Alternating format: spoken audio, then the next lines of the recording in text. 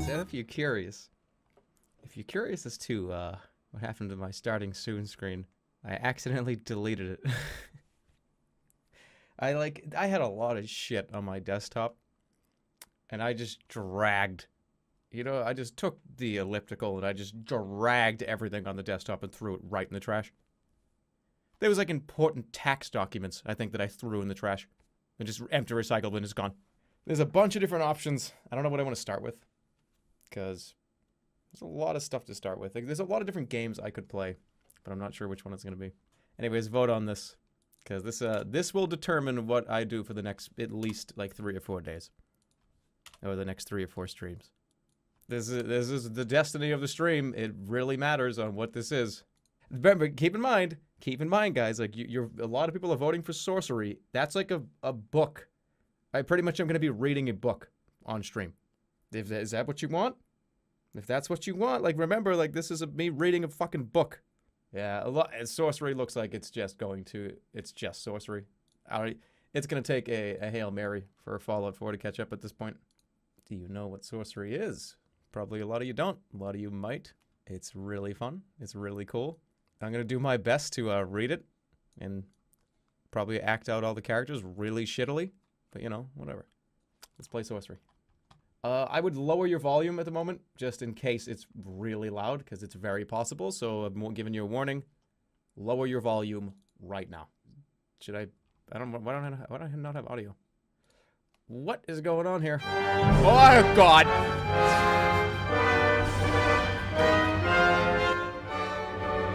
I told you to turn it down. I told you. I tried to warn you. Okay, are you guys ready? You ready to do this? Wait, what? Wait, what? Wait, what? Okay, you ready? Wait, what? I can't even, like, the wait what keeps, like, yelling at me. Wait, what? So this game is a choose your own adventure game. It's based on the old Steve Jackson books. What?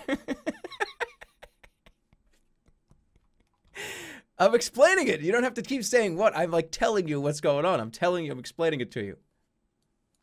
Wait, what? So this game is a choose your own adventure game, where you start as a character. You start at level 1. I'm gonna have to like turn off these sub notifications. Listen to me, son. I'm your dad. Destroy him! Wait. Listen to me, son. I'm your dad. Destroy him! I can't even. I'm gonna have to turn off sub notifications. The crown sits unguarded on a pedestal of light. After so many hardships, can it really be so simple? Or is this yet another deception? Sure enough, as you think it, the image of the crown begins to flicker. You turn about to see something approaching. It's 700 bits. It's a trap. Listen to me, son. It's Paul Bearer.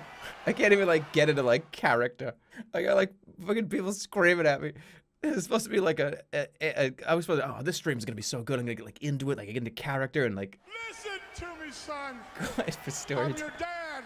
Ding, ding, ding, destroy him. Wait, what? Ding, ding, ding, hey, destroy it. What? That's what this has been for the last, like, 10 minutes. Good audio choice. Listen to me, son. I'm All right, at least we get it out of our system early, right? Destroy him! Whoa! We get it out of our system early. Listen to me, son. You startle yourself awake. You are alone, exhausted, in the little hut in the outpost settlement. Wait, Your unimaginable journey is not even a single step begun. I'm your dad. Sorcery. Here it comes. You guys ready? I want to, like, give, like, a second to explain what's going on. Wait, a settlement? What?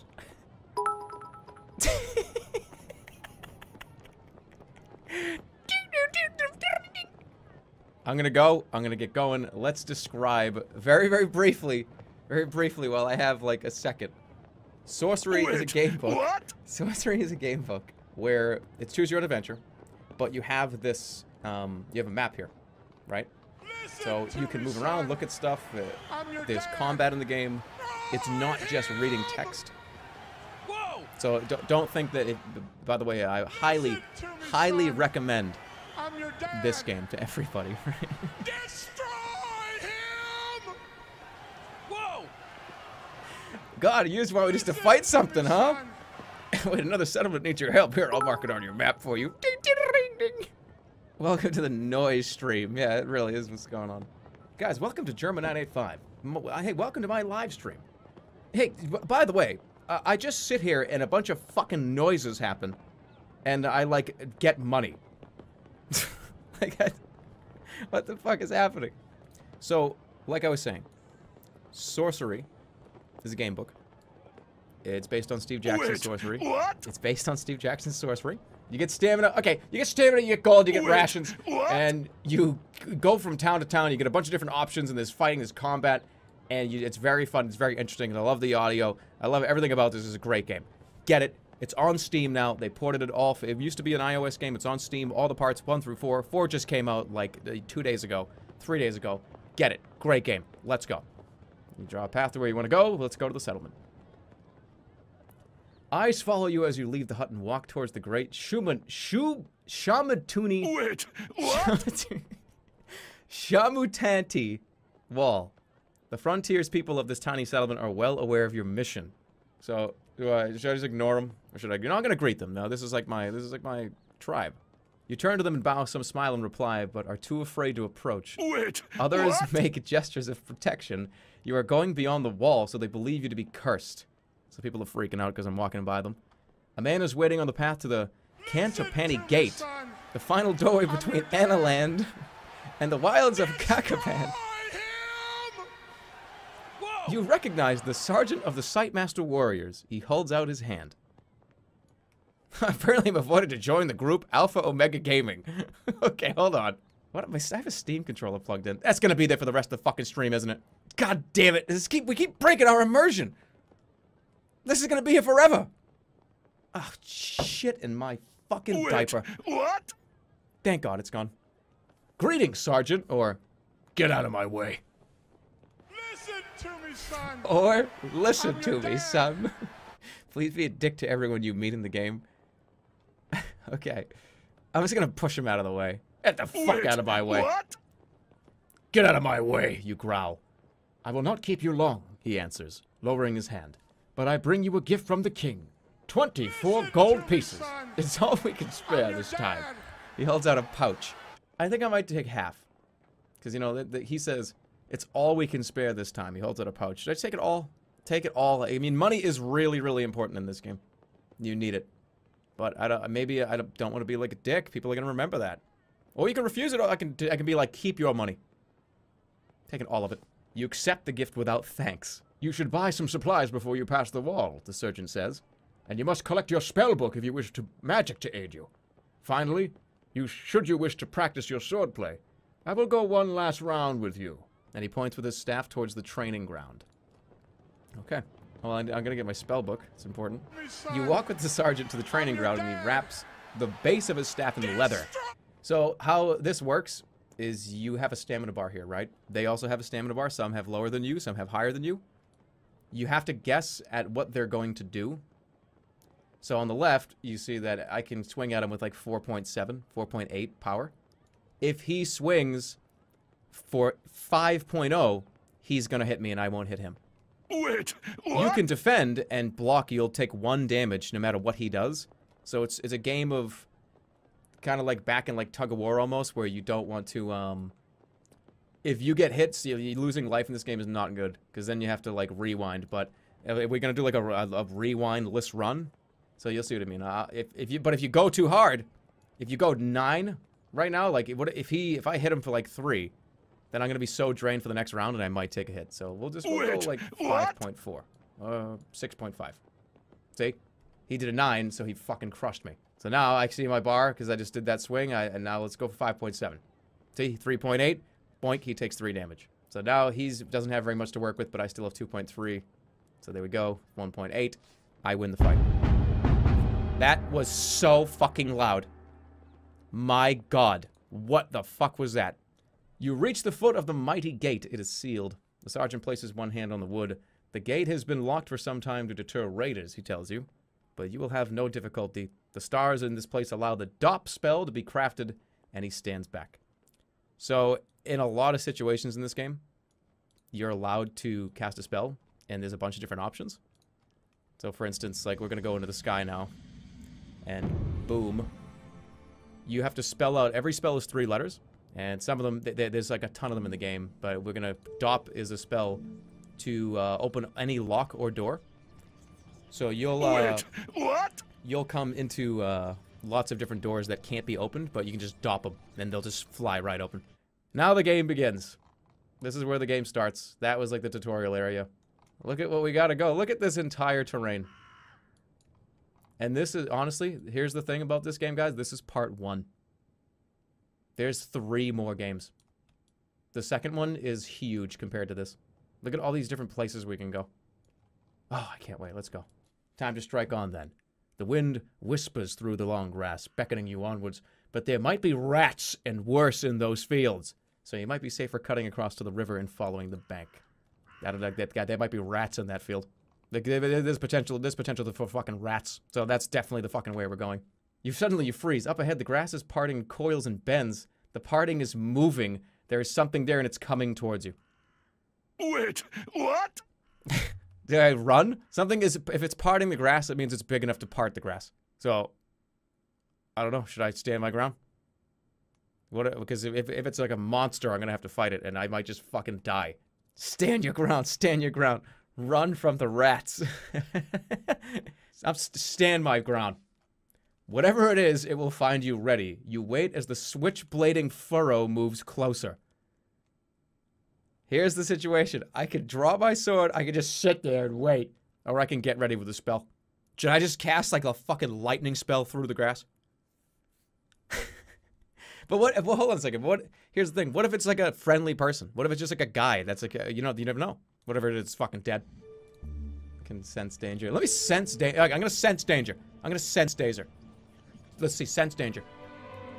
You cast a spell and feel a clear sense of threat take root in your soul. The approaching shape, says an inner voice, is a vicious serpent. The moving grass is barely 3 strides from you now. The hissing of the grass is louder, almost too loud. Run away while I still can. I gotta get the sword ready. I can't, on stream, am I gonna like run away on stream? That's not gonna happen. Let's go. Draw my sword. Holy shit. You draw your sword, your heart is hammering in your chest. Then the break in the grass is upon you, and sure enough, a serpent rises up from the grass, its body the thickness of 2 broad men, and its eyes red like stovepots lit with an inner fire. The serpent rears up out of the grass and bares its enormous fangs. So fight! I feel like he's going to come at me hard. And let's see, I have more stamina than he does. We're going a full blast swing. Fuck. He doesn't have very much stamina. He used his whole bar. We're going to go with like 4. It's okay. He defended again. I don't think he's gonna come full blast. He might. Ah, he fucking he did a 1.2. He like tried to hit me with his neck, and now he's gonna come at me hard. Let's hope I can get it. What the fuck? Full blast. Every fucking time he defends every time. I lost so much stamina. Fucking die. Cut him in half. The serpent shifts, exposing its neck. You attack immediately. You split the air with your blade. With a great cloud of dust, the head of the serpent crashes to the ground, and the light in its eyes go dark forever. It's getting so you have to sleep in this game. If you don't sleep, it's bad for you. Make camp, or should I go to the bonfire? Let's go up to the bonfire. Like, just go sit down next to somebody and be like, hey, fuck you. This is the safe play. Making camp is the safe play. This is the unsafe play. But they could be. Let's go fucking buy bonfire. Fuck it. Let's go. Striding forward, you approach the bonfire, passing low huts on either side. Whatever this place, it is as silent as a graveyard. And cold and lonely, but for the brazier at its center. Brazier. You go over the bonfire, enjoying the warmth, but as you get closer, you begin to feel terribly tired. There is no time to eat or even to lay out your pillow roll before you have fallen dizzily to the ground. You look into the fire, but it seems quite ordinary. Then you notice it burns with a gentle blue flame. A moment later, you're feeling dizzy. The fumes from the fire are overpowering your shit. This is what made me fall asleep. You fight to keep consciousness, but without success, and everything goes black. That's what made me go unconscious, and I just, like, stared at it again. What the fuck? You are tied up on the floor of a hut, and you are not alone. Nearby, you hear the scuffle of many feet. Well, let me, like, stare at the fire that put me to sleep.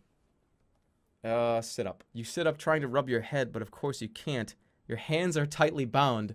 Seeing you stir a creature by the door, jumps to its feet, then jumps above its feet and hovers in the air watching you. The creature is man-like but short and thin, an elven then. The guard, noticing you are awake, leans out of the doorway and calls sharply. Soon a small crowd has gathered around you. One of the group, some kind of leader, steps forward. "Traveler," he declares, "we are creatures of pleasure and enjoyment.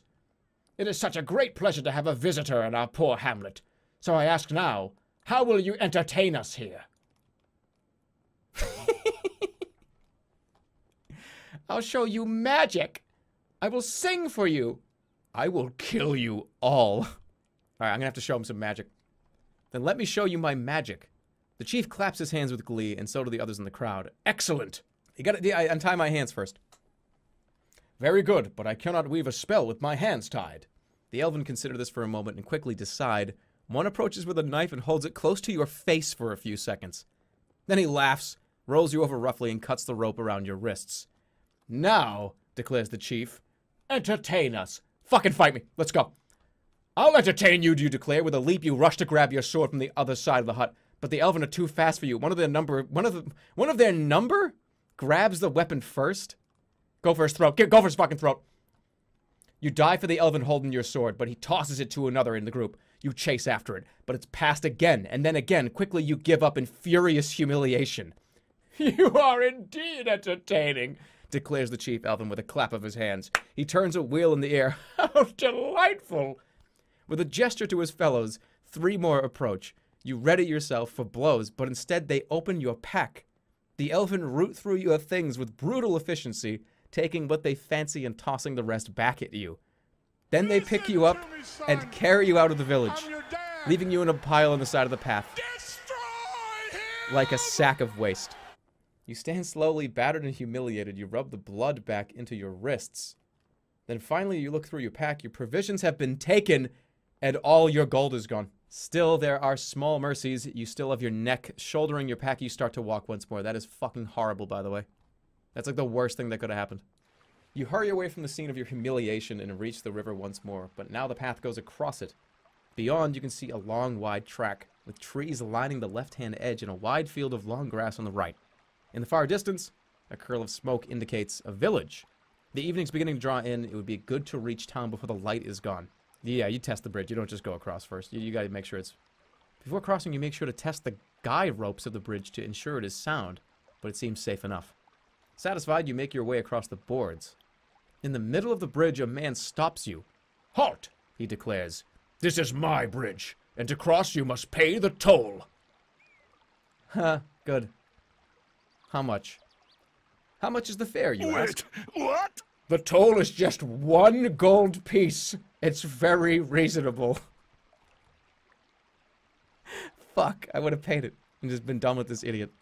No gold, I don't even have 1 gold piece. Just get the fuck out of my way, push him aside.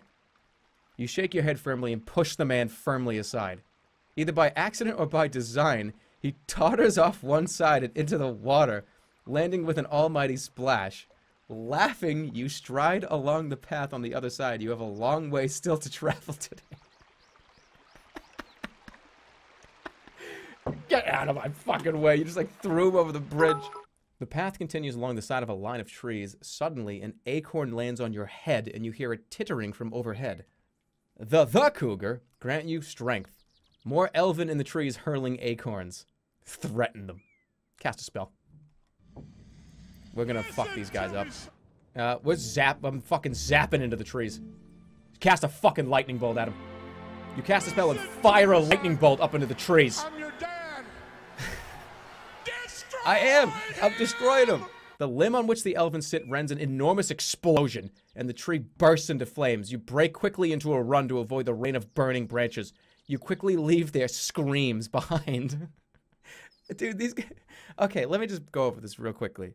Let's break this down. Guy on a bridge, Wanted 1 gold piece. Probably a nice enough guy. He's just kind of messing around. Oh, you gotta pass 1 I threw him into the water and he fucking drowned. I threw that guy into the water. Walk 20 feet in the next direction. Little elves are like playfully throwing acorns at me, and I fucking zap the tree and they scream, burnt them alive. I shouldn't be doing this. There's no reason for that. Let's go in the village. You walk into the village, young hill dwellers pass you and stare at your strange clothes. Their own attire is rough by comparison to your gear. They wear their hair long, but piled up on their heads. These people are ghastly poor. The village is like a ghost town, here on the knife edge of the backlands. Well, so am I. I fit right in. Let's get a drink. Oh, Jesus. These people are fucking crazy. Look at this guy. He's like, hey, you want to put a potato? You wake early and sit for a moment in no great hurry to leave this place where you have lingered so long. This is now the 3rd day of your journey, and the muscles in your legs are feeling lean and strong from so much walking. You spend a short while enjoying the peace, then unhurriedly collect your possessions and set off along the path. Cityport is surrounded by several miles of fields. It sits in a well-protected ring of hills and is close enough to the river to be reasonably prosperous. As you follow the path between lines of sun-baked crops, you come to a fork in the road. The right-hand way leads past a set of outbuildings, while the left hand leads directly off into deep woodland. Okay. So we can go into the woods, which this way seems to go over to Dumpus. Don't even care what the other one is. Do you think I give a fuck about what the... are you serious? Do you think I care about going up this way when there's a fucking town called Dumpus? Your interest piqued, you keep listening. Slowly you piece together the story. The group seemed quite sure that a horde of goblins are planning an attack on Cityport, which is apparently one of the wealthier spots in the hills. They're discussing whether or not it would be worth helping the village to defend itself, which might mean they are offered some kind of reward. So there's a goblins. The goblins are going to attack Cityport. They're trying to figure out if they can like help, and potentially get paid to help defend against the goblins. I'm going to help. I need money. Seriously, I'm at 0 gold, and there's so much shit that I could be buying at this point. Probably I could have like bought like so much more food, and you must help them. You must help them. You declare earnestly. Cityport, it does not help us. One of the men points out. They are rich. We are poor. You can be better than them. You will place them in your debt. The men nod, swayed by your ruthless logic. And you? How do you fight? One man asks you. I will help those that need it. The men nod. Let the goblins attack tonight. They cheer. We will use your strength. What? What do you mean, what? You're supposed to be fighting together. The evening draws to a close. The men thank you for your counsel and leave one by one. Wait a second. I thought that they were gonna, like, fight with me. Why is it just me versus the fucking goblin rats? What is it you need digging? Cesspit, the man replies. Out back. Needs digging. How much? Well, the man replies. It's pretty urgent. The old one's overflowing. How much money, you demand? 3 gold pieces. Are you fucking kidding me? Are you kidding me? 3 gold? That's nothing. What if I tell him to keep the money? Will he be like, oh, you're a good guy. I'll give you like 20 gold. You can't buy anything with 3 gold. 3 gold for digging like shit. I'll do it. Let's go. I'll get started. Spades out back, he replies with a jerk of his thumb. You walk through the man's house into the back garden. The smell is terrible. The job is not just to dig a new cesspit, but to dig over the old one. And it's going to be several hours. Work that'll probably take the whole night. You collect the spade which stuck in the ground by the hole. Cast a spell. What can I do? Okay, I could do...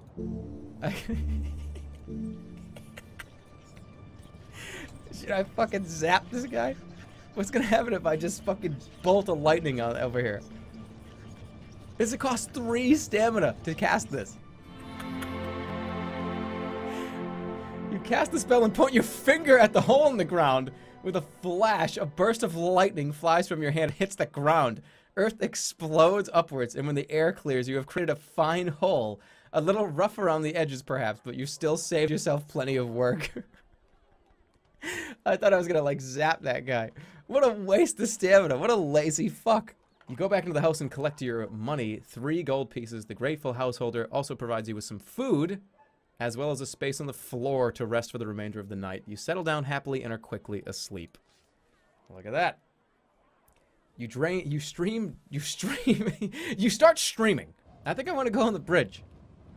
The bridge seems dangerous. This seems like, nah, we'll go on the bridge. We're gonna take our time. The bridge is worth looking at least. If it is sound, you will be able to tell. If not, the other route will still be waiting. As the ledge winds and weaves its way around the cliff, you reach the peak where the bridge is deeply anchored by its enormous stone foot. Beside this is a small, disheveled hut. Look at the hut. I want to see if somebody's like in it. A small little shack. It's barely large enough to house a goblin, but someone has decorated it in a weird fashion, with outlines of figures, tall and short and stocky, drawn in faded shades of wood, and some in red blood-colored clouds. And from a few of these figures, actual bones protrude from the walls themselves, as if they form part of the structure. Whatever lives in here may have force beyond the physical. So there's a little tiny weirdo that lives in this hut. Knock on the fucking door. You walk over to the hut and knock. There's no answer. Stranger still, however hard you beat your fist, your knocking seems to make no noise. As if the wood were a cup of water and you were beating your knuckles against its surface. I guess I can't get in here. I'm gonna have to go across the bridge. No matter, the hut is old and disheveled, probably empty. Setting your foot upon the bridge, you begin to make your way steadily across. But you have only gone a few steps when you hear a voice calling from behind you. Halt, stranger! You turn to see an ugly, hunchbacked creature who has sidled out of their hut door. There he is. He's odd looking.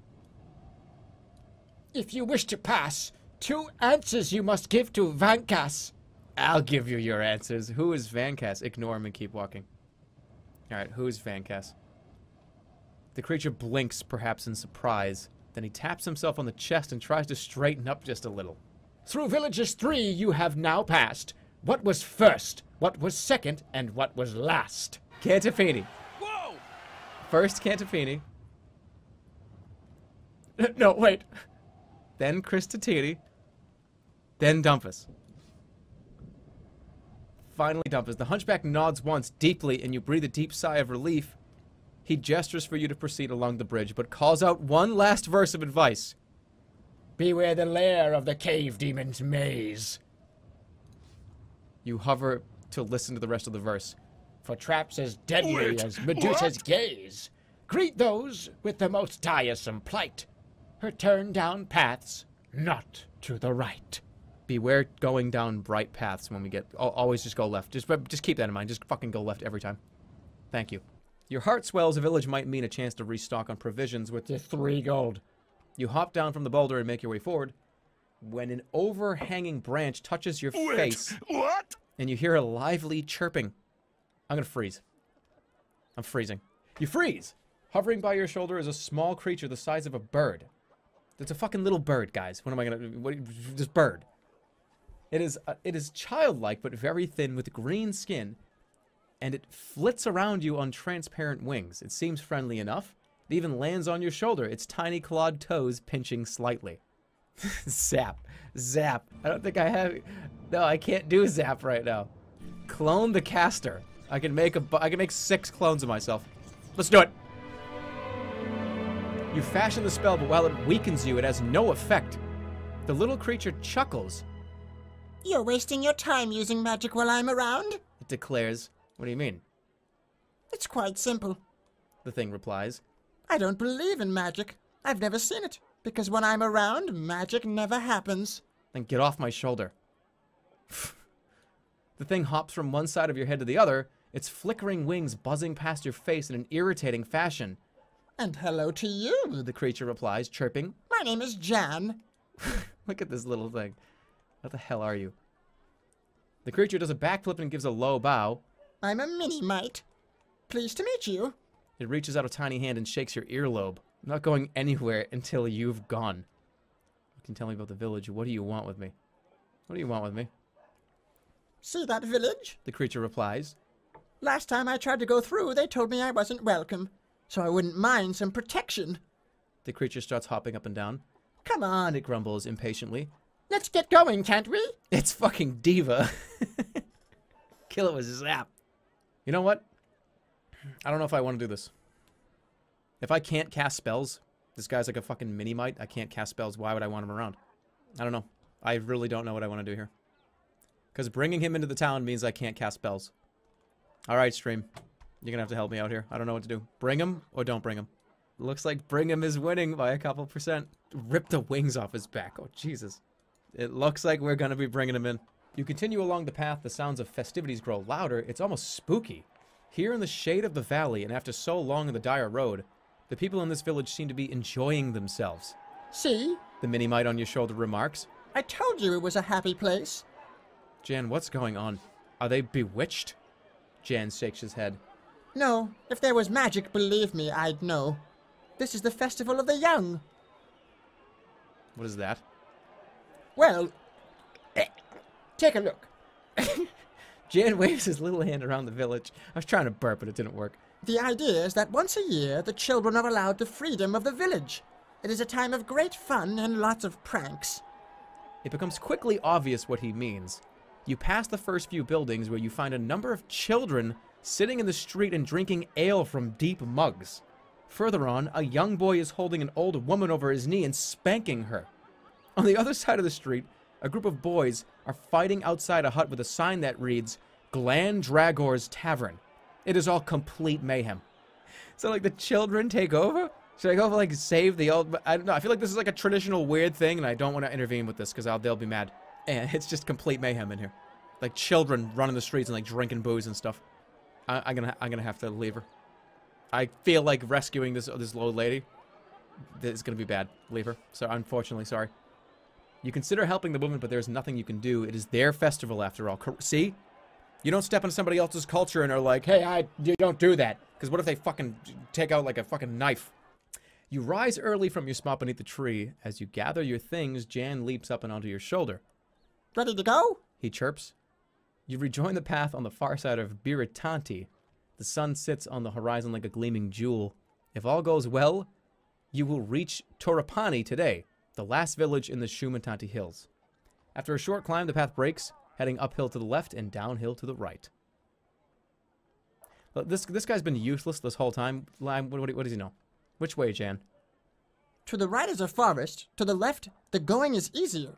The path heads through a field of black flowers to Torapani. What the fuck else do you know? Nothing. Protests the creature. And that's a fine way to talk to your guide. I'm not charging you for my advice, you know. You'll get no more from the creature. With Torapani so close, it hardly matters which way you go, surely. Like, this guy's done nothing for me so far. Smash him with a rock. Oh, Jesus, Grodiv. We go right, you decide. Then be on your guard, Jan warns. Great. You climb a rise. The way is not too steep, and as noon approaches, you have crested the ridge and are descending yet again. You are now at the highest point of the hills. Where the trees are thin, the view west goes on forever, and sometimes you catch glimpses of Khare on the northern horizon. With nothing to eat, you keep on walking into the early afternoon. Jan is in a talkative mood over the worst of his headache from last night's drinking, and fills the air around with his chatter about what he can see and how things smell and what he plans to do once he makes his fortune in Khare. It's enough to make you wonder if you could sell him as a companion to a blind old lady somewhere. You pass from the open hillside into a patch of deep forest. Wait, what? Quite suddenly, Jan falls quiet and hisses in your ear. Stop, stop now, stop. Why? Because Insists the creature in a tiny voice. something is following us. You come to a dread stop. Jan is right. Something is moving through the trees behind you. A moment later, a point of steel has emerged from the darkness between the two trees and touches your neck. You've seen me, Whispers a voice. I know it. I got a knife to the throat. Draw my sword. He's got a knife to my throat. Draw my sword means he just sticks me in the neck and I'm dead. Walk away. We're gonna try walking. We're just gonna try walking. You step sideways away from the blade and keep walking. Your heart is hammering in your chest and your breath is short. Jan whispers. It's still following. So this guy doesn't want you to look at him. So what if I just keep walking? I won't ever see him. Right? That's this guy's, like, thing. Keep walking. You keep walking. I've seen nothing, you call out. I'm in these woods quite alone. Jan is squeaking right into your ear. You're crazy! It's coming for you! Keep walking. Fuck. You just keep walking, knowing that your back is towards whatever enemy lurks in the shadows. But you are not fast enough. Leaves break to the side of you, and then in front, you have a moment to draw your sword before the tall, dark figure of an assassin emerges from the trees. He is dressed head to toe in black, and you had not seen him a moment before, even though he had been standing a mere arm's length away. He wields a sharp scimitar in expert hands. Oh, what's that? Excuse me. Zap, boys! Lightning! You cast a spell, but nothing. Fuck! Wait, what? I can't. I got this little shit with me.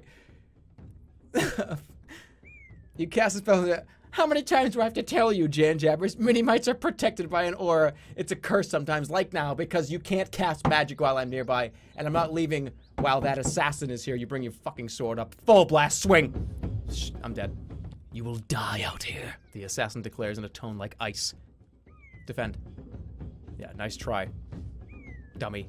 You whip up your defenses as he attempts a heavy cut, but your dick is unharmed. You whip up your defenses as he attempts a heavy cut, your dick is unharmed. With determination, you maintain the pace, keeping him off balance. You twist and lower your sword quickly. He is off balance and moving slowly, and the blade goes deep. He turns and tumbles, releasing his sword as he topples. I am not so proud as to not admit when I am beaten, he groans. You may finish me if you choose, but if you do me an honor and use my own blade.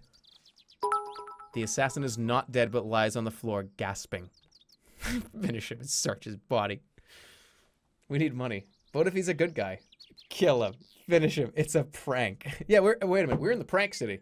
Kill him. If you spare him, he will go be a YouTube prankster. Well, looks like we're gonna spare him. Spare him. Then get up, you tell him, holding your sword back, but not putting it away yet. He nods and sheathes his own blade. You are an honorable man. I am glad to meet you. Now you have saved me. You own me in part. My name is Flanker, and I am an assassin and a thief. What the fuck are you? What's wrong with you? Why did you attack me? It is a simple matter. I pick on wayfarers for practice in hiding and in killing. Listen to me, son. I assumed you wouldn't be no match, especially when I saw your pet. He points briefly at the Minimite, who is currently hiding under a fold in your tunic. But I see I was wrong. He bows his head once, perhaps in respect, perhaps from the pain of the injuries. You are traveling to Khare, he asks. Yeah. I go that way as well. I will not travel with you, but once you are there, perhaps I will see you. If so, I will not forget the debt I owe you. Oh, fuck, what'd I do? I didn't mean to click. Okay. Did you see what that said? That said, he is useless. Finish him. He bows his head again. This time, it is definitely from pain. Go, he hisses. You cannot aid me. No, you reply. I have caused your wounds. I will help you. He grins with gritted teeth. Are you a doctor? I do not think you are. Finish him up.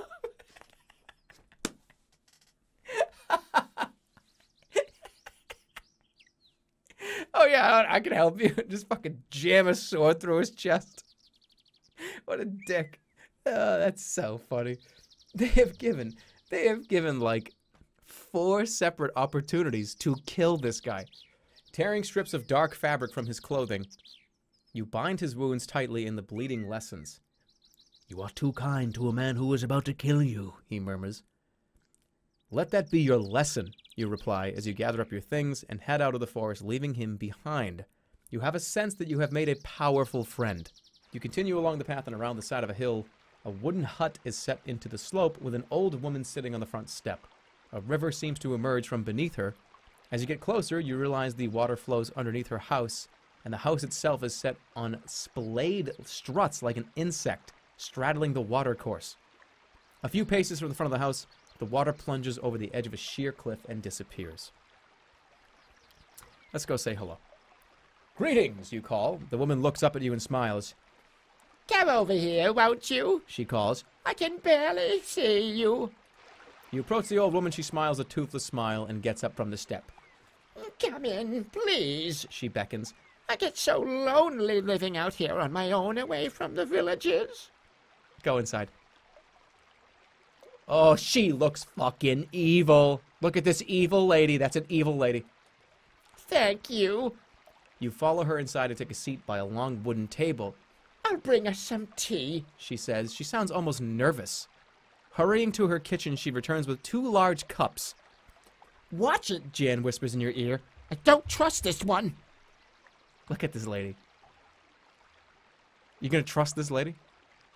She looks so evil. Alright, make conversation. The tea is still hot. You cup it between your hands as you speak. What's your name? They call me Gazamoon, she replies with a smile. I used to be quite well known in a way. You nod, but you have never heard of her. Why do you live alone? It must be more dangerous. Oh, she smiles sweetly. No one bothers about me. Why would they? You can't help but notice she has not answered the question. This is a beautiful place, you remark, watching the river outside the door plunging over the cliff face. This is the top of the crystal waterfall, she says. The river runs right under my house. Wait, what? They say it carries all my goodness and youth away while I sleep, and the villagers bathe in it for luck. She giggles meanly. I'm sure it isn't quite true. You make to sip your tea when the old woman stops you, catching your arm before the cup reaches your lips. Oh, she says suddenly, I've forgotten the pot. She goes back to the kitchen to fetch it. Switch cups with her. While she is away from the table, you switch the 2 cups around. Then, when she returns, you lift the one closest to you and drink. A sudden deep pain grips you in the stomach and you double over. Oh, fuck me. What's happening? You wince and cough as you find yourself seizing up. Oh, suspicious stranger. I can count on travelers suspecting my witchcraft. Oh, no. Please release me. You try to shout out, but you are paralyzed and quite powerless. The old woman begins to search through your bag. Jan flits about in some distress, unsure what to do. She removes your... Jan, do something. She removes your gold pieces and tuts and stashes what she has stolen into a drawer. Then she flicks a finger and you're elsewhere. Wherever you are, Jan is still with you, fluttering around your head. You bat him away, you can move. Getting to your feet, you find yourself on the path in sight of Torpini. Bitch. You old bitch. You spy a group of Svins sitting outside a low hut, and you walk over and sit yourself down. They are discussing a friend apparently killed in the night by an assassin's curved blade. Listen to me, son. Hey, I met that guy. I'm friends with him now. I feel like they're not going to be happy about that. They're not going to be, they'll be upset if I talk about this. Is that why you guys are all afraid? We afraid of nothing, Retorts one of the Svin furiously. but no, much worse. Another Svin bangs his hand down on the table. But with S dead, who saved Tia? What? Who's Tia? A flower. The Svin who answers wipes a tear from the corner of his eye, scratching himself painfully with an uncut fingernail. Tia is chief's daughter, The other Svin says. S was to save her. Now S not alive, so Tia soon not alive. What happened to her? Goblins, they sacrifice. Sacrifice? Sacrifice? He is unsure of the word, so mimes a gesture like a stabbing downwards knife blade. Yes, sacrifice to great cave demon. Trouble is, our village die if chief line end. Tia is end, so if end ends, we end. All very sad. Very sad, very sad, very sad, very sad, very sad. Who you? One asks suddenly, as if only just thinking of it, he prods you in the chest. I'm a warrior. Warrior. A sudden gleam enters the biggest one's eye. Great warrior. The greatest. Best is good. Mickey Tifa. He signals to the others who are quickly on their feet, big hefty arms swinging for you. We take to chief. Before you can resist, they have you and are hauling you bodily onto their shoulders. Jan clings onto your shoulder, refusing to be shaken free. Where the fuck are you taking me? The Svins carrying you give no reply. Then you reach a low hut on the edge of the village. You are set down carefully. The door is slammed and locked. A moment later, it reopens, and your possessions are thrown aside. You quickly look through them, but everything seems to be in place. Yeah, why is Jan still here? He's so useless. I'm of the impression that Jan is one of those characters that is totally useless and fucks up everything for like 3 hours. I thought that was a real dog. I thought that was a real dog outside my window. Not a real dog. That's an in-game dog. But Jan's one of those characters guaranteed where he's sucks forever. And then when it's really important, he's going to do something really huge that saves your life and does something great. You are still alone. An hour passes before you hear any noise outside. And then the door to the hut opens and 5 Svinns come in. They drag you roughly out and across the street to another hut, where an old man with gray hair sits. He's wearing outlandish, colorful robes. My name, Prosis Chief. He slaps his chest twice. I apologize. Then he bows, brushing the dust on the floor with his sleeves. Rush him. While his head is bent, you spring up and rush at him.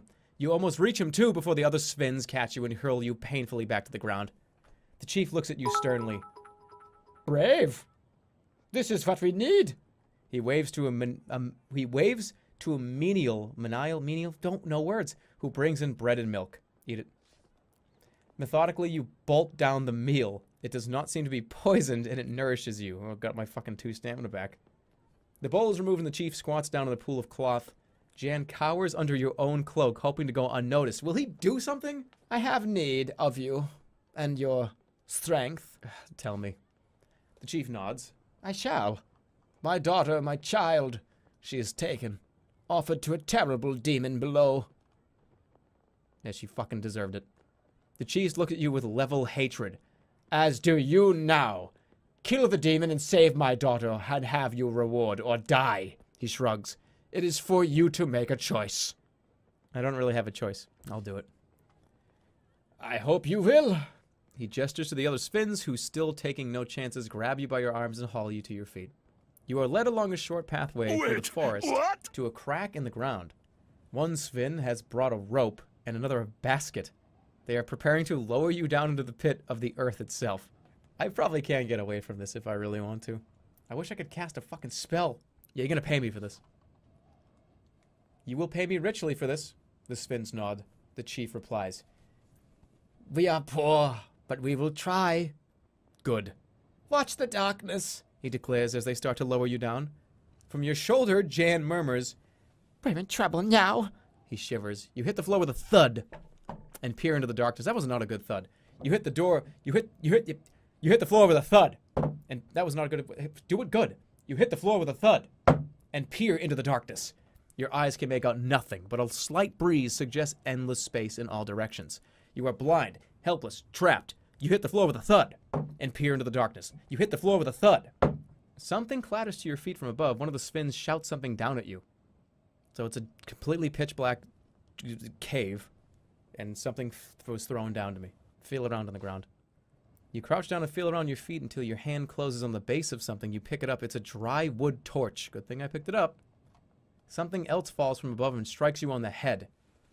Tinderbox! Calls the voice. Curse whoever. No, what am I? I'm going to swear at him? I'm going to die down here. You find the tinderbox. Light the torch. You strike a light and the torch blazes into flame. You can now see you're in a large cavern, wide and deep. At the far end, passageways disappear to the left and right. Through an uneven rock fall, at the far end of the cavern, you hear a murmur. If you know what's good for you, you'll go right. Shadow bolts. Yeah, it was like, not right. The path, it was something, the path not right, is what he said. But I don't fucking remember what he was saying in the first part. It was like, da-da-da-da, not right. That could have been, everything is great, not right. Or, the demon is gonna get you, not right.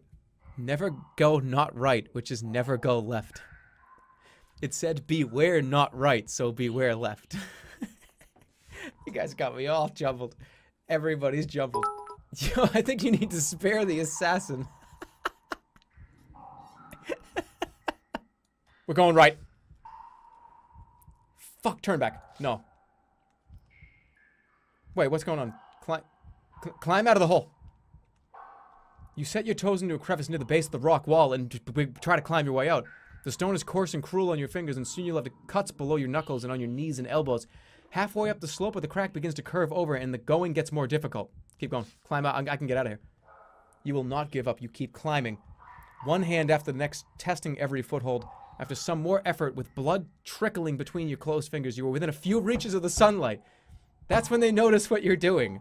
A spin eye appears over the lip of the crack. Then something, one end of the coiled rope, is dropped straight into your face. You lose your grip and fall.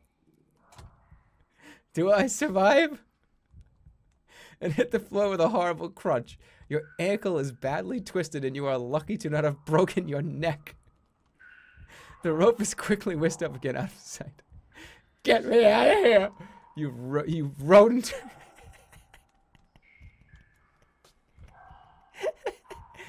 Get me out of here, you rodent. What a terrible insult. You ball up to the sky. I'm crying. There's no reply. No rope is laid. Fuck. I have 1 stamina. Alright, well the chat, I'm going right. The chat spoke. Let's go right. You take the right-hand tunnel. Here the cave system widens. Pendulous stalactites hang from the ceiling as if about to fall and skewer you into place. You skirt between them, following a thin, safe path until a side passage opens on the left. Go left. After a few minutes, you walk up a shallow incline. You begin to hear something in the distance, a low rumbling. Wait. Can you guys hear that? It's getting louder. You wait to see what happens. The rumbling gets loud, and then your hair stands on end as you see a large, rounded boulder rolling swiftly down the passage towards you. The rock is almost a perfect fit for the tunnel, and its speed is increasing as you dither. Okay, I don't have enough stamina. Guys, I do not have enough stamina to use any magic spells. I have to pray to the dolphin. Come on, dolphin. Come on, dolphin. Pray to the dolphin. You mutter a quick prayer to the dolphin, your spirit, but you do not feel its presence near. Of course, you have called on such help already, and it will not assist you again. You are on your own with barely seconds to spare. You use magic? You begin to ready a spell when Jan is still here! Fuck! He's fucking still here! I keep forgetting he's here! I'm dead, it's over. Find a gap to squeeze into. You look quickly for a gap in the tunnel wall, which to press your body. There is one. You dive for it, but it is a few inches too shallow. You have been crushed and ground into powder. Your adventure is at an end.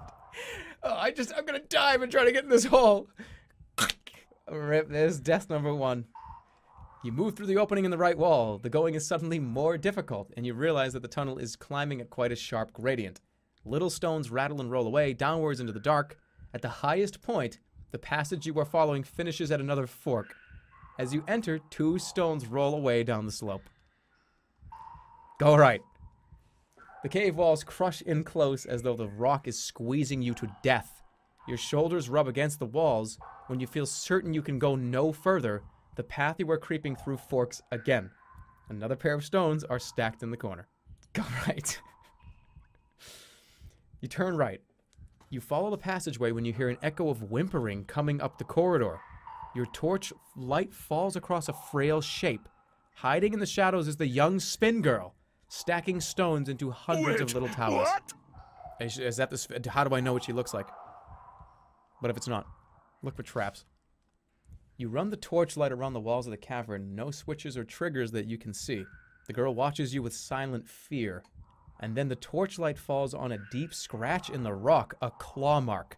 Suddenly there is a loud roaring from the mouth of this short cavern. The walls begin to shake and crumble. The Sphin's stone towers topple and scatter. To one side, a gap in the rubble begins to open, letting through a mean shaft of light. But before you can head for it, the roaring sound is joined by a scream from the Sphin girl. You turn slowly and peer into the gloom back along the tunnel. Is there something moving? Something coming closer? Perhaps the roaring is the wind rushing through the tunnels. Something is coming. Something is coming. What the fuck is that? Oh my god. You hear the scrabbling sound of claws on rock, and the exit from the tunnel is blocked by a dark, looming shape. A manticore. Huge, terrible. It stands between you and the light and howls in a bloody rage. Don't you dare try to use magic. I don't know, man. Like, I can't. I'm gonna look at him. The Manticore is a foul hybrid creature. Is a foul hybrid created by the evil sorcerers of old and steeped in bitter self-hatred. It has a lion's body and the tail of a scorpion, but its face is that of an old man and its thoughts are cruel and resentful. As it sees you, it rears back, flapping 2 enormous wings on its back. There are so many spells I could use right now. I could use Stop. I could use fucking like Zap, Sop, Sap, Zope. Oh, my God. We'll never win. Look at how much stamina he has. I'm never gonna win this fight. The stupid mini-mite. I could have, like, done a spell. Full blast. Great. God damn it! I didn't think he was gonna do that. I thought he was gonna, like, just sit back. I'm dead. He has so much more to work with. I'm dead. Even if I defend, I'm dead. I have to swing every time. I'm dead. Cause number 2 happened real quick. Oh my fucking God, I'm dead again. Put the counter up. That's 3 deaths. 6.4. All right, one more. I gotta hit him one more time. This is it. Full blast. Pray to the fucking dolphin. Got him.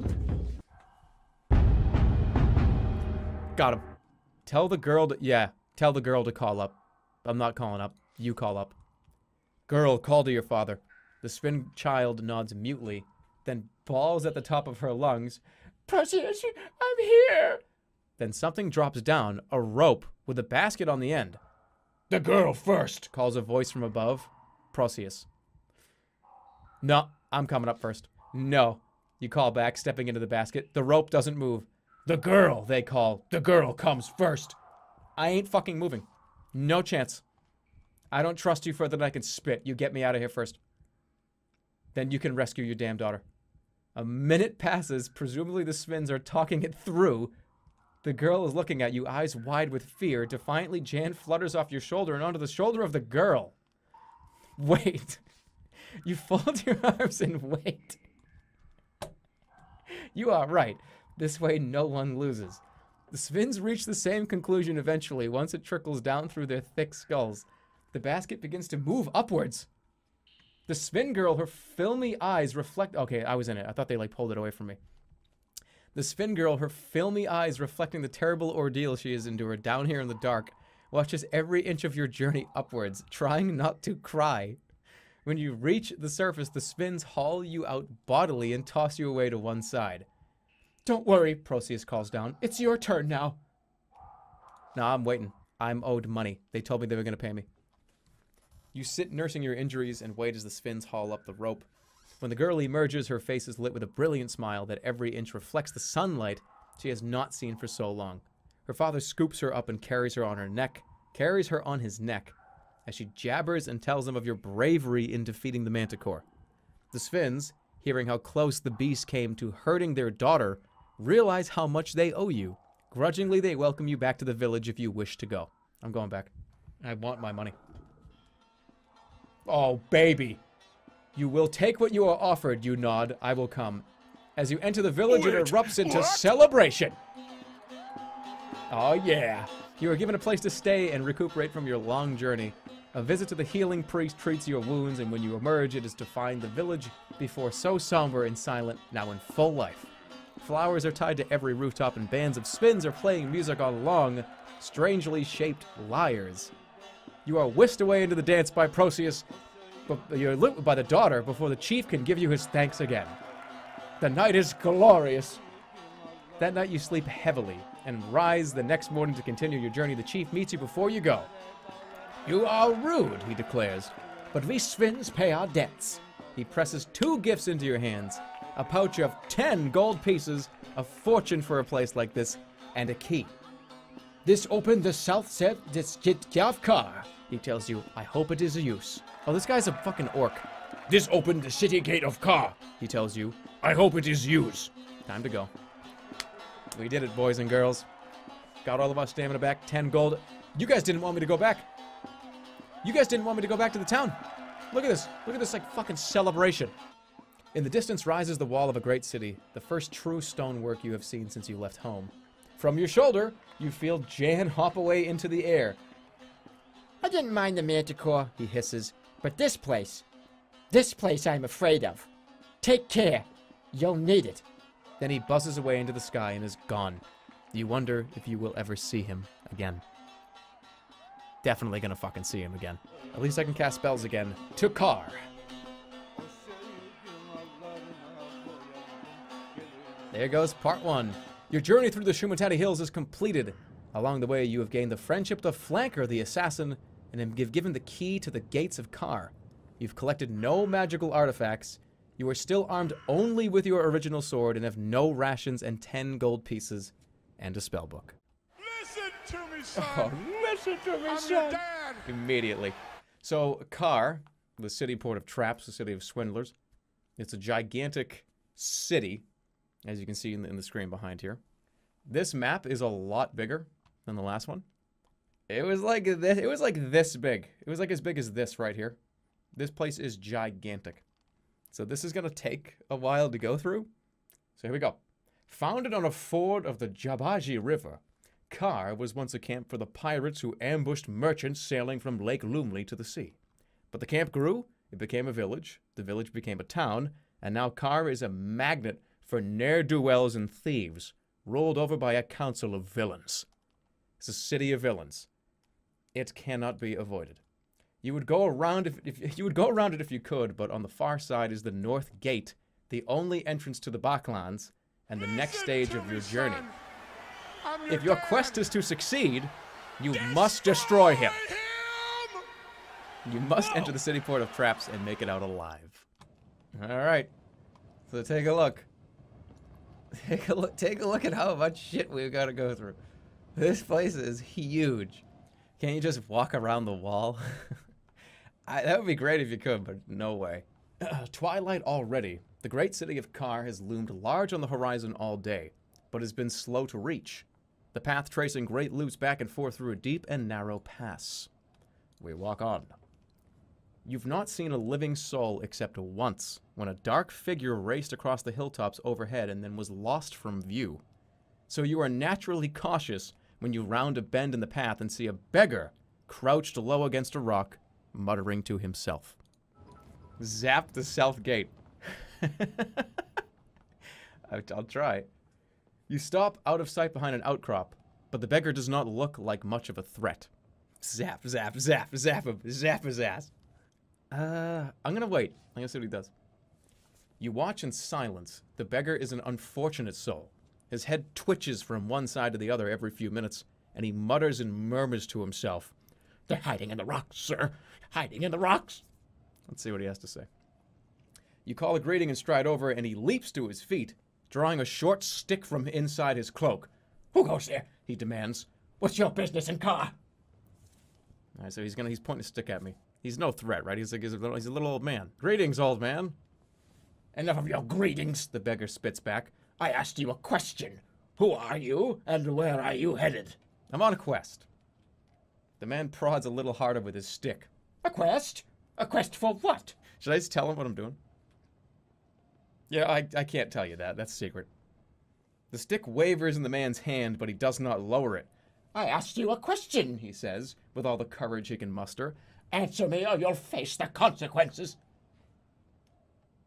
This guy's probably a magician, right? What are the consequences? Better you don't find out, he replies darkly. I am the city guard. No one enters Khare except through me. And then, despite his age and clear ill health, he comes at you waving his stick. Should I kill this guy? I'm not going to fight him. No, I won't fight you. You are unarmed. He waves the stick close to your face, jabbing a few times, but you push the point aside with one hand. All right, then, he declares. We'll settle this fairly. He tosses the stick to one side and raises his fists. The knuckles are blackened with scabs. I'm gonna fight him. Sighing, you roll up your sleeves. Full blast in his head. Ooh, he's smart. 6.7, he can't even beat it. Yeah, sit down. Just knocked him out. You tense your biceps, then swing with a strong arm, overpowering the beggar again. The beggar pants and groans and then collapses into the dirt. Well, I just beat up an old homeless guy. Great start.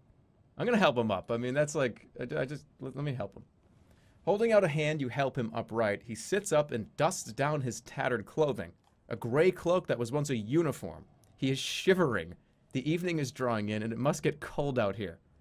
You don't have any food, do you? Oh no. You don't have any food, do you? He asks sadly. I don't. No, you shake your head. I'm sorry. The man sighs and shakes his head. No matter then. There's plenty of meat in that grass vole if you know how to nibble 'em. There's plenty of meat on a grass vole. He's gonna eat like rats. Zap him. Zap him. I can't zap him. This is gonna be Jan all over again. Yeah, hey, let me take like another useless companion with me. I'll take him. I'm gonna take him. Come with me, if you'll come. You take pity on the man. Come with me, I'm going into Khare. The soldier considers your offer for a moment. You're sure? I know the word for the wall, but they will not want to let me through the gate. It sounds like we can help each other. He clambers slowly to his feet. A gleam of hope has entered the poor man's eyes. Very well. Then, stranger, a trade. That old guy is your dad. He's your dad. Beware of the paths not to the right. That's true. That is very true. Climb the slope. You scramble up the slope for a better view of the wall, leaving the soldier below. It seems your new friend was right.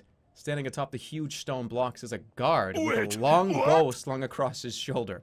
All right, so there's archers on the. Is this guy gonna shoot an arrow at me? I'm gonna watch the archer.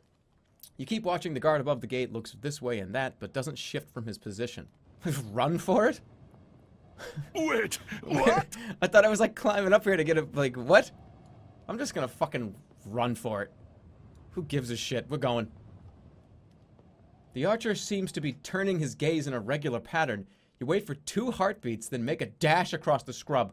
You are halfway across before he spots you. Halt! Who goes there? He shouts as he brings his bow to bear. An arrow whizzes past you to your left. One thuds into the mud just ahead of you, and then a third catches you in the shoulder. Keep going. You pull the arrow free and keep running until you are in cover against the wall. You're crazy, Shouts the soldier as he races along beside you. I told you I know the word. From overhead, the guard is cursing loudly. You have only moments, most likely, before he comes down from the battlements and warns his fellows. Go, get in. The south gate stands before you. It is as tall as 2 men and would be broad enough to ride 3 horses through, if only it were open. But instead, it is locked, and there is no other way into the city. Luckily, of course, you have a key. Over to you, says the soldier, stepping back. Knock on the door, unlock the gate with this. Oh, I got the key! I got the Sven key. You quickly remove the Sven chief's key from your pack and slip it into the lock. The tumblers click as the key turns. The soldier hangs back. Good work, but do you think it's safe to go through? Why don't you check? Why don't you go in first? The soldier bristles. Oh, you want me to go first, is that it? He grumbles for a moment, then nods. Well, no matter. I'm a Kharenian guard, not a criminal. I'm not afraid. And with that, he slips through the door and dashes away. You hear nothing for a moment, then the sound of shouting voices and feet rushing away. Wait. You wait a moment, heart pounding in your chest. Has he been caught? You hear nothing through the door. Wait a little bit longer. You keep waiting, convinced the guards must be on their way. Then you hear them, voices in the yard. One strides over to the gate and checks it. You hear his voice. The gate's unlocked! A moment later, the gate is thrown open and you are staring into the face of a guard. He is rigid with surprise. Then 2 more arrive and they act. Strong, expert hands grab your wrists. You are dragged, pulled, and forced into a low stone building just by the gate. Fuck. Should have ran. Into the prison we go. The door of the stone building is slammed and the lock turns over behind you. You look around. The walls are stone and the windows are barred. A bench against one wall is the only piece of furniture where an old man sits. He is dressed in dirty robes and seems in a sorry state. And there's a rat, too. Zap him. How many old men can I recruit? You step towards the shadowy bench. Greetings, old man. He ignores you. He is concentrating hard on something on the ground just in front of him. A collection of small stones, scattered as though for a fortune-telling. After a moment, he gathers them up and tosses them again. You notice that his other hand is missing completely. The left sleeve of his tunic hangs limp by his side. You glance upwards to the stars, and suddenly the old man shouts, A sorcerer! I knew it! No, you're mistaken. You reply cautiously. Oh, I don't think so. He replies, grinning and pointing with a crooked finger. You'll get us out of here, but better yet, I've not played any Morn for months, and certainly not anyone smart. Sit down and play me. Listen to me, son. Listen to me, I'm son. your dad. I'm your dad. Destroy me! So the whole point of part 2 is this gate up here, the north gate. We have to open this door. This door can only be opened, only, if you say the right 4 words, the 4 phrases. It's like a series of, it's a sentence. Wait, 4 sentences. what? You figure out what the sentences are by finding clues and playing through this whole thing. And it's a big map. We can look at this little dinky shit area we're in right now. Just dop it. Yeah, dop doesn't work. Dop don't work. We gotta be careful with our zap. Zap takes 3 stamina. Oh, I can talk to the guy, I can wait, or I can try to escape. Let's try to get the hell out of here. You go over to the door, locked, of course, from the outside. Oh, really? Is it really? Well, door, you're about to get fucking zopped. Cause explosions. I wish I had a pebble. Zap. Zap the fucking door! You cast the spell, winding a powerful charge of electricity inside your wrist, ready to unleash Zap the old man! What? No reason to listen to this old man's hoarse breathing and hoary stories a moment longer. You point your finger at him. For a moment, his mouth forms a circle, ready to beg you to stop. Then you release your lightning bolt. One instant he is there. The next, the room is filled with smoke and the smell of cooked bacon.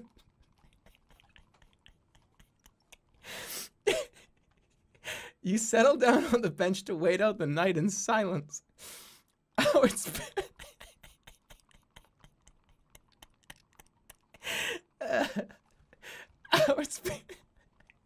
Hours pass, but the guards do not return.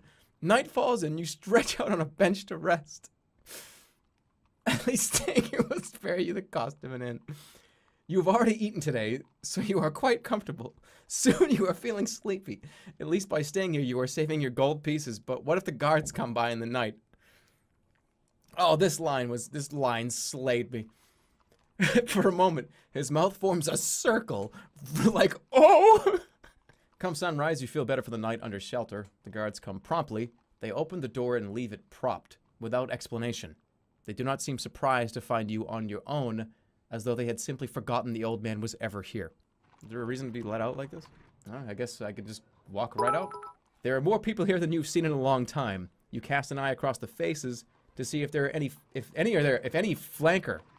Oh, to see if any are flanker, the assassin you met outside Torapani, your only friend in this city.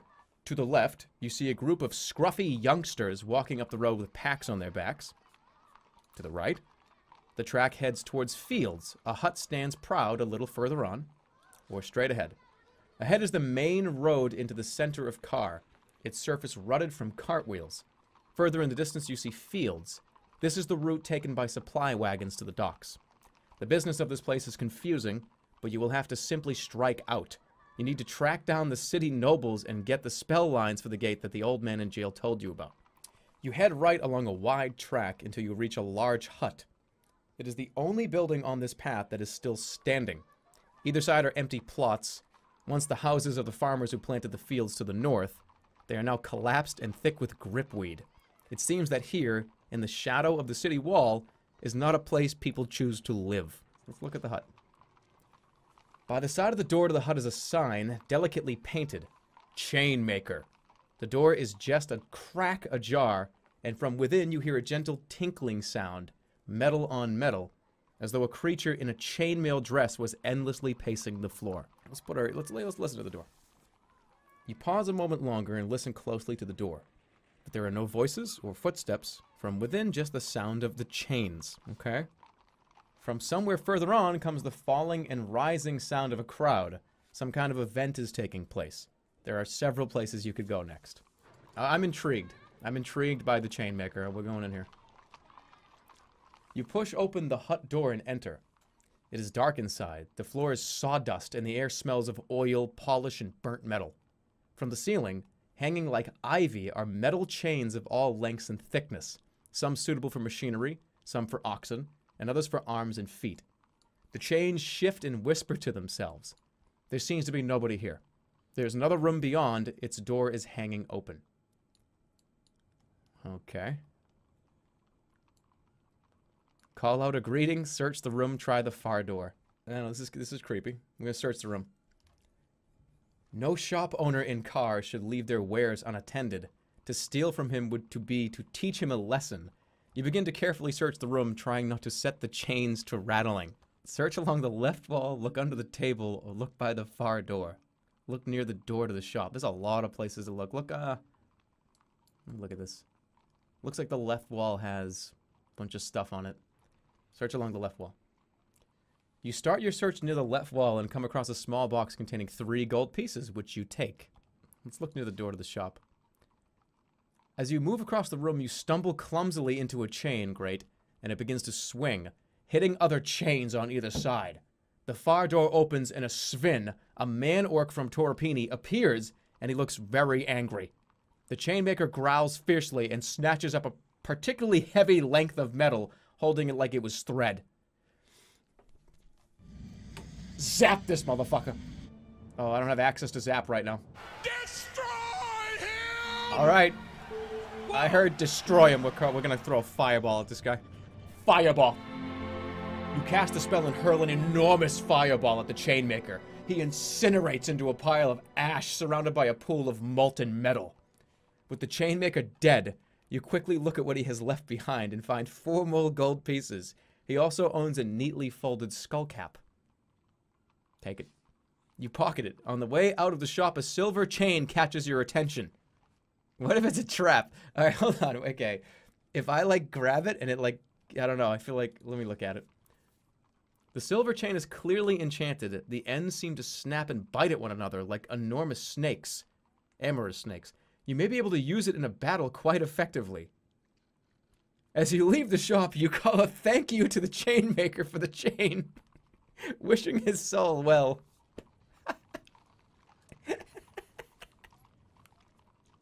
Hey, thanks for the chain, dead guy. Didn't mean to engulf you in flames. Yet you spare the assassin. Yeah, I've killed every innocent person except the one guy that was actually trying to kill me.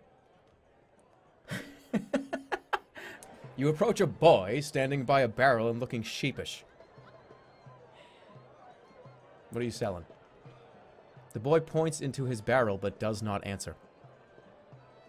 Look in the barrel. You peer into the barrel. It is full of small, hard apples. Most are blackened by disease, or else they are shot through with maggot holes. Your apples are all fucked up, dude. The boy shakes his head, then picks one up from the barrel. He squeezes it hard in his fist, but nothing happens. Then he drops it sharply back into the basket. Why don't you speak? You ask carefully.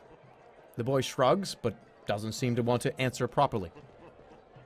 How much is an apple? You ask, despite the fact that it's hard to imagine anyone paying for one. The boy holds up one single finger with one hand, and all 5 fingers with the other. 1 gold piece for 5 apples? The boy nods. Okay. You hand over a gold piece and the boy supplies you with 5 apples. In your hands, you feel that they are indeed not rotten. In fact, they look rock solid, hardened by some disease into stones. The boy bows his head in thanks, and then gestures behind him. A girl, possibly his sister, pops up from behind another barrel and pulls a face at you. You lob one of your apples at the girl, but she dives to one side and it misses. The boy claps his hands.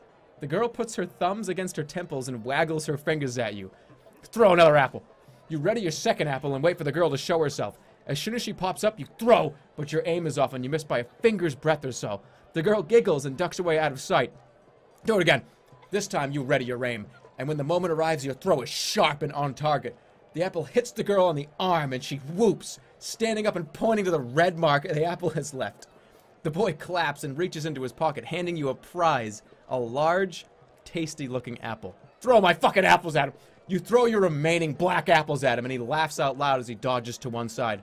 With his mouth wide open, you notice for the first time that he has no tongue, only a stump. He grabs the apples and throws them at his sister, and you walk back into the midway. The fair spread... What was the point of that? I just paid 1 gold to throw a bunch of apples. My guy was just like queuing up like a big fucking apple throw at this little girl. What a psycho. But I'm the psycho. I'm the psycho. I did that. I told him to do that. You approach the small tent. By the door, a young elven woman is collecting the entrance fee. 1 gold piece, she declares, winking at you. What is in there? Marco the Amuser, She replies, still smiling and winking. Perhaps there is something wrong with her other eye. he's very funny. 1 gold piece. I have enough gold. Let's do it. You hand over 1 gold piece, and the elven woman steps aside and gestures inside the low tent. Wait, what? Kill her. The inside of the tent is dark, and there are no candles or lanterns. And the cloth is thick black velvet, preventing any sunlight leaking inside. In the center of the floor, a man with green hair is sitting cross-legged, his eyes closed. Look at him. You look over the man. He seems ordinary enough, except for his shock of bright green hair. He doesn't seem to notice you at all. There's a deep silence inside the tent. The business of the fair outside is quite forgotten. And how are you worth 1 gold piece, you demand? The man doesn't move. His eyes are still closed. He seems to be breathing very deeply. You step closer, expecting the man to leap up or react. Or, in fact, do anything. But he simply sits there as you approach to within arm's reach. From here it is clear his green hair is in fact a wig.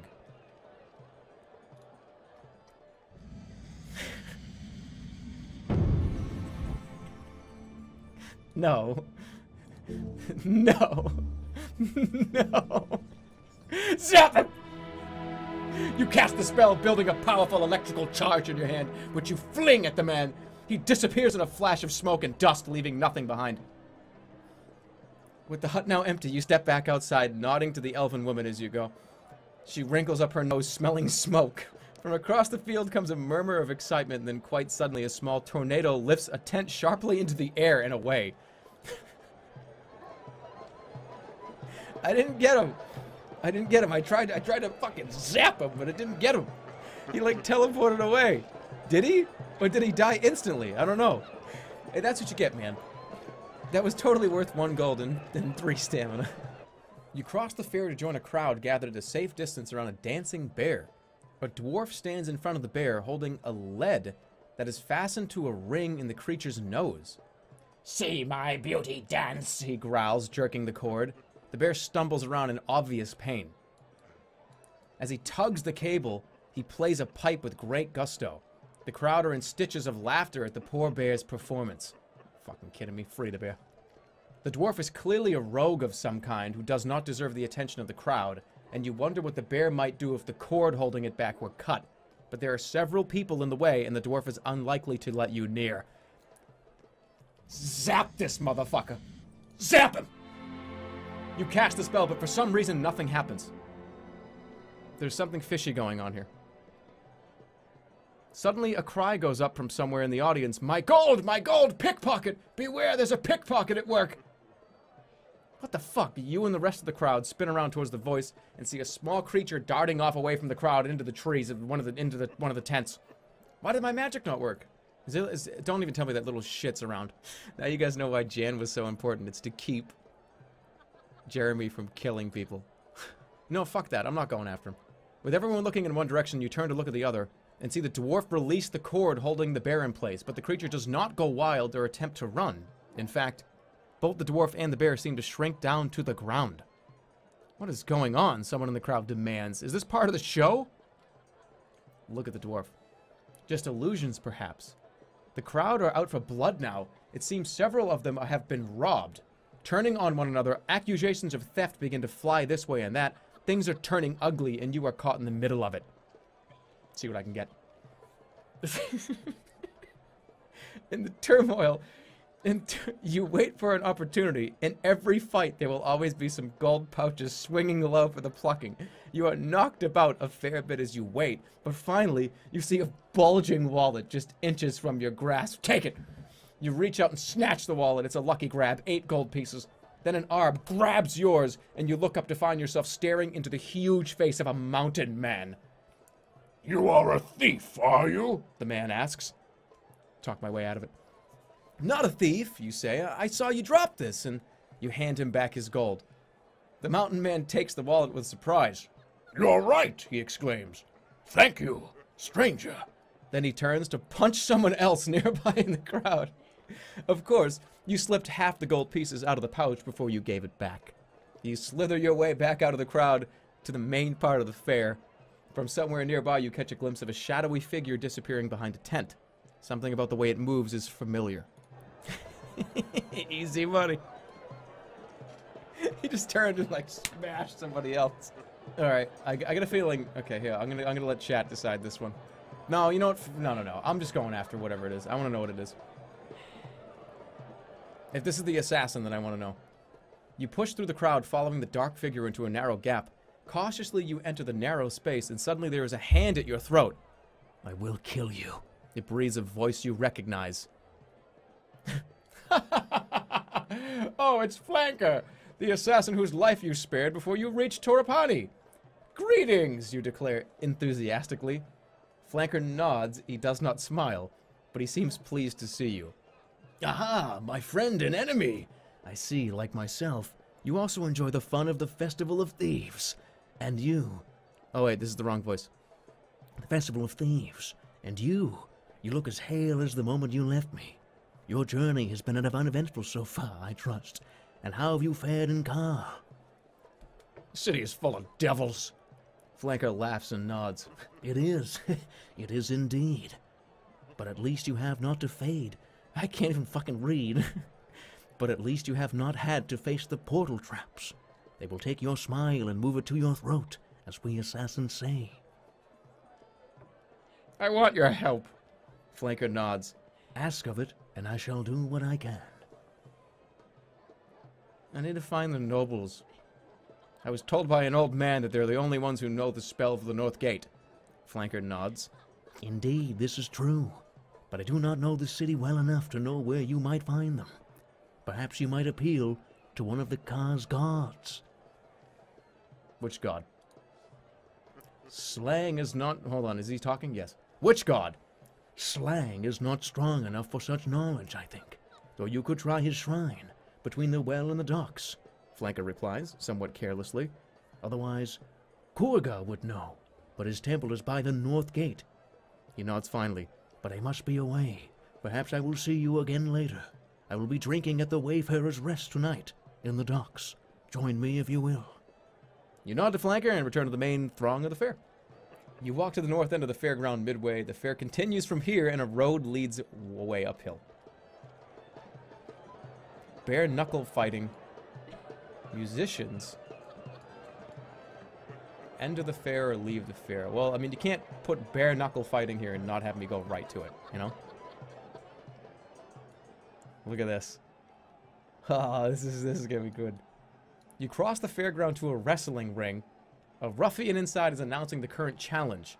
People of Khare, are you ready for a fight? In the white corner, we have our challenger, Anvar the Barbarian. The crowd cheers and whoops. Look over Anvar. Let's look him over. Anvar is about half as tall as you again, with sheets of muscle on his arms and legs. But he is probably lighter than the ogre, which will mean he has less momentum. And in the black corner, the brawling champion of Khare, the one they call the Skull Splitter, the Ogre Kagu of Dadule. Look over the Skull Splitter. The ogre looks thick as any ogre you might meet, but he is made of solid muscle, his arms and legs like the twisted barks of trees. Challenger, are you ready? Demands the ruffian. Anvar nods and beats his chest. You hang back and watch. Finally, it is all over with a single throw. Anvar the Barbarian powers forward and hurls Skull Splitter to the mat. The crowd goes wild. Inside the ring, the master of the fight raises the Barbarian's fist in the air. Who challenges our champion? The prize is 10 gold pieces. I'm gonna kick this guy's ass. Take up the challenge. I challenge him, you cry. All eyes turn to look at you. The fight master beams. We have a stranger taking the challenge, he declares. Let him through. Get in the ring. The crowd parts and you are helped up into the ring. Under his breath, the fight master outlines the rules. A fair fight, no magic, and pound your opponent until they can't stand. Ready? He has escape. Escape. Oh no, I can't use magic. I'm fucking out of here. Look him over again. You look over your opponent. He is almost half as tall as you again, with muscles on his chest and arm like a sculpted wax. In the black corner, then, the ruffian announces, is Anvar in the white corner. The ruffian turns to you and hisses, What should I call you? The stranger. Oh, shit. The ruffian pulls a blank face. That's not very exciting, he says, but all right. To the crowd, he bellows, In the white corner today, fresh from who knows where, please welcome to the ring, the stranger himself. And then throws you a sidelong glance before he scarpers from the ring. The crowd begin to furiously place bets. You can hear them discussing your relative merits. He looks feeble, looks like a maniac to me. You ready your fists. I have a little bit more stamina than him, so I'm going full blast. Get fucking destroyed. Do it again. Oof. Oof. I just fucking... Hey, this guy is dead. Destroyed 2 times in a row. I wonder if I'm gonna go full blast again. Yep. Sit down. One more time. Again. Full blast. Not even gonna wait any time. Done. Sit down. 10 gold. You lunge forward again, preparing a heavy swing. You charge for your opponent. Anvar staggers back, gasping, his face a mess of blood and bruises. Summoning the last ounce of strength in your arms, you ready a final knockout punch that sends him back across the mat and out of the ring. I punched him so hard he fell out of the ring. You head over to where a crowd are watching a troupe of dancers who spin and swirl in time to a lively tune. There is something quite hypnotic about the performance.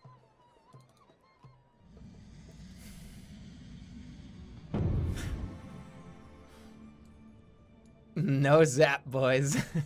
No zap. I'm gonna sense danger here. You cast a spell and a calm voice enters your mind, telling you there is no danger here. The pitch builds and the music speeds up. The crowd clap and stomp their feet, and you find yourself clapping along as well, enjoying the show. The dancers are now twirling into the audience, pulling onlookers into the dance. One is getting quite close to you. I mean, there's no danger here, so I'm gonna join in. You grab the outstretched hand of the dancer who whips you away into the center of the crowd. The music grows in tempo, and soon you are swirling, sky-wheeling overhead, thrown from one partner to the next. Onlooking creatures cheer and whoop and clap their claws together, and for a brief moment, you feel like you are the toast of all Khare. Keep track of my purse. Then you realize that as you pass from one dancer to the next, your gold purse could be snatched at any moment, so you grab hold of it to keep it safe. But in doing so, you stop watching what you're doing. When the next dancer hurls you across the circle, you trip, landing in a messy heap. Spectating creatures laugh and jeer. Eventually, the music fades and the dance finishes. One of the dancers comes over to sit beside you. I hope you're not too bruised, friend, he says. Some people find the thieves' dance too fast for them. The thieves' dance? The musician shrugs. It's just a name. He looks you over with a canny eye. Well, he says, I don't think you're going to cause any trouble for us, are you? Enjoy the rest of the festival and try to stay upright this time. He heads off into the crowd. Imagine if I had 1 stamina. That'd be so funny. I'm almost upset at myself for, like, drinking those potions. Because how fucking hilarious would it have been if I just, like, fell in a dance and died? Let's get in. Bathhouse. You step in the cool of the bathhouse. It is a wide building of marbled tiles and a sweet smell of pine and fresh wood. Gentle noises echo and murmur around the walls. A creature by the front desk greets you with a smile. Good afternoon, sir, it purrs. The water is cool and fresh today. A swim costs 4 gold pieces. Is it worth it? Oh, very, The creature replies with a beaming smile. The waters of Khare are known for their healing and refreshing qualities. We have a steam room and a lagoon pool. We'll take care of you. Yeah, let's go. You hand over 4 gold pieces, and the concierge gestures you through into the center of the bathhouse, where a wide pool awaits, with trees and shrubs on either side. Let's get in the pool. From across the room, steam curls from the doorway of a glass-doored room. You strip off and pile your clothes and belongings in one corner of the room. Swim or steam room? Let's go in the steam room. You enter the steam room and take a seat on one of the benches. The temperature is almost unbearable. Through the curling smoke, you see another figure in the shadows. You are not alone. Am I gonna get, like, murdered in the steam room? What? Okay, I'm gonna be quiet. You stay quiet, minding your own business. After a while, you hear a voice murmuring. Our last man failed. What makes you think you can succeed? Quiet. You stay quiet. A moment later, a voice replies, a second voice. That idiot tried head on. You can't kill a wizard head on. You have to go in when they're asleep. You have to use tactics. Good. The first voice in the smoke agrees. And I don't want to know what your tactics are. So long as your money's good. The second voice says. Hey, who's this wizard? You ask through the steam. The other figure does not reply, but stands and moves away from the steam. You feel the blast of cold air as the door opens and then closes. You sit in the smoke, enjoying the relaxing steam until you cannot take the heat anymore. I'm gonna wait a little longer.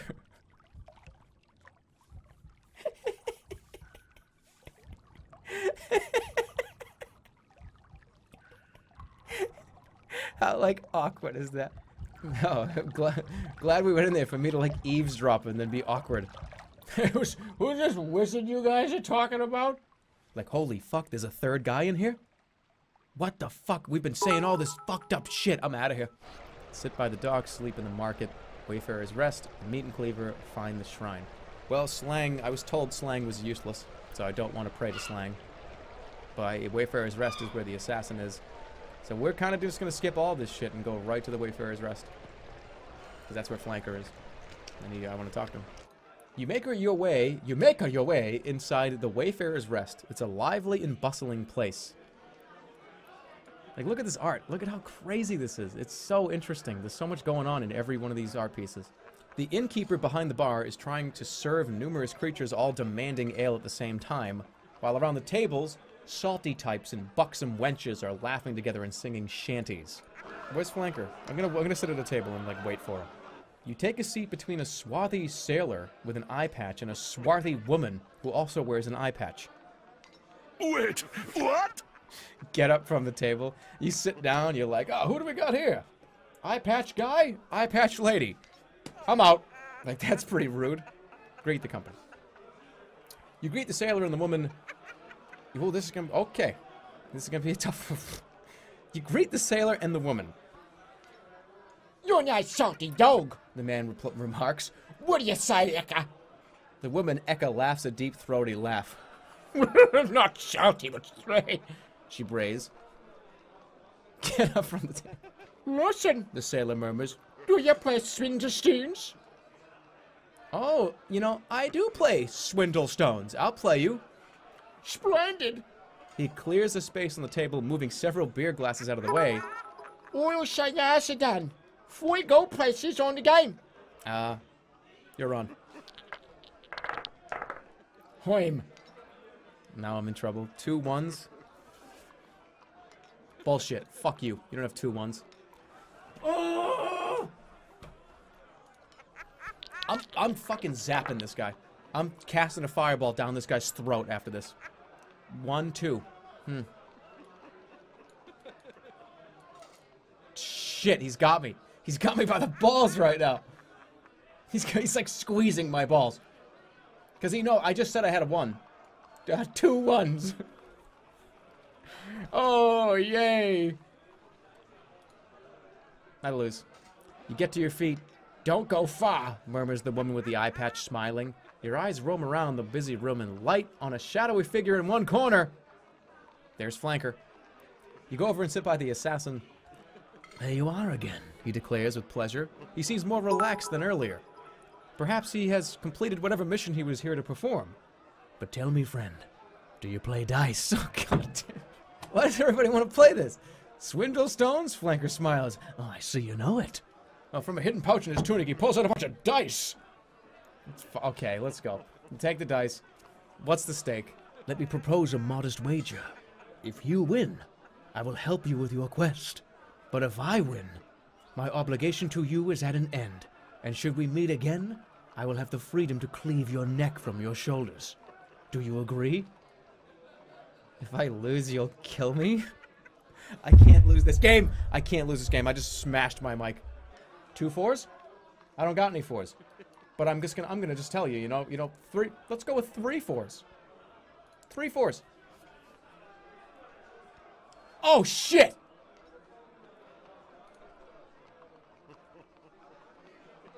How did he know? 4 2s. Fuck you, we're going all the way at the top. 5 2s? 5 2s. That means that 3 of his 5 are 2, potentially. Call. I don't think so. Oh my god. Oh my god! He has 3 2s. Bullshit. Dude, I'm gonna burn this whole bar down. 3? Right off the bat, he gets 3? Ah, come on! Is this so difficult? Because I have 2 of them. Ah! I should have run my sword through this guy's fucking chest a whole game ago. Leave it to the assassin to stream snipe. Let's go with 3 4s.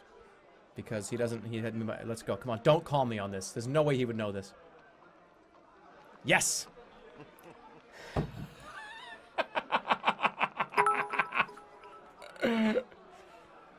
You idiot. And now we're tied. This is risky. This is risky.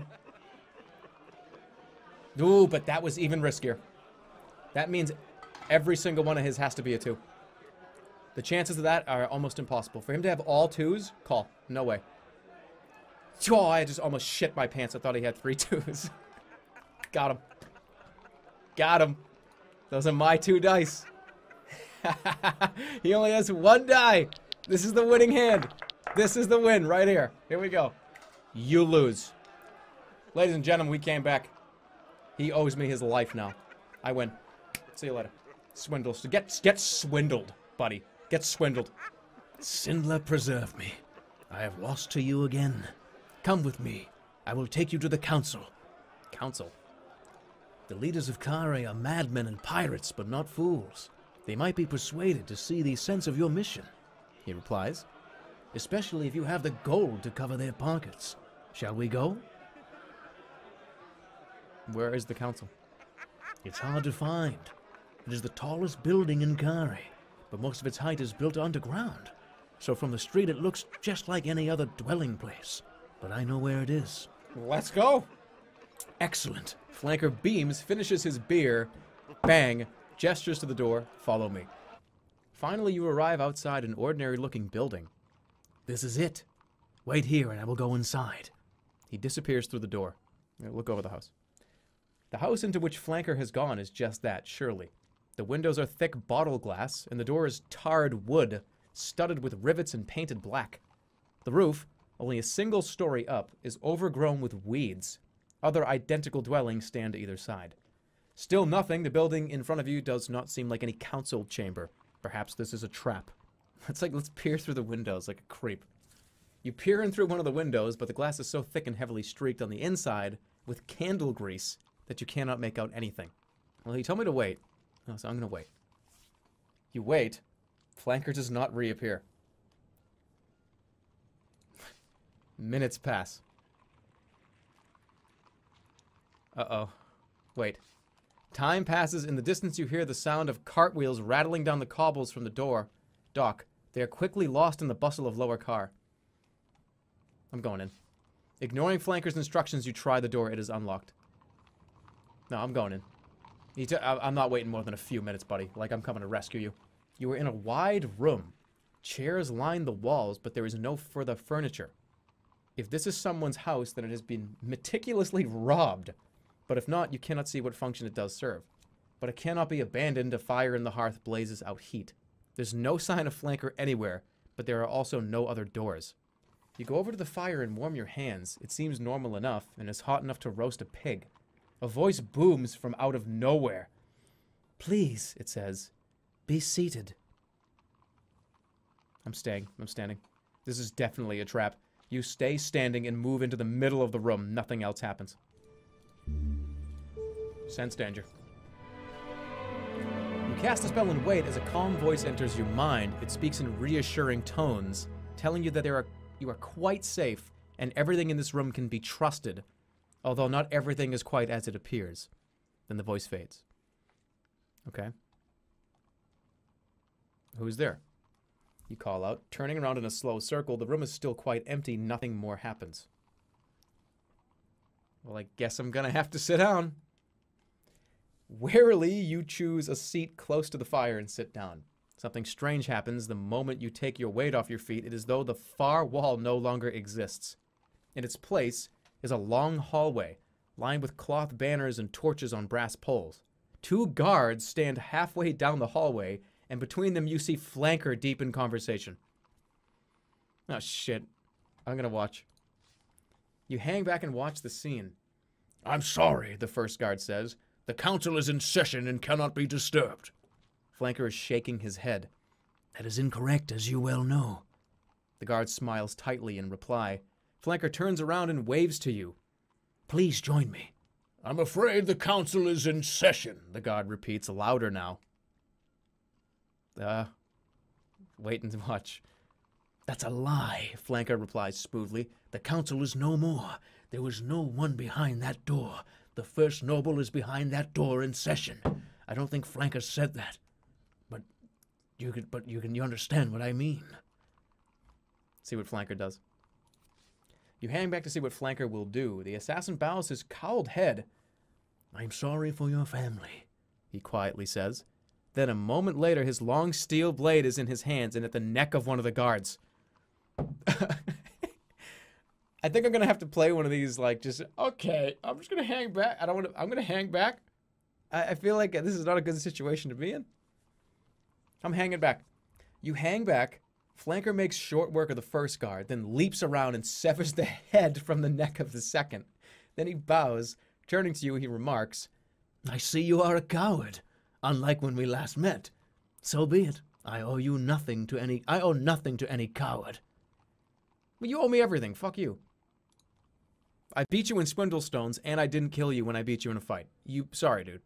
This is the main council chamber of Khare, a wide room with a domed roof supported by tall pillars, ornately carved with monsters, serpents, and instruments of torture. In the center, 12 throne-like seats are arranged in a circle, with one on a raised dais, presumably the seat of the first noble. All are empty. A chalk circle has been drawn just inside the ring of thrones. Flanker frowns.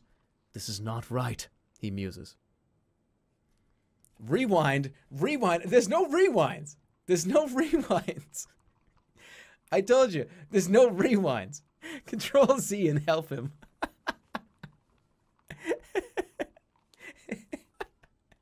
Rewind.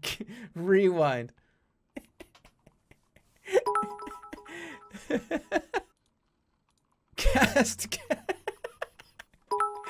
Why am hold on a minute. Come on. Flanker is still here. You guys act like something horrible happened. Run into a wall at maximum velocity. Holy shit. I thought we were very clear yesterday.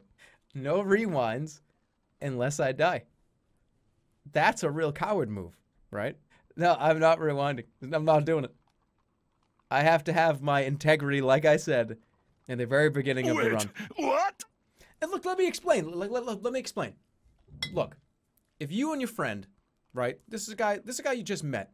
By the way, who told you he was gonna fucking kill you over a game of dice. Okay?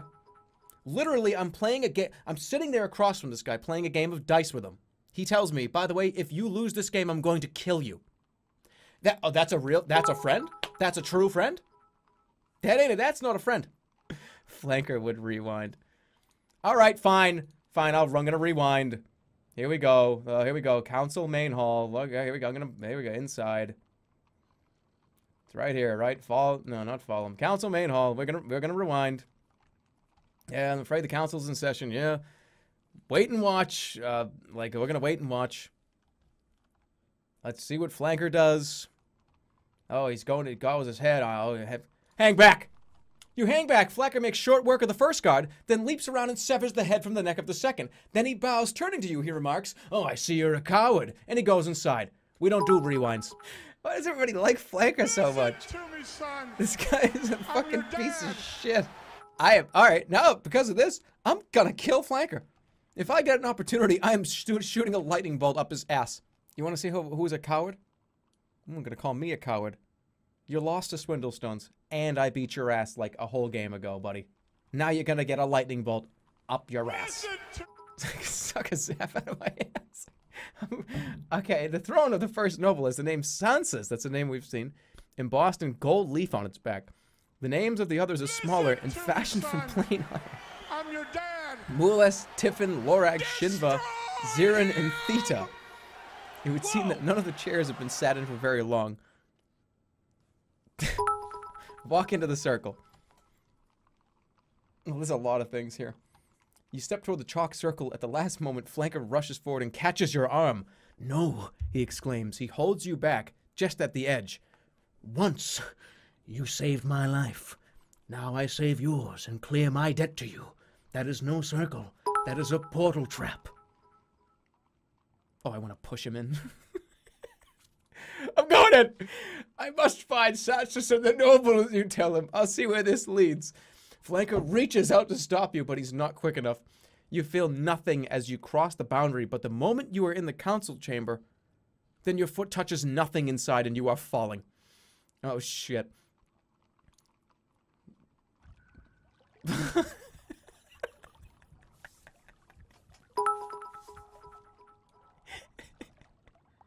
Listen to me, son. He's lost his I'm your mind. dad.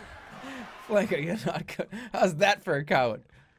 You see, if everybody didn't make such a big deal about Flanker, I wouldn't have just stepped into a death portal.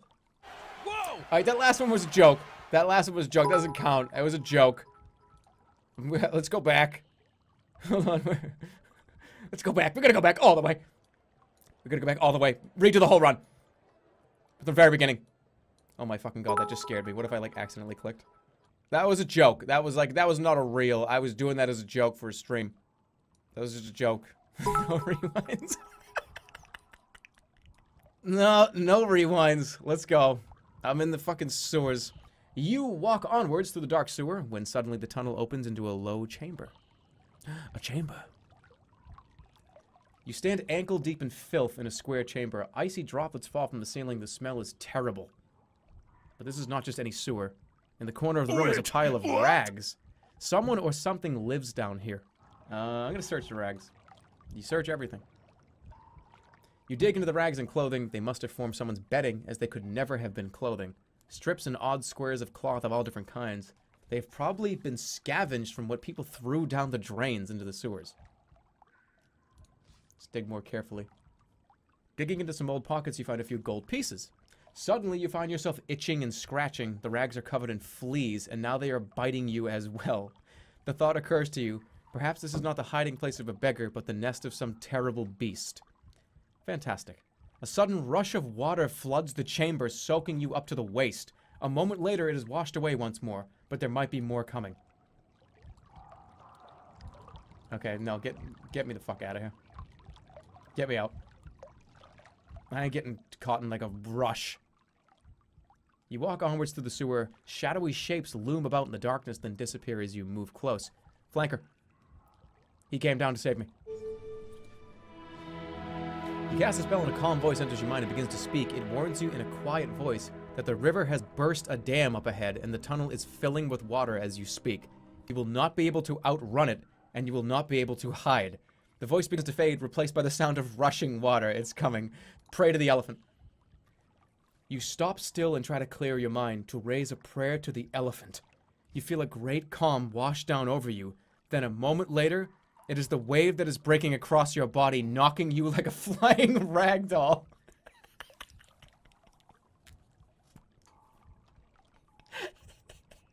The water wrenches you from the floor and throws you into a swirling spiral. You can see nothing but the murk and the filth. Thanks a lot, elephant. You did great. Good job. Swim for it. You feel the calm of the elephant in your mind. Whether you will be protected or not, you cannot tell, but at least you feel in control. Elephant just said, "That's for flanker." Swim up. You swim up towards the roof of the sewer, hoping to find an air pocket to refresh your breath, but you are out of luck. Your head hits the arched stone ceiling, which is fully submerged. Oh my god. Even the ducks running up are filled with water. There is no air to be had down here. You swim on with the current, moving at breakneck speed. You cannot last much longer. With the current.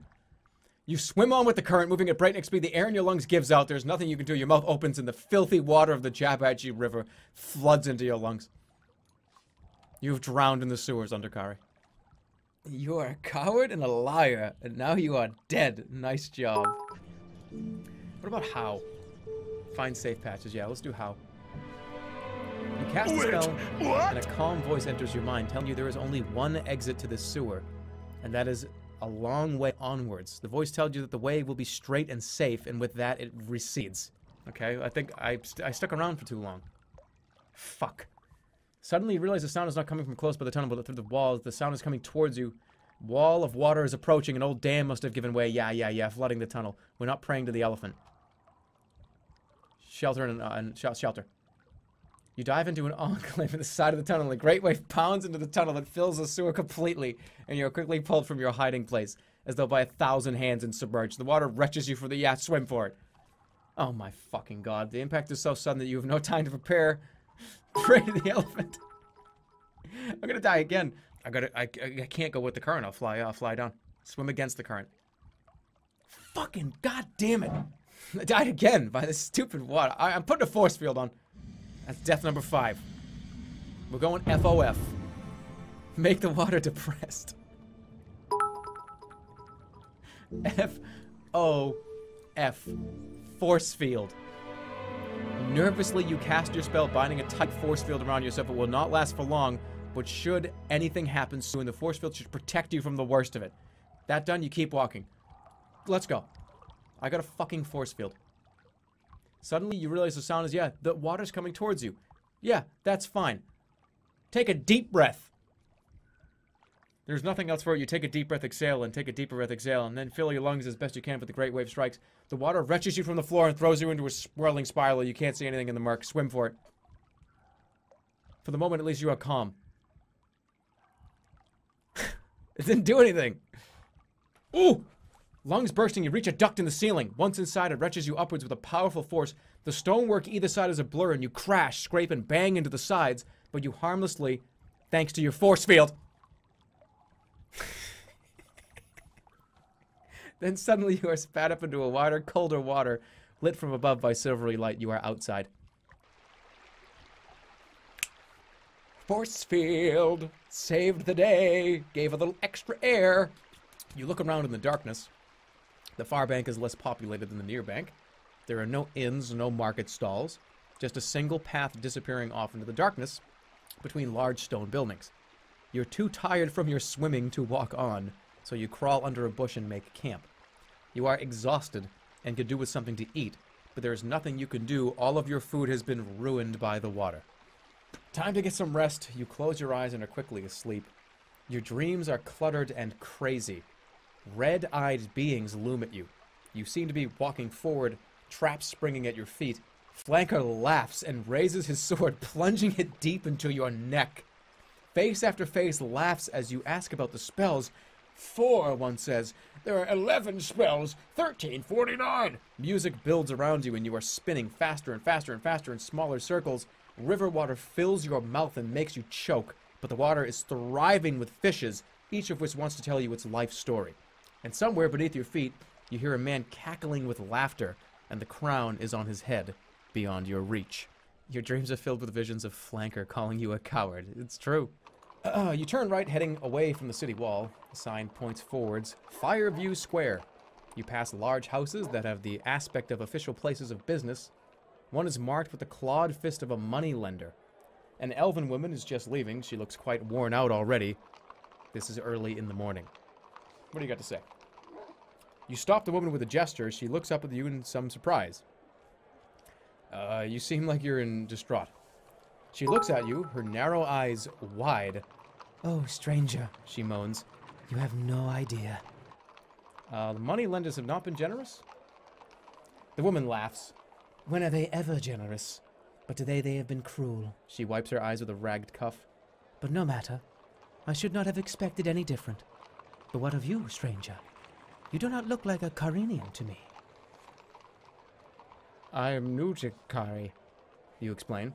Is that so? She replies. Then maybe. She wipes a tear from her eye.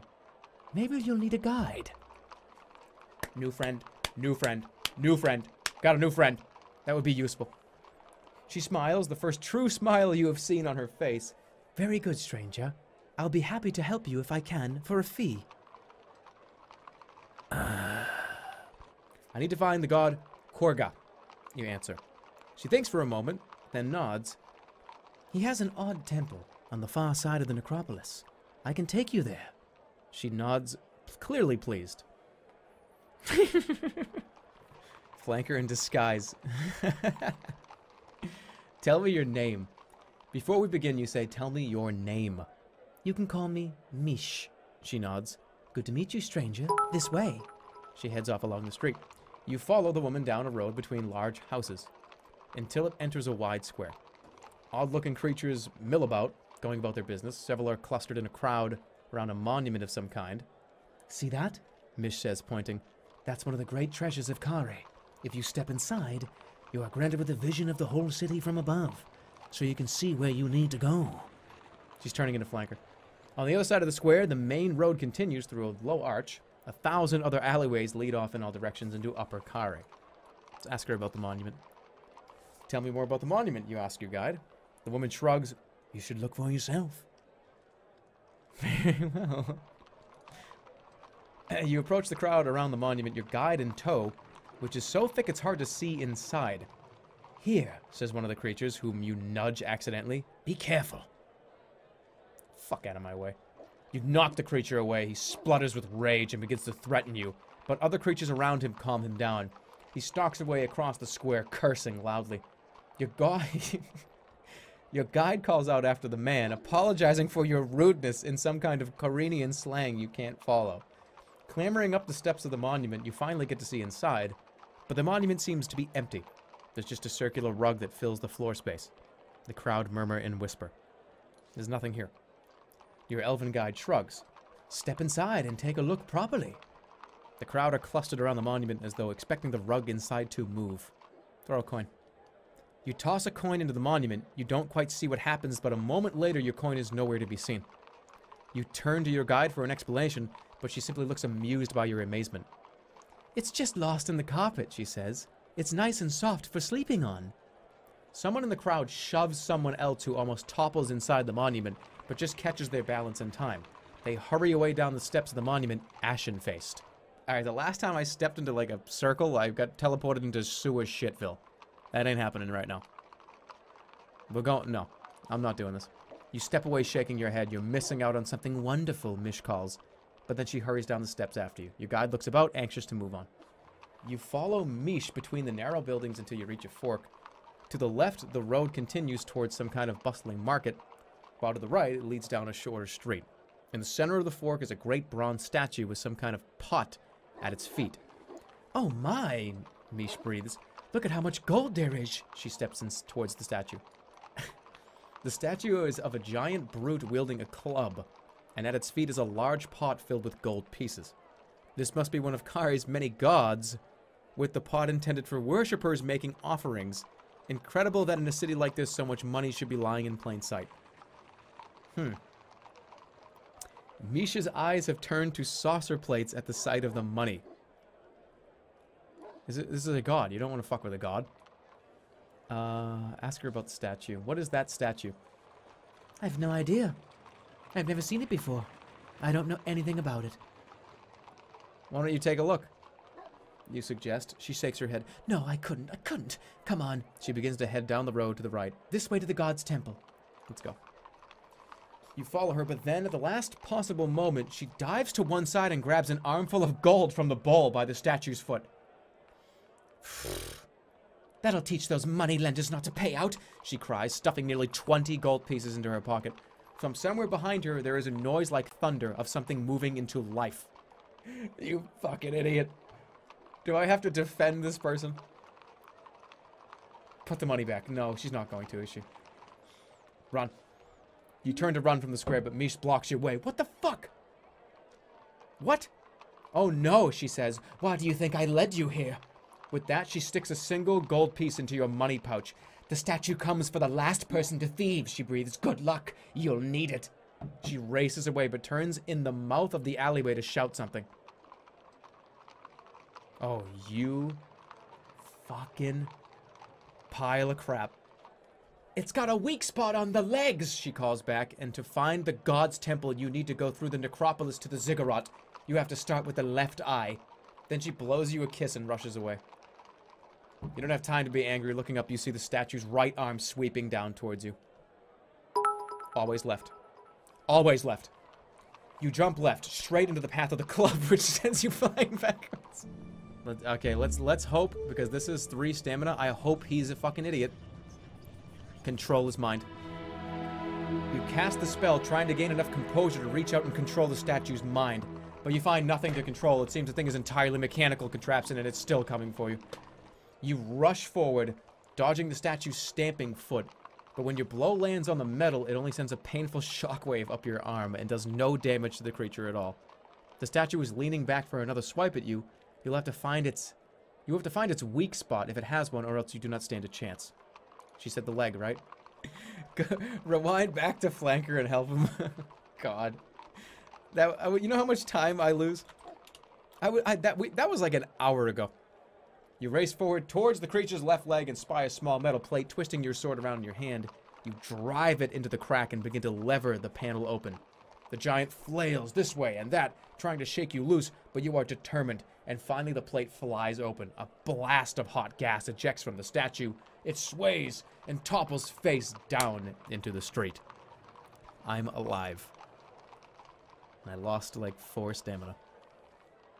You gasp with relief and take a moment to recover your breath. You have survived, but your elven guide has disappeared with all the statue's money. You continue up the road, following the base of the cliff face until you pass a large, walled mansion on your left. Let's take a look. It stands alone inside its own patch of grounds, and unusually, it seems to be in a state of good repair. A large L is carved on one gatepost. For Lorag, perhaps. The main road continues around a corner up ahead. You enter the gate and follow the path to the front of the house, between tall, well-tended trees. This place seems quite lived in.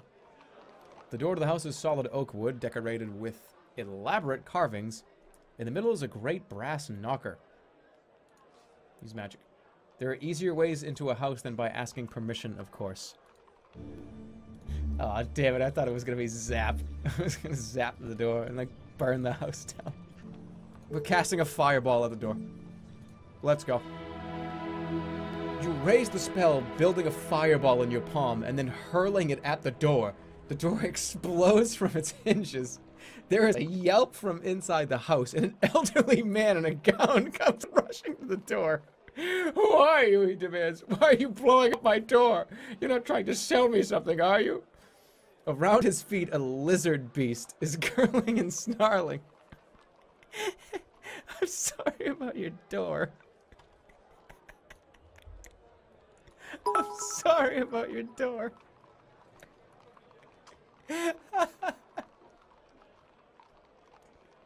Why would you be sorry?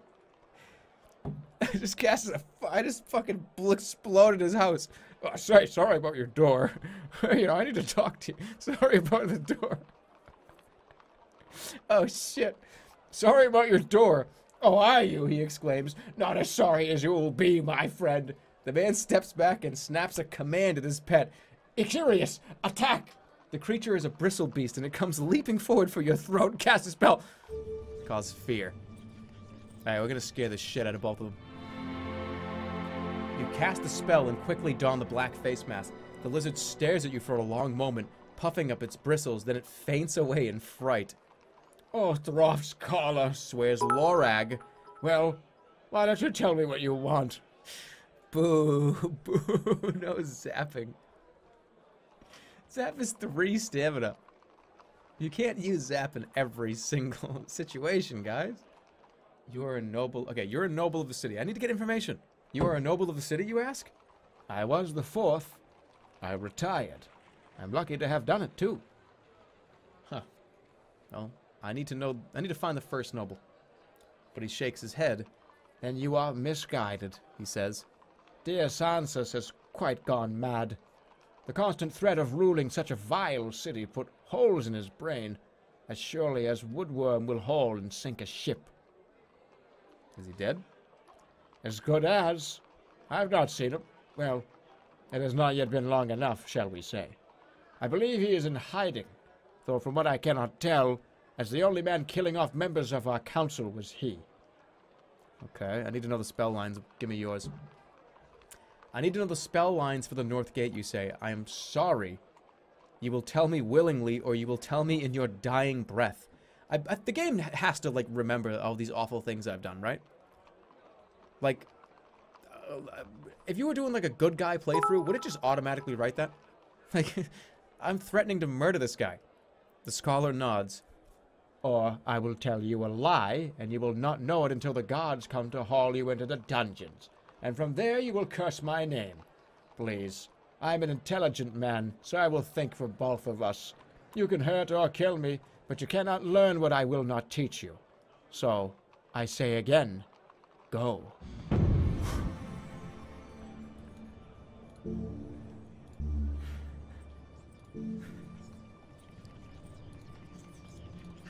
It's an option. It's an option.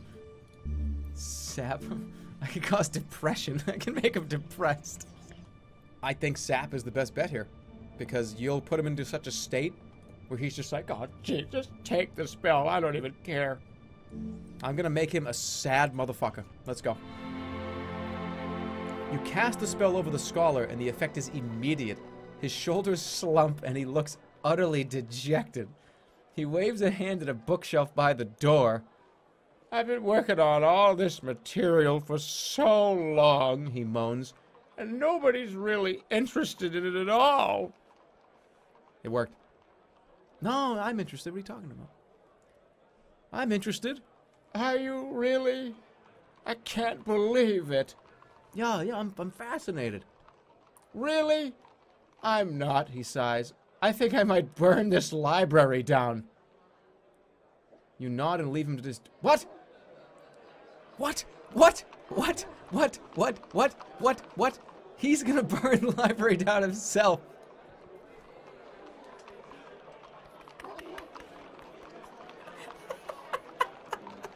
The thing we were trying to do from the very beginning.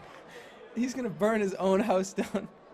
I was trying to burn it down before I even started talking to him. Ever get so depressed you feel like burning a library down?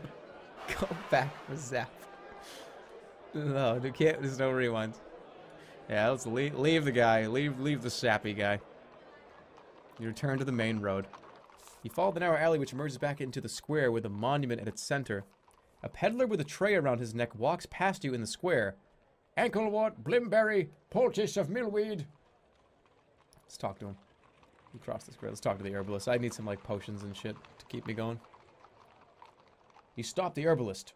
Good day, he greets you. Can I interest you in a poultice, a salve? I need some advice. Not a poultice. The herbalist shrugs weakly. I only have poultices, salves, and ointments. Do you know the spell lines for the gate? Why would a fucking herbalist know the spell lines? I need to find a man called Theta. The herbalist shrugs. Don't know him. Can I interest you in something else? He digs around on his tray. A mustic ointment made from pure mustic? What does it do? Mustic is a powerful hypnotic, he replies. It can make you believe almost anything. He holds it out for you to smell. Oh, yeah, let me smell it. Oh, yeah, don't smell it. You lean away carefully not to inhale the salve. He smiles and takes a deep breath himself, sighing happily. Give it to me. It's mine. The man nods, his pupils dilated wide. Of course it is, he agrees. My apologies.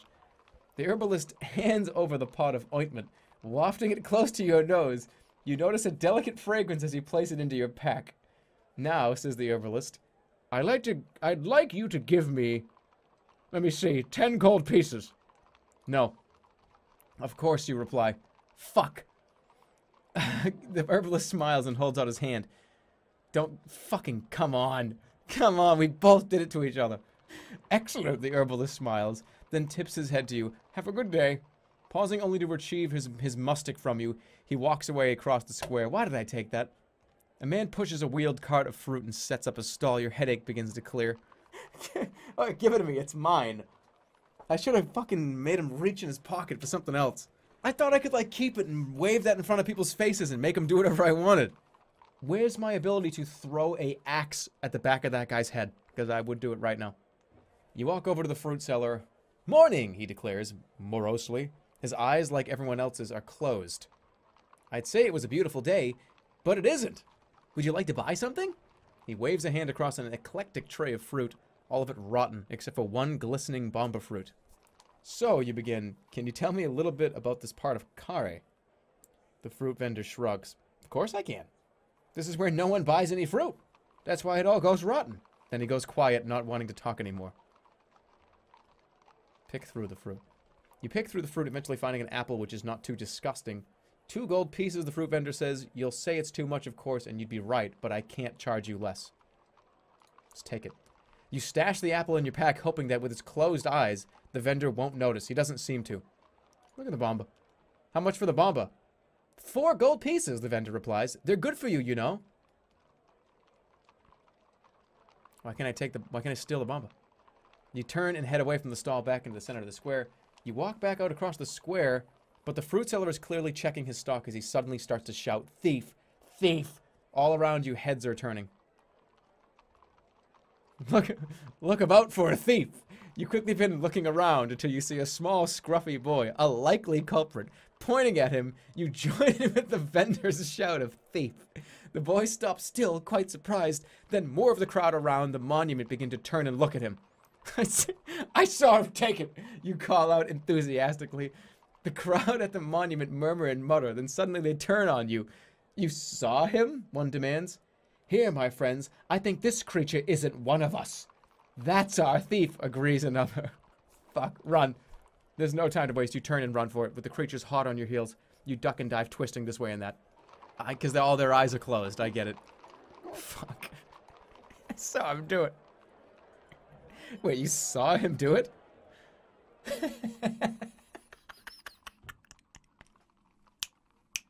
That's fucking hilarious. That is hilarious. No, I saw him do it. Huh? What do you mean you saw him do it? Where am I going? Where am I going, guys? Let's see. Remember, if you're voting left, you're voting for me to go this way. Keep that in mind. Left, right. Left, right. Damn, this is close. This is one vote. This is exactly tied at the moment. All right, 5, 4, 3, 2, 1. Done. The winner is right. By 2 votes. By 2 votes! Yeah, it's closed. It's closed. 369 to 367 is where I'm closing it. That was very, very close. Cool. Let's go right. I closed it. I already closed it. I haven't even looked at it. I closed it when I said I closed it. Do a recount. What is it? Did the left win by 1 vote or something? Right? Well, after I closed it. Let me open it. Let me see. All right. Okay. Yeah. Left one. Left one. Left one. It's true. Left one. This is not a rewind. Left actually won. Like 1 second after I closed it, it did win by 5 votes or 4 votes. What? No rewind zone. That doesn't count as a rewind. That's a mistake.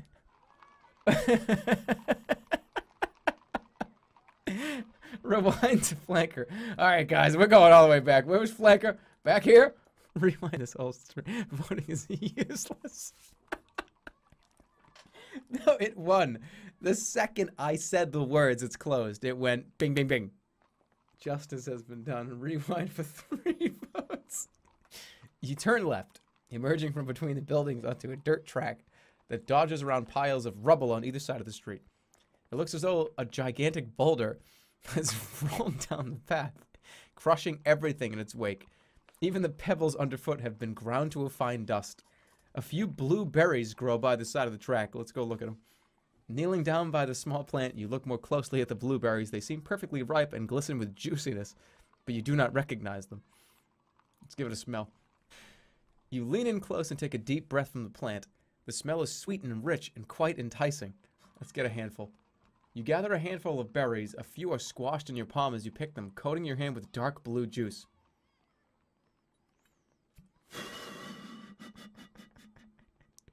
Blueberries do not glisten, mate. Let's eat some. You try a berry cautiously. The taste is sweet, almost sickly.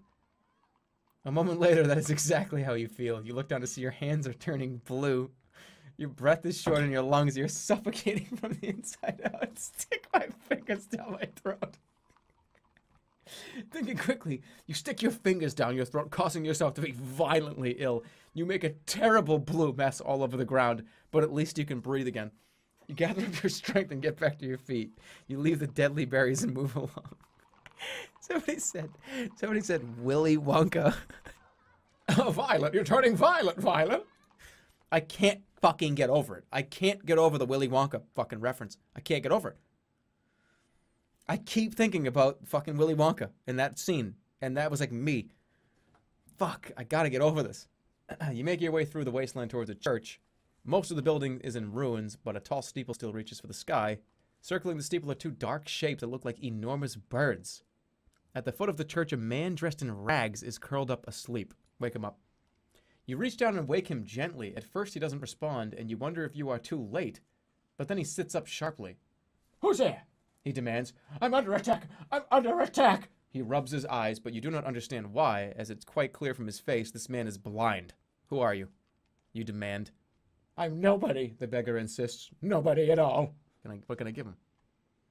You dig through your pack for something that might interest the beggar. A coin? Give him a coin.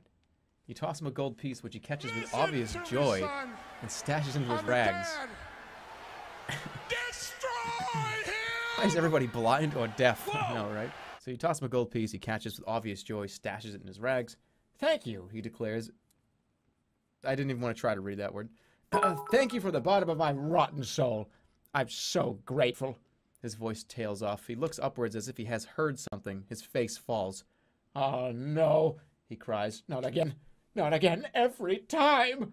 Look up. You turn your attention skywards to see the 2 dark shapes are hurtling downwards, beating wide, leathery wings.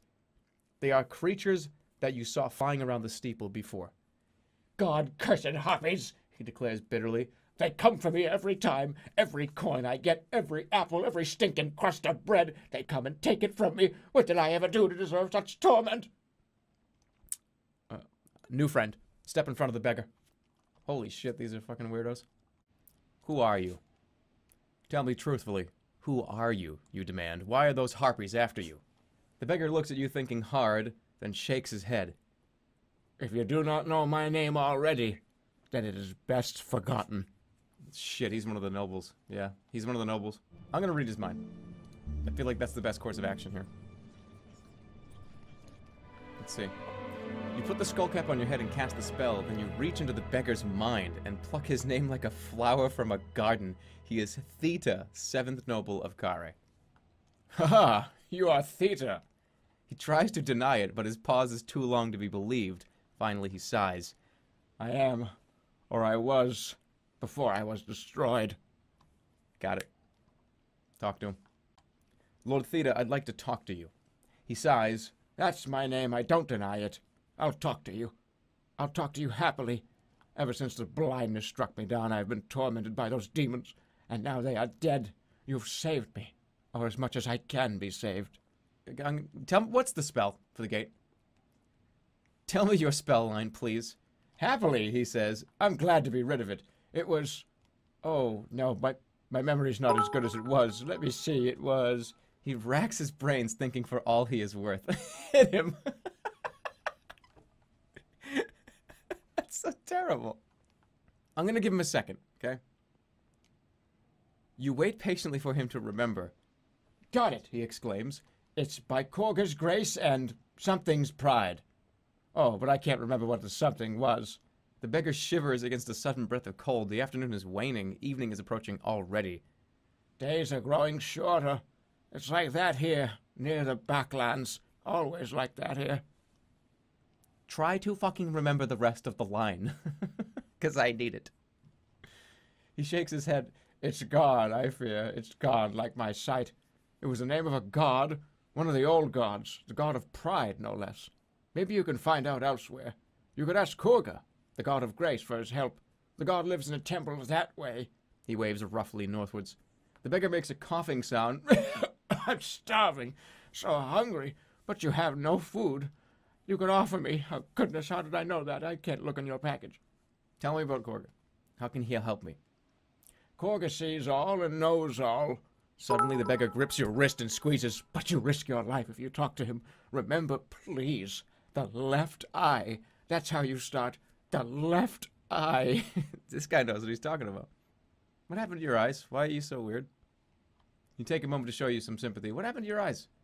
A black eye curse. And I know who cursed me. It was Sansus. Once a good ruler, fair and honest. He ruled Khare like a kind father looking after a cherished daughter. Nothing was too much effort for him, but he began to fear his other counselors. He thought we were plotting against him, ready to overthrow him. Zap the left eye. Oh, were you? Were you gonna overthrow the guy? The beggar laughs sadly. Mulas was. As soon as Sansus gave Mulas one of the spell lines, he wanted them all. He wanted them for himself so he could hold the city to ransom. Mulas used to be a blackmailer. But I was loyal, and Sansus repaid me. Like this. He begins to weep once more. See you later. Listen to Thanks me, for the son. spell line. I left early last time. Where is Flanker?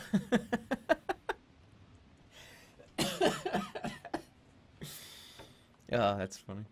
You approach Shinva's mausoleum, carved above its door. Here rests Lord Shinva, 5th noble of Khare. Your heart hammers. Is this the undead noble you were warned you would need to find? The door to Shinva's mausoleum seems to be unlocked and is a crack ajar, as though someone regularly came and went. Just in front of it is a ring of little mushrooms growing up against the front step of the mausoleum. Alright, well, the mushrooms are here for a reason. They're probably going to do something bad. Let's see if I can just jump over them. Because seriously, Wait, walking into what? they're in a ring. Jump over the ring. I'm not going to take a chance to, like, get, like, electrocuted if I step through, like, a trap. You take a run up and jump clear over the circle of mushrooms, landing on the step of the mausoleum. Yeah, we ain't fucking with that right now. Let's go in the tomb. We came here for a reason, not to eat a bunch of shrooms and, like, trip. The air inside is freezing. Dust coats the floor, urns line the walls, but there is no coffin. The floor space is empty, except for in the far corner, where a narrow stone staircase leads down into darkness. Unafraid of what you might find below, you make your way towards the stairs. But you must have stepped on some kind of switch, as behind you hear a noise, and you turn to see the doors swinging shut. You stay back, not wanting to be crushed by the heavy stone door. It seals with a bang, and you are plunged in darkness, filled only with the sound of your own breathing. And and one other noise. What? A distant rattle of chains. Just in the dark. Cause depression. Whatever's like is like moving around this room is about to get real depressed. You cast the spell, causing the only living creature within sight to begin to lose its will and vitality. You.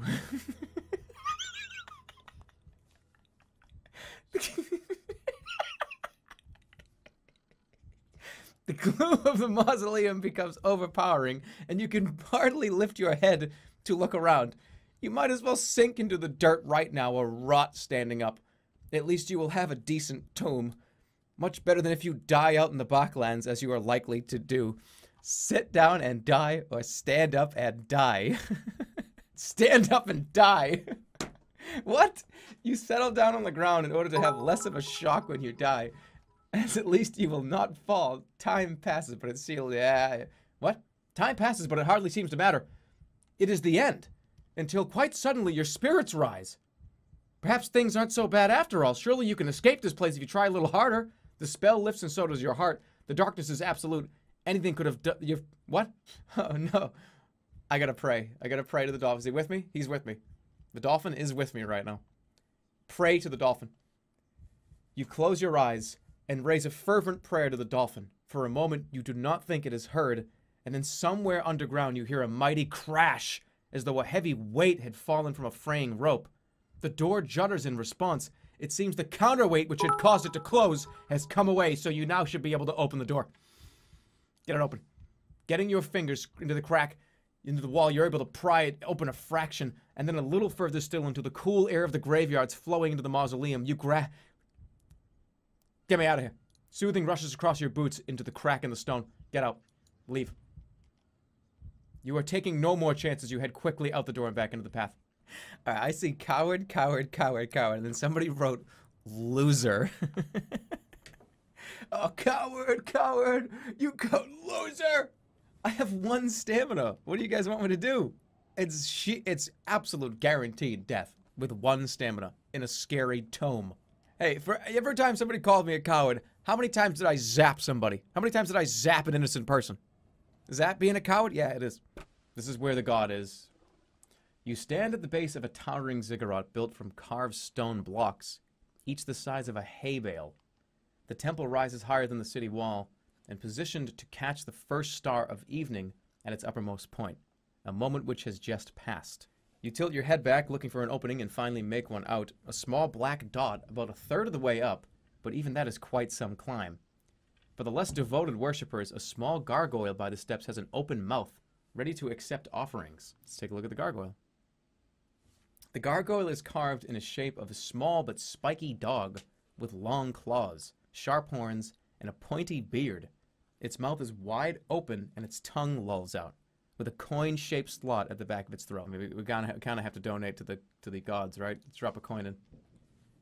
You slide a coin piece into the gargoyle's mouth. For a moment, nothing happens. Then it appears to swallow, and next it opens its stone eyelids to reveal 2 crisp and beautiful eyes.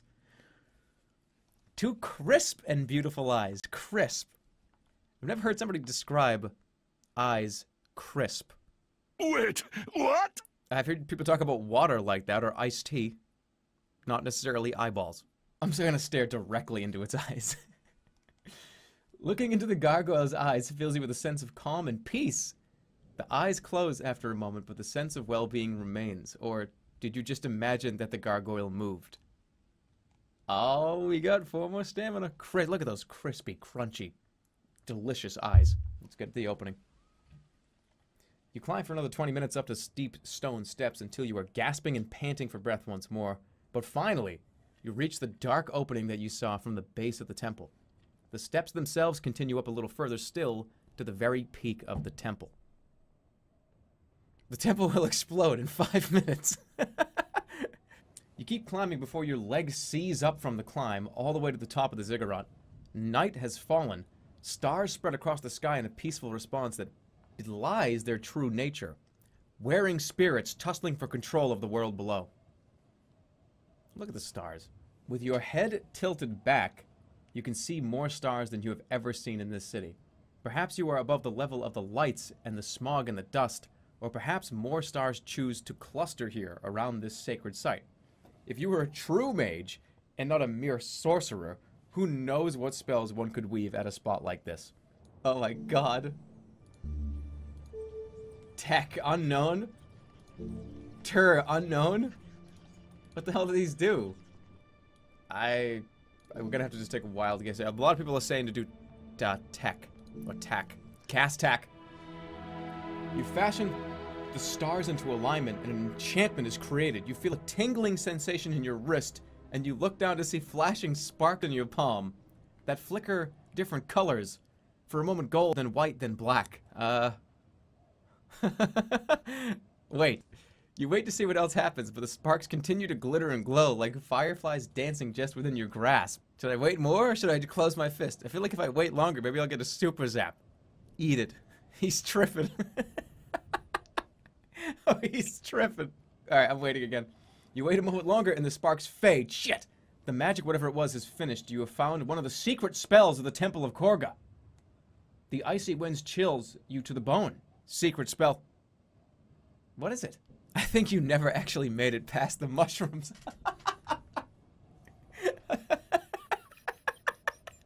You didn't close your hand. Wait, is that what it was? Because I didn't close my hand up. Whoa, where am I going? Where's my character? Oh god, everything just got so fucked up. I was about to get so scared. I thought everything was done. You made it past the gate, we won! We got over here! Alright, well, no rewinds. Jump off the edge and then rewind, because I died. You step into the temple, the hollow space amplifies your footsteps, and they echo eerily for several moments. On the floor, in gilt inlay, is written the name of the god who inhabits this space. It seems that the ziggurat of Korga, the Gracious. Let's wait a little bit. You wait for a few heartbeats to see if you have disturbed anything. Nothing happens. And then you catch the tail of a gigantic snake, slithering across the floor and disappearing into a crack in one of the walls. What? From the markings along its back, it looks highly poisonous. What? Highly poisonous snake. All right, let's go. Big whoa, whoa, whoa, whoa, whoa, whoa. I thought it slipped away. I thought the snake went into one of the cracks. You enter the temple, but the snake still manages to catch you by surprise, launching itself from the crack in the ceiling. Full blast. Ooh. This is really loud. I'm sorry. And then always full blast. 2-hit kill. The temple. Wait a minute.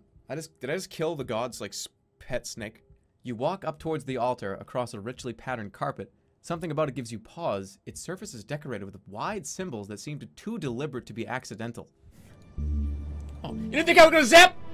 You didn't think I was gonna fucking zap? Huh? You cast a spell creating a bolt of electricity in your palm that you unleash onto the carpet. The whole rug goes up in a flash of flame. Oh no, not the whole rug. A thin black circle is left behind as a mere outline on the stone.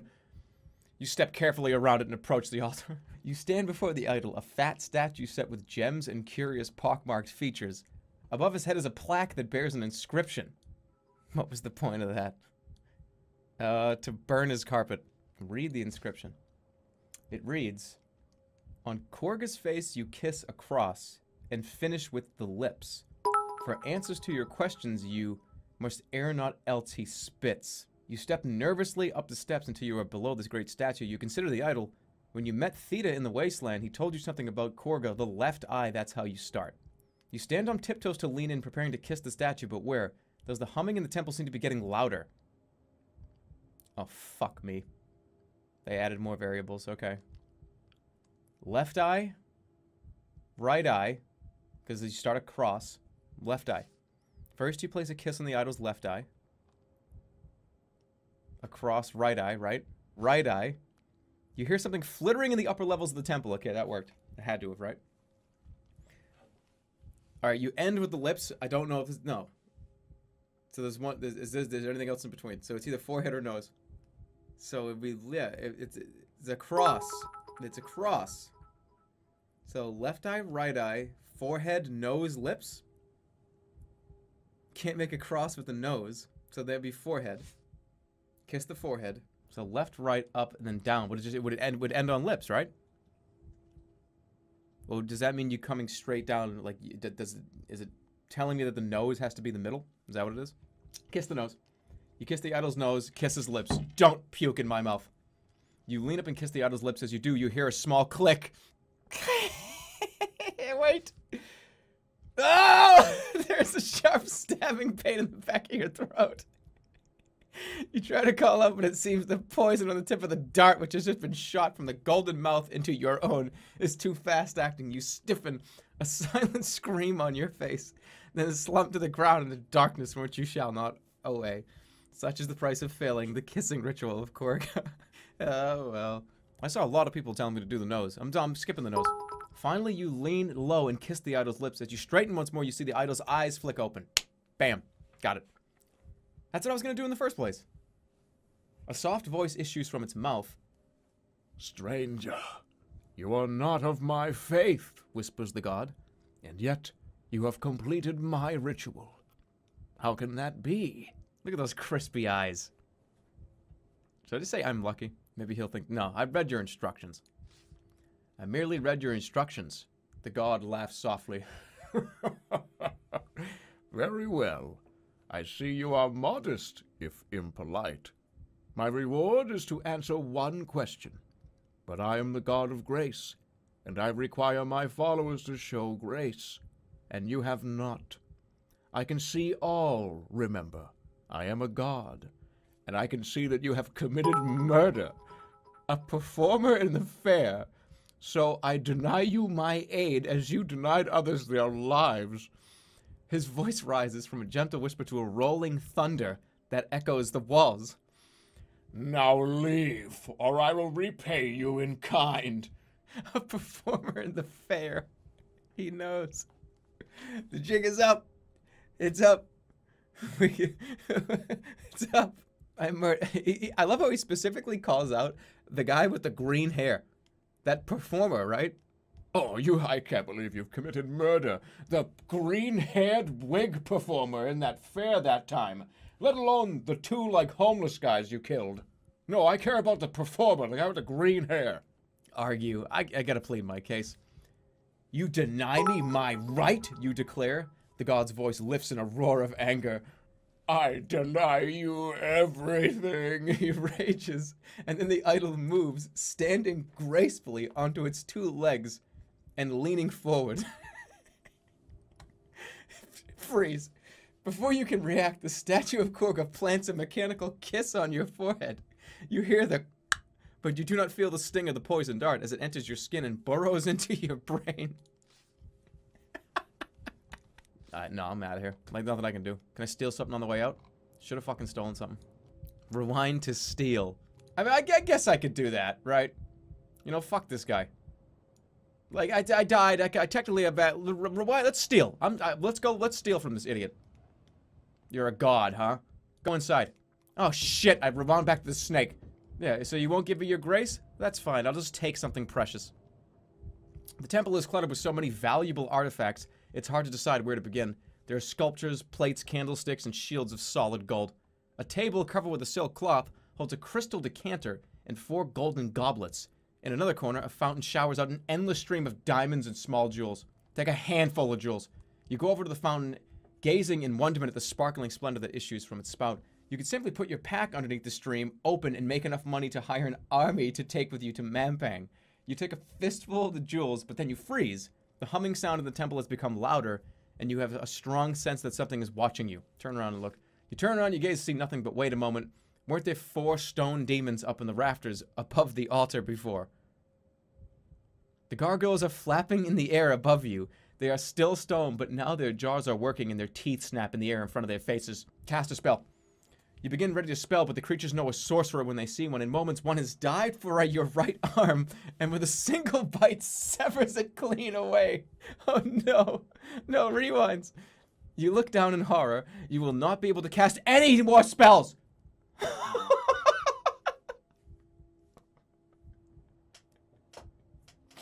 How do I die? I gotta die. The gargoyles hover back a little, perhaps hoping that the punishment is no. Dude. I can't cast any. Run! You race screaming from the shrine into the cold night air and the ziggurat, not stopping until you are halfway to the ground. That's when the hurt of your injury begins to set in. How do I die? Throw myself off the edge. How do I fucking throw myself off the edge? No. No. I'm definitely gonna die.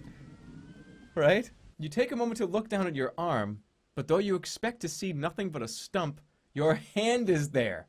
It seems that having it bitten off completely was in fact an illusion. Now you are out of Korga's reach. The illusion has faded. Oh, thank goodness. Perhaps even the gargoyles themselves were illusions as well. But the treasure you have taken is not, and it will be very valuable if you can find a trader to sell it to. Oh, yes. It worked. You have reached the north gate. The ground before it is wide and clear and lit by blazing torches set into brackets either side of the enormous sealed doors. Should there be archers hiding in the shadows, they would have a clear sight on you. Off to one side is a well, but there's no other cover. You don't know any of the spell lines, of course, but perhaps the gate will open to a DOP spell. You reach the other side of the clearing unscathed and stand below the enormous doors. Alright, recite the spell. I'm ready. You knock firmly on the door. When there is no response, you call out, "I am here to open this gate." There is no response. You begin to wonder if you have been tricked or if there's no gate here at all, and this is simply an illusion painted across a solid stone wall. Suddenly, you are not alone. A phantom voice issues from the wood itself. "Halt, stranger," it booms. "Do you know the spell which controls the gate?" I do. I do not. I do. You reply, "Perhaps you can bluff your way through not knowing any of the lines." "Then I await your command," the voice booms. From across the clearing you hear a scrabbling sound of metal on stone, but there is no time for that now. "By Corker's grace and something's pride, open sesame, Vic for first noble." "Vic for first noble," you declare. Something is definitely moving in the corner of the clearing, something coming for you with blades and claws and teeth. "By Corker's grace and something's pride." You stand back to see what effect your lines have had. The voice has gone silent. You wait impatiently to see what will happen. Then the voice booms out. "Incorrect. This door is sealed." There is no time for another guess. From behind you comes the sound of feet and swords. You turn expecting to see the guard, but instead a horde of goblins has appeared as if out of nowhere and is charging across the dust towards you. Stand my ground. You stand your ground by the gate. At the first of the goblins approaches, you reach out with your sword, and the two of you collide into battle. Cut him down. I can go full blast pretty much every time. This guy's not going to get one hit on me. Yeah, dead. You've defeated the goblin. All right. You wipe your sword, spinning about to take on the next goblin, but the others have raced around you, heading straight for the gate. And in their midst, a small figure is being propelled forward. You cannot clearly see him, but he's wearing a dull metal circlet on his brow, which he clutches as though it was keeping him safe. Their king, perhaps. But since when have goblins had a king? He's surrounded by a guard of nearly 20 goblins, as though he was indeed precious. Kill him. Kill the figure. No. I'll try to kill him. Whoever this goblin king is, he needs to be stopped. Alright, guys. You know the drill. Oh, there's no zap, there's zip. Oh, what? I'm gonna regret this. I'm gonna regret this. You cast the spell, weaving a fireball about your fist, which you hurl with careful aim at the figure by the gate. One moment he is there, the next he has erupted into a flash of fire and smoke. The goblins roar with anger. It seems their king was the only way to open the gate. They are beginning to try and form a ladder of their own bodies. But the wall is high and they are clumsy creatures. I could have got through the gate. I could have got through the gate. Let's fucking cast another fireball. Oh shit. You begin to... You begin to weave the spell. The force of it builds within you, and only then do you realize the awful truth. You are too weak to control it. Ethereal energies tear through your veins, and the world goes black as the magic turns inward, consuming the last of your spirit before turning on your flesh, leaving you but nothing but an empty skeleton. What's my fate? You have been consumed by magic. The goblins pour up to the gate. They are trying to ram it, but then they stop, and in their midst a small figure is being propelled. Oh, it must be the king of the goblins. Should we kill him? No, I'm hanging back. You hang back watching as the figure nears the gate. Leaning down to the lock, he whispers something that you cannot hear what he says. A moment later, the gate begins to move. It is opening. Run for the open gate. Did I just sprint through the gate? Like, what a piece of shit. I'm just gonna sprint through the gate. Run for the gate. This is your chance to leave the city. You rush forwards, waving your sword madly to clear a path through the goblins. You are nearly through when suddenly a great cry goes up from outside the walls. Something is moving out there. Keep running. You keep pelting madly forward, for once simply running madly and not waiting to look around. You are almost through the gates when you see what is out there, an army of marsh goblins, thousands of them, fully armed and stampeding into Khare. Drop to a side of the gate.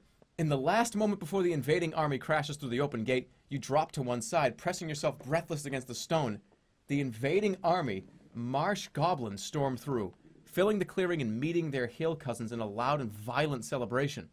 The man with the circlet at the gate cries with a glee, "A new day for Khare begins," he cries, clambering onto the shadows of a nearby goblin, as though about to make a speech onto the shoulders.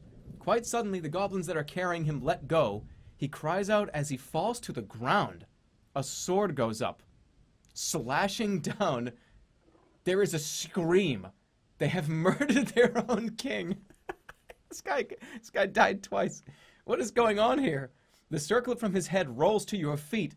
The goblins, clashing sword on shield, look towards the city with violent eyes. Take the circlet. Does that make me the king? From the way the king was clutching the circlet, you might have thought it was a thing of power, perhaps akin to the crown of kings itself. But it is nothing. Cheap, hammered iron. It still bears the groove from when it was once a goblin's sword. You toss it into the dust. Their attack on Khare is not your concern. Darting forward through the crowd of creatures, you head for the open gate and the backlands. You run for the gate, but your progress is slow. Goblins are surging in, and they are starting to organize. One, a leader of some kind, is hoisted up by the others so he can address the crowd. "Khare falls," he screams in his guttural voice, "and every creature dies." Suddenly, goblin eyes are turning on you, as if they had not seen you before. One springs forward, but there are 100 more behind.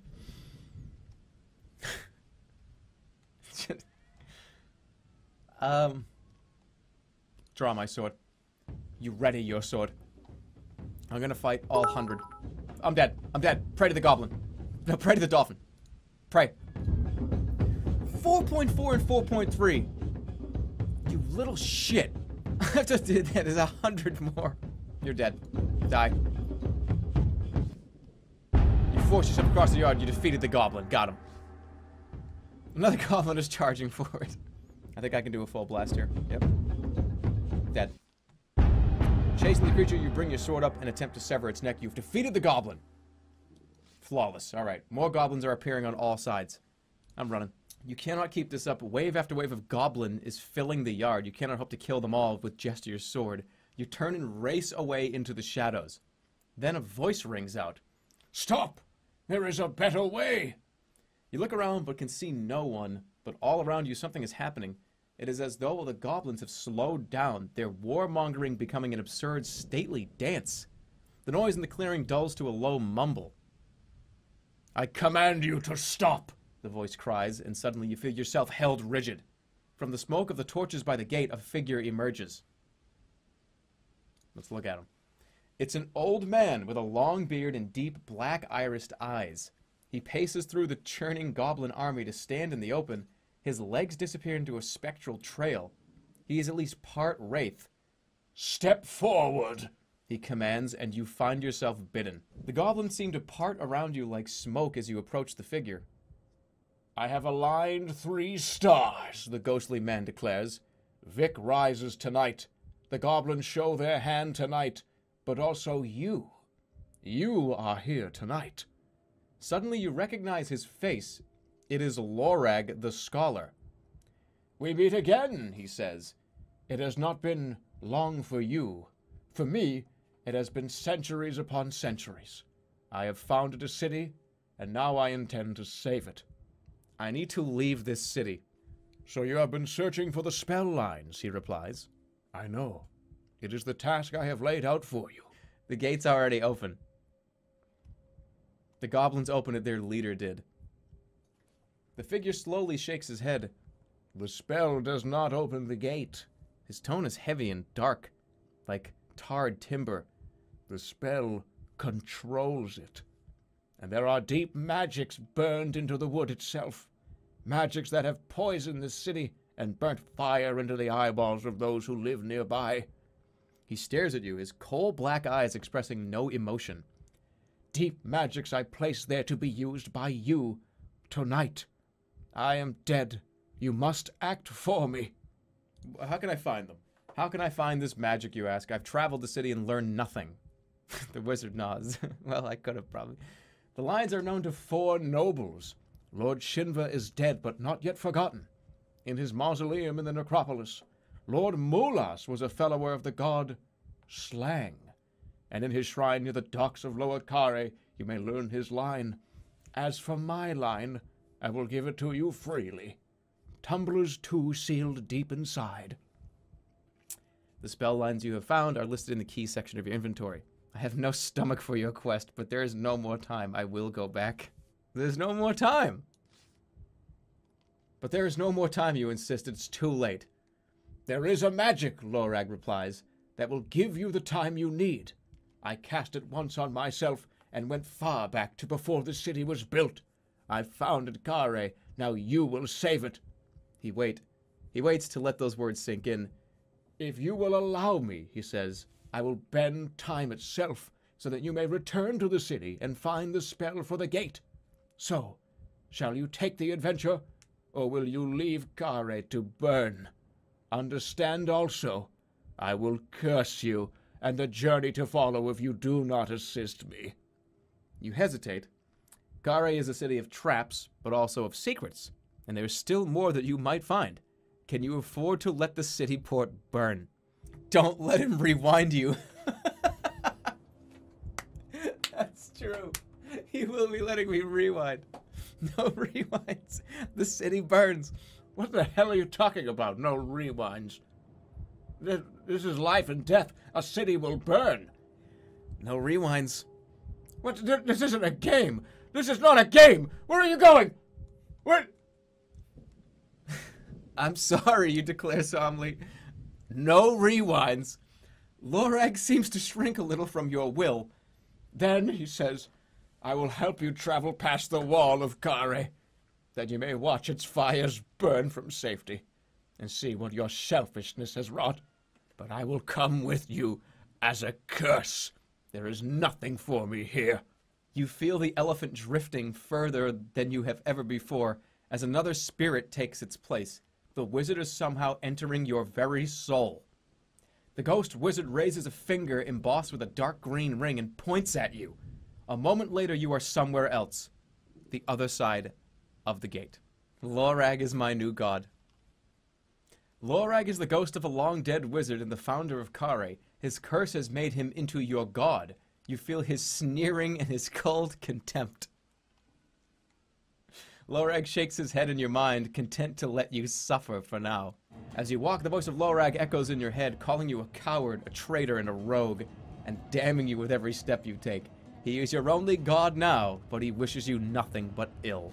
Your journey across Khare is complete. In the course of your journey, you wiped out the debt of Flanker the Assassin, committed murder, destroyed the Cityport of Khare, and your spirit guide was replaced by the soul of Lorag the Wizard. You played one game of Swindle Stones, which you won. You collected some magical artifacts, a large lump of beeswax, 4 goblin's teeth, a bracelet of bone, and a bamboo pipe. You are armed with a broadsword and your original sword, and have no rations and 3 gold pieces, and a spellbook. So, leaving the hills, you journeyed into Khare, a miserable place that you abandoned to the ravages of a goblin army. The wizard Lorag cursed you into revenge, becoming your god. You cleared the debt of Flanker the Assassin, and you braved the deadly portal traps of the city, ancient cruel magic designed to trap the unwary. The Baklands are different. Destroy him! Whoa! Okay, I can hear this. You guys gonna hear this sub sound in your sleep. Paul Bear is gonna be screaming at you in your sleep. Paul Bear seriously wants someone to get murdered. Paul Bear is like, just please end someone, is according to Paul Bear. But the plains of Badubak, I'm gonna make sure I get that right, will be different. I'm your dad. Once long ago, this land thrived, prospering in the warm shadow of the fortress of sorcerers high in the Zanzunu peaks. Then something changed. They say the last refugee to reach Khare declared only. They're all gone. The north gate was sealed and the Baklan's left to die. They are closed still and offer no return. You are alone in a cursed land, and you are cursed yourself. No one from the young country of the Analand has ever survived the wilderness before. You will be the first, or more likely you will die in the attempt. So let's take a look. This is the Baklan's. It's very big. I'm your dad. It's huge.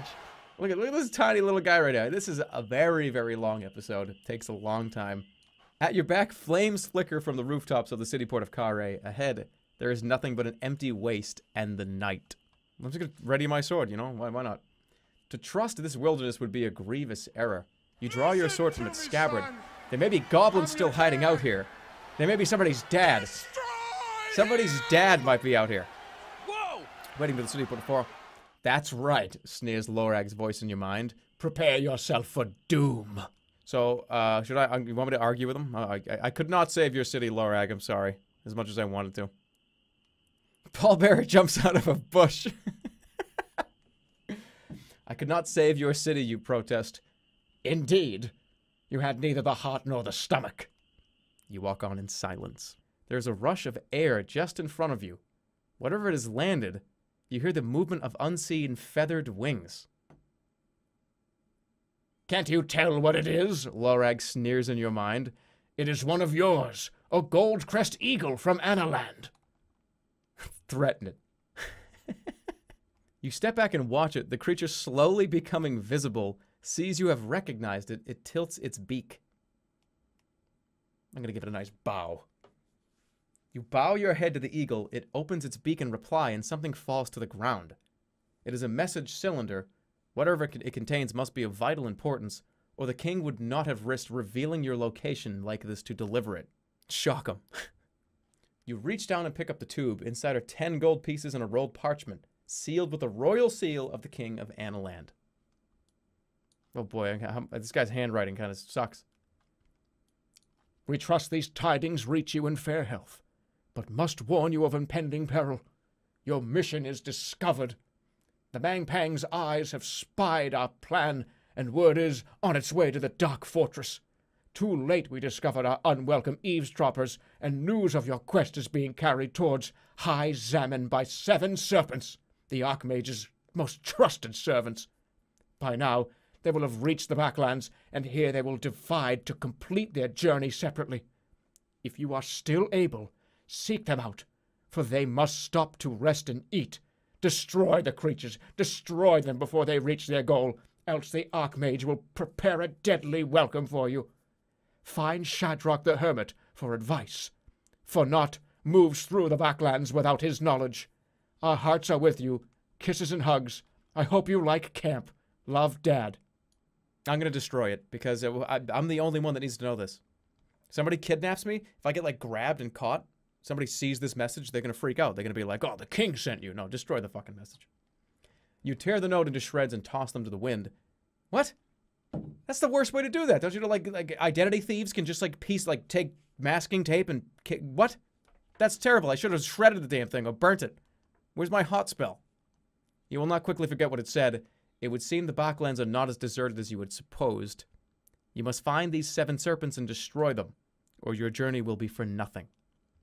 The stars turn in the sky overhead. Taking the pole as your guide, you rejoin the old road and make your way north. Before you, the Backlands stretch away to a dim horizon. How can you hope to locate 7 serpents in such a wilderness?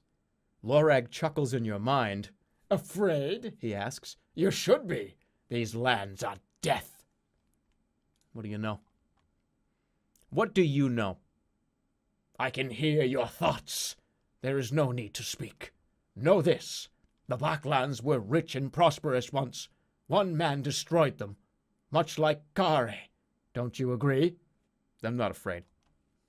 The Archmage was scared enough to destroy this whole land. And do you know what fear it was? It was his fear of you, Analander. He foresaw your coming and destroyed the Backlands to better fashion a trap for you.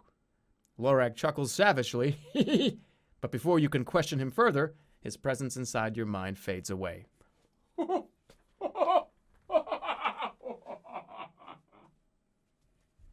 Oh, he's gone. At the cliff. After about half an hour, you see a deep black line across the earth up ahead and catch your step just in time. You are 1 pace away from the edge of a sheer cliff. A few loose stones disappear over the edge and clatter away into the dark. Now then, Sneers Lorag in your mind. how will you get past this one? Grow wings and fly? I'm going to rest because I need stamina, I believe. Have I eaten? I don't even know if I've eaten. You shiver and pull your cloak about yourself. The hour is late enough already. You will rest here, though there is no shelter, and continue in the light. Laying your pack down by the cliff edge, you try to settle despite the cold. At least you have eaten already today, so do not need to eat again to avoid hunger, though more food will make you stronger. Sleep. 2 stamina, that's it. Morning brings cold, clear light. You wake and find yourself lying all but on the edge of a great cliff that plunges to a rocky floor below. A good thing you did not roll in the night. Let's look over the edge. You approach the cliff edge and peer over. The drop is considerable and the view beyond stretches for miles. Leading away to the left is what appears to be a carved staircase of rough stone blocks. In the far distance, birds wheel and turn above the landscape ahead. Look at the view. As you stare out across the plains, the featureless dust resolves itself into low rocky outcrops and gullies. The landscape below is not as featureless as perhaps you first thought. Ding! You stride onto the ancient stone staircase, trusting it will not crumble beneath your weight. Then 1 pace at a time, you make your way slowly down to the sunken lands below. All right, halfway down. You clamber down the ancient stairs. It is painstaking work, as every step is about the height of your own body. Then about halfway to the ground, you are forced to stop. The steps below have fallen to rubble. Let's keep going down. You have no choice. You can't. I'm not turning back. No rewinds. Rewind to the voice crack. Yeah, I know, right? Let's just jumping. You take a moment to gather your courage and then let yourself fall far and fast onto broken stones. This is gonna hurt me, isn't it? Land. Fuck. You land badly, and for a moment you are afraid that you've broken your ankle, but you manage to stand. The foot of the cliff is punctured by little holes, perhaps the warren of hill foxes, or whatever equivalent inhabitants these barren wastes. I look across the plain. In the near distance across the plains and away from the cliff, you can see a stone tower, the only stone structure in the whole barren landscape. Let's go by the tree. Tree time. You carry on tramping across the dusty plains, keeping your eyes and ears open for warnings of danger. The wind picks up as the evening draws on. It will be night soon again already. After a while of walking, you see something to break the monotony, too tall and thin for a skewer of a rock or a building. You cannot place it until you get close. It's a single tree, leafless and dead, tilting from the desolate soil. I'm going to climb the tree. Thinking you could get a better view of the land from the upper branches, you swing yourself onto the lowest bough, then up onto the next. A moment later, you're on the ground with a painful thump. You didn't slip, you reached for a branch and suddenly it was not there. Try climbing again. You try climbing once more, but this time all the lower branches of the tree lift as one, like a dancer raising the hem of his cloak before he begins to spin. You step back, watching the lifeless tree. The branches hover a moment, then lower back down. The tree must be the last remnant of an ancient forest, though why this particular trunk has survived when all the others fell is not clear. And that is not all. A rope ladder hangs from one of the higher branches of the tree. What? I could have just climbed a ladder? Climb the ladder! How did I not see that there was a ladder there before? Like, are you shitting me? You scramble up the rope ladder to get a view across the lands, but the branches seem to be alive, twisting and bending as you climb. They are closing in around you like a trap. Oh, fuck. Cut the branches away. You draw your broadsword and attempt to cut the branches away, but they move and bend out of reach of your sword. A moment later, another branch draws backwards behind you and releases, knocking you painfully to the ground. For a moment, you hear a sound almost like a laugh. Who goes there? You demand. Stranger. The voice is faint, yet echoing. Stranger. Show yourself! You demand. There is no response. Surely this land is a desert. You are entirely alone, are you not? Let's see. Let's see what this motherfucker has to say. Let's see what this guy's got to say.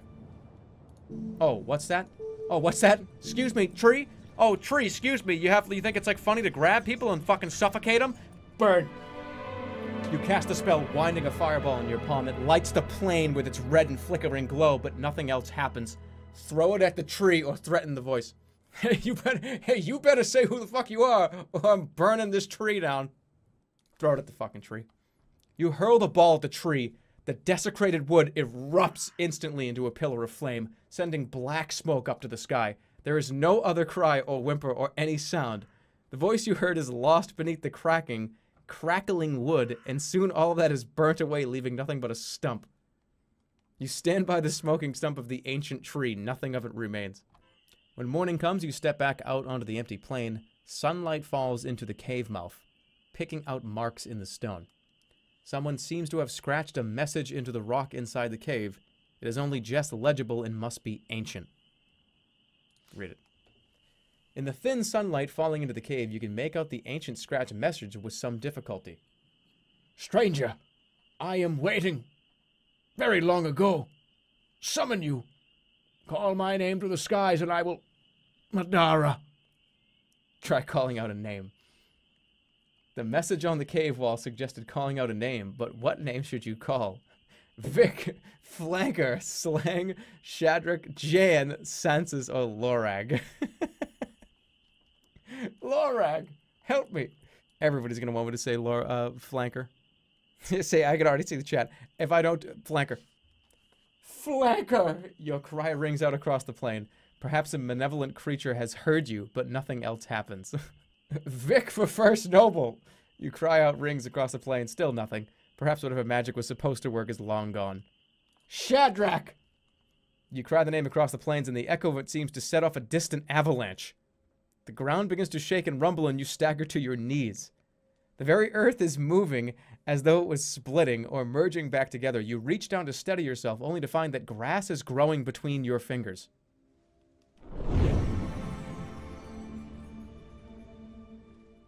You pick yourself up unsteadily to your feet, feeling sick and unwell.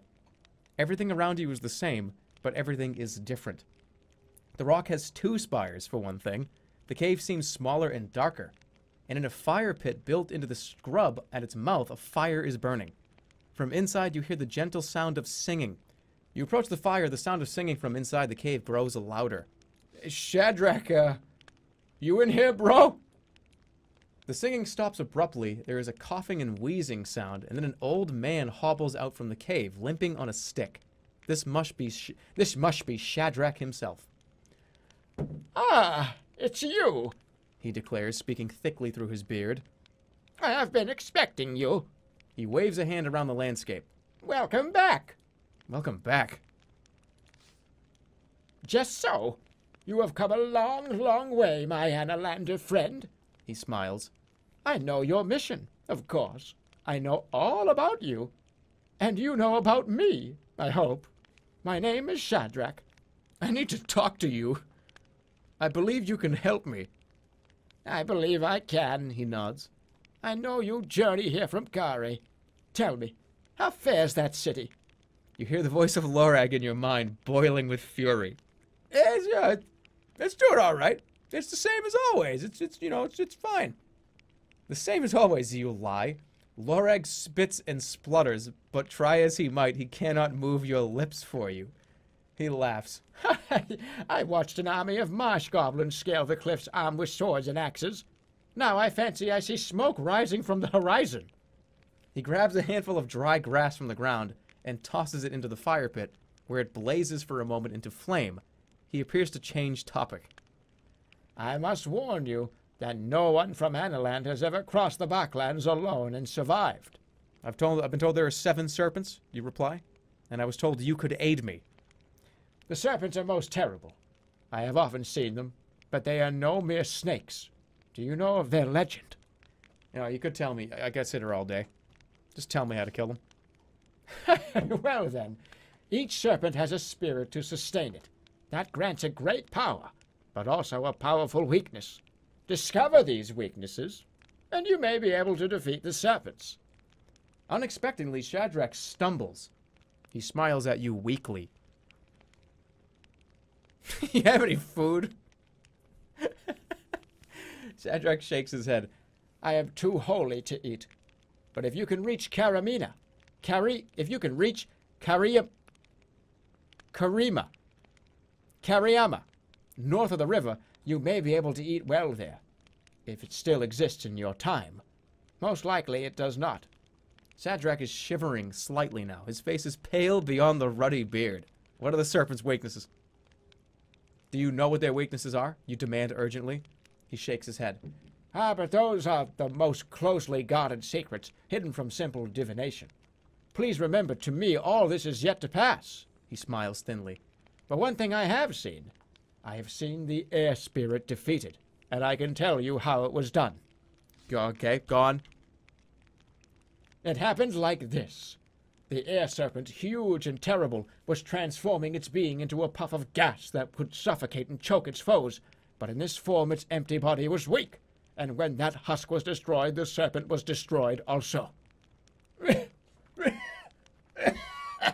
Friend, I wish I did not have to go, but I must, if I am to close the circle. Where are you going? I go to rest. I will plant my feet into the earth and lift my arms as branches and drink in the sunshine for as long as there is water in the soil.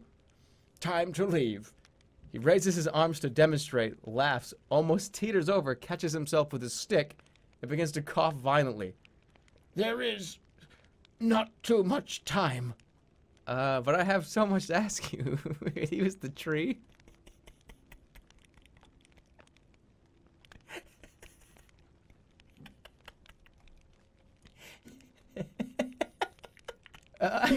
We will meet again. Oh, I have so much to ask you. Shadrach nods. We will meet again. That is my intention, at least. He waves a hand at his cave. I have left one more thing for you in there. Travel well. Remember, when you walk through the fields of Ishtara, you are safe from the serpents. But if you do not return to your own time, you will never defeat them. Okay, I understand. Good, he nods. Look to the beacons, he adds cryptically. If any have survived into your time, they will hold a little of our ancient light still. There is one to the north of here, at least by the river. Go there. Reaching over, he places his hand on either side of your head, and you feel a great lightness entering your body. That done, he turns and stamps away across the grass. Wait! You call after him, but a moment later he has disappeared, lost in the haze that hangs above the grasslands. To have vanished so completely, there must be something strange about this land, or else there is an unseen pit in the ground. You are left alone by the cave mouth once more. Let's see if he had any snacks. You look into the cave again, and this time find a strange horn hanging from a hook on the wall. It is ornately carved from strange twisting shells with a hide of leather. It's a gale horn, one of the very few in existence. You lift it down with great care. Blow the horn. You place the horn to your lips and blow a note. It is a clean and mellow pitched and makes the air stir with echoes. You silently thank the hermit for his gift. You pause to look around the plain. Thin scrub grass stretches out away north and west. To the east, the mountains are shadowing the sun. The whole world seems to have come alive around. But surely this magic cannot last. You make your way back to the old road that runs past the rock. To the north, you catch a glimpse of the tower Shadrach mentioned, covered in green ivy. West, you notice a young tree that surely wasn't there before. Wait, what? Let's go over to the tree. You head out across the prairie. The air stirs a little, still cold, but at least fresh. You swat at pestering flies and midges. The dead tree you saw here earlier is now a young, strong sapling. In its shadow, a woman sits cross-legged with closed eyes. Burn this burn this tree. You watch the woman for a moment. She is breathing in and out slowly and murmuring under her breath. Perhaps she is praying. Around her neck she wears what looks like a giant's tooth on a leather string. A fleet of long, thin birds swoop and career overhead, snatching flies from the steamy air. That's a giant's tooth. I can summon a giant. If I get that tooth, I get a giant. Eventually. Burn that woman to the ground. Steal the tooth. You creep forward intent on snatching the pendant from around the woman's neck, but you do not get closer than a single step. The woman opens one eye, then shakes her head sadly. You're meant to be over there, She says, pointing a little way to the east. I go where I please. You tell her archly. Indeed you do. Only I had imagined you not quite where you are. As she speaks, she taps a spot on her forehead. No matter. They tell me I will get better at divination with practice. She offers her hand. What the fuck is this voice? All right, I'll shake her hand. You shake her hand and she laughs. How very formal. Well met, stranger. My name is Althera. Welcome to Ishtara, the land of peace and plenty. You nod. She nods politely in return. Will you sit with me a while? Sure, why not? Let's have a little lunch date. You sit down on the long grass opposite her. She smiles at you. I need to practice my third eye. She says, tapping what appears to be a small gem stuck to her forehead. Perhaps we could play. Swindle stones. You knew it was going to happen somewhere. She produces a hand. Oh, Swindle Stones? A fucking swindle. I love that game. You begin to cast upwards to the stars when Altheria catches your arm. Please. This is not a game of magic, but a game of inner sense. She taps the center of her forehead. I was about to be like, fuck this lady. It's just cast like burner. All right, what's at stake? She laughs. Perhaps if you win, I will give you the dice. How's that? Cool, I don't lose anything. Let's go.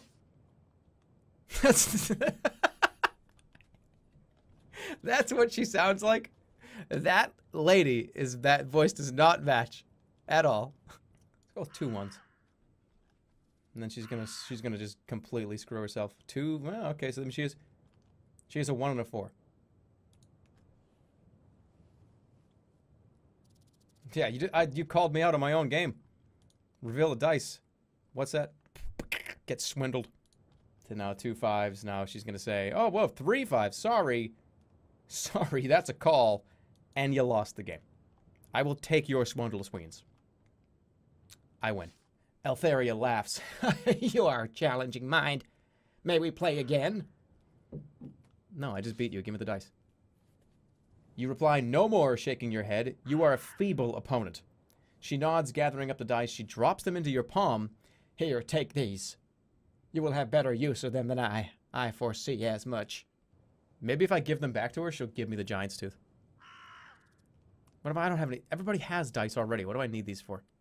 I'm giving them back. I gotta do at least one nice thing. You guys, come on. Gently you hand back the dice. Do not give up, you advise her. Many things take time. She looks into your eyes thoughtfully, then nods. Thank you, stranger. You are kind. You hear Lorag scoffing in your mind, but for a moment at least you can ignore his miserable voice. She smiles and gets to her feet. I must be going. Travel well. Come and visit me if you will. She waves in the direction of the cliff you came down when you entered the Backlands, but quite why is not clear. Then she hurries away. Take a look at the tree. The tree is relatively young, fresh and strong, as though it has been only planted a few minutes before. It is hard to believe this is the same tree that you saw before, so tall and so very dead. The position is the same. Ask Lorag for dating advice. Slide into those DMs. With the woman gone, you look around the plain. South and west, the great fault line of the cliffs shields out the sky, and at its top it seems as dark as night. North, the grass stretches away towards a distant flashing line that seems to cut across the land. You turn your attention back to the landscape.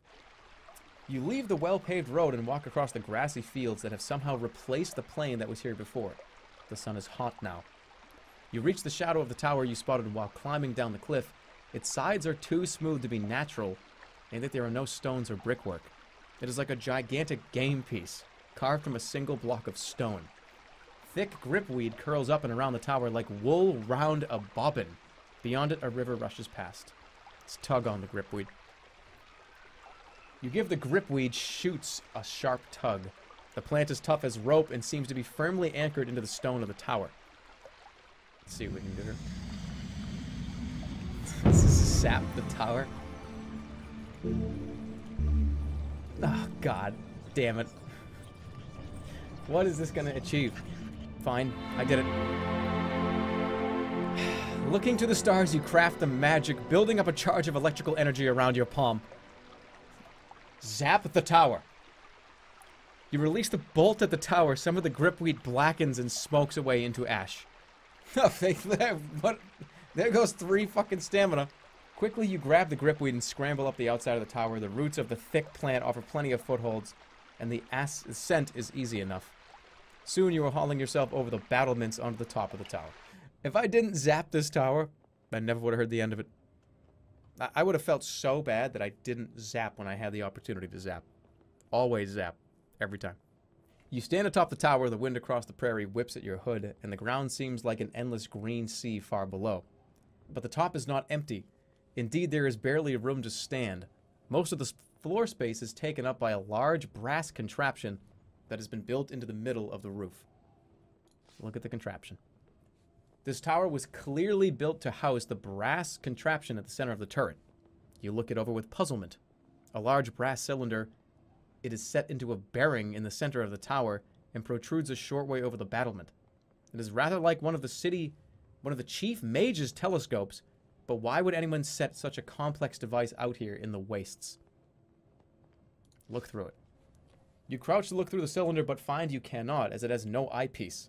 The near end disappears unbroken into the brass mounting of the device. The bearing underneath the cylinder looks as though it might allow the contraption to move. Furthermore, set in the central dome is an impressive-looking blue crystal. What? Let's move it. You push the cylinder and it swivels around the top of the tower, moving quite easily as though recently oiled. Nothing else appears to happen, however. You turn your attention to the blue... Whoa, hello. You turn your attention to the blue crystal. It is not a gem you recognize. It pulses with a small interior glow, as though something lived inside. You touch the crystal, but as your fingers brush the glass, something happens, and you feel yourself whipped up into the air as though catapulted. For a dizzy moment, you seem to stare down at the entire land of Badubak. Then a moment later, you're back on your feet, head reeling, but feeling curiously powerful. You reach out to touch the crystal again, only to catch yourself. The blue crystal on the contraption is flashing brilliantly, and then suddenly the cylinder ignites with a thick beam of syrupy light. The beam floods across the landscape, cutting through the mists and warping the view like a heat haze. So here we go. If you take a look, the land in the light of the beam has changed. It seems the magic you witnessed earlier is happening again. Birds wheel and tumble in the air a short distance away. So, if you see what's going on here now, we can adjust this beam to change time. Take a look at that bridge. This is the past, here's the present. This is where this part gets real fucking messy. Shine it over on, shine it at Khare and make Lorag happy. That's funny. Let me point the beam over here. Is that her house? Then I'm assuming that's her house. Just get a nice wide angle there. Like that. There you go. You shift the brass cylinder and then step back to regard its effects. Once more, you enter the shadow of the cliffs that surround this place. The sun lowers towards the horizon. Soon it will be dark. The grass meadow ends by the cliff base and a carved stone steps that lead away from the backlands. Climb the steps. You haul yourself onto the first of the gigantic steps that leads up the cliff face. Halfway up. You clamber up the carved rock, then about halfway up you pause to rest near the entrance to a cave. We're going right in. We are welcome guests. We are absolutely welcome guests. Into the cave. How are you? It's me. I'm here. I hope you don't mind me just coming in like this. Okay, where is she? Where are you? Welcome. Oh, well, yeah, that was the same voice. Murmurs a voice from the shadows at the far end of the space. Greetings, you reply, politely. You hear footsteps padding forward over sand, and then a shambling figure appears. A woman with crazed white hair, wearing rags of animal skin. You, she says. I had no idea I would see you again. Her voice is familiar from somewhere, but you have not met anyone so old since the witch above the waterfall in Shimutanti Hills. Oh, isn't this supposed to be the... I thought this was the lady with the eye on her head. You got catfished. Do you know me? Of course, she replies. You've not changed a bit. When I was so young, I was rather in love with you, as I recall. With that, she steps forward once more, coming into the thin moonlight at the entrance of the cave. You gasp. Though this woman is old beyond imagining, you recognize her face. It is Elthera, with whom you were playing dice only hours before. I thought this was back in time. This is forward in time? Oh yeah, I know you. Poor stranger, she smiles. You must be very lost to still be here, wandering these isles. So beautiful once, but poison now. How much time has passed? When we met, I was barely 16. Now, let me see. I suppose I am 113. If you don't count the ear, I was a eagle. But welcome all the same. Perhaps you are thirsty. From a corner of the cave, she produces a jug, which has been catching water dripping down the stone. I'm gonna drink her water. She pours you a cup and you drink gratefully and quickly feel thoroughly refreshed. I probably should ask her for food. The woman shakes her head. I do not eat. I sustain myself through passive thought. It is a pure existence. Dude, you gotta train me. You gotta train me.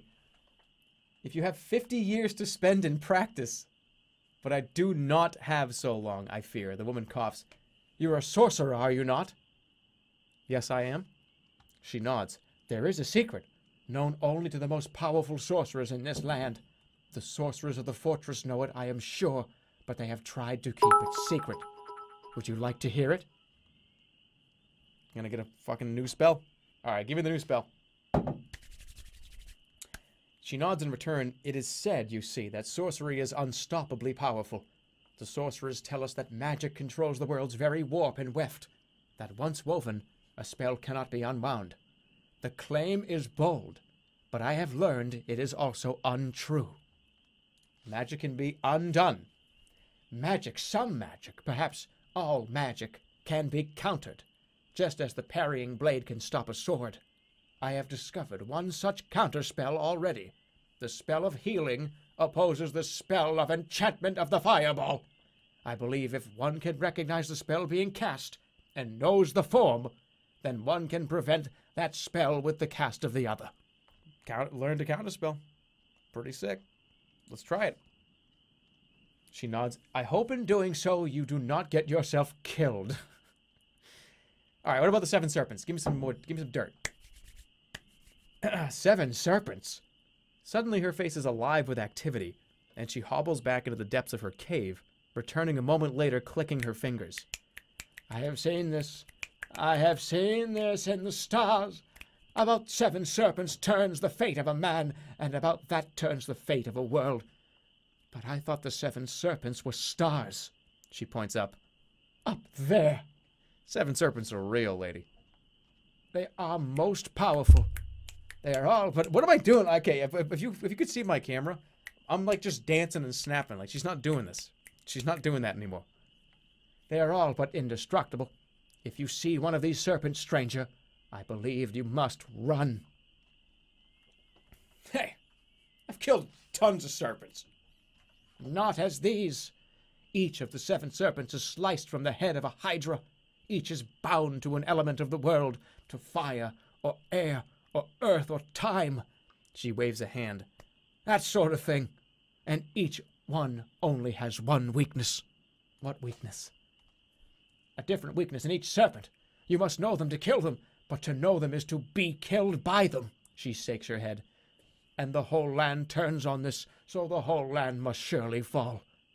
The woman sits down quite suddenly in a state of some despair. Go to her. You approach her, hoping to console her, but she does not react to your presence. She does not even blink. The woman murmurs softly to herself. Alright, what can I fucking take from her house? You glance around the cave. Elthera has few possessions to speak of, But your interest is taken more by the dust that covers the floor. Stone dust can be very valuable for magic.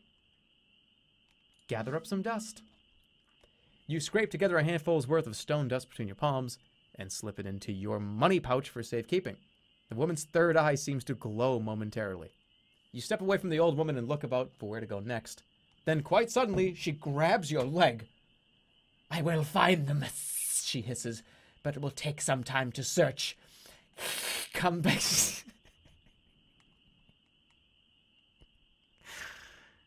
It's not. Then her eyes roll up into her skull. What about how? You weave the enchantment, and once again, Lorag replies. Trapped, are you? In a cave with one door.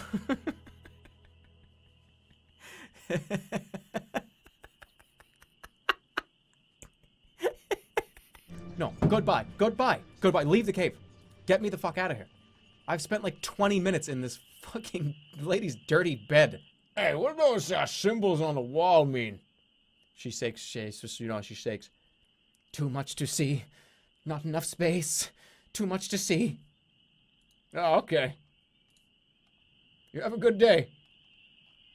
You crazy old fucking Looney Tune. Her hard drive is full. Yeah, really. Let's go back up here.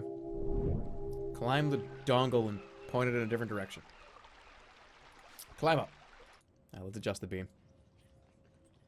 We're going this way. Onto the bridge. The bridge is now there. It seems about right. Right there. Alright. The road meets the edge of the fissure, but somehow along the way it floods, becoming a rush of water. Clouds rumble as they roll across the dimming sky. It will be night soon. You are met by a cheering sight. Where once this spot held the ruined foot of an ancient bridge, now a majestic stone arch rises high into the air as it crosses the river here. A way across. Climb up the bridge. You haul your way up the first few steps of the bridge until you are standing above the water.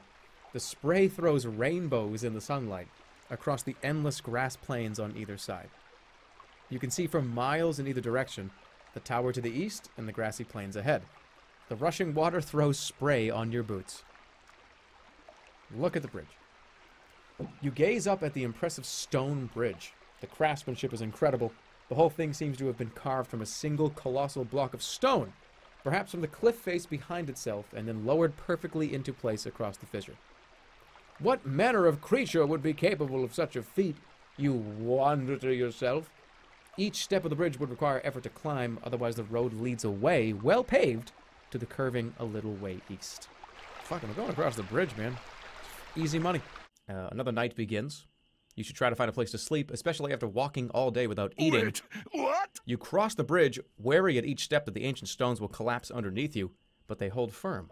All the way across and you reach the far side. The grassy plains stretch away once more. Behind you, the river roars and screams. It screams at you. The mighty bridge leads back across the river from here. So, gonna rest here. Right at the end of the bridge. You close your eyes and let your tiredness overtake you. Sleep well, Lorag murmurs in your mind. Perhaps I will wake you if anything approaches. Perhaps. Really? He's like watching? He's like a good guy. He's watching over my body.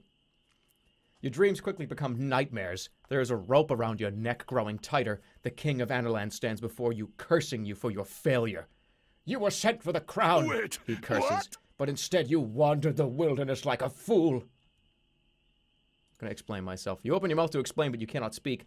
You cannot even find words to breathe. Get the rope off my neck. Get it off my neck. You reach up to your throat and claw away at the rope to find it has swelled to be as thick as your arm, as though submerged underwater. Then one end of the rope splits and bites at your hand. It is no rope, but a snake. Your eyes flick open. A despair snake is wrapped around your throat, breathing its miserable breath into your eyes. Guys, explosions. I could just, like, explode. He's wrapped around my neck. Oh shit, a snake's wrapped around my neck. Better explode it and blow my head clean off my shoulders. I'm doing dose. We're gonna make it sleepy and slow. Cause slowness. 1 stamina. You craft the spell, and the moment the spell takes effect, the serpent begins to slow down to a fraction of its previous speed. You draw your sword. The snake leaps back from you, baring its fangs. Pfft, look at that stamina. Now, that was the correct play. Only cost 1 stamina, and I can go full blast at, like, 5.0 and kill him? Can do it again, even if he blocked. Let's do it again. He cannot stop me.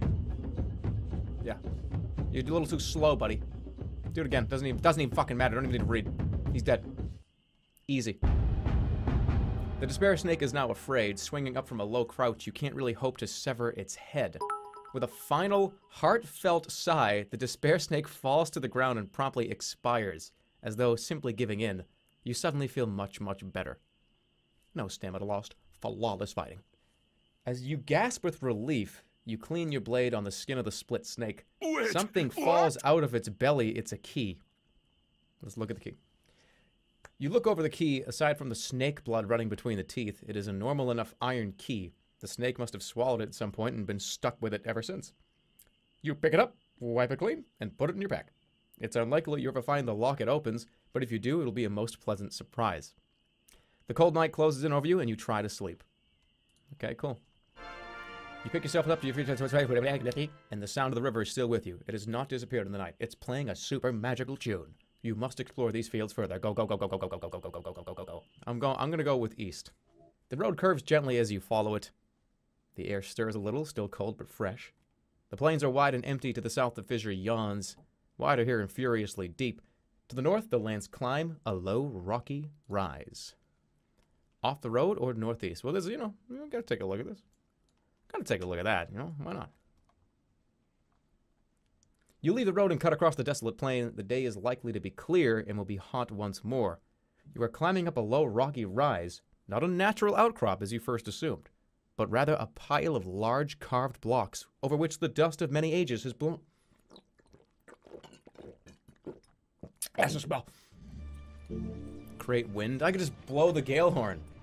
I'm just gonna cause a fucking windstorm. I don't even know why. Reaching up to the stars, you create the magic, lifting the gale horn and blowing a loud note. The resulting wind knocks you to your feet, but that's fortunate as a moment later, boulders from the rubble pile are flying through the air past your head. Look up. Hey, what's that? Gingerly, you lift your head off the ground and look around. A flying brick knocks you in the temple and makes your head spin. Once the wind dies down, you get up. The rubble has been scattered, revealing the blue crystal. Blue crystal! A small lizard scurries out from between the two fallen blocks. I did it. I did it. I got the crystal.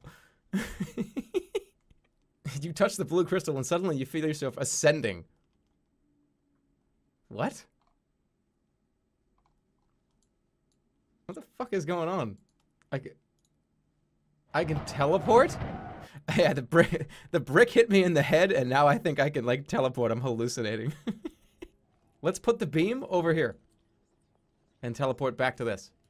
Look at that. Look at that. It's one of these beacons. Oh, on one side of the turret floor is a trapdoor, which is closed. Rip that fucking thing open. It has has an iron ring for a handle. You give it a sharp tug, but it doesn't move an inch. Twist it. Pull it. Bop it. Give up. Twist it. You turn the iron ring, it doesn't shift. Pull it. Wow. Oh, hold on, I can do that better. Wow. There you go.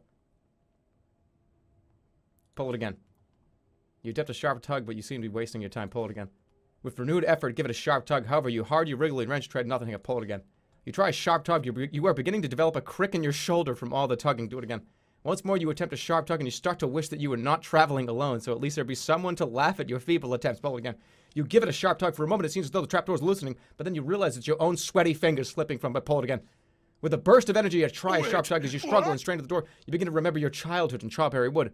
You were always the smallest, the weakest, the most feeble of your family. No wonder you were chosen for this fool's mission. Pull it again. You attempt a sharp tug. You are gripped by the sudden fear that perhaps the Archmage is watching your performance right now from somewhere in Manbag. Pull it again. Once again, you give it a sharp tug with a key. The trapdoor shatters and opens. Got it. Let's make a move. Let's go down and see what's down here. Search the room. Instead of going through the hatch, you use the light to poke around the corners of the room. You find little of interest until you stumble over what appears to be an old traveling pack. Wait, what? Woo! What a gamer. Should I open it or kick it? There might be like a squirrel in there. Should I kick it? You never know. There could be like a rabid squirrel in there, and he might like rip out and like bite me on my tongue. Kick it. You give an experimental kick. It does not move, but only rattles a little. There's a rattlesnake in there. Open it. You open the pack and are surprised to find the brand of the Analand Leathers inside the top flap. Digging inside, you find 3 stoppered vials. Let's look at the purple one. Twitch TV, you know, twitch.tv. Look at the purple liquid. You lift the purple vial and shake it in the lift. The liquid inside is thin but shines slightly. You recognize it, of course. It's Blimbleberry.tv. You put it back in your pack. An excellent find. All right, let's do the yellow one. It's piss. The yellow liquid is thin and sour looking. The vial has a mark on it depicting a serpent. You put the yellow vial into your pack. It is poison. And so long as you are careful, may come in useful at some point. Brown vial. The brown vial contains a thick oil that you do not date it. You unstop the vial and boldly take a sip, then you spit it out quickly. This is an essence of bark, powerfully strong and foul to the taste. Okay, taste them all. You put the essence of bark into your pack alongside the purple vial.tv. Then you close the pack, satisfied with what you have found, although the foul bark taste is not yet faded from your mouth. Time to move. Let's go out the front door instead of, like, breaking my arm. You step out into the sunlight. Yeah, I could have just walked in here. I just walked up the stairs. I didn't even need to pull that thing that many times. A clatter of wheels makes you turn your head. A cart is approaching, driven by a broad figure in a long cloak. There's a guy in a cart. Step aside, greet the figure, duck out of sight. Let's greet him. You step into the cart's path and raise a hand. The figure raises a fist in return. Stranger, Calls the figure. do you want blood? What manner of blood do you speak of? The cart driver booms a cheerful laugh. All kinds. She throws her hood and waves towards the back of the cart. I am the butcher of Badubak. Steak of elephant. Blue hide of snattercat. Ribs of goats. Your stomach rumbles at the thought. What do you fancy? She sells food. I get it. She's a food cart. It's a food truck. The driver gestures with a brandished cleaver to the back of her cart from which a thin river of blood trickles. What does she recommend? She considers that for a moment. There you go. The snattercat meat is the rarest, of course, she says. And if you've never tried invisible steak, then you should, just for the experience. It disappears from sight the more you eat it. But blah, elephant tastes the best. Am I getting tried to sell disappearing meat? What an idiot. I think I'll buy something. I don't want to rob her. She's got a cleaver in her hand. I'll buy something from you. She beams with pleasure. What'll it be? The elephant steak is 7 gold pieces. Blue hide is 10. The steaks are bloody and raw and will be no good without cooking. That's a little too much. That's too much money. The butcher nods sadly. Then I wish you well, traveler, but I am no charity. Cast a spell. Dude.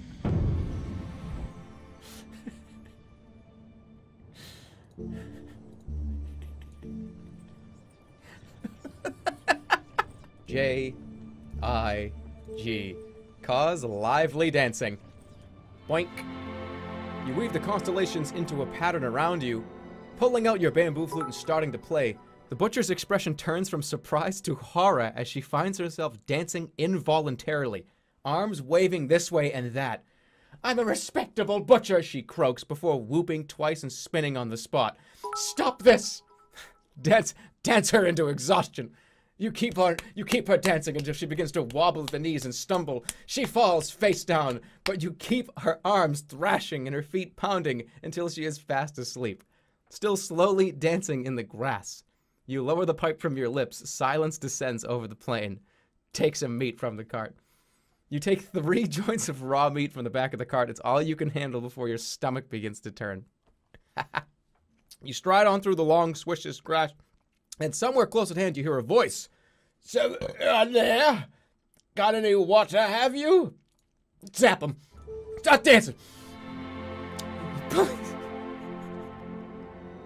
Pulling the pipe from your pack, you cast a spell. You soon begin to hear an exhausting puffing sound from somewhere in the grass. Follow the sound. The sound turns into a series of wet clicks, which you follow until you all but stumble over a head planted in the soil like a cabbage. It is maniacally rolling from side to side and flaring its nostrils as it tries to dance. Keep playing. You keep playing until the spell finally faints. The head in the ground is now quite exhausted and looks almost ready to fall asleep. You squat down and greet the head, its eyes open wide. Greetings, it declares, cheerfully enough. Do you have any water? I'm dying of thirst after all that dancing. I'll get him some water. But let me look at the head. You peer down at the head. It is a man's, if inanimate. Decapitated head can give... Wait, hold on. I'm reading this wrong. You peer down at the head.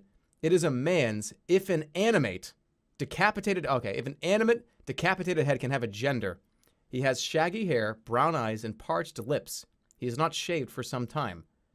No need to stare. Or stare all you like, but give me some water. What are you doing down there? The head wiggles its eyebrows, perhaps the equivalent of a shrug. Stole one too many goats. Istara's a place, great place, but they don't take too well to goat stealing. It gets their goat, as they say. Gets their back right up. So he's buried in the sand? So he's a criminal. I was. But I'm reformed now. Not that it does me much good, of course. Reformed? You've been punished then? Well, I didn't bury myself down here, did I? Listen, do you have any water, don't you?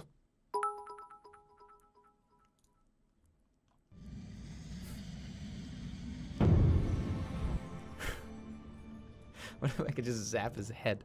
Jig, do jig again. Oh, wait.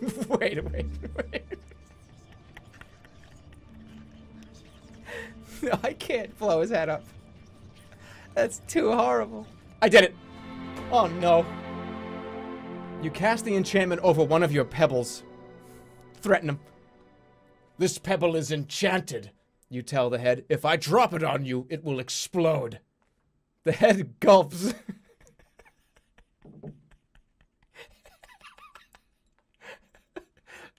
Don't. Have you heard of the 7 serpents?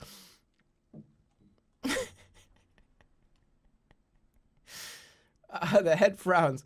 Oh, I'm gonna like pass out. I want to lie to you and say yes, but I won't. I've never heard of any serpents, and 7 sounds like a lot. There's a shiver in his voice as he speaks. I want to know what you're doing here. I'm being punished for my crimes. Obviously, I'm not on holiday, but I promise you I'm reformed. I'm quite harmless now. Look, I can't keep talking or I'll die of thirst. All right, enough questions. All right, I'll get him. Let's see. Stay here, you declare. I'll get you some water. Not like I'm going anywhere. The sun is now in the lowest quarter of the sky. You walk back through the long, lush fields. Look for the head. Are you there? You call out. Down here. You find it in the grass. You found me. Did you bring any water? Please say you did. Give water to the head. You open your pack and take out the water gourd. The head follows your every movement with insatiable curiosity. Then it throws back its upper jaw in excitement. You squat down and pour the water into its mouth. It coughs and splutters, drinking to clear its mouth but not wanting to stop. Wonderful. You have no idea how wonderful. That'll keep me going, another day at least. Let's fucking dig him up. I'll get you out of there, you declare. The head jiggles. That would be a great idea. I'd be more than grateful. More grateful than you can imagine. All right, pick up the head, cast, dig him. I could dig him out. I feel like if I did, there's probably like a trap in there. Wouldn't there be? Wouldn't you think there'd be like a trap in here? I'm not killing this guy. I'm not zapping this guy. I want to like, I'm gonna like, I can go big. Grow in size, and I'll just grab him out of the dirt. That's what I'm gonna do. Big. Looking to the constellations overhead, you craft a spell. For a moment, it seems nothing will happen. Then suddenly, you begin to grow 3 times your normal size.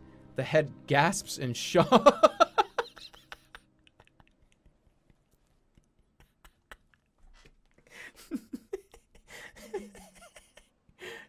You could stamp on the head. Dig up the head. With fingers the size of shovels, you tug away the clods and earth around the head to discover it is in fact a man, buried up to his neck in the ground. As the spell fades, he clambers to his feet and dusts himself down. Blessed Throff! I could hardly believe it. Turning to you, he lowers his eyes in solemn acknowledgement. I am quite clear that I owe you my life. I will repay the debt any way that I can, though I have little to offer. Gradually, you shrink back down to your normal size. He pats down his pockets. I have nothing to offer you. Search him. Grabbing his arm, you quickly search him to establish the truth. Sure enough, in one pocket, you recover a fine pearl ring. He shrugs, giving a half smile, but lets you take it. Your search done, you step back, he nods. And so, we are quits. Be well. Then, with a flamboyant wave, he takes off across the field at a run. After a few paces, he seems to trip on something, but he quickly gets up, apologizes to something you cannot see, and is gone into the mists of the backlands. You walk for half an hour across the endless wastes, falling into an easy stride. The moon rises, filling the world with thin silver light. The face of the cliff is somewhat unnatural with odd shapes, protrusions, and curves. You examine the cliff face, feeling over its strangely undulating surface. It is as though something had once been carved here. Perhaps a head on this side and feet over there. Strangely, though, it is as though the figure was lying down. So I'm going to emulate him. I'm going to lie down. I'm going to emulate the mountain. You settle with your back to the cliff and try to get comfortable. There is something unnatural about this place, and that makes sleeping here alarming. You try to ignore the sensation. You've not yet eaten today, but you have you have no provisions, and only a single vial of healing blimberry juice. I drank it. Why not? You unstopper your vial of blimberry potion and knock it quickly back. You feel a little better, and all traces of hunger are soon gone. Then you lie back and try to forget your troubles. You sleep for perhaps an hour, then toss and turn. Your face feels hot and you are sweating, and from nearby you can hear a steady hissing sound. Should I just, like, draw? Yeah, I'm going to just draw my sword. Moving stealthily, you slide your broadsword from its scabbard before looking up to see your assailant. But what meets your eye is most strange. A coil of fire seems to be hovering above you. As you watch two sharp talons descend, making a grab for your backpack. So it's trying to rob me? No zap? I can do zob. Unknown. Zap or zob? What is zob? Stop. Illusion of treasure. Oh, wait, hold on. Oh, wait. If it's going for my backpack, what if I say, oh, yeah, well, like, look at that, like, treasure chest over there, and he'll probably freak out and go get it, right? If he's my backpack's full of stuff. I'm gonna make, like, a pile of fake gold next to my body, and he'll freak out, and then I can stick the saber right in the back of his head. Zob it right in the butthole. We're gonna go dud. You turn the starlight into alignment around you, and after a moment, gold and jewels begin to spew forth from under your sleeves and from the neck of your boots, rolling away across the ground. But the creature seems oblivious to your illusion. The talons have closed around the top of your pack. Fucking alright, he's burning. Torch him. You weave the spell, creating a ball of flame between your hands. But the creature only laughs and flies lower to absorb the fireball into its body. The creature is lifting up into the... grab the pack! Grab the pack! You grab onto your pack as the creature rises up into the air, taking you with it. It curves down to snarl and snap at you, two reptilian eyes burning with fire, hot coals. I am the fire serpent, it declares, and you will die tonight, Analander. Give me my backpack back! You turk and tug at the strap of the pack, hoping to dislodge it from the creature's grasp. The winged creature twists in midair, trying to shake you loose. The stitching on the pack strap begins to fray. Give me my fucking backpack. He's like bullying me and give me the backpack. You tug the pack once more, sharply, and the strap gives out. The pack falls lower with you hanging from it. The strap held between the clumsy talons of the serpent begins to slip. Then all in a rush it runs through and you fall to the ground. At least you have your possessions, but where is the serpent? I'm gonna have to, play. What is this gonna do to me? Alright, get up. You get up awkwardly, ankle somewhat twisted. The serpent is not finished with you, however. It circles you. You will burn, it cries. Suddenly the serpent is swooping. You are not chasing it. It is chasing you. Stand and meet it with my sword. Wait, what? Oh, boy. Look at how much stamina he has. I'm fucking dead. I'm dead. I'm dead. I have to defend here. Oh, I thought he was gonna fucking... I have to defend again. Oh my god! He's coming in hard. Yeah, I'm fucking dead. He's flashing with heat again. I have to go full blast. And a 2.4 beats me. This is going to... No fucking rewinds, by the way. There's no way I'm going to beat this unless I'm perfect. I feel like I can come in with like a 4. Let's go 4.5. Oh! Ooh! Yeah! That was Yeah. the ticket. Yeah. The flames around the serpent seem to dull for a moment. A quick stab cuts through the serpent's scales. The serpent is rearing for you. You drive the blade into its open jaw. The creature coils its scaly body. Do it again. Let's do 5. Ah, there it is. Come on. Steady. Steady. The creature's claws draw inwards. Do it again. Do it again. I gotta go full blast here. Okay. Play smart. Play smart. Shop smart. Shop S-smart. A line of fire streaks along the length of the serpent. That means he's going like... He's like falling back and he's got his like head... He's got like a fucking cobra face. You know? He's doing the cobra. I gotta be smart about this. Let's go 4. No, 4.5. Nice. Come on, it's gonna be close. He flies up into the air. I don't know what that means. If this flying in the air means he's trying to get away from me. I don't know if flying is a defensive move or if that's an offensive move from him. I don't know. Full blast. 7.3. Ooh, yes! Okay. Heat rises from his scales. He's coming in again, but I'm gonna die. I'm not gonna be able to do it. I don't think it's possible. I don't think I can do it. I have to go full blast. Oh, God. I have to do it again. I'd lose. Come on, Lorag. One of these times you're gonna give me healing. You fucking piece of shit. Pull for rewind. No, I can't rewind.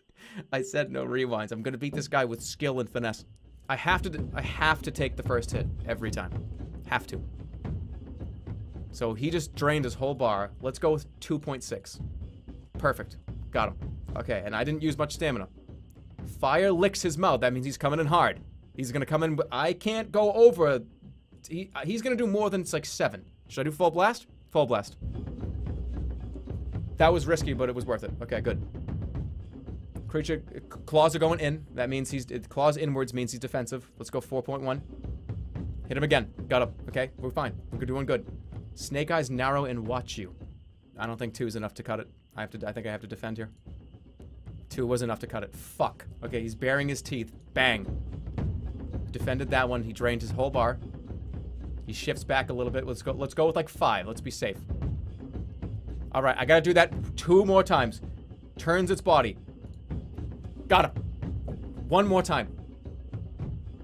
He's coming in hot. Wait, what? Coming in hot. 7.1. I got him right here. Full blast. Full blast. 5.1. No, 5.4, right? Got him. Yes! 1 stamina. All right, we did it.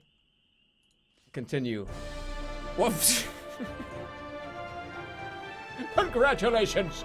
You have defeated the first of the 7 serpents of Manthang. You feel a new spring in your step. 1 serpent has been defeated.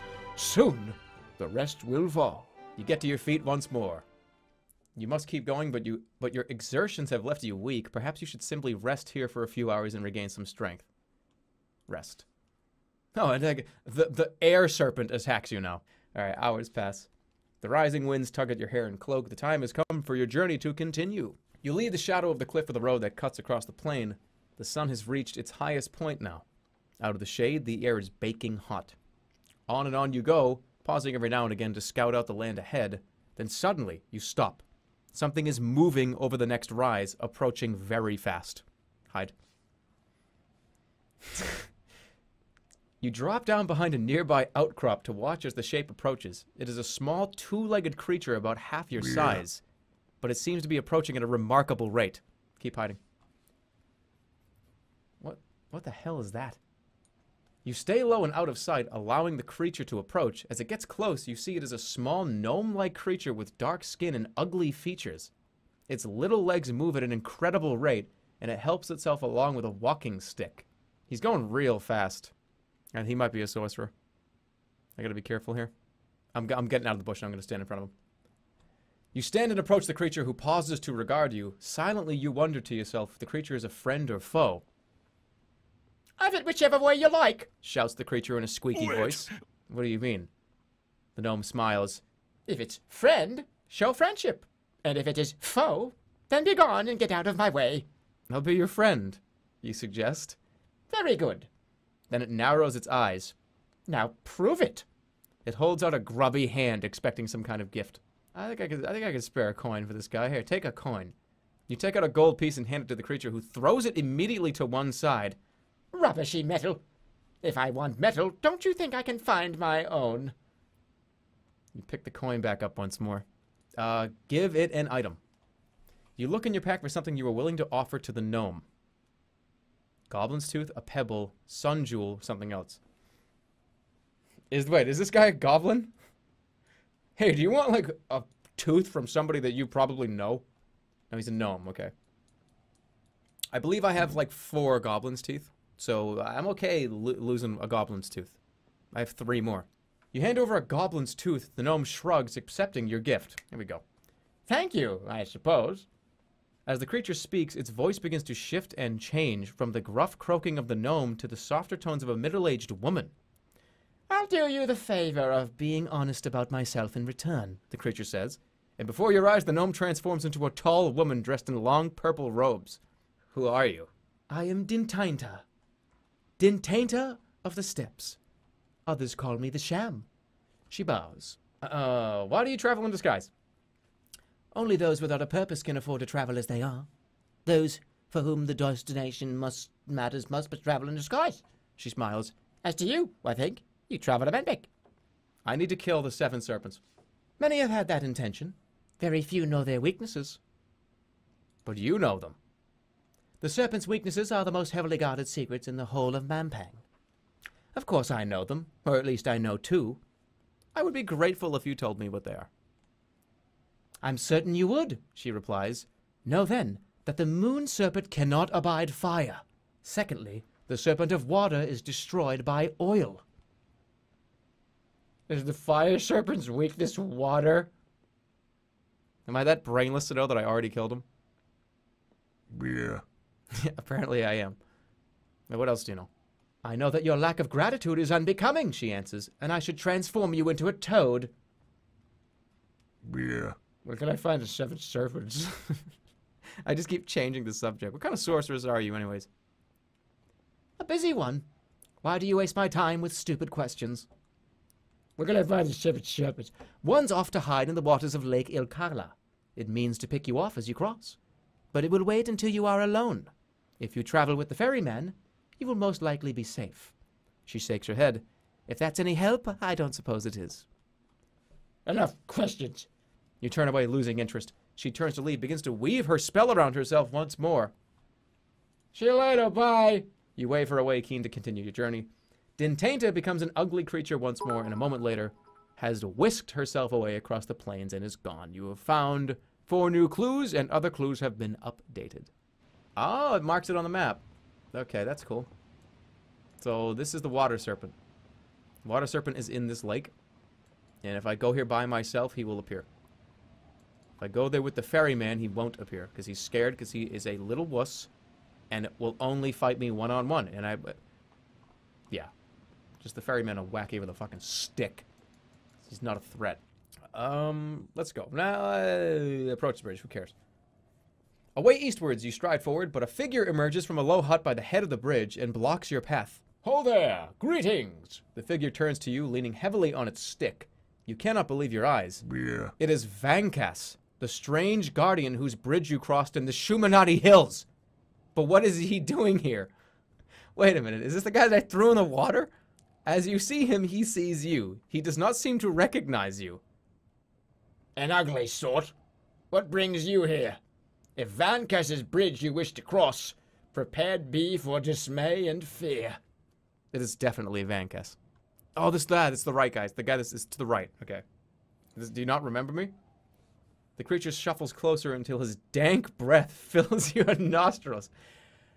Vankas he does not forget, except for those he has not yet met. Oh, because this is in the past. Okay. What lies in the valley below? Marsh and mud, a tower death. Above it all, a drop to catch the breath. The bridge keeper pauses to scratch his swollen right eye. Approach the bridge. This is my bridge. It spans a rift. To pass you must provide a gift. The sudden image of a sun jewel pops into your head. Zap him! Consulting the stars, you bind the magic, gathering a bolt of lightning in your palm, but Vancast pulls out some kind of jeweled medallion in return and begins to hover up into the air. A moment later, he is on the ground, and the lightning in your palm is gone. Curses like chickens will round in yon flocked, lest you learn that every spell you cast is by another blocked. You recognize the spell he cast, so the spell of lightning is negated by levitation.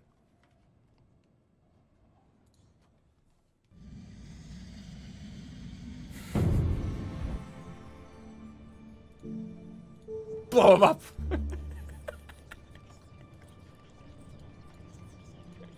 No, wait.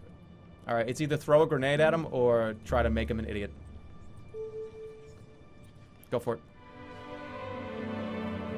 You gather the stars into your design around you, but Vancast raises one arm, on which is hung a bone bracelet. He utters something under his breath, and a moment later your spell has evaporated. Vancast shakes his head. If you will not learn the rule, you must expect to be taken for a cretin. His spell is... I'm learning all this shit. Alright, fine. I'm gonna... The magic of stupidity counters illusion. He's gonna counter everything. Haggle. Your price is too high. Vancast shakes his head without interest. Then the hunchback looks up sharply. Unless a simpler price you'd gladly pay. An arm, a leg, a finger, pray. Jesus. Take my leg? Am I going to be able to play the rest of the game? I don't think I'm going to be able to play the rest of the game. I'm going to be like crawling around. Does my sorcery playthrough end right here? Right now? Take my leg. You declare with vigor.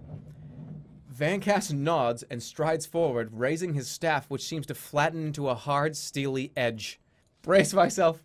You grit your teeth and brace yourself. The sharp-edged staff rises up and then slices down to meet the bones of your leg. Close my eyes. You scrunch your eyes shut, but nothing happens.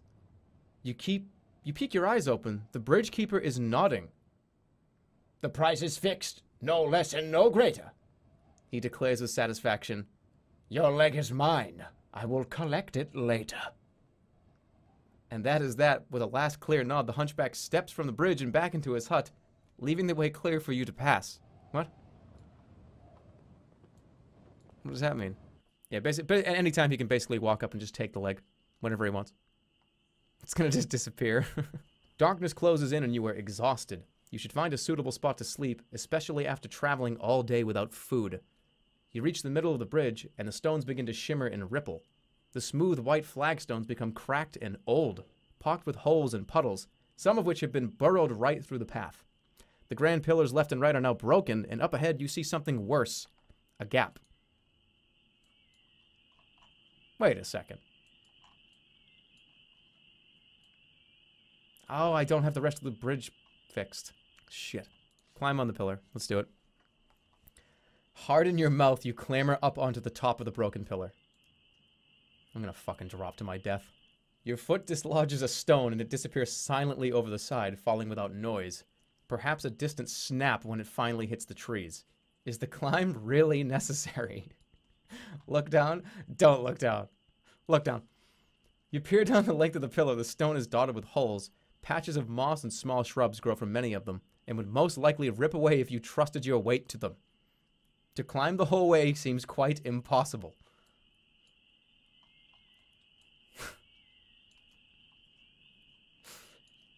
Let's go. We can do it. One foot, then another. You shift your leg grip, keeping your right hold as tight as you can manage. You try to ignore the wind plucking at your cloak. All right, Lorag. Lorag, this is the... Pray to Lorag. Come on, Lorag. You close your eyes and make a prayer. Lorag replies with a bitter laugh. I don't see how I could help, even if I wanted to. Except to say that you should be looking to the stars, not to me. Some wizard you are. There's nothing to do but climb. You find footholds for your feet and begin the long descent towards the trees. Halfway down. Halfway there. Come on. Halfway down, you pause for breath, holding your weight in tight to the stone. You are barely halfway. Keep going. But waiting makes your arms and fingers burn more. You start moving once more, making slow, agonizing progress. Muscles burning from the strain. Hurry, get down there. Halfway down, your arms give out and you tumble.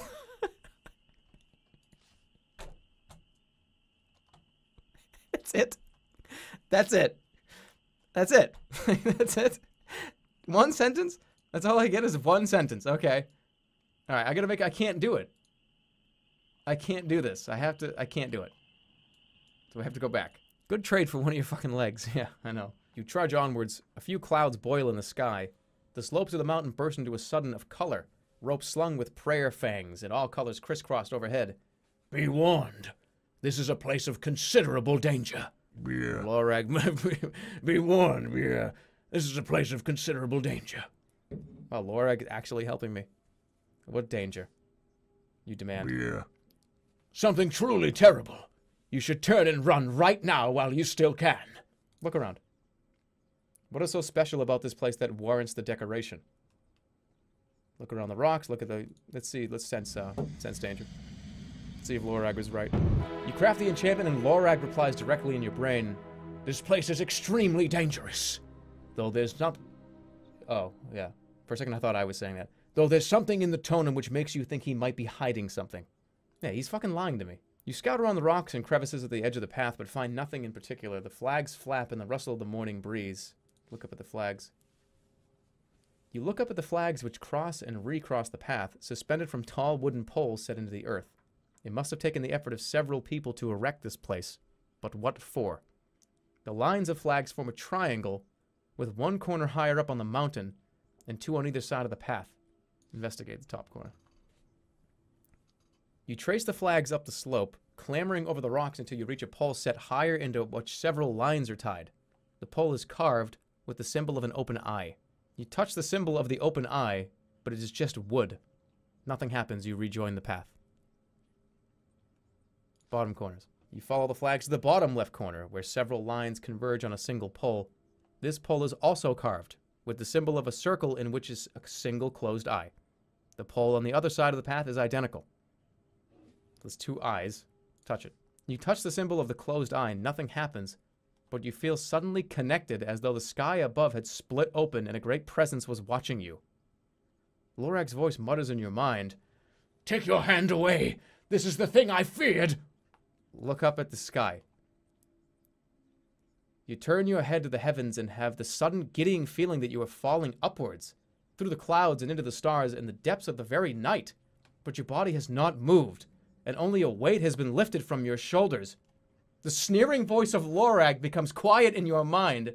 In its place there is nothing, only silence. The silence in your mind is incredible. You snatch back your hand and the curious sensation disappears instantly. See you later, Lorag. Touch the symbol again. You touch the symbol of the closed eye once more. Nothing happens this time. You lift your hand away. You scramble back to the track. Go touch the other one again. Touch the other one. Touch the other one. Touch the symbol. You touch the symbol of the open eye. With a sudden rush, you feel your soul filling as though your mouth had been opened and the stream was pouring in. Suddenly, swimming by your side is the dolphin. You stumble back to the path. Boys and girls, we got the dolphin back. See you later, Lorag. No, don't touch it. Take your hand off.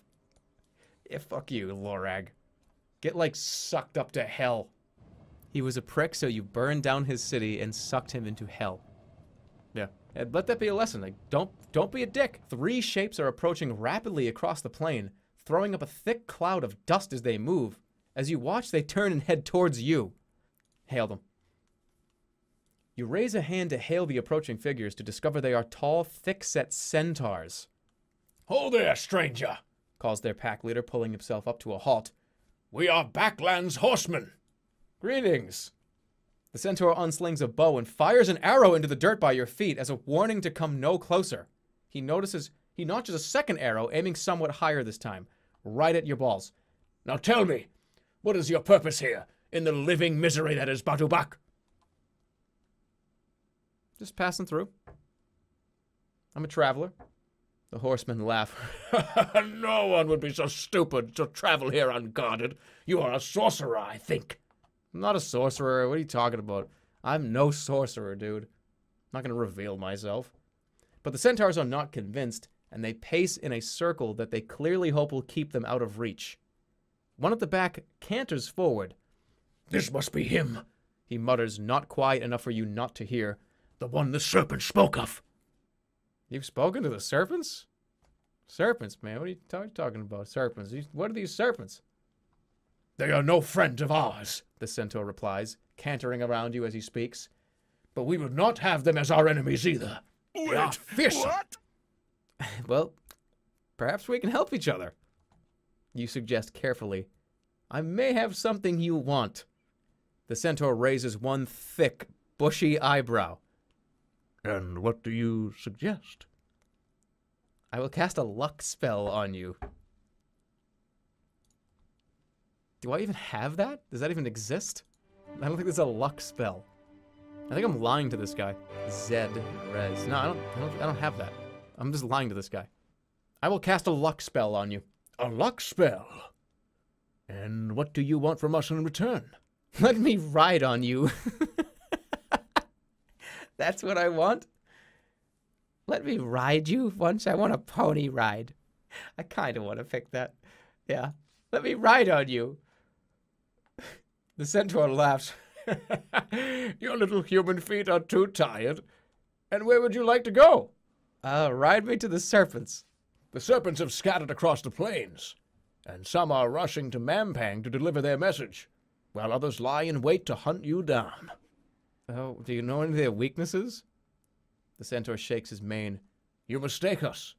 We patrol these plains, but we are not wizards. We do not know the ways of magic. But perhaps you've heard something. Somebody must have said something somewhere. The horseman looks at you with cold and stony eyes. Nothing. You are on your own. The furthest centaur kicks the ground and grumbles, clearly unhappy that they are talking to you. I need to find them all. That might yet be possible. The Backlands are a strange place. They shift and change. The very earth itself is cursed. Many who try to rush across find themselves only turning in circles. The serpents have crossed once before, I've seen, but they may be slow in returning. The centaurs are looking increasingly restless. What are the serpents? What are they? What do they do? They are 7 demons from one source. The legend says there was a hydra with many heads, and the Archmage chopped them away before enslaving them to his dark purposes. But the legend says that was a long time ago. And yet, it is you they have been waiting for, and you alone. Enough of this! Why are we talking to this doomed creature? Let's rob him and powder his bones for glue. I mean you no harm. What? Whoa, whoa, whoa, whoa, whoa, whoa, whoa. The leader grins and turns on the spot. Then, I will trample you purely for sport. The centaur wheels around to attack while the others hold back, cheering and waving their bows. You have no choice but to fight. Get full blasted! I don't even give a shit. Full blast again. You're dead. Oh, that was fucking real easy. You take advantage of the centaur's aggravation to press forward. You thrust forward. The centaur gives a great cry and falls to the ground, a huge plum of dust. Really? Do it again. Whoa, this guy's way more stamina. Hold on. Hey, why is he so passive? You fall back. The centaur circles you, threatening but not attempting a strike. You filthy two-leg. Is he gonna fucking come at me? What the fuck? Will he do something? You stay low. He puts space between you. Is he gonna do that again? No way he does that again.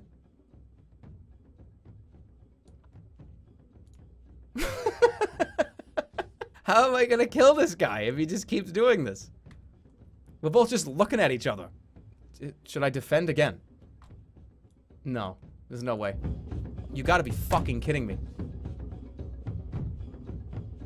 He's defended like 6 times in a row.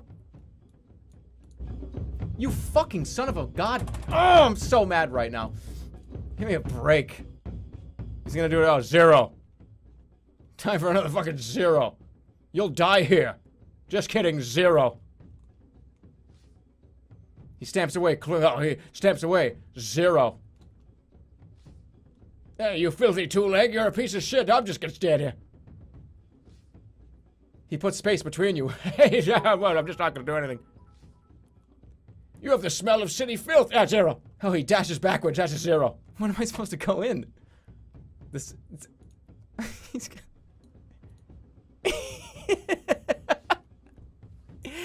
I just like did a little poke on him. This is like watching two puppies try and fight for dominance. Everybody's like yelling at me. I looked over at the chat and it was like, oh, you fucking idiot. 0.1, you fucking dumbass. The last of the centaurs looks at you, eyes filled with fear. He circles around you, trying to steer clear of your sword. I'm gonna spare this guy. Keep your life, you declare. The creature nods quickly and then wheels around the and races away. There is no use letting their corpses go to waste. The sands will cover them and their belongings all too quickly.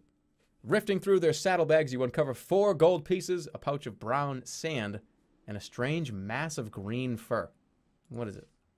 You turn the fur over in your hands. It seems to be more from some kind of long-haired goat or cat, and has been unevenly dyed. It is no doubt lice-infested.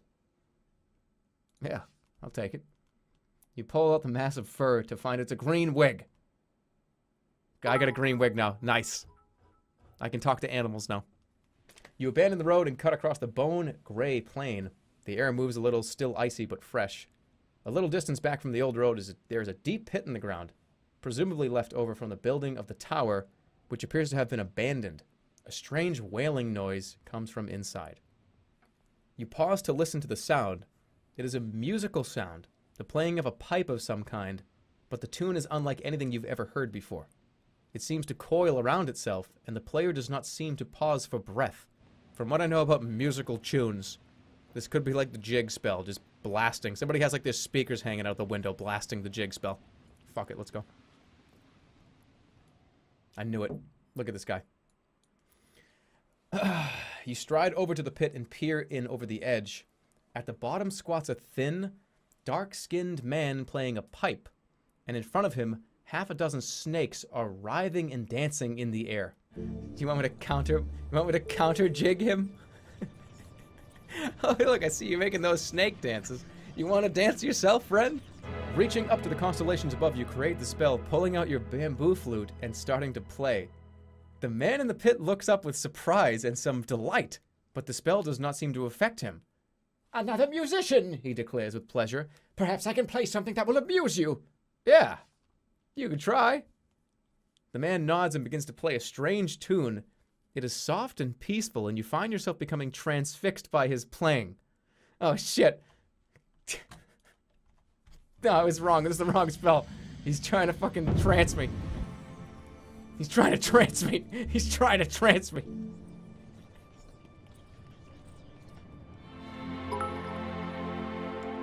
You spin the constellations into shape around you, winding a powerful electric force in your hand. But before you can threaten the charm of the man's tune has made you dance, firing your hands into the air, causing the lightning to zap outwards in the sky. Lost 3 fucking stamina. I could stop casting zap. It hasn't worked in like 2 or 3 hours. My wife gave birth to my first son this morning. Well, congratulations, dude. Oh, we named him Zappa. Okay. Okay. I thought that was real. Cover my ears. Quickly, before the music can take control of you, you cover up your ears with your hands. The man plays louder. Fucking goddammit. What do I do here? I can't do anything. You spread your arms to cast a spell, but you have uncovered your ears in the process.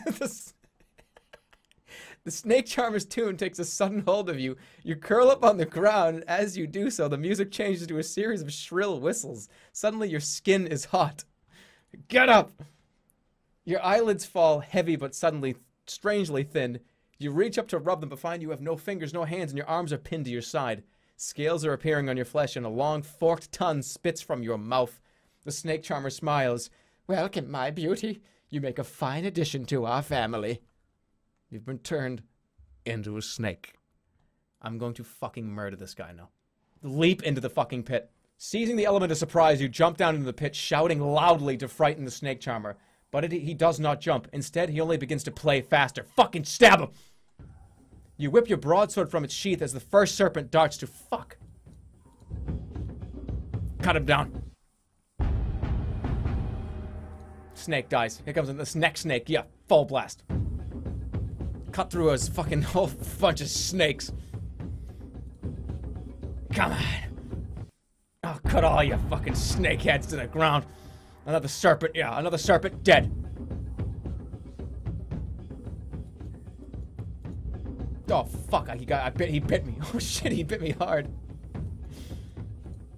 Fuck him. No. No, no. Two. Alright, that's it. There's one more snake. All the snakes are dead. There he is. There he is. Okay, shit. Alright. The last of the snakes fall. The snake charmer curses you and attacks with clawed fingernails. Oh, what's... Ugh! The snake charmer comes at you, tongue flickering as he scratches out. You swing your sword for a brutal attack and knock him to the dirt. He is bleeding hard into the dirt. A few serpents lick at the blood. Do it again. Yeah. Oh, what's that? Sorry, sir. You keep up the pressure. You lash out with your blade. Tiny snake heads fall to the dirt. Finally, a strike lands home and deep. The snake charmer's hands rush to press the wound, and he curls up dramatically, howling and hissing, until he lies on the floor in a volatile ball, spitting to himself as he dies. Get fucking destroyed. It is a caravan of black elves. Presumably, they are traders of some kind, as they are far from home out here in the wastes. The elves eye you suspiciously as you stride into their midst. An elder elf, stouter and better dressed than the others, steps forward to confront you. Hit him. Oh, like, let's get out of the way. The elder is coming. Oh, hello, my check. Whoa, what the fuck? R-A-P. Talk all languages. Grabbing the wig from your pack, you pull it onto your head and weave the spell. The elves watch with curiosity as you complete the spell, and then greet the leader in the common tongue. Please, the black elf leader replies, you do not need to dress ceremonially to meet us. He indicates the wig. There is no need. The elves talk the common tongue. Your spell has been wasted. Oh, you don't need to dress up for us. I need your help. The elder's face is an impassive mask. Black elves are cruel, heartless creatures. Help? He replies, almost spitting the word back at you. Help with what? I must find the 7 serpents. Oh, what? Oh, so you are the reason the serpents have come into the backlands and spread their terror. He is thinking hard, his eyes narrowing to slits. A moment later, he sees to have decided something. Come with me, stranger. I think we might have something you will be interested in. Should have just hit him, shaking my head. You step up into the caravan of the Black Elf Elder. He gestures for you to sit down. I'll sit. You accept his offer and sit down. Now, you are interested in the 7 serpents? We encountered one recently, the Moon Serpent, but we frightened him away. I already know how to fucking fight the Moon Serpent. The Elder glances over your shoulder. It was afraid of our fire. We lit torches and beat it back. He makes a flicking gesture to someone behind you. Look around. The Elder is definitely gesturing to someone behind you. You turn in time to see the 5 strong black elves who rush in and grab your arms. From your position in the chair, you are all but helpless. Fuck. You move to cast a spell, but the elves have your arms firmly pinned, and without both hands free, you cannot craft magic. Yes. Let's arrange for this ragged man to meet the 7 serpents. I'm sure the Archmage will be most grateful. He gestures to the elves. You know what to do. You are dragged across the dust to the back of the caravan. The guards set to work making a tall wooden X from 2 long planks of wood. Please, do not mistake us for servants of the Archmage, the elf leader says as you are thrown down on one of the frames. We are not, but we would be his friends. He's evil. He's evil. He's fucking evil. The leader shakes his head. You come into our camp endangering us all? What if the serpents had found you here? Do you think they would have spared us? I think it is you who is the cruel one. The elf leader jerks a thumb. Hoist him up, my elves. There's a ration of beer for all of you. For a brief moment, a brief instant, the eager elves release your arms. Burn this fucking city to the ground.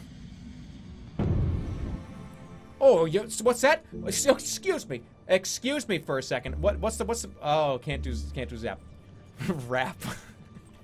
Talk all languages. I just put the wig back on. I'm just like, hey guys. Invisibility, man. This ring has seriously saved my life. Cause invisibility. You put on the pearl ring and weave the enchantment. Gradually, a thin glow exudes from the jewel of the ring and covers you. A moment later, the elves are tumbling over each other, trying to figure out where you have gone. Should I slip away? I'm gonna, like, run into somebody. Should I stay still? Or should I try to, like, get away? I'm gonna run into somebody and they're gonna grab me. Slip away. You have a few moments in which to escape and you take them. Free. You slip quietly away from the camp. The dewy light from your pearl ring fades and disappears. Your veil of magical protection shimmers out of existence. Suddenly, the sun is snuffled out like a candle. A hissing sound begins to echo around the rocks, and overhead a larger moon than usual seems to rise from the horizon. Another trick. Hold on. Moon. Snake. Moon serpent. Okay, I'm gonna get ready. Ready, stop to look. There he is. You look up in surprise. The shape rises a little higher, a strange, almost translucent ball. Then the round shape uncoils itself. The shimmering body of the moon serpent is revealed, hovering in the air above you. Its wide fangs are open and it is coming for you. Oh, excuse me, Mr. Moon Serpent. I'm sorry, but, you know, you're about to be burnt to death. H-O-T. Burn him! Looking to the stars, you craft the magic, summoning a fireball in your palm. The serpent's eyes glitter in the light. It does not seem scared. Oh, well, throw it at him. The flames of the burning fireball gutter as it flies through the air towards the serpent, but you score a direct hit, and the fire quickly spreads across the creature's skin. It seems fire truly is the serpent's weakness. One by one, the scales pop from its hide, peeling back and falling like leaves to the rocks below. The creature is screaming now, in pain and terror. Kill it! You draw your sword, ready to finish the serpent off. The serpent darts low and you set yourself a battle. 6 out of 11, and look at that stamina. Oh. Oh! Okay, let's go 6.9. Oh shit, I almost died again. I can do it again, full blast again. Instantly dead. See you later. That was easy. You have now defeated 2 of the 7 serpents. The darkness in the sky disappears, and the sun returns. As the serpent dies, it seems to coil up, shriveling away, until all that remains is a small crystal orb. Take the orb. You lift the orb. It is a precious artifact of great power. You put it carefully into your pack. The bleak mountainside falls silent around you. Your good cheer is tempered by the knowledge that you have barely begun to defeat your enemies. There are, after all, still 5 serpents left. East is the bridge. The edge of the forest of Snutta. Dark and tangled. Somewhere beyond is the distant glitter of Lake Ikalia, which you must somehow get across. Okay. The drop is not vertical on the eastern plateau, after all, but skitters away from the mountainside. You might be able to skid down it, though you couldn't walk, and there would be a constant danger of rolling. Time to head for lower ground one way or another. Oh shit, I can skid down. I feel like this is gonna hurt, but we're gonna do it. You step onto the foot of the ruined bridge and then over. You drop a few feet to the slope below in a controlled fashion, and then you begin to skid, sliding and slipping down the loose stones. You are gathering speed fast. Oh boy. Don't kill me. Don't kill me. Don't kill me. Don't kill me. Your boots shoot out from underneath you and you skid down the slope on your cloak, arms out backwards to try and keep you level. You're about halfway to the thick trees below. I could pray to the whale. Or I could... To cast a spell, you have to lift both hands and craft a starlight, which means you will not be able to hold yourself in balance. Pray for aid. To pray, you need to close your eyes despite the rushing wind, the scattering stones, the sudden precipices that come and go. Then you skid suddenly onto your side, losing your balance. The canopy approaches its speed. I can't pray. I'm like, I'm lying like I'm in a fucking water slide right now with my arms down. Like, what the hell am I doing? You hit the ground painfully, avoiding a broken neck and a broken leg by a mere miracle. A miracle. It takes several minutes to regain your breath. You cast a look back at the mountain slope, but it is all but sheer. There is no way to climb it again. You will have to move onwards. You pick yourself up to your feet. You're on the edge of thick trees with no discernible path forward. You'll have to fight through the trees as best you can. You walk on between the trees. Another night begins and you are very weak. Oh fuck, I really am very weak. You should find a place to sleep. The forest by night is a terrifying place, full of strange noises and shifting shadows. You are certain something is following you, but when you turn, there is nothing there. Should I just go invisible? Can this be like the best spell in the whole game? Put it on. You slip on the pearl ring and craft the spell. As you wait, a fog extends from the jewel of the ring surrounding your body. You step onwards through the forest, but nothing stops you. The smell of rotting leaf mulch fills your nostrils. Okay, can I like sleep with the invisibility ring on? If I go to bed right here, and I just keep the ring on, then I'll be safe. Putting down your pack by the roots of a tree, you try to rest despite the strange noises that float across the landscape. At least you have eaten once today. You close your eyes and let your tiredness overtake you. You wake suddenly. There is a flapping of dark wings from overhead. A giant bat is circling above you. Your journey has been plagued by these creatures. I thought I was fucking invisible. I thought I was invisible. Wait, I do have a grenade.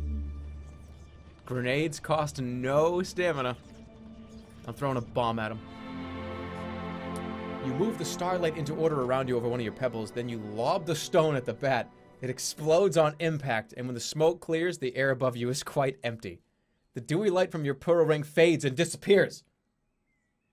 I was invisible. I actually was invisible right there. He just could, like, smell me.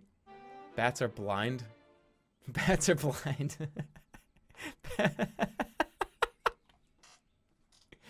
Bats are... It wouldn't have mattered anyways. You follow what might be a path, and might be an old river, through the trees of the forest. The sun is hot now. You emerge from the trees into a clearing by a low hill. This is an exposed place. You would be unwise to stay long. You skirt around the north side of the hillock. Hillock? There's something quite artificial about its shape. Its sides are almost perfectly smooth. Let's go in. I'm just going right in. You have the sense that things are watching you from the trees. Time to move on. I'm going right in this person's house. As you pass the southeast side of the hillock, you come across an incongruous wooden doorway set into the curvature of the hill. You step over to the doorway to examine it more closely. The door. The door is made of heavy wood, carved with various runes and symbols, in a language you do not know. No, we're not doing Zap, when I can just do DOP and open the fucking door for free. Open the door. Locks and doors.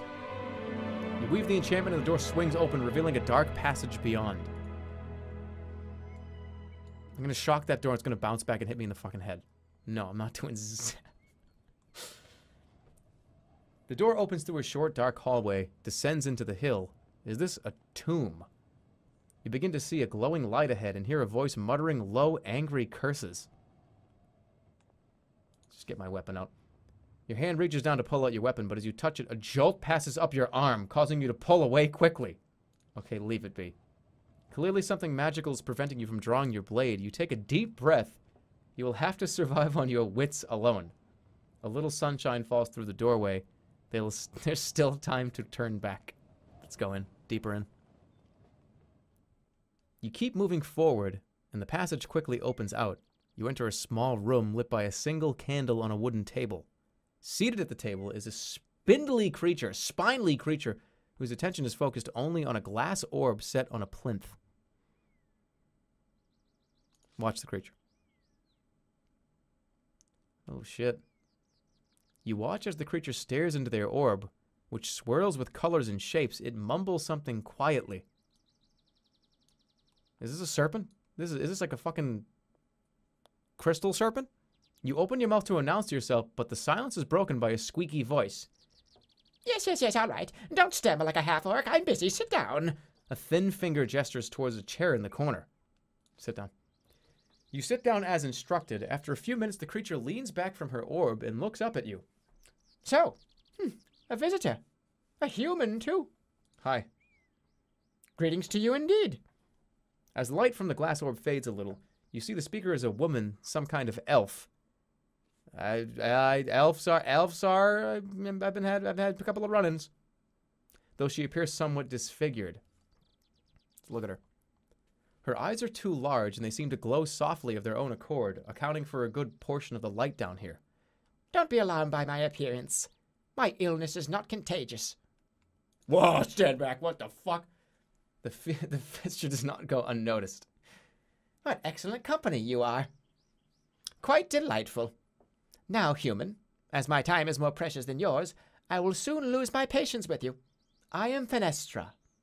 What in Gred's name are you doing in this miserable forest? Just get right to the point. I'm looking for the serpents. Do you know of them? She stiffens. I do indeed. Her tone is wary.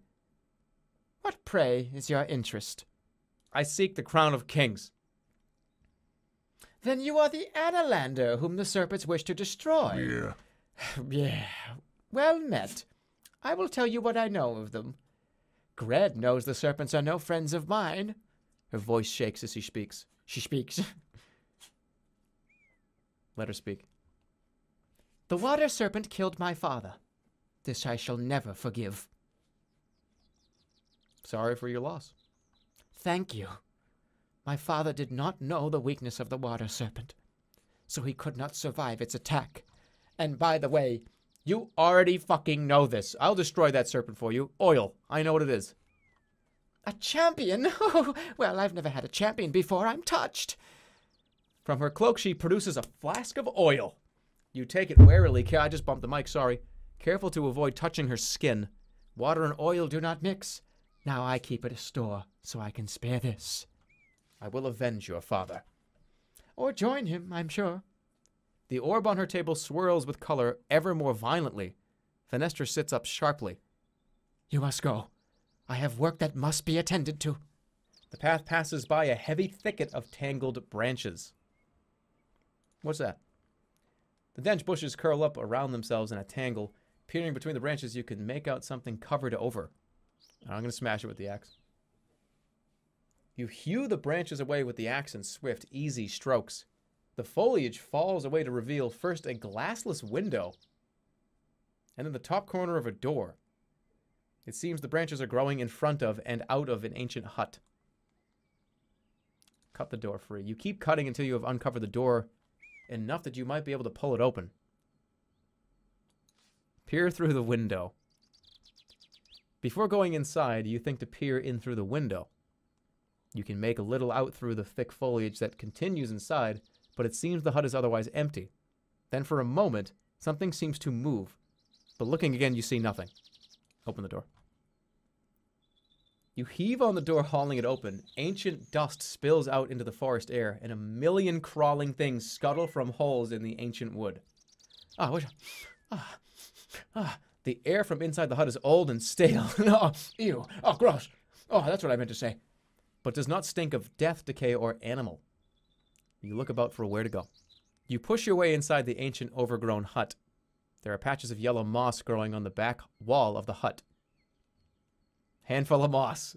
Oh, handful of moss. You gather up a handful of moss and then you munch on the moss. Nice. Let's look around. In the thin sunlight through the windows of the hut, you can make out writings on the far wall. This is the house Eliza built, and in its doorway blood was spilt. But that blood has dried and gone, and poor Eliza is still alone. That didn't fucking rhyme well. Looking at the doorway, you see the dark shadow of a blood stain, wiped carefully around the sill like a ward against an evil spirit. Not that such magic works, of course. The only true magic comes from the stars. At least, that's what they told you. There are a few more things scratched into the wood. We're going to sense danger in here. Consulting the constellations overhead, you bind the spell and a quiet voice enters your mind and informs you, quite calmly, the hut is not empty. With that, the spell fades. You look at the other scratch marks. They are hard to comprehend precisely. One appears to depict a person in a circular bubble, floating harmlessly above a raging tornado or a whirlpool. Another shows a fiery ball, perhaps the sun, perhaps not, being drenched by a fist of squeezing what looks like a handful of berries. Looking into the dim corners of the hut, you uncover an old vial of water. As you lift it to the light, as it gives off a very faint shine. In your mind, you feel the whale's gentle voice. The water in this vial is blessed to the god Gred. You place the vial of holy water into your pack, a lucky find. You pass the time in quiet meditation. Outside, night falls and the stars come out, dimly visible above the canopy. Just go to bed. I've eaten well, close my eyes. You are unharmed here and you do not dream. You are awoken in the morning by sunshine sneaking through the tangled branches outside the hut. But you're not alone. Hello. Whispers the girl crouching beside you. She's holding out a bowl. I thought you'd like something to eat. Pinch myself. Sit up. You sit up slowly. The girl smiles nervously. You've been asleep for some time. Not long enough. Are you a ghost? Who are you? I live here. This is my home. She puts her bowl down on the floor beside you. It seems to contain some kind of gray gruel. What is that? It's munchflax and snattercat's milk, with a few berries for flavor. It's pretty disgusting, but it's food. You've milked a snattercat? When they're asleep, they're really asleep. Fucking liar. You're a liar. She shrugs, but you have visibly wounded her feelings. Don't eat it if you think I'm a liar. I'll have some, fine. You take a cautious mouthful with your fingers. It is thick, sour, and foul. Eat some more. But it is food, all the same. After a few more mouthfuls, you begin to grow accustomed to the taste. I don't like it either. Watching your face, she admits. A moment later, she has vanished. Where are you? Right here, comes the reply, as though from your elbow, though there is no one there. You get up thinking to search the corners of the room, but there's nothing there that could provide anywhere to hide. Then suddenly the girl is in front of you again, a little wide-eyed. What's the matter? She asks. You vanished. I did? She runs her finger around the inside of the bowl, scooping up what's left. Should I give her back the holy water? You vanished from sight, the girl shrugs. I don't know what you're talking about. The light was behind me, that's all. For a moment she vanishes again, then reappears. You did it. You did it again. She shakes her head. I just closed my eyes for a moment. I'm still waking up. Here, you can have it back. I found this. Handing back the vial of holy water. I thought this hut was empty, so I took it. It's just water. You can keep it. You keep turning invisible. I might have blinked. Picking up the bowl, she drains the last few dregs of snattercat milk from it. Take her to Fenestra. Oh! Yeah. I know someone that could help you, you tell the girl. A sorceress who lives close by. She could look after you, I'm sure. I don't need looking after. I'm not a child. The child replies sharply, but then her tone softens. Still, I wouldn't mind some company. Is she safe, this sorceress? Yes. Sounds boring, but a little bit of boring might make a nice change. She points to the doorway. Lead the way. You head for the door. Outside. You step outside, thorn branches catching on your cloak, and then you turn to help the girl through, but she has vanished again. You call for her, but she does not reappear. Are you here? There is nothing but silence. The overgrown hut is quite empty. Then a moment later, she is at your side once more, breathless with excitement over something. Oh, you really can't see me. I closed my eyes and crept up on you, and you couldn't see me. You thought I disappeared. I thought you were gone. I was right in front of you waving like this. She waves her hands in front of your nose, somewhat annoyingly. Then she glances away into the trees. So which way are we going? You leave the hut behind. The path winds tortuously through the forest. A few clouds hurry across the sky. If we're going to travel together, you should know my name. I'm Eliza. This girl's fucking dead. I had guessed. Oh, she thinks for a moment. But I can't guess your name. I am the Analander. Her eyes open wide and she stops where she stands. You're the Analander? Oh, fuck, what have I done? Draw my sword.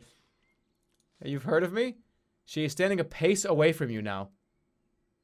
I heard someone whispering your name in the trees.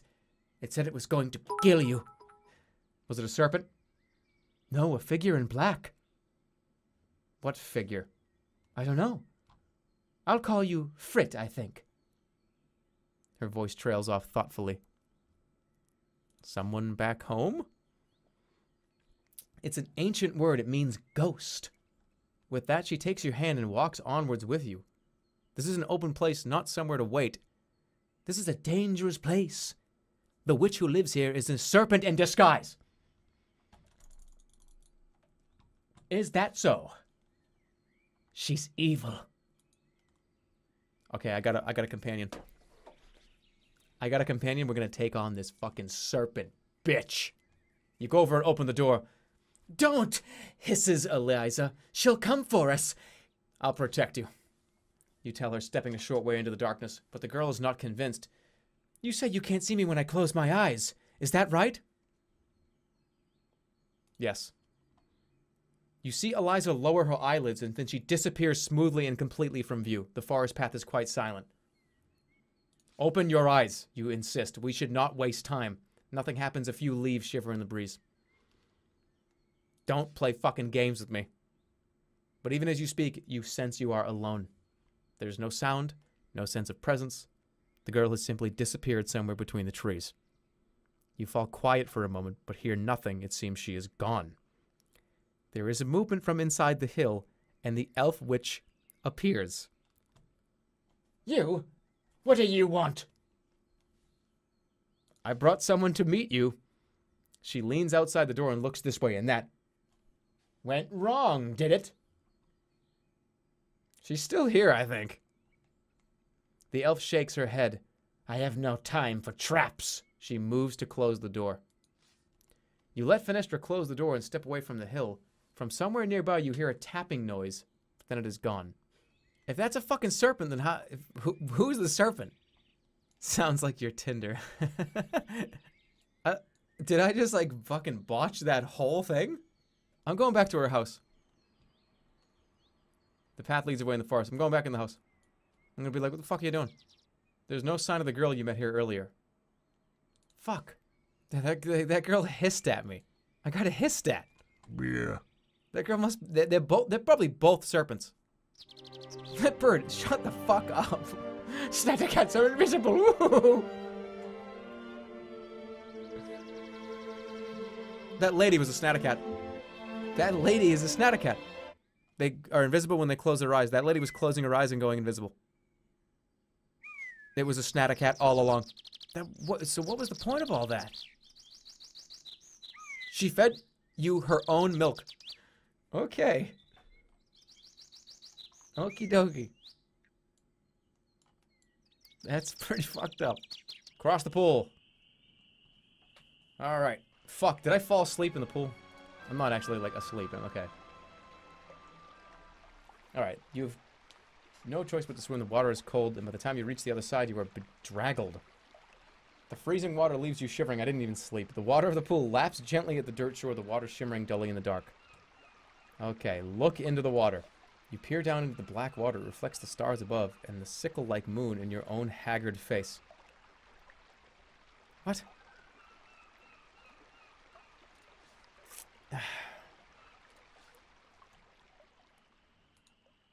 That took me a whole day? How long was I staring into the water for? I was looking at that water for a whole day. There's the water, Serpent. I have the oil. He's just dead. Going right for him. You stand in the foothills of the mountains. Looking east, the wide waters of Lake Iklala gleam in the sunlight. A high point in the rocks would make a good place to stop and eat. Just to the south is a deep fissure in the land, as though something gigantic had stamped its foot and cracked the earth. Rest. You settle down on the rocks to regain something strength. What? You settle down on the rocks to regain something strength. But before you manage to make yourself comfortable, You were disturbed by a deep rumble somewhere in the earth below. Get the fuck up. You stand to leave, and your foot dislodges a chunk of rock, which rolls away towards the fissure. But then abruptly it stops, reverses direction, and begins to roll towards you. Dodge left. You dodge left, and the rock shoots past you, impacting into dust against an overhang. The rumbling is growing louder, and even bigger explosion is coming. Run. Oh, go! Okay. You turn and run, the rock surface explodes, and you are showered with falling stones. There's my fucking... hey, there's my 3 stamina to cast the move that would protect me from this. You are knocked off your feet. The ground opens up directly where you fall, forming the shape of a freshly dug grave. You are at the bottom of a deep pit. Dust and small stones are still raining over the lip. Look around. The walls of the pit are smooth, not carved, as though this pit had been drilled. There's no way to climb out. The earth below is creaking and hissing with steam. You're about 9 feet below the rim of the pit. You may be able to jump and grab the edge, but it is unlikely. Suddenly, a rocky protrusion breaks through the pit floor. It glows red. It is boiling hot. I'm going to look at it. The spike of rock sticks up from the floor. It glows a deep boiling red, and steam rises from its sides where it touches the cold air. As you consider your options, you feel something bite at your ankle. I'm going to gunk it up. No, something's biting me now. This shit's getting gunked up. You think something's biting me now? There's lava everywhere? Gunk it up. You scatter the last of your sand across the ground and then cast the spell. The sand begins to move, moving round and round faster and faster until it forms a whirlpool that descends into the earth itself. Unfortunately, opening a whirlpool directly under your feet is hardly a clever escape plan. You are sucked away and have no way of escape. You've been sucked away into a whirlpool. You're at the bottom of a pit. Yeah. You're stuck down here. Yeah, I know. Some like fucking little like beetle, the ant starts biting your ankles. Cast a spell. You cast a spell forming a shimmering force field around your body. You should be protected from all the most serious injury.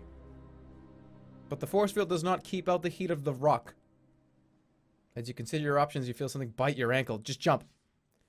You try a jump, reaching for the edge of the pit, and miss, landing painfully on the pit floor. How do you miss? Like, I just jumped into the ground? The ground to your right breaks and another glowing spike emerges. The pit is becoming very warm. You're being cooked alive. The spike of the rock sticks up on the floor. It glows a deep boiling red. Steam rises. Another spike of rock emerges from the floor. The pit is filling up. Climb the spike. Shit! You look at the glowing spike. It may be hot. But you can clamber onto it just for a moment. It may give you the height you need to escape. Fuck! Ow! Another rock breaks the side of the pit, boiling hot to the touch. You can no longer stand the temperature. You've been cooked alive in a pit. Oh, I can cook my meat down here. I don't think I can get out of here. I think I'm stuck down here forever. I cannot get out. I think this is where the game ends for me. I cannot leave. Hold on, wait. Look at the spike. Climb the spike. Okay, hold on. Wait. I'm gonna be fine. So I just gotta climb straight forward. You look at the glowing spike. It may be hot, but you can clamber onto it for a moment. The ground breaks. The pit's becoming very warm. Climb.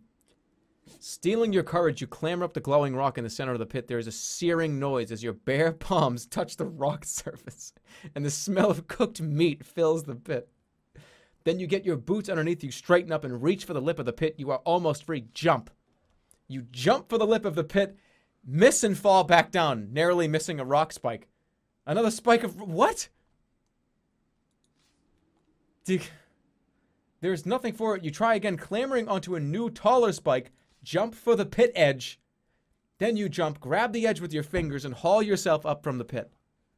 Gasp for breath. I actually got the fuck out. You're out of the pit, but the danger is by no means past.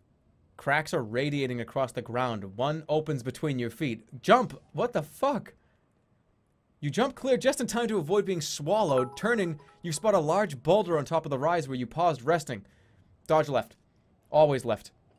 You prepare to dodge, but find something is holding your leg. A small green snake has wrapped itself around your ankle and is attempting to bite you. Run it through. What the fuck? You draw your sword to run the creature through when suddenly it begins to grow in size. The skin blisters and breaks, and a huge winged serpent made of crystals and rock coils up, spitting stone shards as it hisses. This is the Earth Serpent. Oh shit! The Earth Serpent? Ah! Like, what the fuck is that? Throw something? Throw something at it. The Earth Serpent. Oh, I don't have a fucking clue for the Earth Serpent. How do I get rid of the Earth Serpent? Earth. What counters Earth? Google it. Depression? Oh yeah, of course. Oh yeah, it goes Earth counters water. Water counters fire. Fire counters depression. Depression counters Earth. Got it. I knew it. It's either huff or zap. No, this electricity wouldn't do anything. Wind. Listen to me, son. You cast the enchantment, placing your gare horn to your lips and playing a clear tone. A powerful wind is summoned, striking the wings of the snake and lifting it up into the air. The serpent roars and hisses, but once off the ground, everything changes. The earth settles, and the serpent itself shrinks once more to the size of a small snake. Strangle it. You catch the creature's throat in one fist and throttle the life from it. It rattles, gasps, and then hangs limp from your fist like an old rope. The earth bellow is still. You have now defeated 3 of the 7 serpents. Well, about to kill another one, like, right now. You follow the road as it curves and it bends, and finally begins to descend until it reaches the shores of its lake. Looking out across the vast expanse of still water which stretches to the horizon, your resolve grows. How can you cross? There are no signs of either people or boats. The far shore is nothing but a blur against the sky. For several strides you follow the sandy shore eastwards, but find nothing of note. The shoreline ends in a collapsed seawall. It seems this was once a harbor of some kind. Get some sand. Get a handful of sand. In the distance over the water, a few bird-like creatures turn in the sky. You call out loudly and wait. 10 minutes pass, but nothing happens. For an hour you wait. As the sun climbs towards its zenith, the wind picks up. But apart from the occasional small animal darting around the waterline, the area seems to be completely deserted. Thin clouds drift across the open sky above the lake. Hello? You try calling again, there is no response. Wasn't there supposed to be a ferryman? Swim across the lake. Hold on a second. Walk the other way. You walk back and try the other way. Again, you come across nothing that might help you. I will fucking... whatever. I'm not going to look like a dickhead and sit here the whole time. Swim across the lake. I'm going to meet him head on. The lake is wider than the eye can see. To swim across it might take an entire day. You cannot go. You step down into the water's edge. Do what you can to secure your pack and then dive in. At least the water is warm. You fall into a steady stroke through the water. After so long walking, it is almost a pleasant change to swim. The wind picks up as the evening draws on. Soon it will be dark. The water is strangely thick and curiously buoyant. It seems to keep you afloat with little effort required. But the same buoyancy makes moving through the water hard work. You swim on through the water. It is exhausting work. The sun is now in the lowest quarter of the sky. A shoal of brightly colored fish pass by just under the surface. One nips at your fingers with tiny teeth. You watch as one tiny fish clamps your thumb with tiny needle-like teeth and sucks a few drops of blood. Eat it. You turn the table swiftly, lifting the fish to your mouth and biting it in half. It is succulent, if somewhat bony. The rest of the shoal immediately turn about and approach you on the attack. Oh, shit. This is gonna kill me. This is gonna kill me.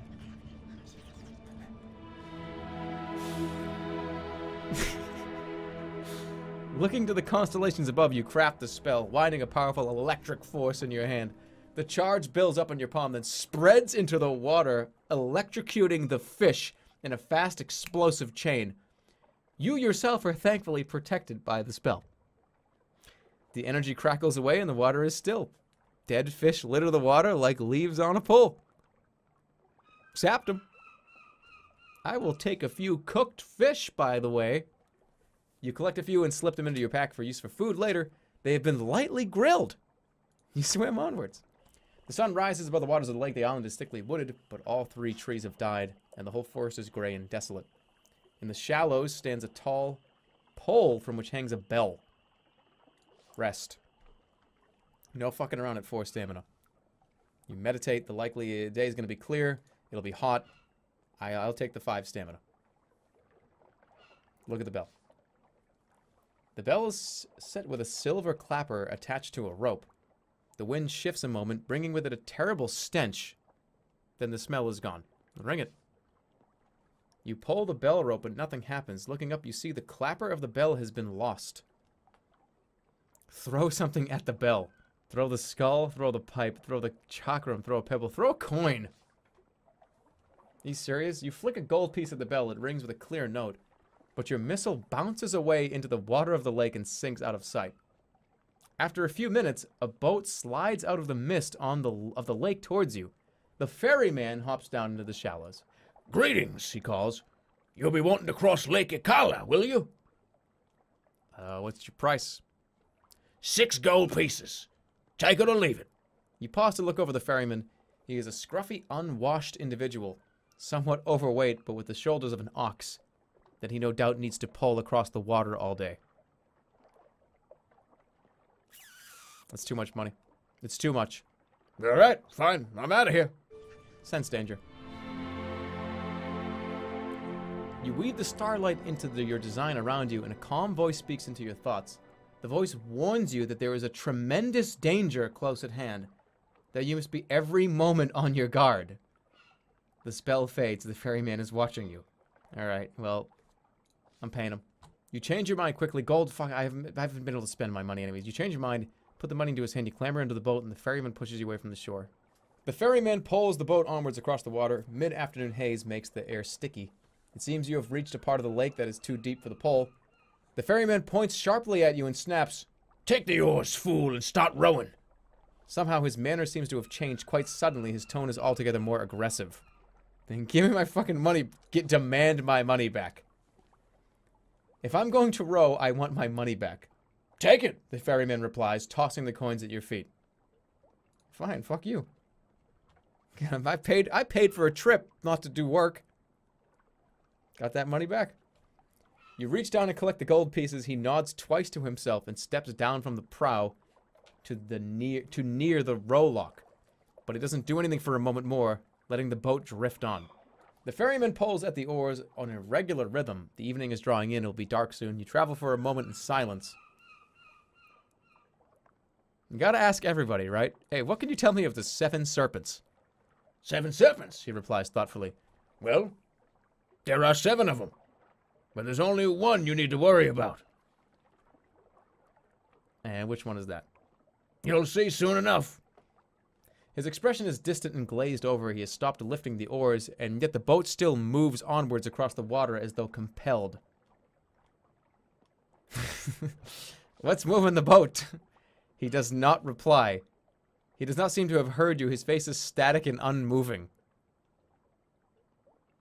Shake him. You reach over and shake his arm. The ferryman's mouth falls open. A curious hissing sound emerges. Jump. Oh, fuck. I'm getting out of here. Draw the sword. You go for your sword as a plume of thick smoke emerges from between his teeth. His body remains in a place for a moment, then collapses like a limp sack, slithering into the bottom of the boat. This is the water serpent. Has to be, right? You bend down towards the ferryman. Nothing remains but a pile of clothing. The swirling creature overhead becomes agitated and starts to flicker and waft in your face. Its gas is choking and noxious. There is a choking smell filling your nostrils. Wave away the fucking fart gas. You wave at the gas, which is swirling aggressively around you, but you seem unable to make it clear. The vapors are beginning to form a familiar shape. The gas forms the shape of a winged serpent. This is the serpent of air. This is not the water serpent. Prepare to die. It cries as tendrils of its grace. It's got gas. I don't think the Galehorn is going to work on the fucking master of the Galehorn. You know, in times like these, you fucking just zap. You weave the spell, generating a charge of electrical energy within your palm. Then you fire the bolt at the serpent, and it passes straight through into the air. The serpent is now fully formed, but extends one airy tendril up into your nostril as a terrible smell. A moment later, that tendril solidifies inside your brain. Your death is at least painless. Your brain has been pierced by the air serpent. Yeah, which one? Oh, yeah, you'll see soon enough. Oh, yeah. What's going on here?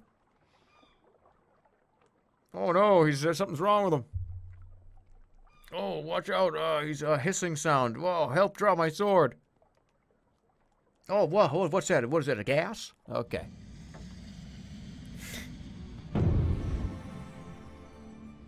H-U-F,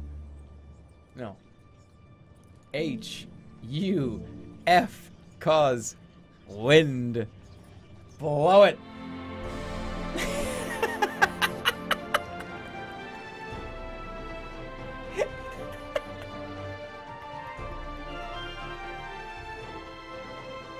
It's that easy. You weave the spell, raising the gale horn and blowing a shrill note. The creature, the air serpent itself, struggled to hold itself together in the face of the blast of the wind from the horn, but it cannot manage it. A moment later, it has been blown quite literally to smithereens, and all is quiet. The boat rocks twice, then falls silent. You have now defeated 4 of the 7 serpents. You could, like, go down here, but I really don't want to go that way. I want to go back up to the town. Swim, you coward. I'm not getting in the water again. No way. Just bad shit happens when I get in the water. You row the boat onwards across the water. Every stroke is hard, through the strange, thick water. You pause for a moment, several yards ahead. The water is bubbling upwards. Let's approach it. This could be the water serpent. That was like the next thing we were going to do. Cautiously, you scull towards the frothing water. Closer in, you start to notice that as each bubble breaks on the surface, there is a sickly smell. Let's inhale it. Oh, what's that? Something stinks in there. Let me breathe it in. Let's breathe it in. You inhale cautiously. The smell makes your stomach turn, but somehow fills your nostrils with a heady, warm glow. You feel giddy and uplifted. I'm just doing drugs. There is somebody down at the bottom of the ocean smoking pot, and it's just coming up, and I'm just like getting high off it. No, move away. You move quickly away, and the bubbles do not follow. Once a few furlongs distant, you look back and see the bubbles have ceased. Wait a little bit longer. You wait a little longer, but nothing changes. It seems whatever was here truly has moved on.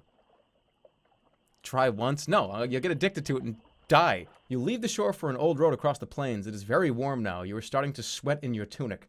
A little dust blows across the surface of the ancient road. Suddenly, you hear the sound of hoofbeats. Something is coming towards you along the old stones. The next thing you know, you're knocked flying by a low-armored creature. Yeah. It's a roach pig. Oh shit, a roach pig. We're gonna have some fried pork tonight? Hold on, wait. Let's make sure we're not doing anything too hasty here. I can talk with animals. Alright, let's talk. Taking the wig from your pack, you wear it and form your spell. The roach pig's snuffling transforms into delicately formed speech. Indeed, it seems to recognize that you can understand it almost immediately. Well now, it purrs in an amiable voice. What manner of creature are you to be listening to an old pig like me? I'm a traveler. You tell it. So are we all. The pig replies philosophically. So long as we have legs and we use them well, then in return, I am a pig. How is life as a pig? It's quite fascinating. We are naturally curious types, and since we cannot write or do as you can, and he gestures with his trotters as he speaks, we must observe and think instead. Do you play Swindle Stones? Please say yes. The dice game? I have observed humans playing it, and it seems to me it is purely a game of luck, and the element of bluff is there merely to disguise the fact. I may be wrong, of course. The pig thoughtfully cleans on Trotter with its tongue. God damn it, I can't play Swindle Sweens with a fucking pig. You walk through the ruins of the buildings that spread across the floor of the valley. One seems to be a large warehouse, though whatever was stored here has been taken by the winds long ago. Keep exploring, let's keep exploring. You pick your way over a low wall and through the shattered outline of a family home. A vague depression in one corner indicates an old fire pit. You scratch in the dirt of the fire pit for a time, but find nothing beyond a few shards of broken pottery. You leave the old house by what was once the doorway. Scratched on the doorstep is a chiseled mark, perhaps a drawing of some kind. Sure, look at the marks. You squat to examine the marks. They were perhaps once more detailed and are almost worn away by the scouring dust. A cat, large and striped, is curled up into a ring for warmth. Is this a cat sleeping there? All right, I'm gonna see the future. We have the crystal orb, might as well use it. You sit cross-legged on the flagstones and put your palms on the orb of a crystal. Reaching up to the constellations overhead, you create the spell and everything changes.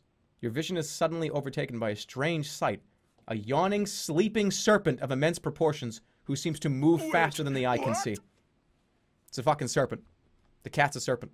The serpent never moves, but sometimes as you watch, it becomes into different positions than before. Head resting this way, arm stretched, or talons curled. There is no state of change, merely different states of being. The serpent opens one eye and fixes you with it. You again? It groans in a clearly spoken mockery of the common tongue. Come to die once more. Who are you? I am death. I am passing, forgetfulness, age, and decay. I am time.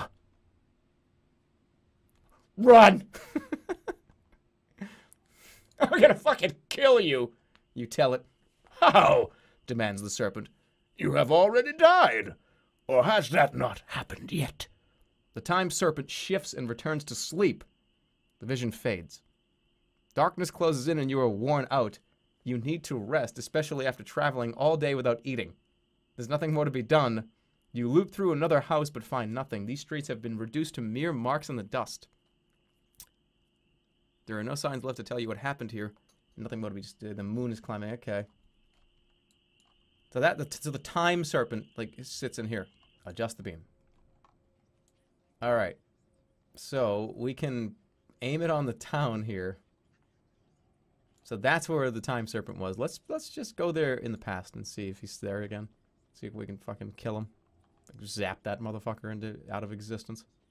No, zap him into existence because he's time. You follow the winding, climbing, stepped streets into the upper reaches of the city. Low hovels and clustered dwellings are replaced by larger buildings, mansions, palaces, and central offices. You pass a familiar building, daubed in red paint, with 2 doors. Look in the building. Above one door is a sign with a picture of a fanged tooth. Above the other is a metal implement that looks like a small pair of tongs. Tooth door or tong door? Tooth or tongue? I'm gonna go tooth. You open the door to find it leads into a wide hall, which the other door also opens into. In a large chair at one end sits a man with a tight-fitting leather cap. On a low table at his elbow rests an array of metal implements. He stands as you enter. Greetings, declares the merchant. Are you here to buy or sell? A strange question, since there appears to be nothing on sale, unless the goods are all behind the curtain that covers the back wall. What do you trade? You ask, puzzled. He seems surprised. You didn't see the sign? You're a dentist? That is a nasty word for it. It is as though I called you a conjurer. He shuffles a few documents on a low table by his arm. But do I take it, then, you are simply not in the market for teeth? Teeth? Indeed, teeth of all kinds. What kinds do you sell? I have teeth to sell. I do. I have a shitload of teeth. I have teeth. He leans forward keenly. Your own teeth or those of others? You'd buy my teeth? Indeed I would. The man peers closely at you and then nods. One of your molars, perhaps? A molar from good stock is always a precious commodity. How much for a molar? For one of yours, well, I would say 30 gold pieces at least. You're strong and intelligent. I can see that much from the curve of your incisors. Would that seem fair to you? Okay, yeah, that's 30 fucking gold. Yes, sell a tooth. The man beams with pleasure and counts out 30 gold pieces, which he places in a stack on a low table next to a pair of iron tongs. Then he stands from his chair and gestures for you to sit down. Snatch the money and run. Alright, sit down. Nervously, you lower yourself into the chair. The merchant locks one door and then the other. Now, please don't scream too loudly, or my neighbors will complain. What follows is protracted and painful. The man puts one foot up on the armrest of the chair to gain enough leverage.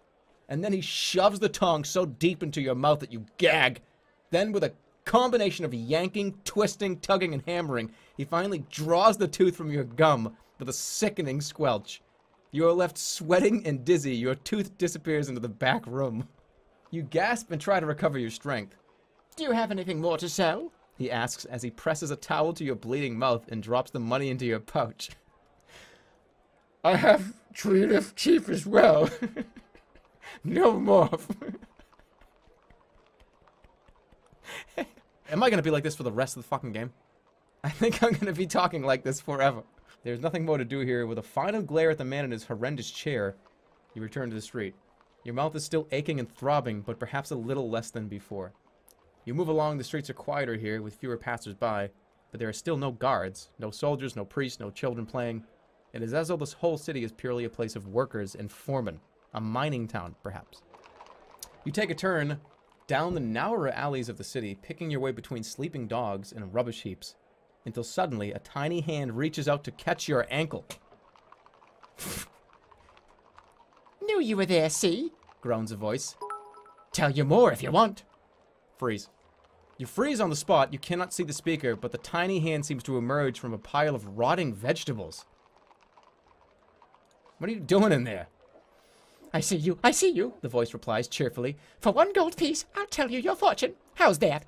I got it, dude. I'm fucking swimming in cash. Pay a gold piece. You toss a gold piece into the pile of garbage, and the voice makes a noise which sounds like swallowing. Then all falls quiet. Wait. There, I see it now, the voice declares finally. I see a ball of flame lit near the still sleeping cat. What does that mean? I have no idea, but understand this. I'm never wrong, rarely at least. So we fucking gonna go burn the cat down? Alright, that's what we're doing. I'm gonna go back and I'm fucking potting that cat. Alright, you find your way back to the house with the carving of the cat upon its doorstep. It is a shattered wreck amongst shattered wrecks. More like an architect's sketch than a true building. Strike a light. You look through your pack for something to catch a light. Burn my spellbook! What the fuck? Why would I burn my spellbook? No! Do something else. You cannot burn the spellbook. You'll have to find some other fuel or go without a flame. Look at the carving. The carving on the doorstep, yeah. Just move on. I've already been in here. The carving on the doorstep is not as finely detailed as when you saw it made, but is still clearly visible and easy to recognize. The cat, now long dead, still sleeps on. There is nothing to be found. You move away from the building with the carved step. Clouds rumble as they roll across the inky sky. Soon it'll be dark? What? Burn the fucking whole building down! You gather the constellations into order around you, winding a ball of flame between your hands.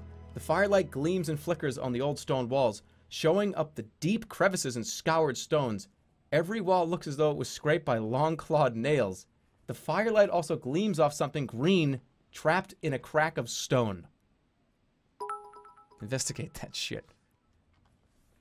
You go closer, pushing away the dirt with your fingertips to uncover a brilliant green medallion, jammed between 2 stones. Perhaps it fell here, or perhaps someone wished to hide it. Dig it out. You set to work with your fingertips to dig the treasure free. It's tiresome work, but eventually it comes loose.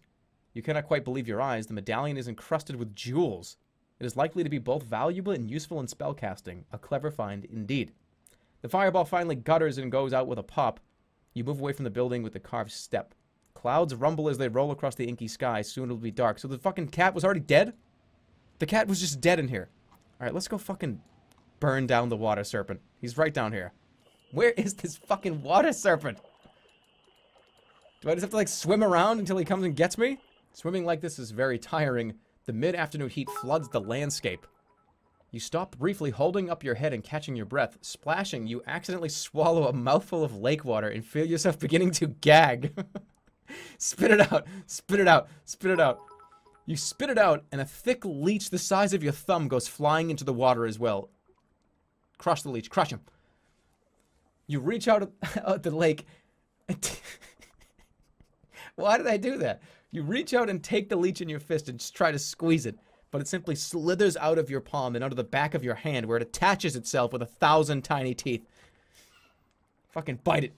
Fucking stop biting the thing. You raise the leech to your lips and bite, but the crafty slug quickly jumps. A moment later, you feel something constricting in your throat. Oh, Jesus. It's like down my throat.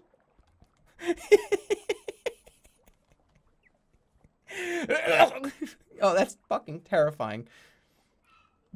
Reached into my mouth, like down my throat, like it's like I'm a Muppet, and fucking pull it out. Cast a spell. You open your arms to cast a spell, but cannot begin to utter the chants required to bind the stars because of the leech in your mouth. You sputter and cough as you try. You can feel the creature sucking at the blood from inside your neck. Pray to the fucking whale. Pray to the whale. You close your eyes and raise a prayer to the whale. The leech seems to loosen, falling out of your mouth, but then attaching to your tongue. You are starting to feel somewhat giddy from the leech's attention. Bite through the leech. With the leech on your tongue, you are able to bite clean through it. It explodes with rich, warm blood in your mouth. Swallow it. You swallow the blood and the leech, gagging slightly. But despite being foul to the taste, it is a somewhat nutritious meal all the same. God. You rest treading water and catching your breath. The water falls strangely calm. Swimming becomes easier and you cut quickly through the water. It seems too good to be true. You notice a thin stream of bubbles off to your left. Investigate. You swim closer to the bubbles. They break around you and underneath you. And looking down, you see something is rising. Oh, wait, is this the drugs? No, it's not. This is not drugs. You wait, struggling to hold your chin above the forming surface. Foaming, breaking through the surface of the water is a long, thin shape. It rises in a coil and unfolds two dripping, leathery wings.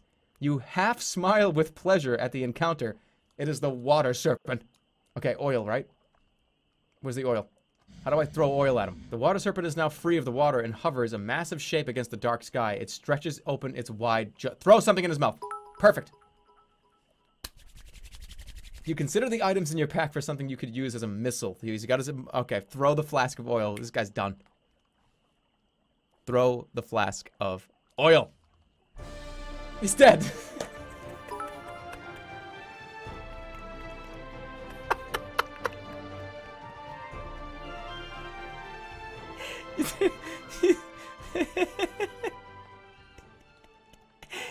You toss the flask of oil into the mouth of the creature and then watch in amazement as it takes effect.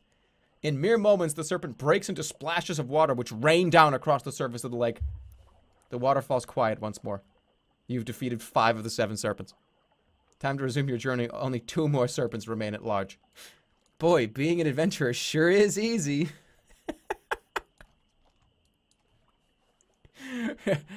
Oh, yes, here I come. I'm the water serpent. I'm so huge and... Oh! You just throw oil at me? Oh! Thank you, you've won. You head away from the shoreline up the rocky slope of the island. Low shrubs grow from the cracks between large stones. The wind drops. Even the water below seems to stand still. This island is quiet, deathly quiet, as though nothing here was alive at all. I'm gonna look ahead. You creep a little up an stony embankment to try and peer what is ahead. You make out a bowl-shaped depression in the ground, some kind of pit. At its base lies something, a coiled shadow, but you cannot make out what it is without going closer. You return to the path thoroughly alarmed. Yes, I'm gonna go invisible. It's not gonna cause any stamina. I'm invisibility. You put on the pearl ring and cast the enchantment. A gray light exudes from the jewel of the ring and uncovers you. Let's just keep going. Keep climbing. You continue climbing up the strange dead slope. The path turns and then descends into a bowl-shaped pit. Hopefully your invisibility would keep you safe from whatever lies within. In the pit. You crest the edge of the rocky pit and look down. The coiled shape you saw earlier is still there, curled up, apparently asleep. You begin to cast a spell, spreading your arms wide, but of course, you only have one arm. What? What? The other was lost on the climb up the hill, don't you remember? The dark shape uncoils, turning its vast jaw in your direction with what is clearly a smile. What the fuck? Stay still. You stay absolutely still, hoping it has not seen you. I am death, the serpent says, speaking with grandiose slowness. I devour all, destroy all. Nothing can withstand me. I end all. I shall end you. I have already done it. Welcome to your death. Who are you? You demand. I am finality. I am closure. I am the cessation of all movement which lies unborn and birth itself. You're the Serpent of Time. I know it. So I am. So I am. And all times are as one to me. The serpent turns about and seems to yawn. It looks straight at you despite your spell of invisibility. You reach for your sword, but your hand is empty. You have no sword, of course. How could you have forgotten? You lost it in the storm on the lake, just as you lost everything. I am death. I devour all, destroy all. Nothing can withstand me. I end all. Again, he's doing it again. Who the fuck are you? Yeah. I am the cessation of all movement which lies unborn in birth itself. He's doing the whole shtick again. You're the Serpent of Time. He seems to yawn. Cast a spell. You begin to cast a spell, spreading your arms wide, but of course, you only have one arm. It was lost. God damn it. The serpent's tongue seems to flicker, and a moment later you are clutching the deep wound in your side that you sustained 3 hours earlier out on the lake. It is still bleeding. Fucking run. Turn and run. You turn to run but cannot. Your legs are buried several rocks deep beneath the ground. The serpent seems to almost chuckle. All endings must have a moment in which they end, he remarks. This is yours. No, that was yours. Attack. You move to attack with your fist alone, but somehow you cannot. But don't you remember, you died yesterday. You were eaten while you slept. The serpent rolls over and returns to sleep. The last thing you see is the hunchback Vancass arriving over the edge of the pit with a sack, ready to take your leg back to his hut with him. Where the fuck did he come from? You died well before you met the time serpent. I don't think I can kill this guy. You make your way back to the building with the red painted wall. The shape of it is now instantly familiar. The wide walls, the division between the opulent front room and the back storage areas. In one corner lies the ancient fireplace. Perhaps the merchant was trying to destroy his stock for some reason. Did I already do this? You dig in the dust that fills the fireplace once more, and in the depths of the grate find a small squat tooth. You lift it up and turn it around between your fingers. It is instantly familiar, with your tongue moving to the place on your gum from where the molar was taken. It is somewhat worn since then, but only somewhat. The many years have been kind. This is my tooth. It seems then that the merchant paid too much for it since he was never able to sell it. Wait, what? Put it back in my mouth. You wipe it off and slot it back into your mouth. It fits the barely healed hole perfectly, but of course it falls out again almost immediately. The time-traveling tooth. Should I go back in time again, see if he's here, and sell it to him again? That'd be so funny. I can't even go to, apparently that guy's stall isn't open anymore. Well, back to bed. Yeah, R.I.P. the, teeth money dream, unfortunately. Yo, Jerma, you're a loser. Hey! Permanently ban that guy. You know what I'm talking about. We have not done a permanent ban to somebody in a long time. 5 life sentences to that guy. Which is at least 10 seconds. That's like 10 to 12 seconds. You've just been permanently 6 life sentence banned.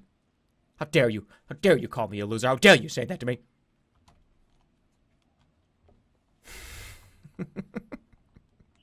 I haven't even been down here at all, have I? Not even once.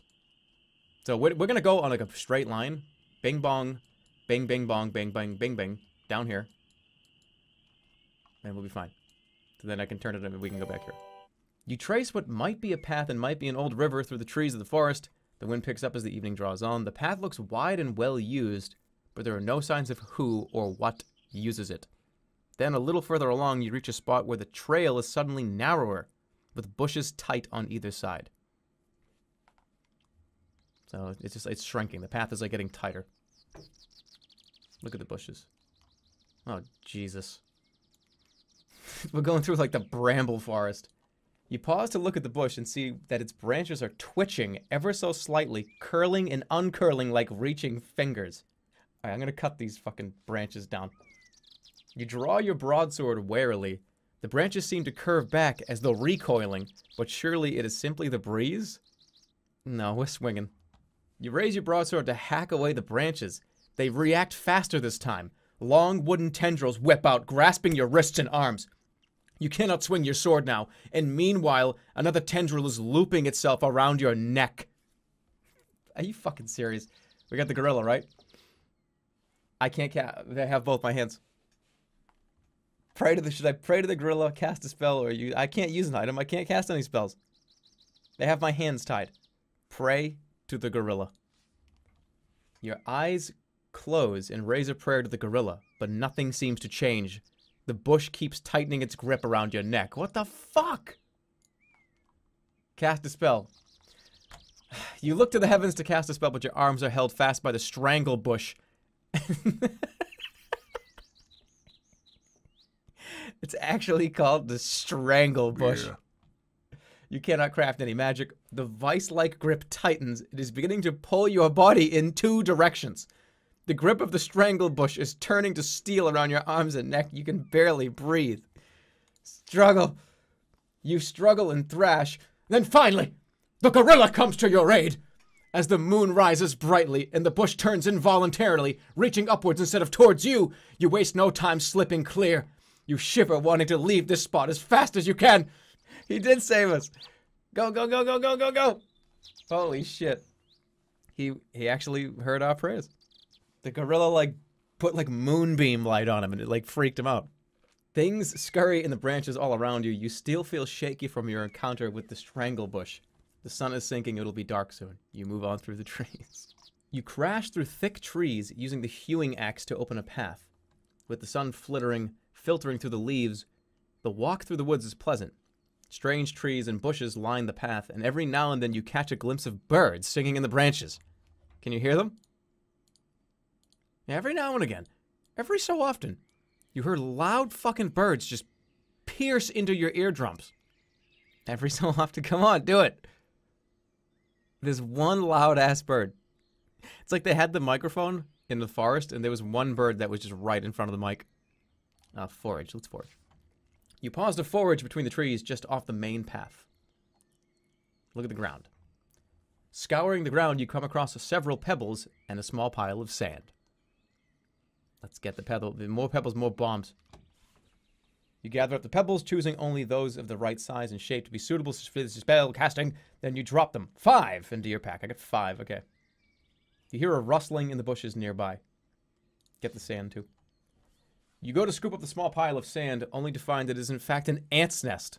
1,000 angry red ants swirl up your wrist, biting at you with stinging bites. Brush them off or pour poison on them. I'm gonna unstopper my poison and dump it on me? Won't that kill me? I'm gonna dump poison all over myself.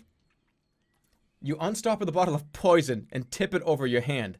The effect is immediate. The ants shrivel up and drop like dust from your hand. Alright, look in the bushes. Something's like coming at me. You scour the low bushes. A few berries are on these ones, which look ripe and good to eat. Another larger bush has wide leathery leaves which might be useful for something. You see nothing else. So edible berries or big leaves. Let's take the leaves.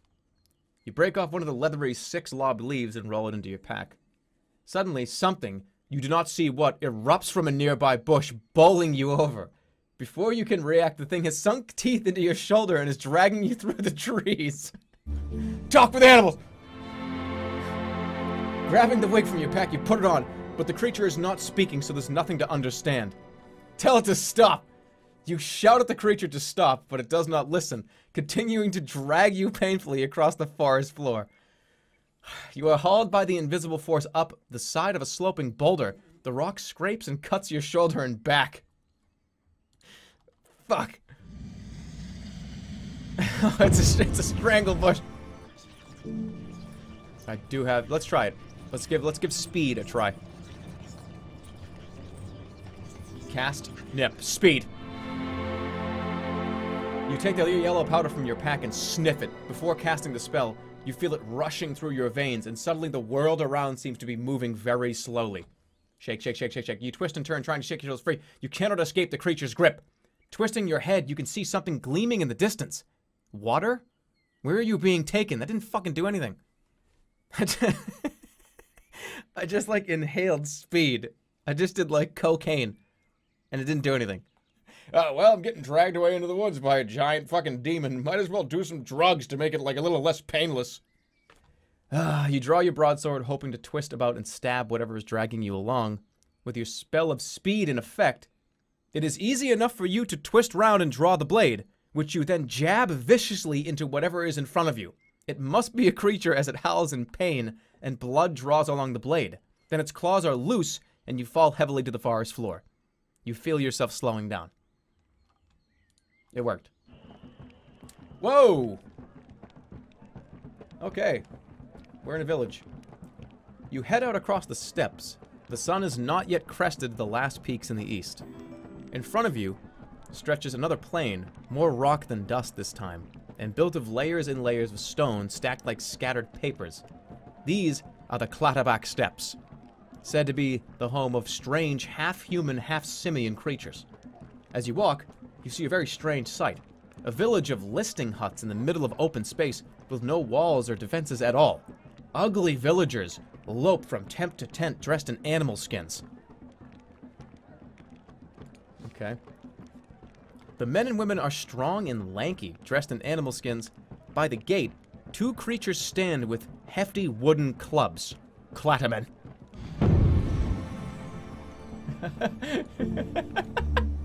Just get huge and fucking Godzilla this whole town. I have no idea who these people are. I have no idea what their deal is, but I could just grow to be 20 feet tall and just probably stomp on the village. Grow in size.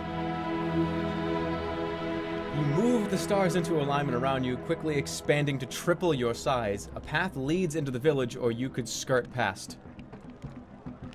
Let's go. You approach the guards. The guards are clearly impressed by your size. They stand quickly aside and let you enter the village without question. You nod as you pass. Alright, it worked. They like how huge I am. You step into the center of the village. Gradually, you shrink back down to your normal size.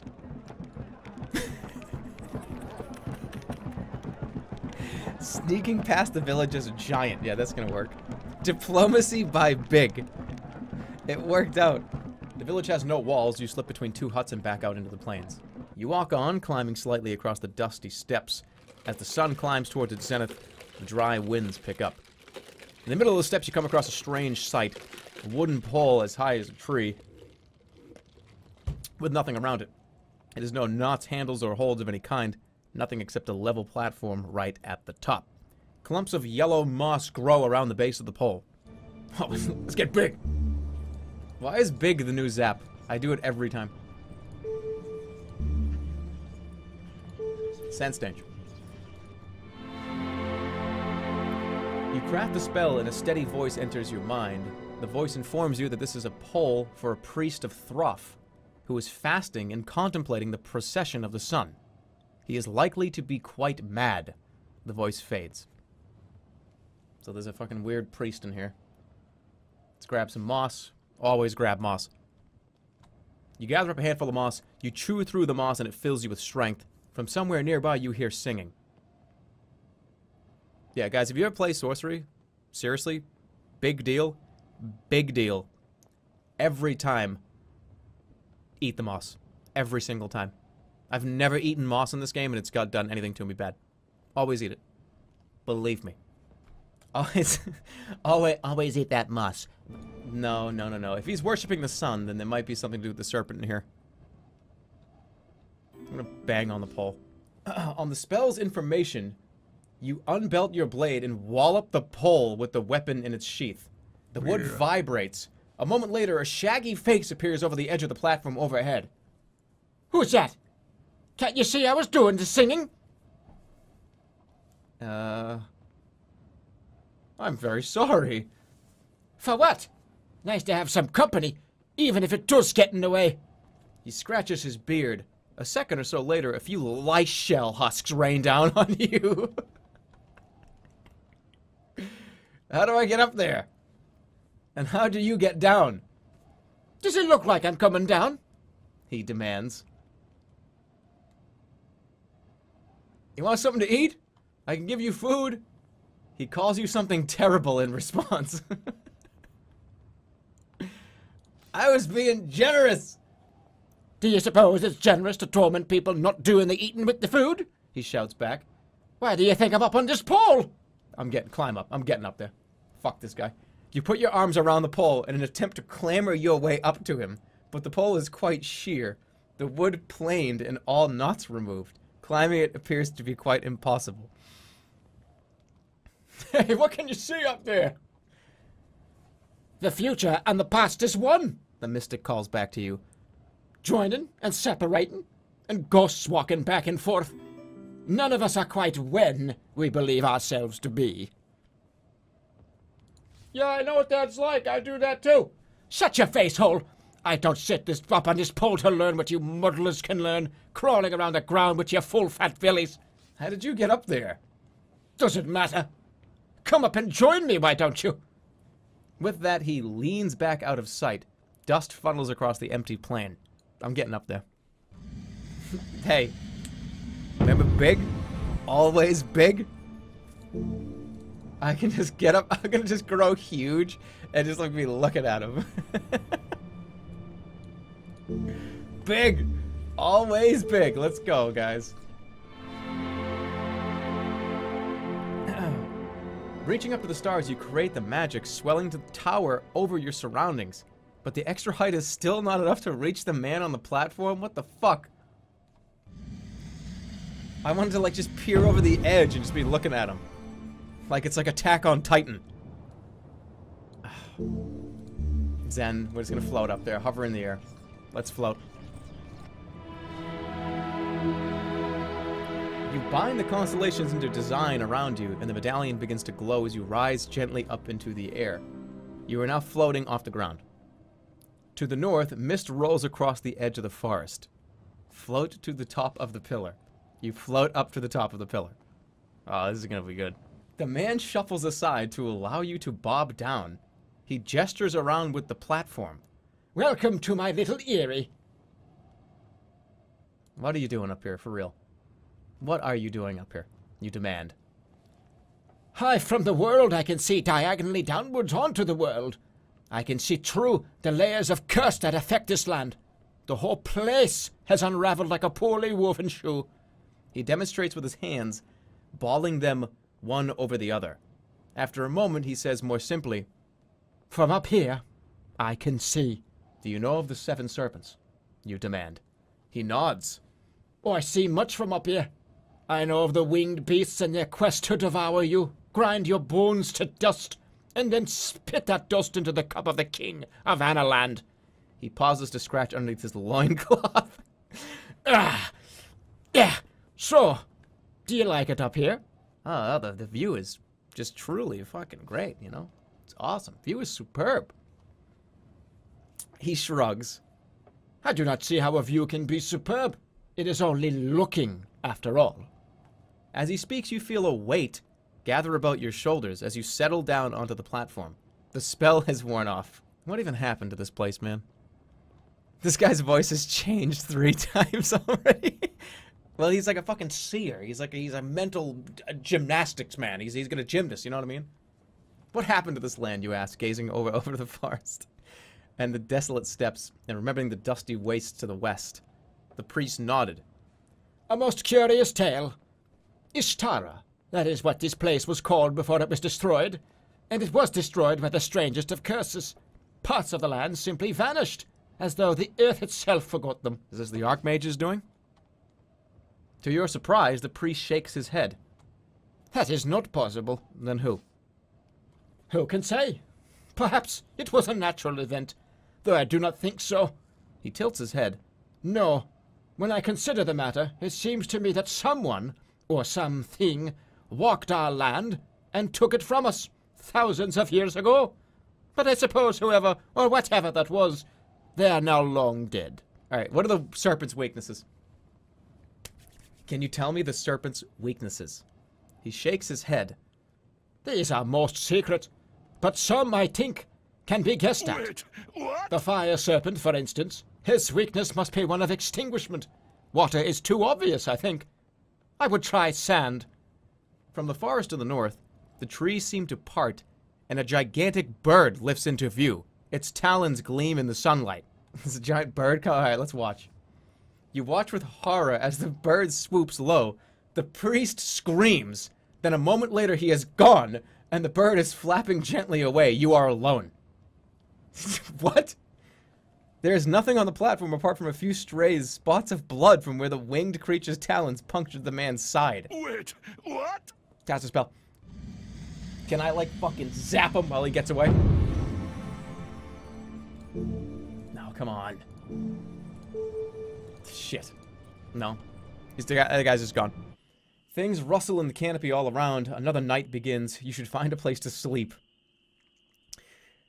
You return down the path until you suddenly realize with horror you have put yourself right in the middle of the strangle bush once more. It wastes no time hiding this time, gripping your wrists and feet with steely fingers and hoisting you up into the air. God fucking damn it.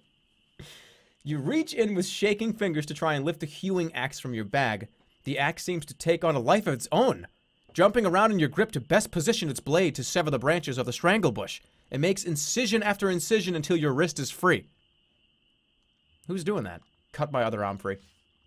Working with fast, joyous abandon, you free first your other arm, then your neck, then rub your throat and gasp for breath.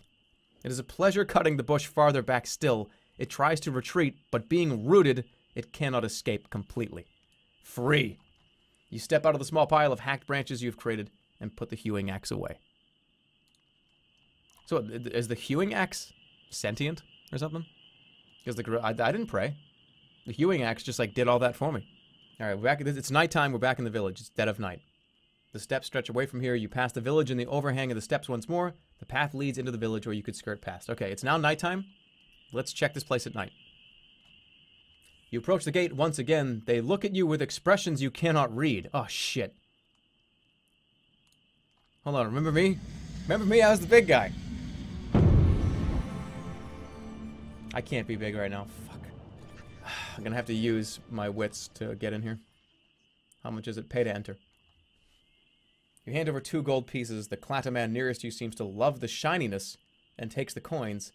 The other stands aside to let you pass. They do not speak, but one motions towards a fire where an animal is roasting on a spit. You make your way to a space by the fire. Several Clattamen and Clattawomen are sprawled around singing songs that consist of barks and squawks, and occasionally turning a roach pig on a spit. One stands as you arrive, slapping her chest and then her head in some kind of greeting. Okay, I'm gonna do it too. Slap my chest, then my head. You reply with the same gesture, and the Clattawoman stares in amazement, then falls about laughing. She repeats the gesture once more. Alright. It's how's the weather? You repeat the gesture once again. The Clattawoman's eyes seem to be all but pop out. Suddenly, she leans forward and smiles strangely, drawing up her lips and showing her teeth, which she then begins to pick. This continues for a moment, but when nothing happens, she stops in evident puzzlement. Perhaps she thought she was looking at a mirror. One of the Clattamen by the fire waves you over and tears off a leg of a pig. I'll take that meat. I'll take some fucking pig meat. You accept the roast meat, which is almost raw and barely palatable. Oh, great. Another of the Clattamen brings you a mug of tea-like broth that accompanies the meal the way a running nose accompanies a feverish cold. Should I cook the food more? Should I, like, nah, this isn't well done. Can you give this back to the chef? I feel like that's disrespectful, though, right? That's very disrespectful. I'm gonna eat more. You tear off another leg and pig. You tear off another leg of pig and munch down on it. The Clattamen seem content. Presumably, living so close to the forest, they have a good supply of creatures to hunt. Oh, wait a minute. Wait a minute. Wait a minute.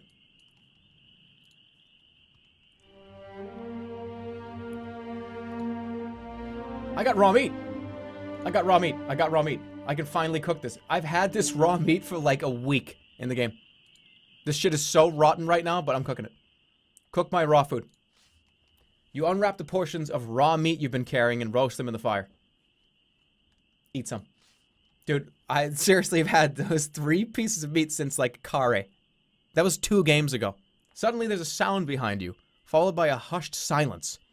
Turning, you see a well-built Clataman, taller and stronger than the rest, approach with unsteady gait. Before you can react, he lifts you and tosses you across the fire to a patch of ground near the gate. What? The arena?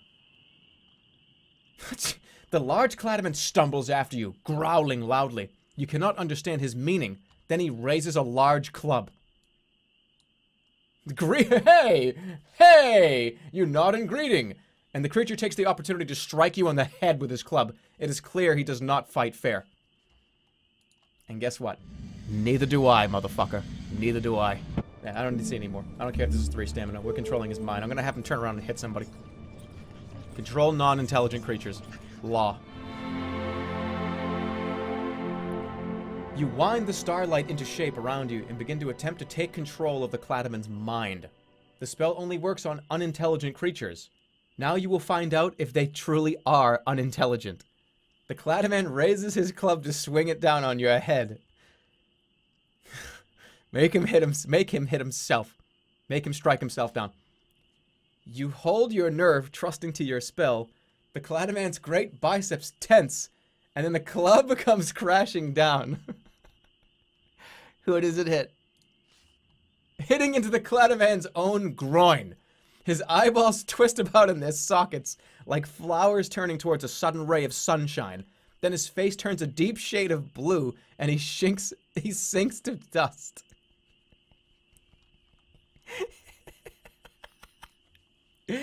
The other Clataman around the fire nod appreciatively. They seem to consider this a fair, ordinary fight, and you are the clear victor. The other Clatamen go and find their fallen champion. One of the Clata women slaps you on the back. Another Clataman beckons from outside a nearby tent. His face is painted with strange spirals and markings. You head over to the beckoning Clataman. From his tent, you catch faint wisps of strange herbal smells. Just like, fucking run at him, like with his back turned, and grab him by the back and strangle him. I could do that right now. Oh, what's that? You gonna let me in the tent? Like, I brush the tent to the side and just fucking grab him and just run at him. This place is so weird. Like, I just got attacked for sitting at a fire and eating meat. So who knows what. This weird lady is giving me weird, like, sexual gestures and shit. Like, I don't even know. I'm not sure what to do. Greet him. You nod a greeting, which he returns, placing both hands on either side of your face. Then he begins to murmur a strange blessing. You feel strength filtering deep into your bones. His gift is powerful and deep. When you step back, you feel stronger, taller, and more confident. Why can't somebody do that to me? Stronger, taller, and more confident. That'd be great. Now go after him. I can't believe that that's still there. It wants me to fight this guy so bad. No, I'm thanking him. Nobody gives me, like, fucking bigger shoulders and doesn't get thanked. You know what I'm saying, guys? Thank you. You bow in thanks. He smiles and walks away from the fire. Ask him about the 7 serpents. Do you know of the 7 serpents, you ask? One of the Clatamen stiffens at the words. Perhaps he recognizes them or has heard them from someone else. Either way, he begins to point vigorously at the fire with one hand, while with another, he lifts a handful of dust from the ground and makes this as if to throw it into the flames. You realize he's telling you the weakness of the fire serpent. Sand. Great. That motherfucker's already dead. That guy's already dead. He repeats this pattern a few times before seeming to forget what he's doing and sitting back in silence. You point down into the water in a nearby teacup, and the Clataman nods. Grabbing a handful of burning fat from the pig on the spit, he tosses it into the cup. The Clataman whose cup it becomes enraged, and the two begin beating each other around the head with rocks. Still, perhaps it's a clue. These guys are fucking great. Alright, enough talking. I'm done. Well, thank you all you guys for giving me a bunch of, like, free shit. You march onwards, climbing slightly. Your weight returns and you settle gradually back down to the ground. It is hot now. Something is visible in the distance to the south. Perhaps man-made, or perhaps a freak of nature carved from the rocks. But it resembles a low stone building. You step inside the temple. The floor space is quite empty, but the walls are decorated with long lines of strange hieroglyphics, or hieroglyphs. You cannot read them, but may be able to decipher them if you look more closely. A little dust trickles down from the temple roof. Read the hieroglyphs. Okay. The hieroglyphs are not exactly like any language you've seen before, but they're similar to others you know. You spell out the first few words aloud. This temple built by priests Yadu in honor Throff, goddess of the earth. Read more. Those not of faith are forbidden, and these must not speak the name Throff.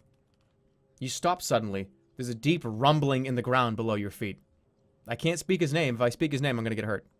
Because it just told me, don't. Those of not of faith are forbidden, and these must not speak the name Throff. Pray, but that's going to pray to the gorilla. I'm going to keep reading. Death is certain unless the victim will become a follower of Throff. As the third use of the goddess's name, something happens. The rumblings subside and a woman in leather armor steps out of a carving in the wall. Mortal, you speak my name thrice in my temple? Do you wish to follow me? Oh, I was reading it out loud. I'm sitting there going, oh shit, don't say his name out loud, while I said it twice out loud. Yes. I'm doing it. She nods and reaches out a hand to your forehead. Her touch is cool but not cold, like wet earth after heavy rain. Wordlessly, the gorilla moves away from you. Then you feel the power and warmth of Throff entering your mind. Go in peace, follower, she declares, and she reaches up to hold the temple roof in place to allow you to leave. Your goddess is Throff. Throff is the goddess of the earth. She is wise and loyal, but though she supports the weak, her rage can be furious. Okay, well, she's like a good person, but she can have like, she's crazy. You walk around the back of the structure. The east side is in no better repair. Wind blows through holes in the walls. In one corner, you notice a strange, almost rectangular impression in the dust. From across the distant steps, you hear a sound like a keening, echoing cry. There's definitely something here, set into the old stone. A trap door. Open. You grasp the handle of the ancient trapdoor and give it a good heave. The hinges squeal and cry, but the trapdoor opens, revealing a few steps downwards and a disgusting smell. And you can hear something down there moving around. Closet! Oh, shit! I love how that's an option. Oopsie-daisy, don't whatever's down there, see you later. You pause at the bottom of the stairs, waiting for your eyes to adjust. Slowly, details filter in. You stand in a tiny chamber built into the foundations of the temple, clearly some kind of prison. Chained to the far wall is a skinny, half-naked man with a wild, long beard. I don't believe it! A human! Oh, my eyes, a human! He races towards you, but is pulled up short by the chain around his ankle. Hey! Wait a second. Wait just a second. Sense danger. Okay. You weave the stars into order around you and a quiet voice speaks into your thoughts. It tells you that there is danger down here, but it is a danger you cannot see. And not the old man himself. Its cryptic message delivered, the voice fades. The man claws for you once more, his eyes wide, his mouth is almost drooling with excitement. My name is... He screws up his eyes to think. Shala. My name is Shala. I'm the priest of Throff here. Who chained you up? What are you doing down here? It was Clatterman. Damned Clatterman. They ransacked the temple. They took everything of value and chained me up down here. A rat dashes across the floor of the chamber. The man snatches for it, snaps it in two, and begins to chew on the raw meat inside. Seeing you stare at him, he offers you half, but you shake your head. With the man chained, you take a moment to search the dark space. If you're looking for a key, you won't find one here. I've looked already. The man is correct. You do not find a key. You find something, a strange black face mask. You put the mask into your pack. That's mine, the man says weakly, perhaps beginning to understand you're not quite the answer to his years of prayers, That's my only thing. You approach and bring your sword down on the ancient rusted chain, and it shatters in an instant. The man leaps forward with gratitude, wrapping his arms around you in a bear hug. Thank you, stranger. It's wonderful to be free. He dashes away up the steps into the sunlight, and you hear him gambling around. Glancing up, you notice the old man's hand on the edge of the trapdoor. Perhaps he's about to lock you in. Oh, shit. Oh, shit. Oh, shit. Hold on. Hold on a second. Hold on a second. You stop right where you are, you motherfucker! You craft the enchantment, generating a charge of electrical energy within your palm. In the last moment before the man swings down the trapdoor, you fire the bolt, and he disappears in a burning, smoky flash. Everything is quiet. You climb back up from underground. Suddenly, without warning, one of the pillars holding up the broken roof of the temple shears. The whole structure is sliding down on top of you. Oh, shit. Oh, no. What did I do? What did I do? Pray to Throff. You close your eyes and raise a prayer to Throff. The temple collapses around you, enormous stone blocks burying themselves into the ground left and right, but none fall onto you, and when the dust clears, you are still in one piece. The temple is now completely destroyed. Dust spirals up into the air. You sense Throff's great displeasure. I can just picture this guy like just fucking sprinting out. Sprinting out, like, gives me a big fucking hug.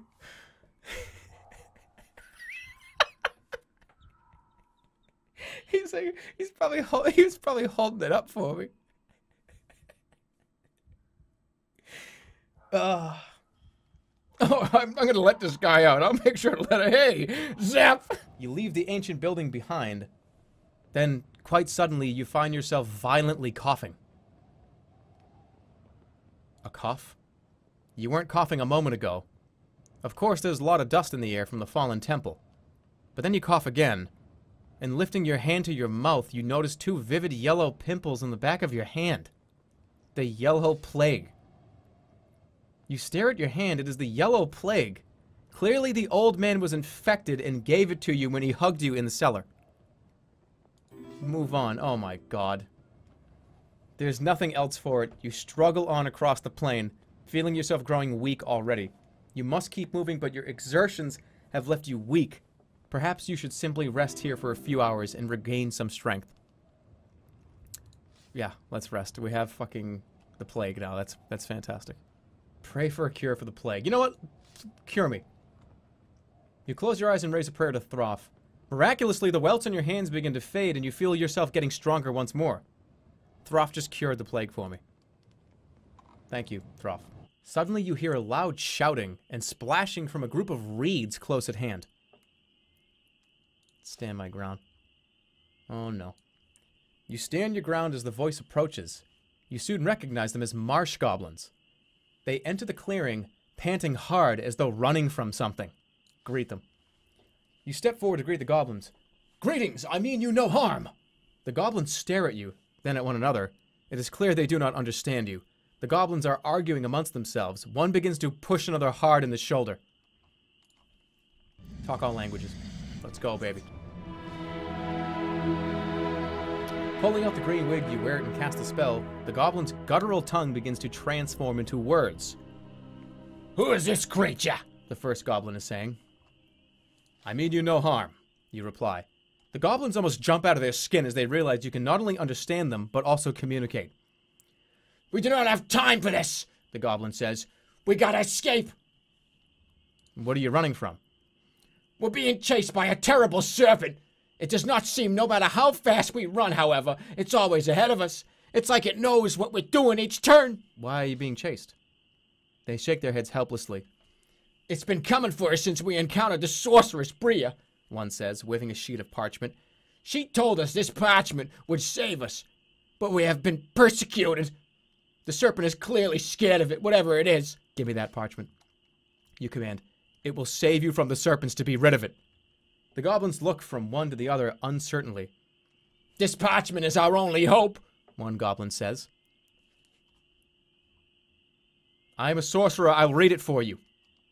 The goblins look from one to the other and then nod. It's definitely worth trying.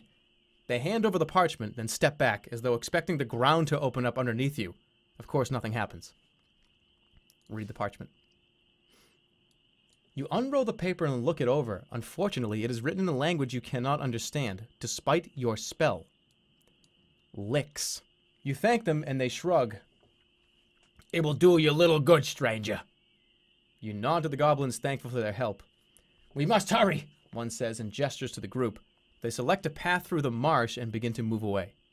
Alright, guys, remember this. His Fizz Danny Doo, Zargo Sursi, Agabaga, Ooh Boogo, Mogul, Rosadozo Heart Sword. Keep that in mind. Don't let me forget that. No, I'm not gonna, these goblins just like gave me a very vital clue to kill one of the serpents. Let them go. You stand aside and the goblins hurry away through the marsh. They move with the speed of rats. Though peering into the distant fog, you cannot see what it is they are afraid of. You find a sculling boat tied up to the shore with several hemp blankets, and you clamber in. You've not yet eaten. Eat. You don't have any dreams. Day 29. You're awoken by a gentle rocking motion to find yourself not where you expected to be. Perfect. Absolutely perfect. What? For a moment you sense boards of wood underneath your body, but then they are gone. It seems you have been rowed out of the light from the beacon, but you have little time to understand your situation before you're forced to start swimming. Once again, your fragile possessions are ruined, including the goblin's precious parchment. What? That is unfucking believable. I'm in the beam. No, that's unbelievable. I'm in the beam. No. Wait, what? No, dude, that parchment is so important. You need a boat? I was in a boat. I was inside the boat.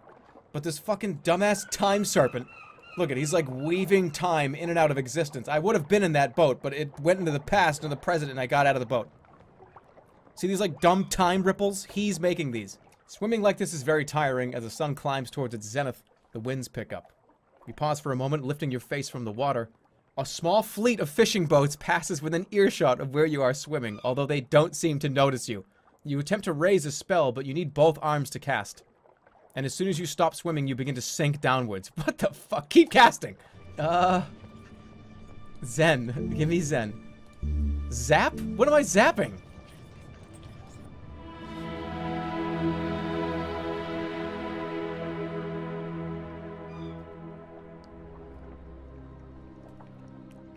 You gather the starlight into alignment around you, building an electric charge in your palm as you sink lower in the water. That is the last thing you experience.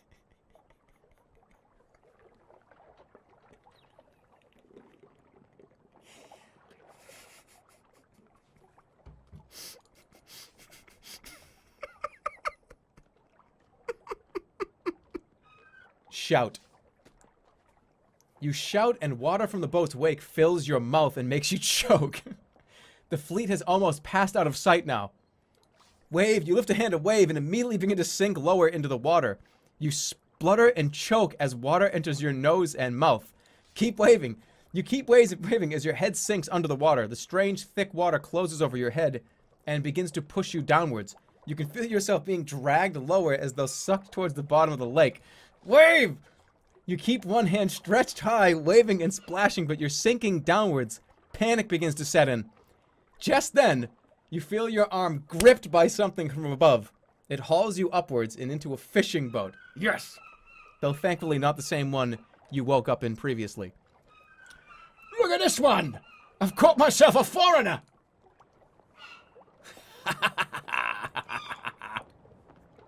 And we got ourselves a boat, boys and girls. The fishermen sing strange songs as they pull across the lake. But somewhere along the way, you pass out of light from the distant beacon and the boards below seem to waver and disappear. Hold on! Cling on! Cling on. You make a grab for the edge of the boat, but your hand goes straight through the gunwale and into the water. A moment later, you're splashing into the cold waters of the lake. Away from the shore, there's no choice but to start swimming again. This is fucking so stupid. Alright, Mr. fucking Time Serpent. You crest the stony rise with a curious sense of deja vu and look down into a pit in which a coiled serpent lies. It opens one eye as you approach. You again.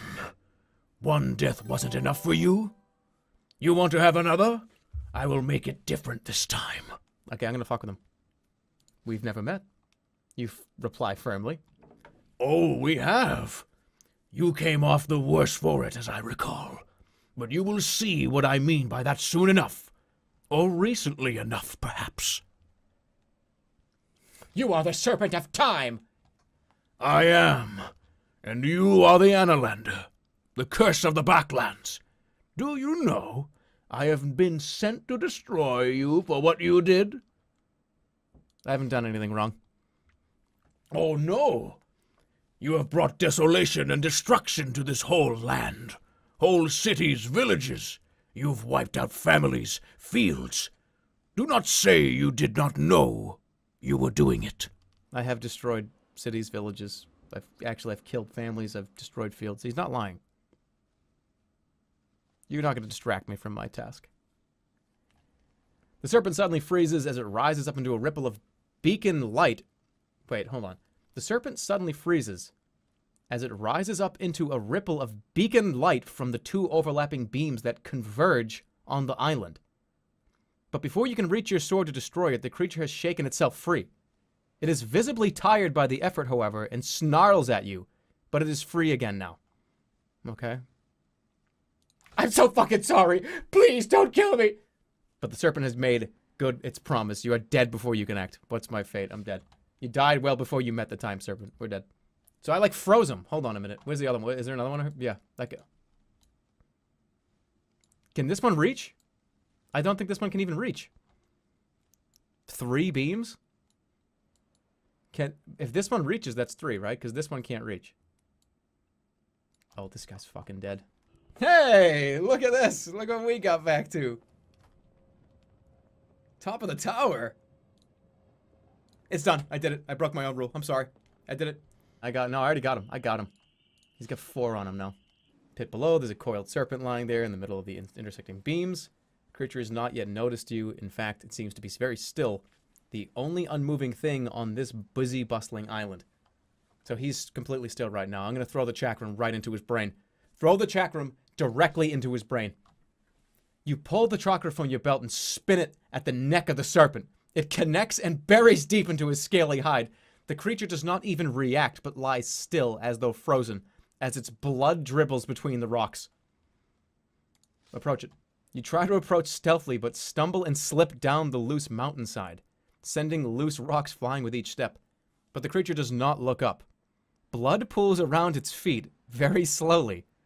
Its eyelids open as though they were pinned by weights. Then it chokes, once, and the light inside its eyes goes dark. Is it dead? Yes!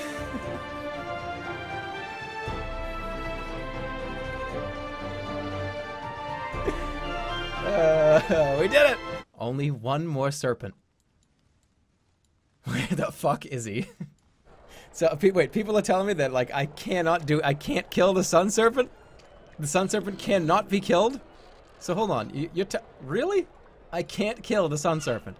He's just dead? Oh, he's not dead, he's just like, I can't, what the fuck, really? Well, even if that's the case, okay, hold on, let's break this down here. So, if I fucked it up royally, and I cannot kill one of the serpents, this is the exit down here, down to Lower Zaman, which leads to part 4. But 6 out of 7 ain't bad. I'm okay with that. I guess the sun serpent is just gone. I can't do anything to him. You need the girl? I already scared the girl away. The girl already took off into the trees, like a week ago.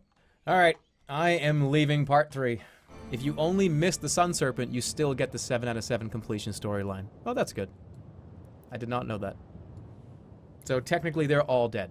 So I theoretically completed part 3 to its full. Okay. That's, well, not to its full, but it did it. 7 out of 7. You begin the slow climb. Ahead, the stony road leads to the Zanzunus towards the fortress at Mampang and the final stage of your quest. One stir is still free, and he's being an asshole, but there's nothing you can do about that now. You've taken 33 days to cross the Backlands, It is almost certain that the Archmage has received word of your journey from the remaining Serpents. You walk on disheartened. As you walk, you are stopped by a man, bent double under a great load. You, He demands breathlessly. you are going to High Salmon? That's where this road goes. The man nods. I know. He adjusts his grip on his heavy pack. I'm going home. He tells you. Home is Caramana, a little village over the lake over the marsh. I'm sure you won't know it. I've never been. You tell him. No? He agrees. No, he agrees. It's a small, unimportant place. Only known at all as the place where the corrupt Archmage was found. Only I was worried by something I heard while leaving. What did you hear? The birdmen up at the fortress were talking, you see, about the beacons. They said the beacons were emptying the land. I'm a simple peasant, and you can hear my stomach grumbling. I'm really hungry. I'm a peasant. I don't know anything about magic, but I'm headed home as fast as I can. Emptying it? You demand, catching his arm. How can a beacon empty anything? That's what they said, He says with some agitation. They said the beacons were wiping out whole villages, leaving only bare rock and dust behind. It sounded so strange, but then I heard the rumors that Timpang had been turned to a ruin overnight, and all the people gone. His voice drops to a whisper. They said it's being done by the most evil sorcerer in the land.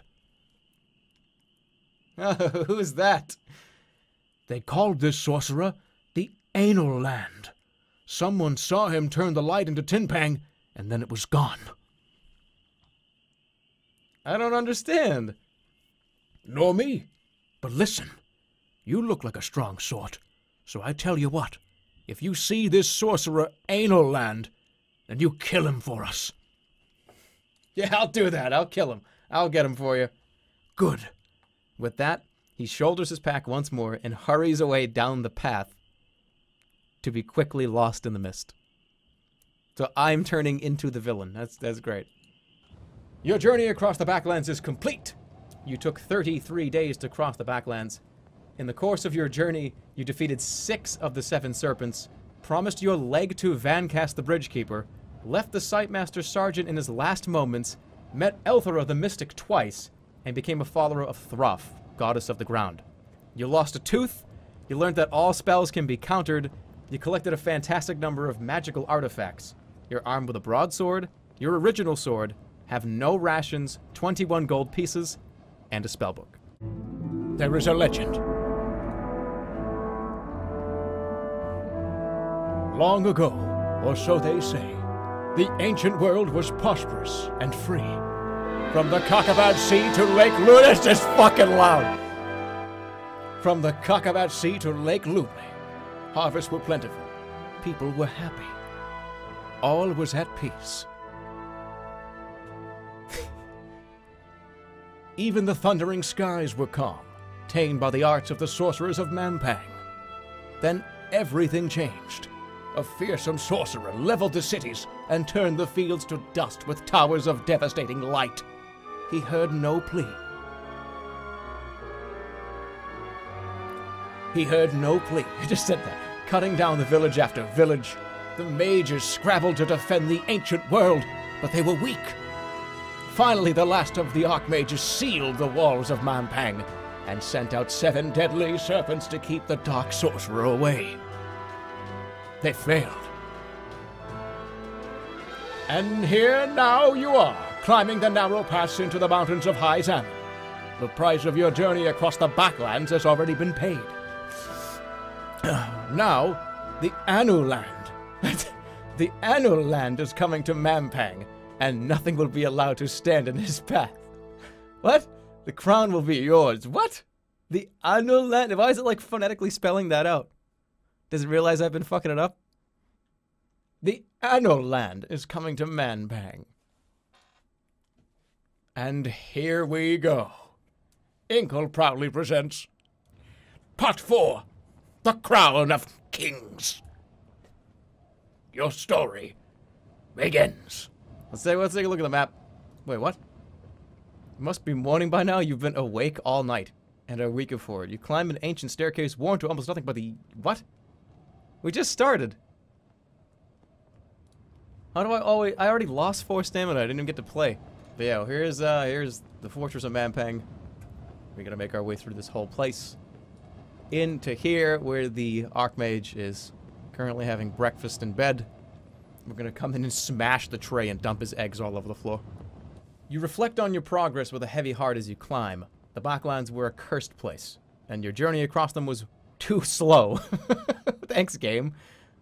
The Serpent's message must have reached their master by now. No, it didn't. Let's go.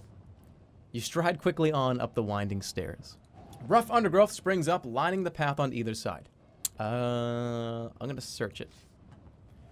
Perhaps one of the acolytes who climbed this way years ago dropped something of use. You pause and push back the undergrowth with the blade of your sword, and then jump as you disturb a nesting spikehawk. The creature flaps in alarm.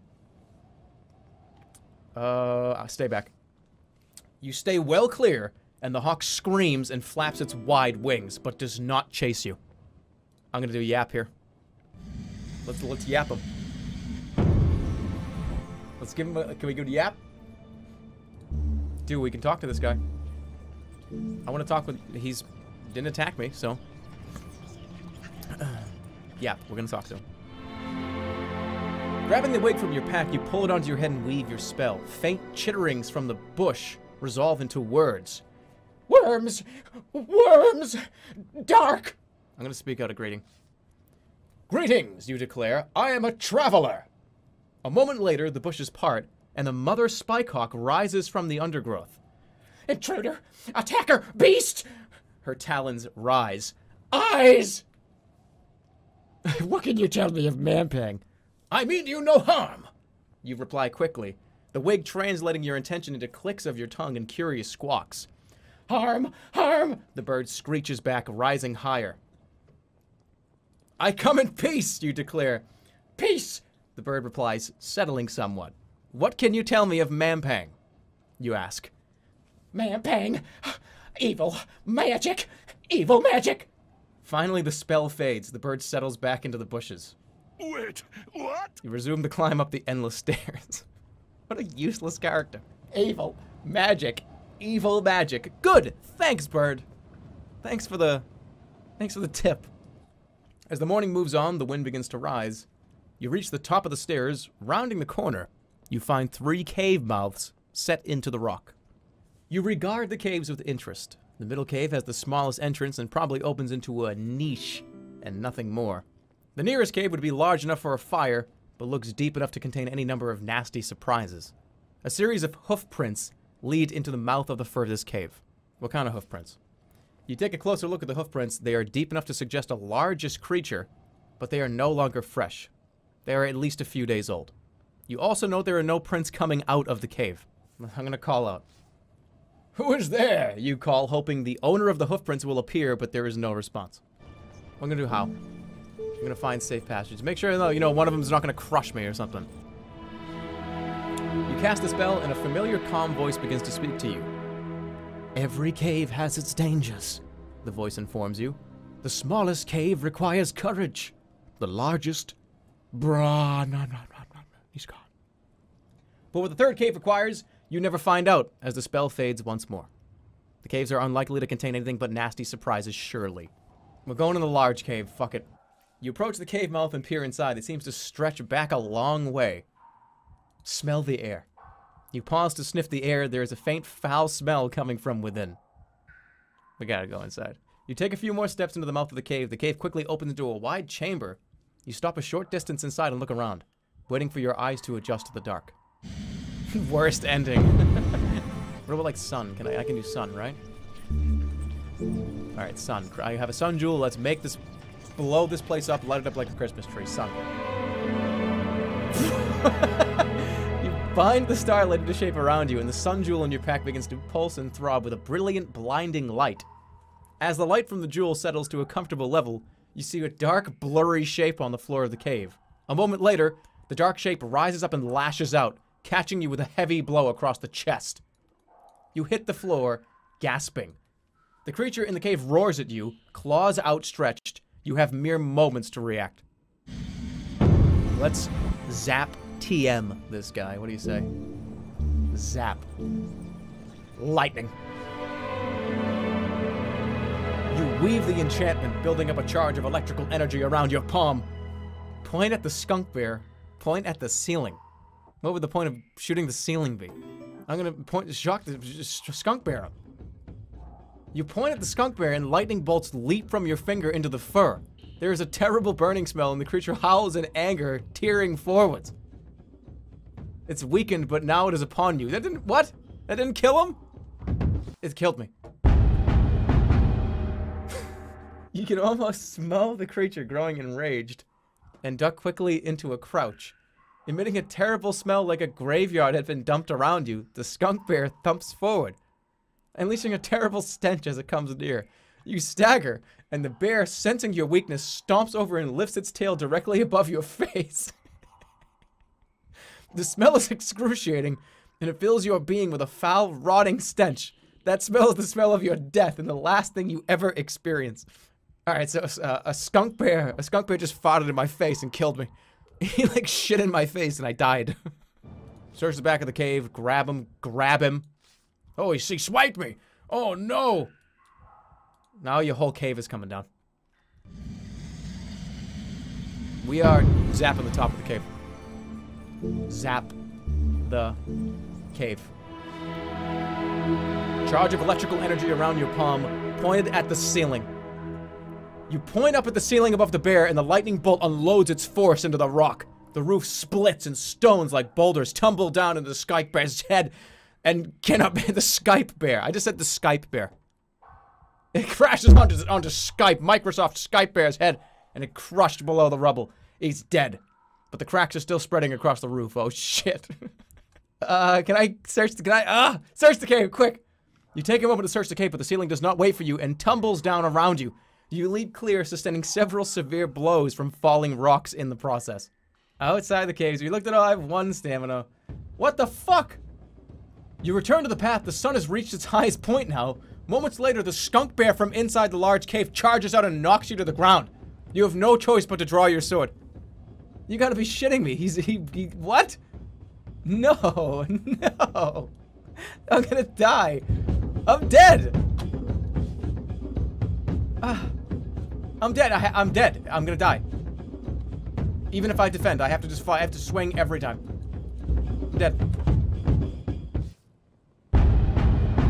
0.1. Of course not. Of course not this time. Not this time. He's not gonna go 0, 0, 0, 0 like 4 times in a row, is he? He's gonna do 3.2. Yeah, screw you. Take a 4 damage swing. Do it again. All right, we're in a good spot. We're in a good spot. I think I might be able to do it with 2. Ooh, he needs 1 hit. He needs 1 hit. All right, it's standing straight up in the air, full height. He's coming full blast. Now I can kill him. Right now. 5.0. That was close, but I got him. He's dead. Jesus. You return down the ruined path. The sun is sinking and the sky is turning bruised purple. It'll be night soon. Then suddenly you feel a wave of nausea. The ground beneath you shifts. The sun slides sideways. What's wrong with me? What? You open your pack looking for something to use to help yourself. And that is when you fall. The world rushes past you further than it should. You hear a woman's voice singing gently above the sound of lapping waves. What magic is this?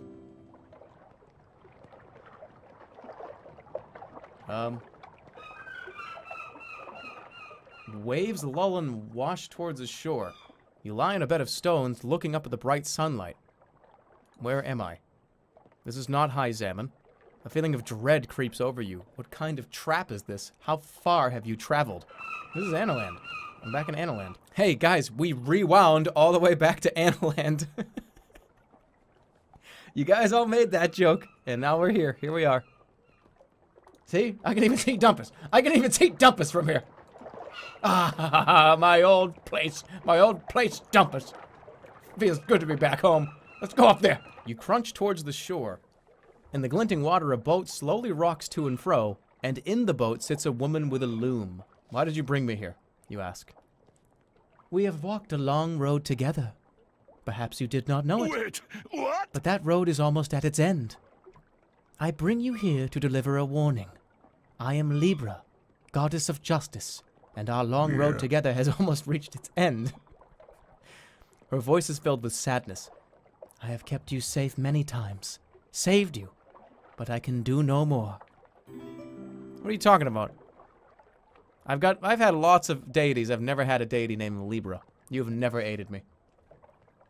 You do not understand, but you will soon enough. When you enter Mampang, you will understand. The walls around the citadel are more than those of physical stone. It is a cursed place, guarded by sigils and long knives. You mean you cannot enter? Ah, you are right. But perhaps you do not understand the cost. Annalander, for as long as you have walked, I have walked beside you. I have granted you waking dreams. Dreams of your future. Dreams from which you wake to walk a different way.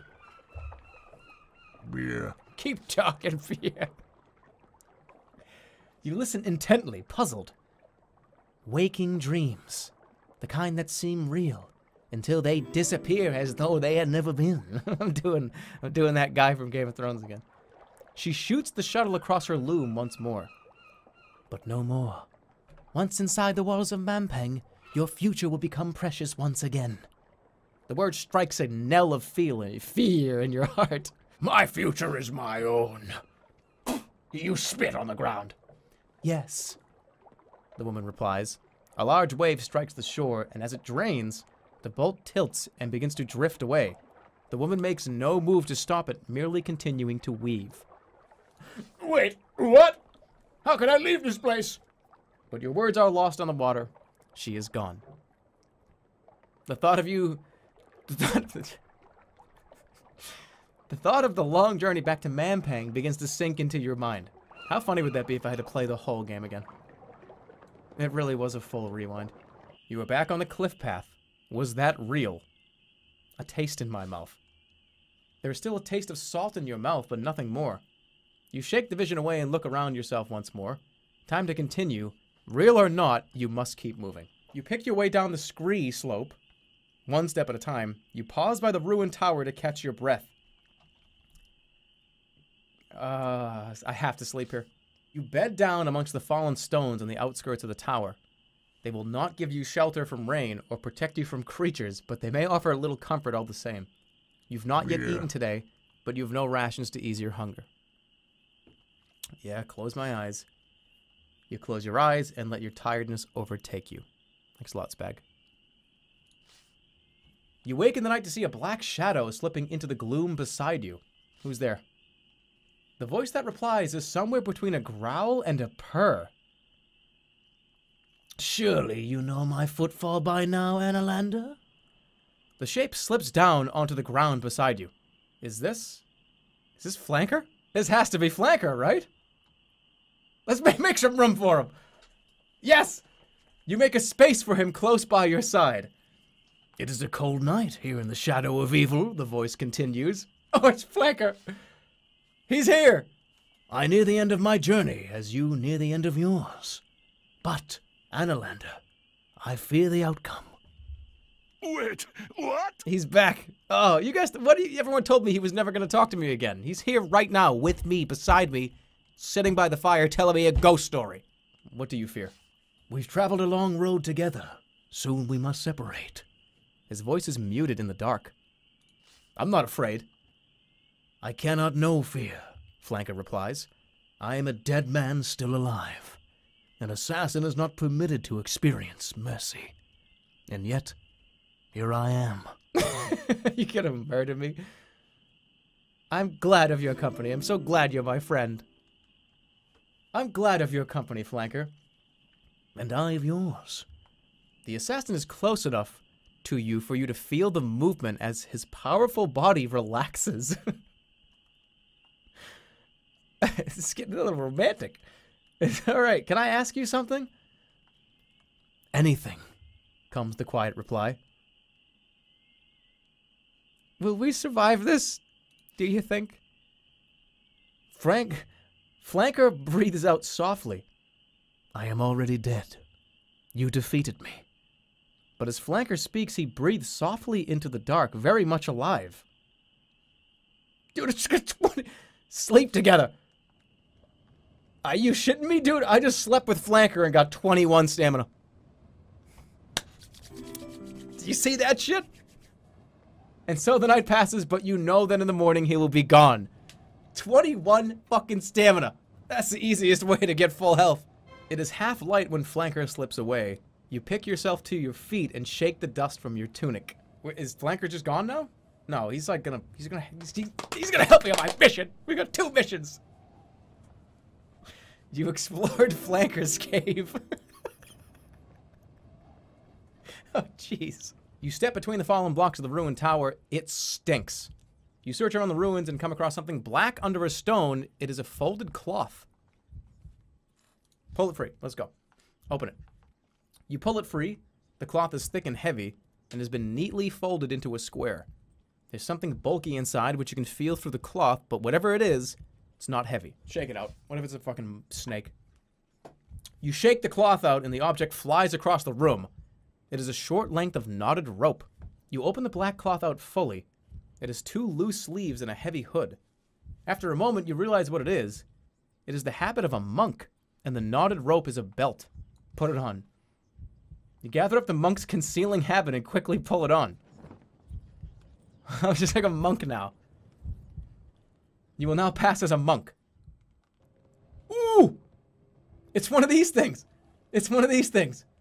Oh, there's more time shit. Are you kidding me? You move over to the eye of the beacon. A shimmering blue crystal is set at the end of it. Let's touch the crystal. Give me that health. You reach in to touch the crystal, wondering if you can activate the beacon. But though you touch it, nothing happens beyond a sense of healing wellness that floods your veins.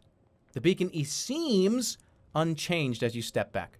You try to turn the heavy beacon, but unlike the towers in the Backlands, this one appears firmly fixed. Its eye pointing out towards Mampang and its central tower. You step away from the beacon. You hear a quiet cough from somewhere behind you. Look at the citadel. Mampang itself dominates the skyline enough to chill the hardest of hearts. At its top is a tower with a single high window, the Archmage's turret room. So he permanently has just one of these time beams pointed at his room. That's weird. Looking back at the lantern, you are surprised to see that there is indeed a very faint light spilling from its end. It seems its beam is active, but it has been focused entirely into an extremely narrow beam that reaches across empty space toward the citadel. Yeah. You step back from the edge of the tower. Just then, a robed figure steps out from a shadowy spot behind the lantern. Oh, I got robes on too. You approach the figure boldly. Greetings, It declares. and what are you doing here? Greetings. The figure nods. You seem remarkably intact. Is that a threat? Intact? Indeed.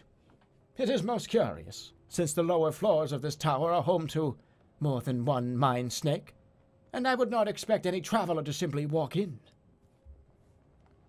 The lower floors are ruined. What are you talking about?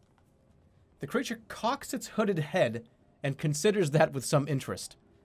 Remarkable. I sense the truth in your words, though I cannot understand them. Perhaps I should summon a snake up here to test your assertions. Are you afraid of them yourself? I am terribly afraid of them, obviously. The creature strokes its sharp chin. All in all, this situation is most unexpected. Let me ask you some questions. Indeed. The creature returns in some surprise. Is surprise saying this? Who do you serve? The Archmage, naturally. Whom else is there? Why? Why do you serve him? It is right that I should serve someone, The creature guarding the tower replies. as you do. There is something strange about the creature's speech, as though the conversation was happening out of its proper order. How do I reach Mampang? You ask. Along the pass through the Crater of Ghosts. Though that should be obvious enough, I should think. I've seen beacons like this before. Where would be? I've seen the beacons. This is the last of the great beacons built across the Backlands. They are lenses. And like all lenses, they collect, focus, and deliver. Only they do not focus and deliver light. Yeah. They focus time, I know that. I've seen this. Indeed, that is correct. You're funneling time into the back Mampang? For what purpose? For my master, the Archmage. He lifts a hand, to his forehead. Reverend. He's a reverend. He desires immortality. It cannot be. He desires immortality. It cannot be achieved, but extreme longevity is a close second. So he's having a beam put on him? I can't even talk. He's having a beam put on him to live forever. You poke around the nest, eventually coming across a cloth skull cap packed roughly into one of the walls. But as you weigh your find in your hands, you hear a shriek from behind you. Oh, shit. You swing around just in time for 2 pairs of talons to scrape down your chest. The nest's occupant has returned, but this is no bird. It is a birdman. But this is no bird. It is a birdman. The birdman's wings are outstretched. Clawed hands already up and ready to tear at your body. The vicious talons drip with your blood. You have moments to react. Finally. Finally, we can do it. We can summon a goblin. We can finally do it. It's taken like years. Hold on. Hold on. Hold on. No. I don't care about any other option. I don't care. Summon a goblin. Summon a goblin. You pull a goblin tooth from your pack and throw it on the ground, casting your spell across it. The tooth erupts into a column of smoke, and a moment later, a goblin warrior is standing in front of you. Alright. I got like a fucking little warrior now. Get him! You order the goblin in to attack.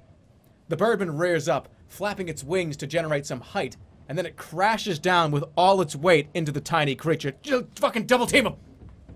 You seize the moment to draw your sword and charge forward, surprising the birdman with a jab just as it crushes the skull of your goblin down to smoke. Full blast! I'm dead.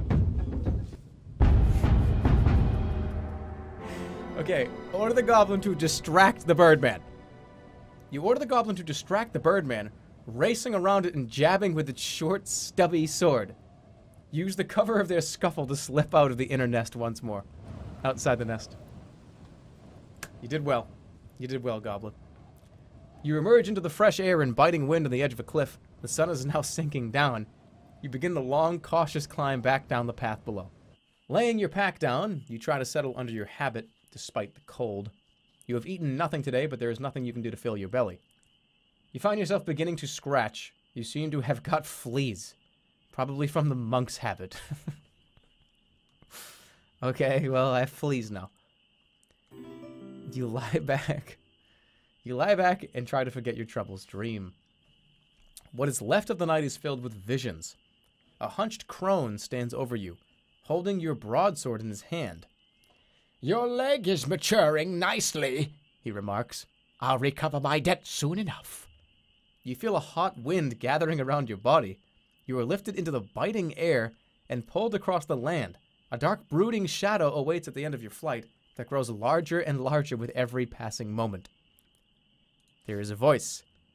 Ah, comes a voice cracked with age and hollowed by soulless laughter. There you are. You stand on an open balcony with a view across endless frozen wastes. A figure stands before you and turns to greet you. This is the first colored picture. That Finally, breathes the Archmage of Mampang. I've been trying to reach you for so long. In his hand is a brass pendulum and a crown. Give me the crown of kings. A good jest. That would be a fine thing, wouldn't it? Hand it over like that? Sadly, however, you are not here. I have simply summoned your dreaming eye to my presence, like an obedient dog. But you see me as I am. I have the crown. It belongs to the King of Analand. I would recommend you discover what the crown does. The Archmage responds calmly, except he had a little bit of step in his speech there. No one will take it from me. Not least some ill-equipped, half-starved sorcerer novice. Who survived the Backlands? Oh, motherfucker! You don't think I didn't think I survived the... Up top!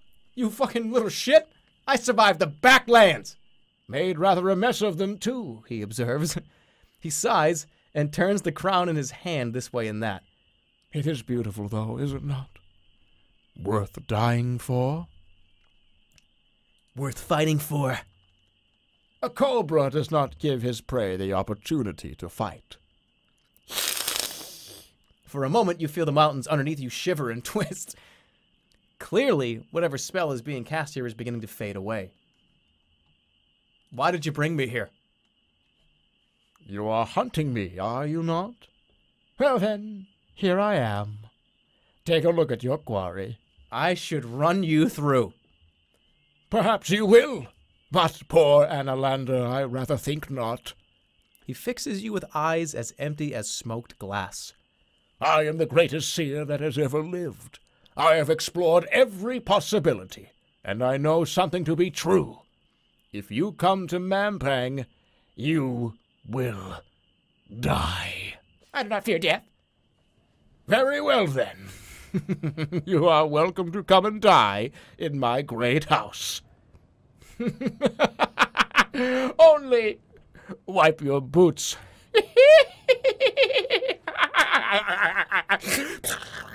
Brownie flicked his wrist. Oh no, hold on. And with a flick of the wrist, you are dismissed, tossed like a stone back across the mountains. And I'm laughing. You little shit. The only way is forward. You move cautiously along the shadowy pass. It is barely wide enough for 2 horses to ride abreast, but the walls on either side loom high and threatening. Starlight pools around you. There is no magic here. Well, there is now. There is now, because I'm about to bring this whole place down. Zap! You weave the spell, generating a charge of electrical energy within your palm, but there's nothing to hand to vaporize. Just shoot it at the rocks! You strike the rock face with your thunderbolt, and it explodes in a rain of shrapnel and stone. How cool looking was that? Quickly, you hear cries from up the pass. What was that? Be ready! Seems you've alerted the guards to your presence. But damn, did you see how fucking cool that looked? What did I do that for?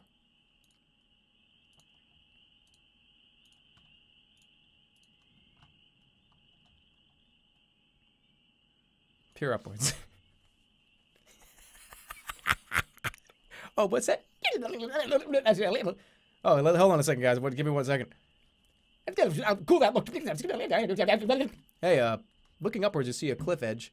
Looks smoother, somehow as though loose rocks have been moved away from the cliff edge. Oh, interesting. Look ahead. Looking ahead, you can see little. Put on the invisibility ring, the most invaluable thing in the whole game. You slip on the pearl ring and cast the spell, and slowly a filmy light extends from the jewel surrounding your body. You can press on without fear of an ambush. Just walk in the front door. You walk down the path, which narrows further. Above, you hear voices. Looking up, you see a guard. He's holding a bow loosely in one hand and is calling over his shoulder. So, of course I told him to shove off. Then he pulled a big knife out. He's looking right down at the pass but cannot see you. Go, go, go, go, go, go.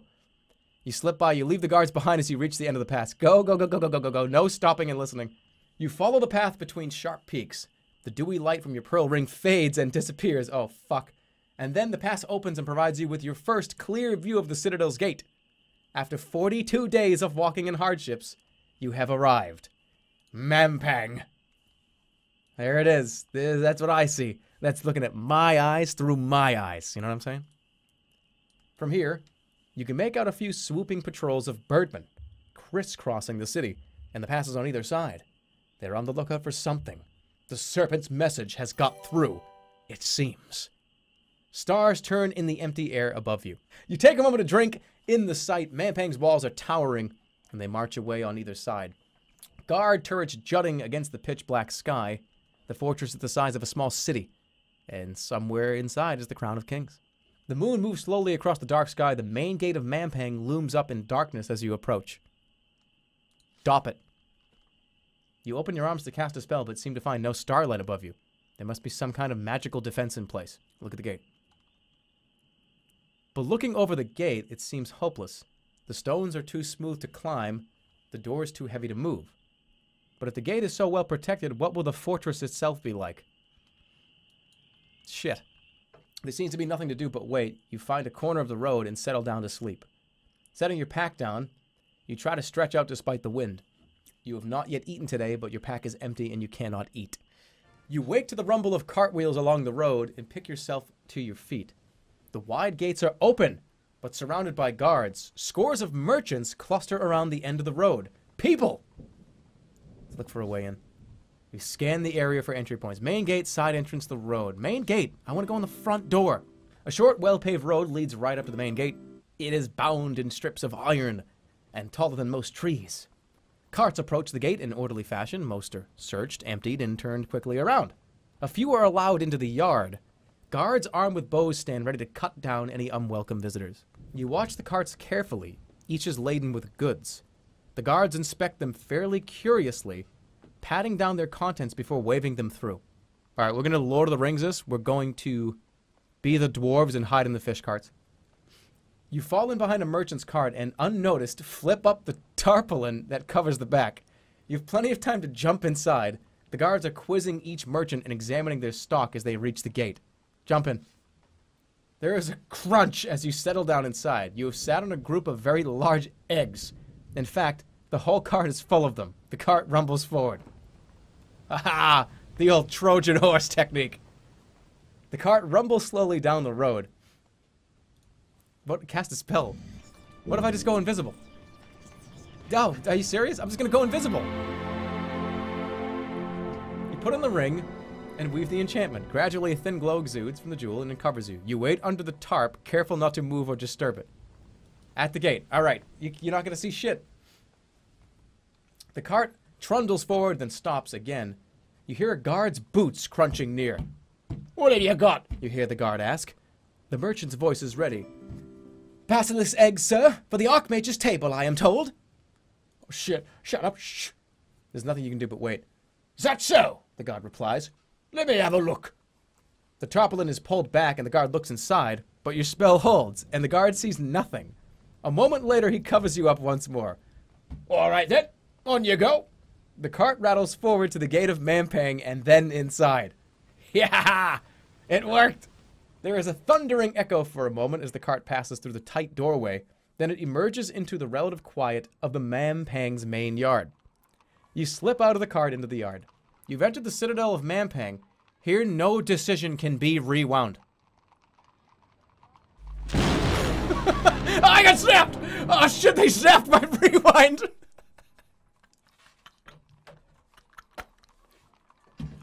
It all comes full circle. It all comes full circle. I just got fucking zapped. Dude, out of like the fucking 50 hours I've streamed this game, I'm so glad that I just got zapped and couldn't do any rewinds. What a fucking unbelievable. That's fucking perfect, dude. Opening the door a crack, you see a riot of activity and heat.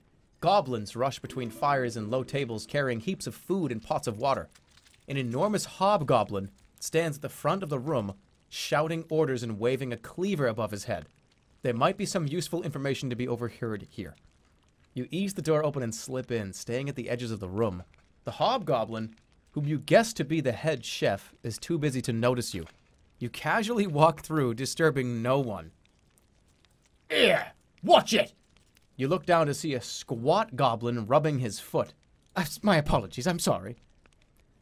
What good are your apologies if you've broken my foot? Demands the goblin shrilly. At the complaint, the head chef looks up. What's that commotion over there?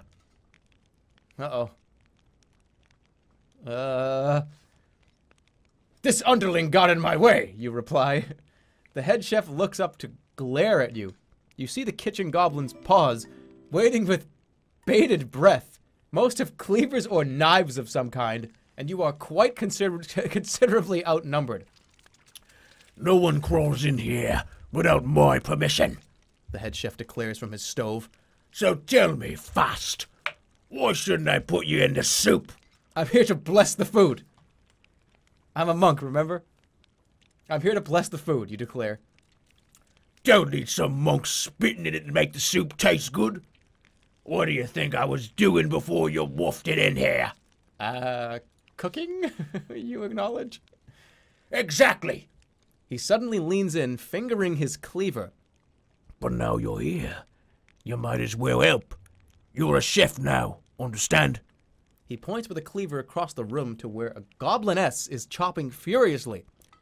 Go see Filk. picking up a head of lettuce. She'll get you started. With that, he turns away. You make your way around to the counter to where the hobgoblin pointed out, is trying to lift a bag of potatoes that is almost her size. She collapses under the weight, but scrambles out from under the bag when she sees you. She is gigantic for a goblin, but still a head shorter than you. Her apron is mostly stains, dirt, and a few threadbare ruffles. I help her up. You reach down a hand and pull her up. Filk! She announces, and you realize with a sickening feeling that she is vainly trying to tidy the thick mound of greasy hair on her head as she speaks. Hi. You greet her and explain that you are the new assistant. Filk is clearly impressed. Finally, we have someone who can reach the top shelf. But before you start, there are a few rules. I don't follow rules. I'm a badass.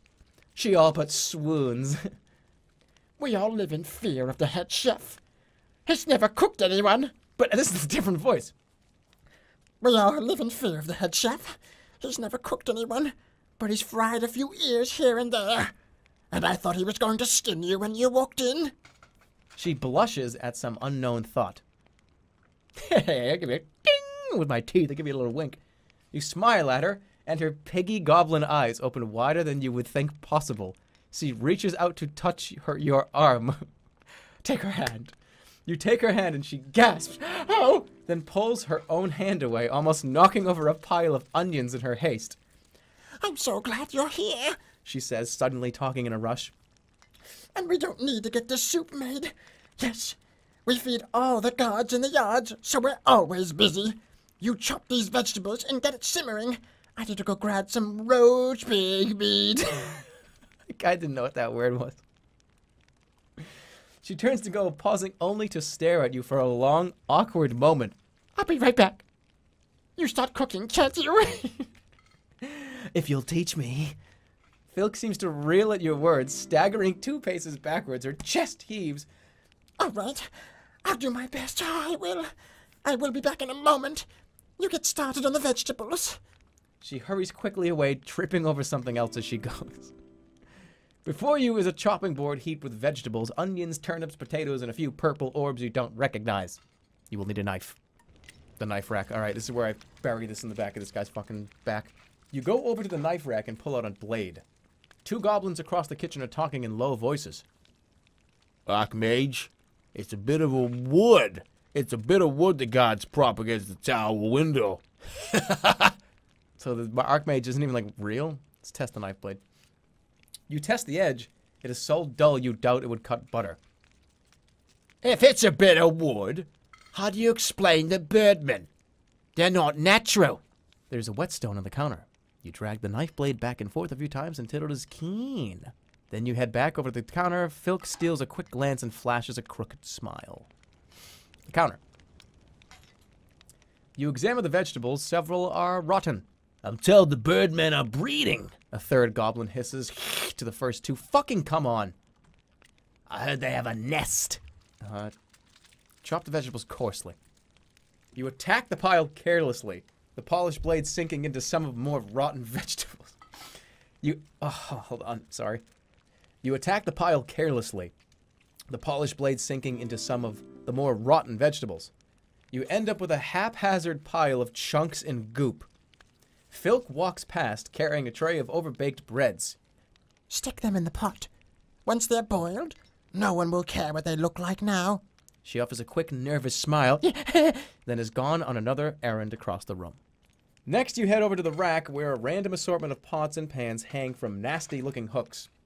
Most are dented or cracked, and some have holes rusted in the bottom. Don't be stupid. Birdmen can't lay eggs. Think how big they'd be. We'd be using them to make our omelets, wouldn't we? All 3 go at the thought. Take the fucking broke, dented pot. You grab a serviceable pot. It's dented and old, but it should hold its water. Take it. Returning back to the stove, you fill the pot with your mangled vegetables. You add the cleanest water you can find, which isn't very clean, and place it over the fire. The group of goblins are still muttering. You should pop through the tunnel and find out. Oh, except there's no tunnel in the larder, of course. That rumor's totally false. Stir, stir.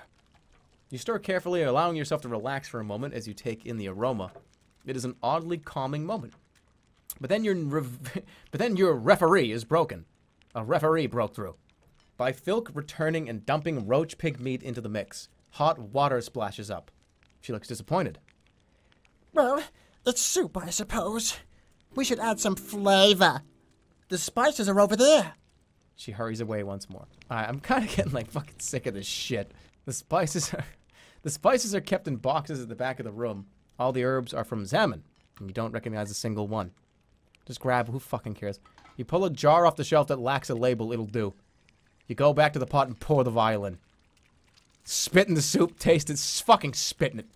Summoning up all your bile, you spit into the pot with fiendish glee. Filk grins. Traditional goblin cuisine. Yeah. I didn't know you were so worldly. She spits alongside you. Your two phlegm streaks mingle into one spiraling galaxy of mucus before being lost from view. Ah! Stir it. I'm not tasting it. You stir the broth. Excellent smells rise up from its surface. At Filk's insistence, the hobgoblin comes over to sniff the pot. Not bad. What's in it? Roach pig. The hobgoblin cook nods. Good. I'm glad someone round here cares about cooking. No one here appreciates good ingredients like me. I am Throg, the most careful chef in Mampang. Throg takes a spoon and sips carefully. Then he beams with pleasure. Oh, delightful! Wow. Gather round, you lumps. He gives you a clap on the shoulder that is only a little less painful than his blows of anger. This is a chef. He's going places, you hear? A wave. You try to look suitably humble. Someone take this to the mess hall. And you get access to the good shit. He winks. Go check out the larder. It's full of real meat. Trying not to think about what he means by real meat, you head towards the larder. I'm a master chef. Yeah, do it like wicked drunkenly. Come on. Oh, sure, but oh, God, I'm sorry. I knocked into a bunch of stuff. You open the door and slip into the larder. It is stocked with food that looks actually edible, unlike most of what is piled in the kitchen. But there doesn't seem to be much more to it, except that you were told that somewhere in here is a secret passage into the heart of the fortress. The door opens up behind you, and Filk slips in, somewhat breathlessly. I thought I could help. She blushes. I heard there was a tunnel in here. Do you know about it?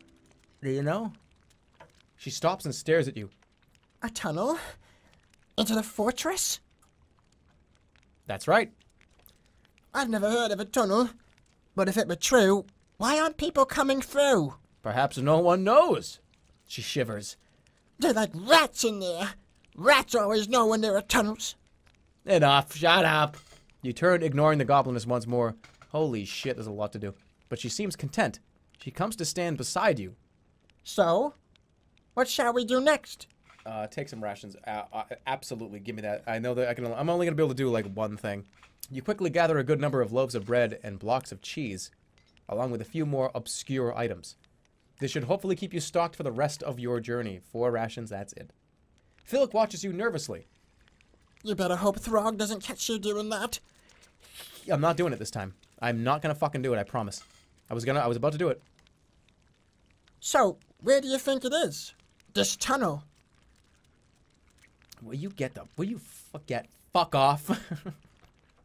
For a second, I just thought that said search around her socks. Let's look at your socks for a second. Are they around here?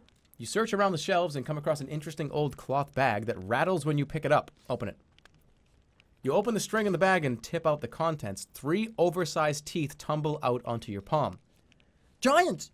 I just like fucking puked. I puked. I fucking puked.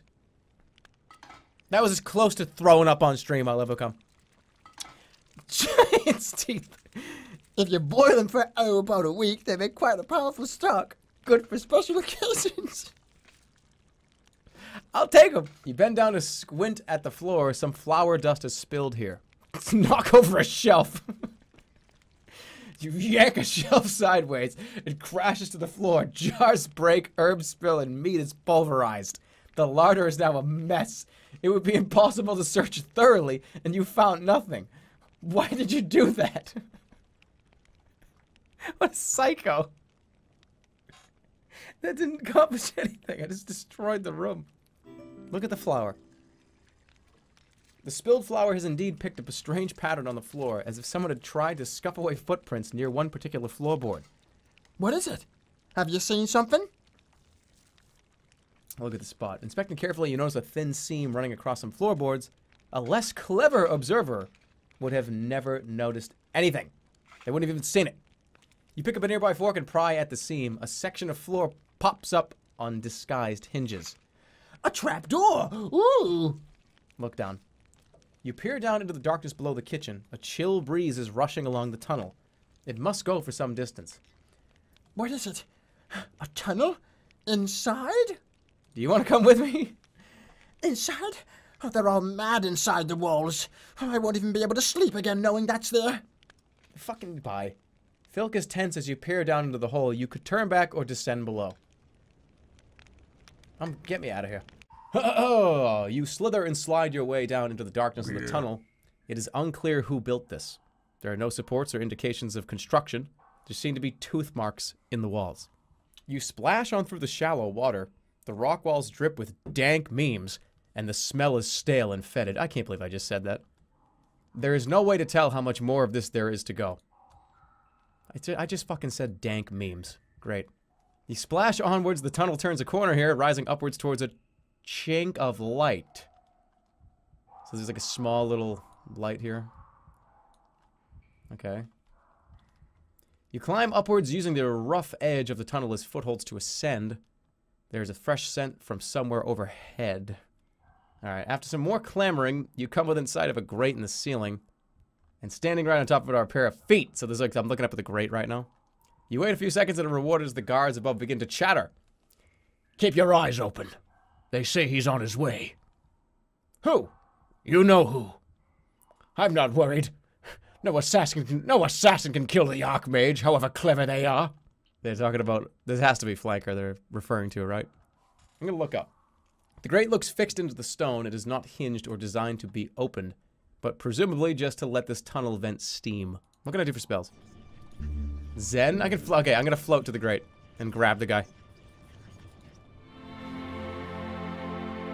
You weave the spell and the medallion begins to glow as you rise gently up into the air.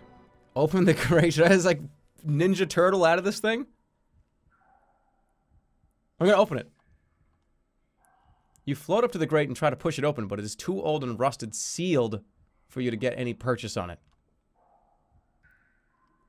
Fuck, I'm just like floating underneath these guys' feet. What can I throw? Yeah. You grab a pebble and toss it up against the grate. The guards stop talking immediately, and you see the feet move this way and that. What was that? Sounds like it came from down here. Hey, it's me. Greetings. Greetings, replies the guard uncertainly. What are you doing down there? I'm the Annalander. I've lost. Should I just say I've lost? I've lost. You certainly are. That's a sewer. Can you get me out of here? No, apologies, brother. These grates don't open. Never have. Just keep going along, The other guard remarks. you'll find your way out somewhere. Good luck. Well, good luck to you, too. Zap 'em. Consulting the stars, you bind the magic, generating a charge of electrical energy within your palm. Blast the grate or blast the guards. Blast off the grate. You fire the blast up at the grate, which lights up with electricity. The guard screams as he jumps clear. But by Greg's nostrils! How? You don't think it's the Annalander? Could be. We better call it Captain. You hear their feet pounding away. More light filters down from above now that the guards have gone away. Alright, let's stop the gate, see if it works. Open locks and doors. Reaching up to the constellations, you create the spell, and the grate overhead flips open. It actually worked. Climb through the grate. You jump to try and grab the overhead grate, but you cannot reach it. No, I gotta float up there. Hover in the air, grab the ledge, and get out of here. Float through the grate. You float up and out through the open grate. Cool. You settle to the dirt of Mampang and kick the grate shut behind you. You are in a narrow alley between two large buildings. At the far end, you see a glimpse of some kind of plaza. The sun has reached its highest point now. You slip your way forwards. The alley widens out a little bit here as you approach the square at the end. You're inside the city. Time to explore. Looking around, you're surprised to find this part of Mampang is more like a city than you expected. There are merchants, laborers, and swaggering guards. Washing hangs from hooks outside the stacked houses. Of course, there are far more wicked glares and knives tucked into belts than ever, even in Khare. Suddenly, you feel hooked fingers catch your arm. Draw my sword. You go for your sword, but a voice murmurs, You won't be needing that. There's no one else here. You blink with surprise. A moment later, the tall buildings of Mampang that you traveled so far to reach have disappeared. Now we're in Khare. Okay. You stand in a humid climate. Duh. Tall plants lean down on all sides, and a thin, watery sunlight leaks through some kind of glass ceiling choked with weeds. Is this the lady again, Libra? There's no sign of the goddess. A beggar stands beside you, however, but no longer holding your arm. He stands taller and seems better fed. That's better. Now we can talk more freely. Where are we? This is a favorite little spot of mine, forgotten corner of Khare. The lost gardens of Briar. Even the gardeners who work here can't remember the way in.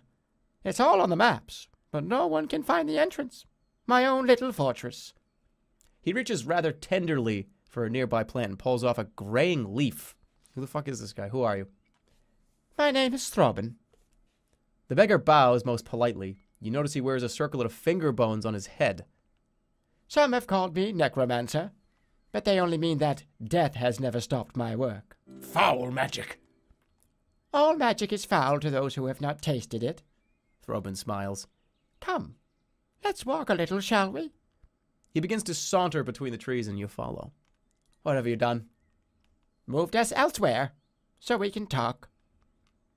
This place is hidden from the Archmage? Quite so. The Archmage would chew a death sponge mushroom and then eat my brains if he had the chance. Best for us all if that doesn't happen. Throbbin points at a nearby flower. Do you see this one? Purple thornweed. Only grows in one place. The slopes above my home village. Very nice. It was. I grew up in the same village as the Archmage, you know. A small place called Karamana. I forget the name of my own village. Maybe you've heard of it. He sweeps away, his face hidden from view. This way now. He steps between two plants and then disappears. Into the gardens. You push your way between the plants and find the beggar waiting. Only now he is no beggar, but a tall, handsome man wearing a long cloak embroidered with runes of power. There you are. I was told to expect you. Where the hell's the old man?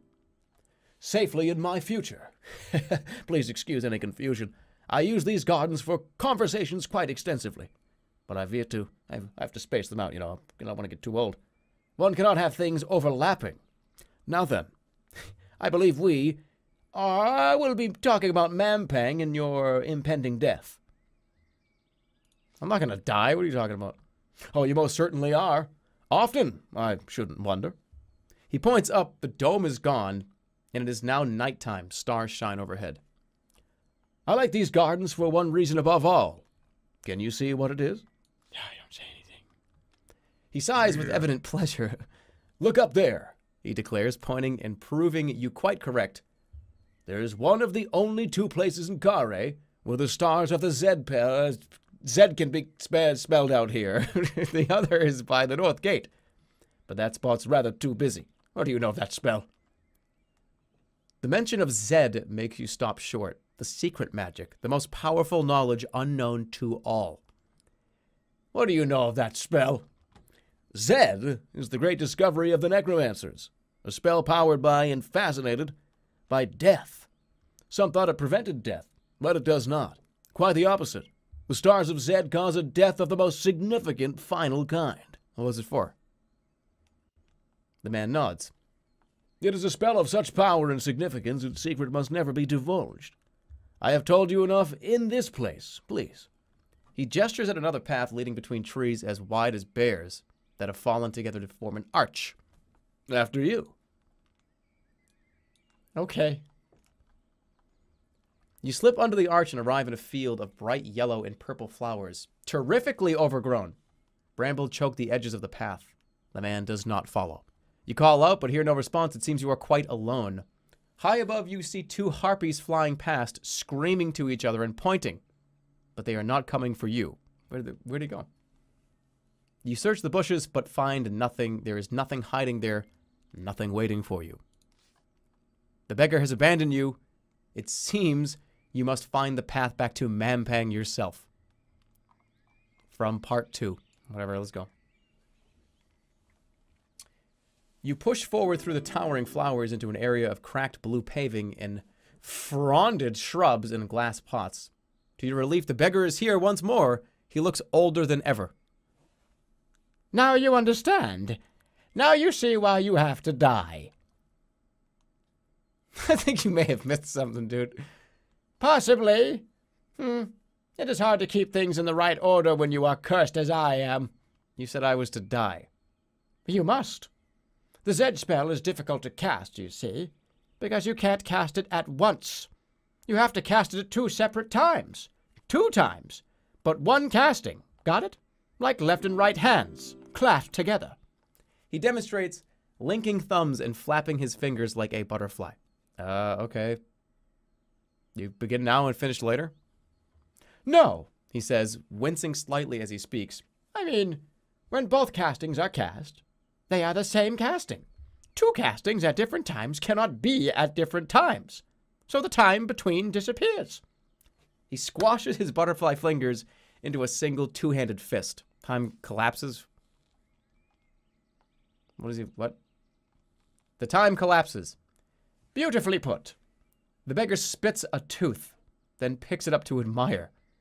Be valuable that, one of these days, he remarks.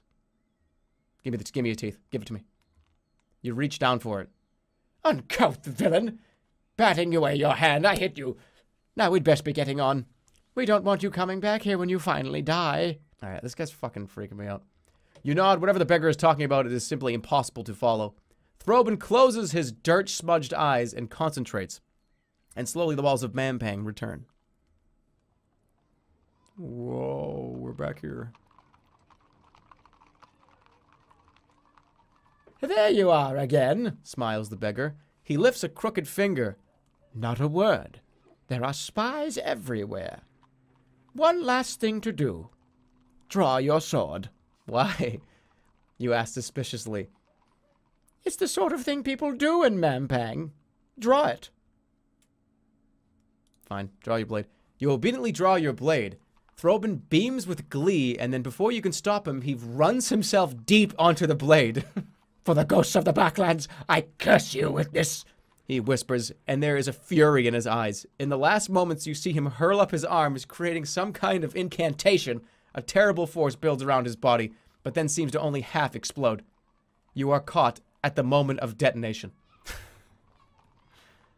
The explosion dies away, its force curiously unspent, as though waiting, but you feel stronger for it. You look around still disoriented. There's no sign of the beggar. The narrow alley mouth opens into the square.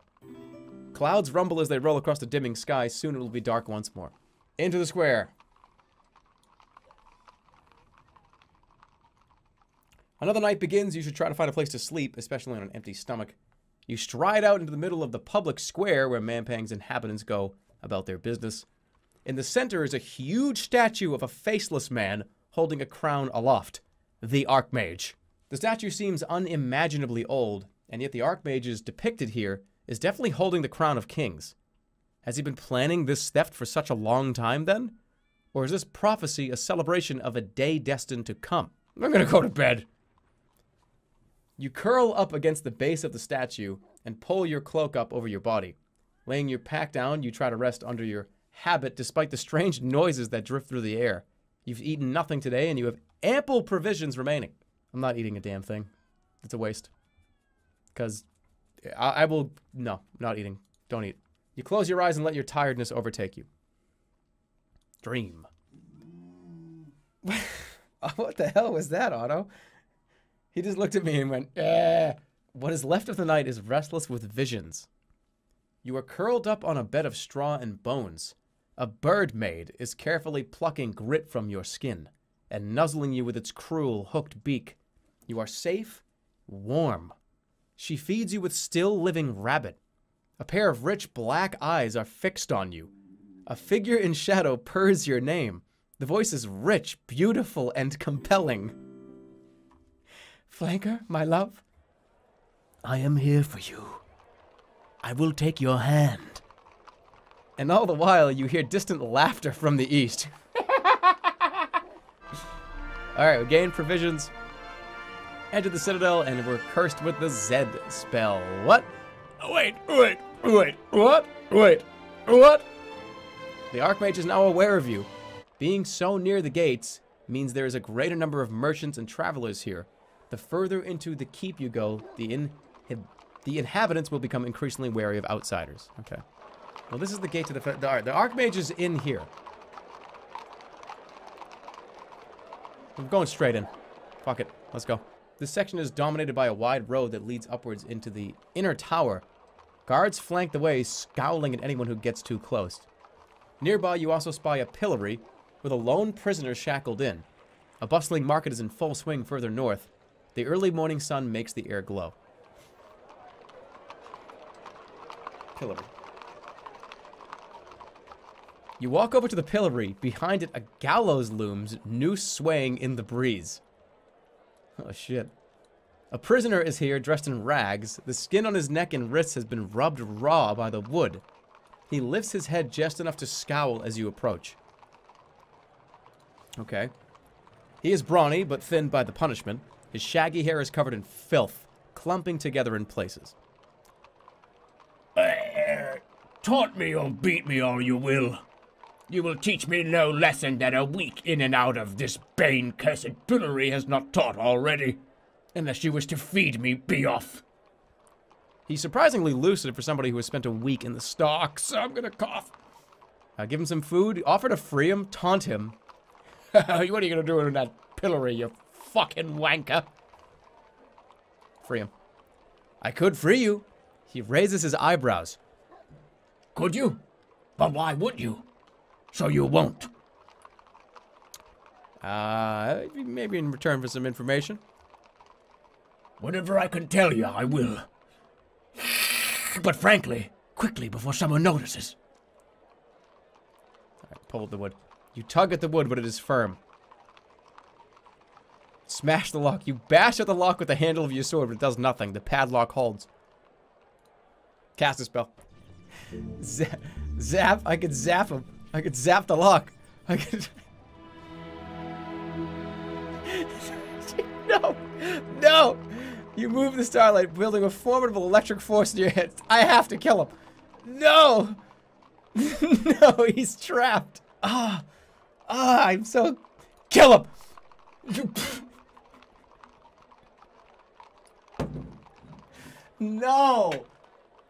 You point at the man and release the lightning bolt. A moment later, the pillory is a smoking ruin. What? There's nothing more to be done. You leave the gruesome sight at the pillory behind. You could head out into the square. Why the fuck did I do that? Oh, motherfucker. That, like, wasn't even funny. Bye. I just fucking electrocuted a guy that was tied up in stocks for no reason. I'm not doing that again. I'm not doing that shit again. I can guarantee you. When was a zap? We're done with the zap. I'm putting zap in the fucking pocket and closing it. The air stirs a little, still cold but fresh. Fuck. A few yards from the square, a group of guards block the road. They stand sharpened to attention, sheltering in the shade of a nearby hut. Two of them hold snarling dogs on chains. All right, let's look at the guards. You take a moment to watch the guards. They stand in a huddle, watching the road to the south. You might be able to slip around the hut and take the road beyond without being seen. We are going to look at the road. The road is wide and clear. Why the fuck did I zap that guy? Seriously. I can't even get over it. I'm still fucking mad about that. The road is wide and clear with a rising rock on one side and a drop on the other. There are no places to hide. One of the guards spies you and stamps forward. The nearest comes out to greet you with a growl. Well, The guard snaps.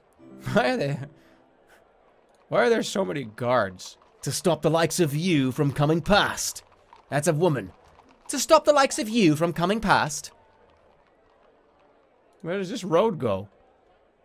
Where does this road lead? You what? The inner fortress, can't you see it? Get out of my fucking way!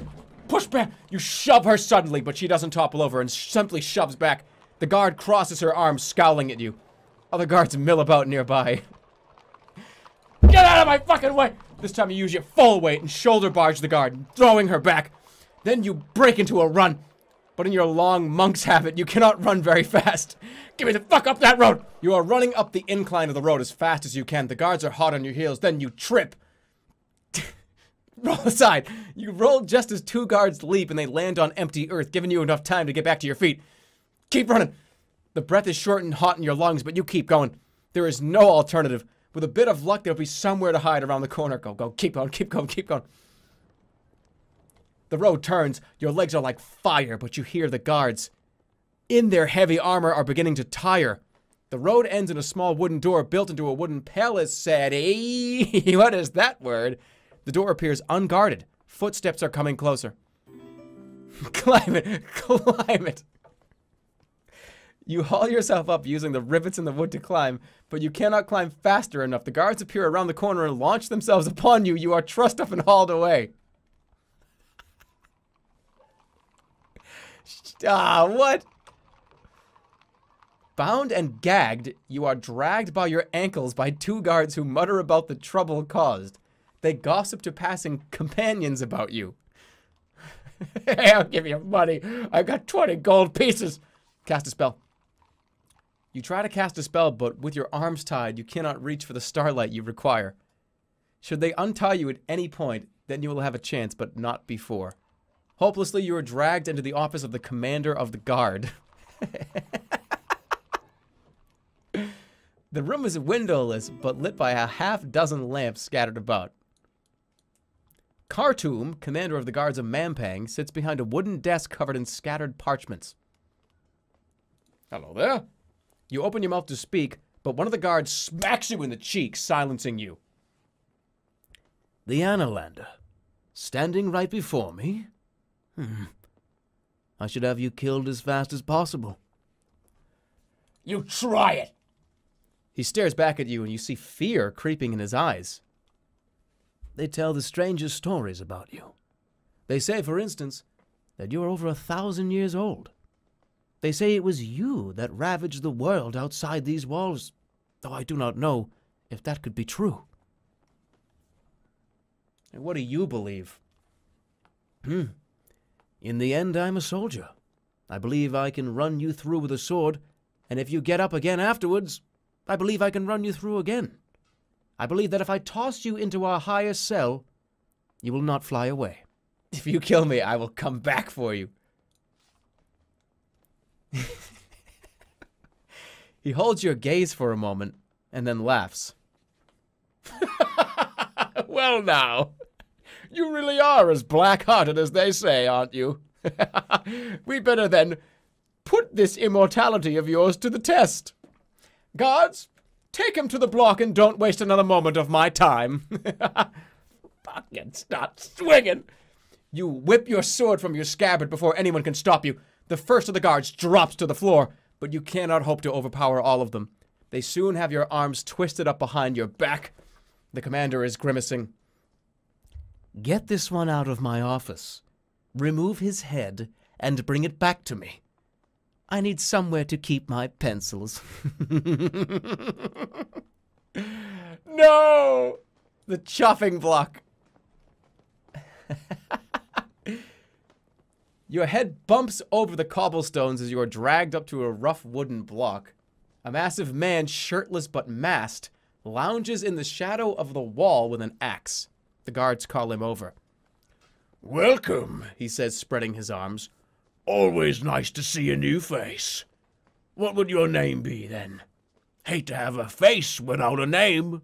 I am the Annalander. The Annalander? What an honor for me. I have heard quite a bit about you. Caused some trouble, I'm told.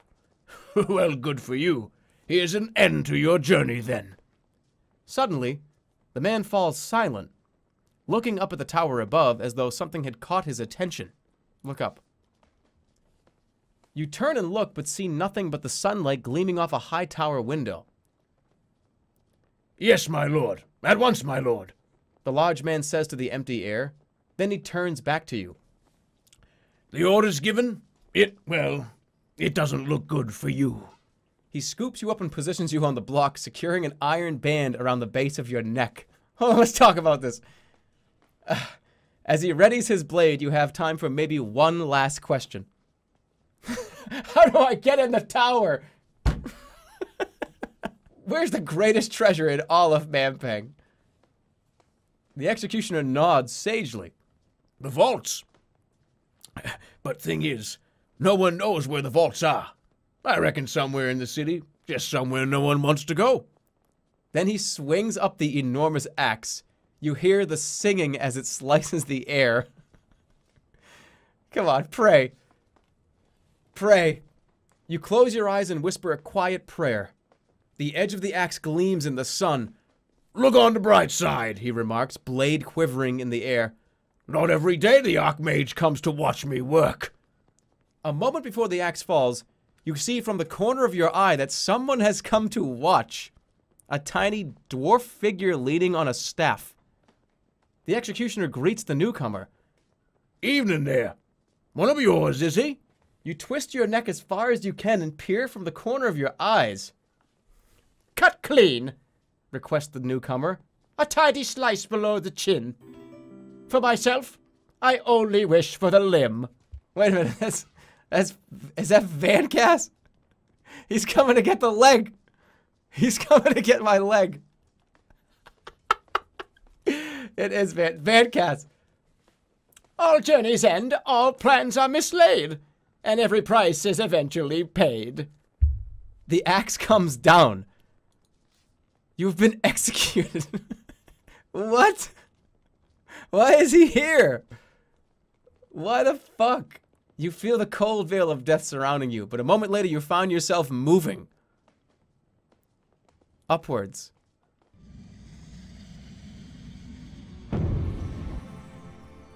Oh, it's Zed. We cast Zed. We're gonna, yeah, alright. You do not cast the spell, but rather it casts you, pulling you open only to scatter you into the winds. Yep, okay.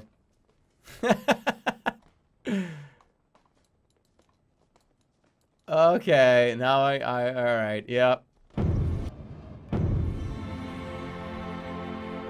You are being wrenched in directions you did not know existed. The pain is unbearable, and just when you think you will go mad from it, the forces tear you apart. Then you hit the ground in one piece, in the thin alleyway leading from the grate. It is where you met the beggar, but he's nowhere to be seen. You've lost 1 point of maximum stamina. You pat yourself down, you're quite alive. What is more, you have all your possessions and gold and knowledge intact. The narrow alley mouth opens into the square. Clouds rumble as they roll across the dimming sky. Soon it'll be dark once more. Yeah, this guy's like here again. So what? It just like rewinds time. It's like it's a full rewind. Okay, I understand. Do not zap this guy. No. Okay, I'm gonna free him this time. I want information. All right, cast a spell. I'm not going to fucking break this. Not break this. I'm not going to break this. Zap this guy. I want to break this. Stop. You cast the spell is formed, but the lock itself refuses to budge. The lock is infused with mini-mite blood. Makes it impervious to magic. With a mutter, he adds, Wish someone had bathed the bloody Archmage in that stuff as a baby. so I can't... Alright. Sharpened blade. I could try that. I'm gonna try that. I have plenty of beeswax. Let's try to sharpen the blade. And just break it open.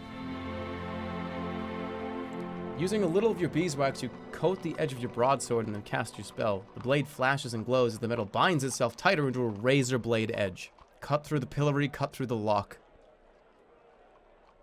Cut through the pillory. You cut the pillory itself, slicing through the wood around the lock with a whisper. The lock and chunk of wood falls to the ground. The gleam on your sword edge fades. The prisoner is free. He rubs his wrists and thanks you profusely. Alright. Info, buddy. You follow the prisoner as he skulks down beyond the wooden frame out of sight from the square. Thank you again. I will remember this. I'm thinking you're a stranger here. No citizen of the fortress would show such kindness. I can tell you what I know of this place. Who are you? Just a laborer. No one important. I worked too hard, then complained too much at the tavern. So I ended up here. What was your crime? Plotting. They caught me plotting. Against him upstairs. Plotting with who? No one, really. I was just in the bony hand, saying that maybe it'd be good if he showed his face around here a little. Gave us all a bit of pep. But any kind of talk like that isn't straight talk, it's bent talk. That's what they say. I've learnt my lesson, won't do it again. Who turned you in? No one did. The Archmage is watching, see? Watching everything. He knows what you're going to do before you do it. And then birdmen swoop, and then that's it. They say there's only one place in the whole fortress you can be, and he won't see what you're doing. And that's by them big doors, up the steps of the tower. He can't point his telescope there or something. I don't fucking know. Only the gods go up to the bottom of the spike. He is rather agitated by this point. I appreciate this, but I must flee. As soon as they notice I'm gone, I will be hunted. Farewell. Good luck to you. He nods at that, then ducks down an alley. You could head out into the square or cut across the guarded road that heads uphill from here. You walk by the hawker who is plying her tray to the crowd. Examine the wondrous stone of secrets. Marvel as it speaks, advises, and prophesizes. Talk to her. You approach the hawker who points right at you. Now here is a discerning patron of the weird and wonderful. Will he enter and experience the mysteries that even our best magical knowledge cannot explain? Yeah. How much? You may enter for the astonishingly small sum of 2 gold pieces. What a bargain! What a steal! Only 2, yes, 2 gold pieces for an entertaining, enlightening, life-changing experience. I can afford that, so what is it? She puffs herself up. The Stone of Secrets is an incredibly rare artifact discovered deep within a lost cave of many moons ago. It is the only stone in the world which can speak. It is not powered by magic, but a strange alien force unique in the old world. The greatest magicians of our age have examined it and walked away confounded. Let's do it. You pay the fee and the hawker beams, her gaze already slipping past you. Here is a brave soul who has chosen to embrace mystery and wonder who will follow him. Let's see what it is. Inside the tent, it is dim and cramped. A large stack of boxes sits to one side, a cloth draped over them. Other curiosities, no doubt, that the hawker has shelved in favor of the more profitable stone. Search the boxes. You begin to rifle through the boxes when suddenly you're stopped short. Then a voice booms through the tent. Annalander! A familiar voice. The voice is familiar, but quite impossible. It is the booming tone of Shadrach, the hermit from the Backlands. This is a trick. Alas, no trick, replies the voice happily. A fairly poor outcome for me, I'll warrant, but no trick. Shadrach? Yes, it is I. It is good to see you again. After a fashion, at least. Why is he a rock? What happened? I bound a piece of my spirit to this rock. A desperate move. Why? The Archmage's assassins found my cave. I was staked outside on a cross. My body is still there, wasting away. I was able to project a fragment of myself into this stone. Another into a tree. That's the tray I burnt down, by the way. I will avenge you. I thank you, but you must forget about the troubles of an old man. Focus on your mission. Without the crown, my suffering will pale in comparison to that of the old world. Can I, like, get him out of the rock? Ah, no. It is best you put me out of your mind. Your own task is all that matters. Can you help me?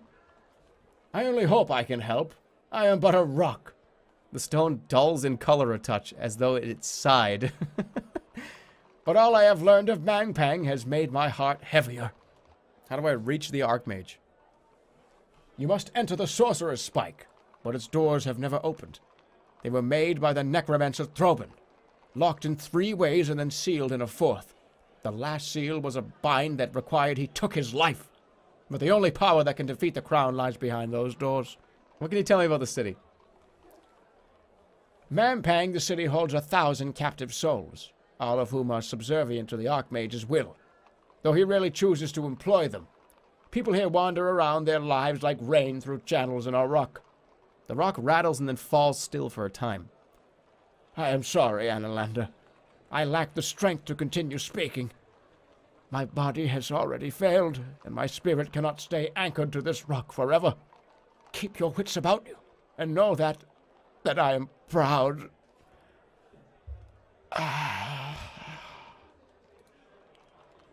No! Shadrach! Outside the tent, the hawker claps you on the shoulder. Well, friend, did the stone unlock the mysteries of the universe for you? Did it dazzle your senses, delight your spirit? You are exploiting that creature. Of course not. How could I do that? It's a rock. It needs only visitors, but that mission requires donations, you see, as there are a variety of expenses.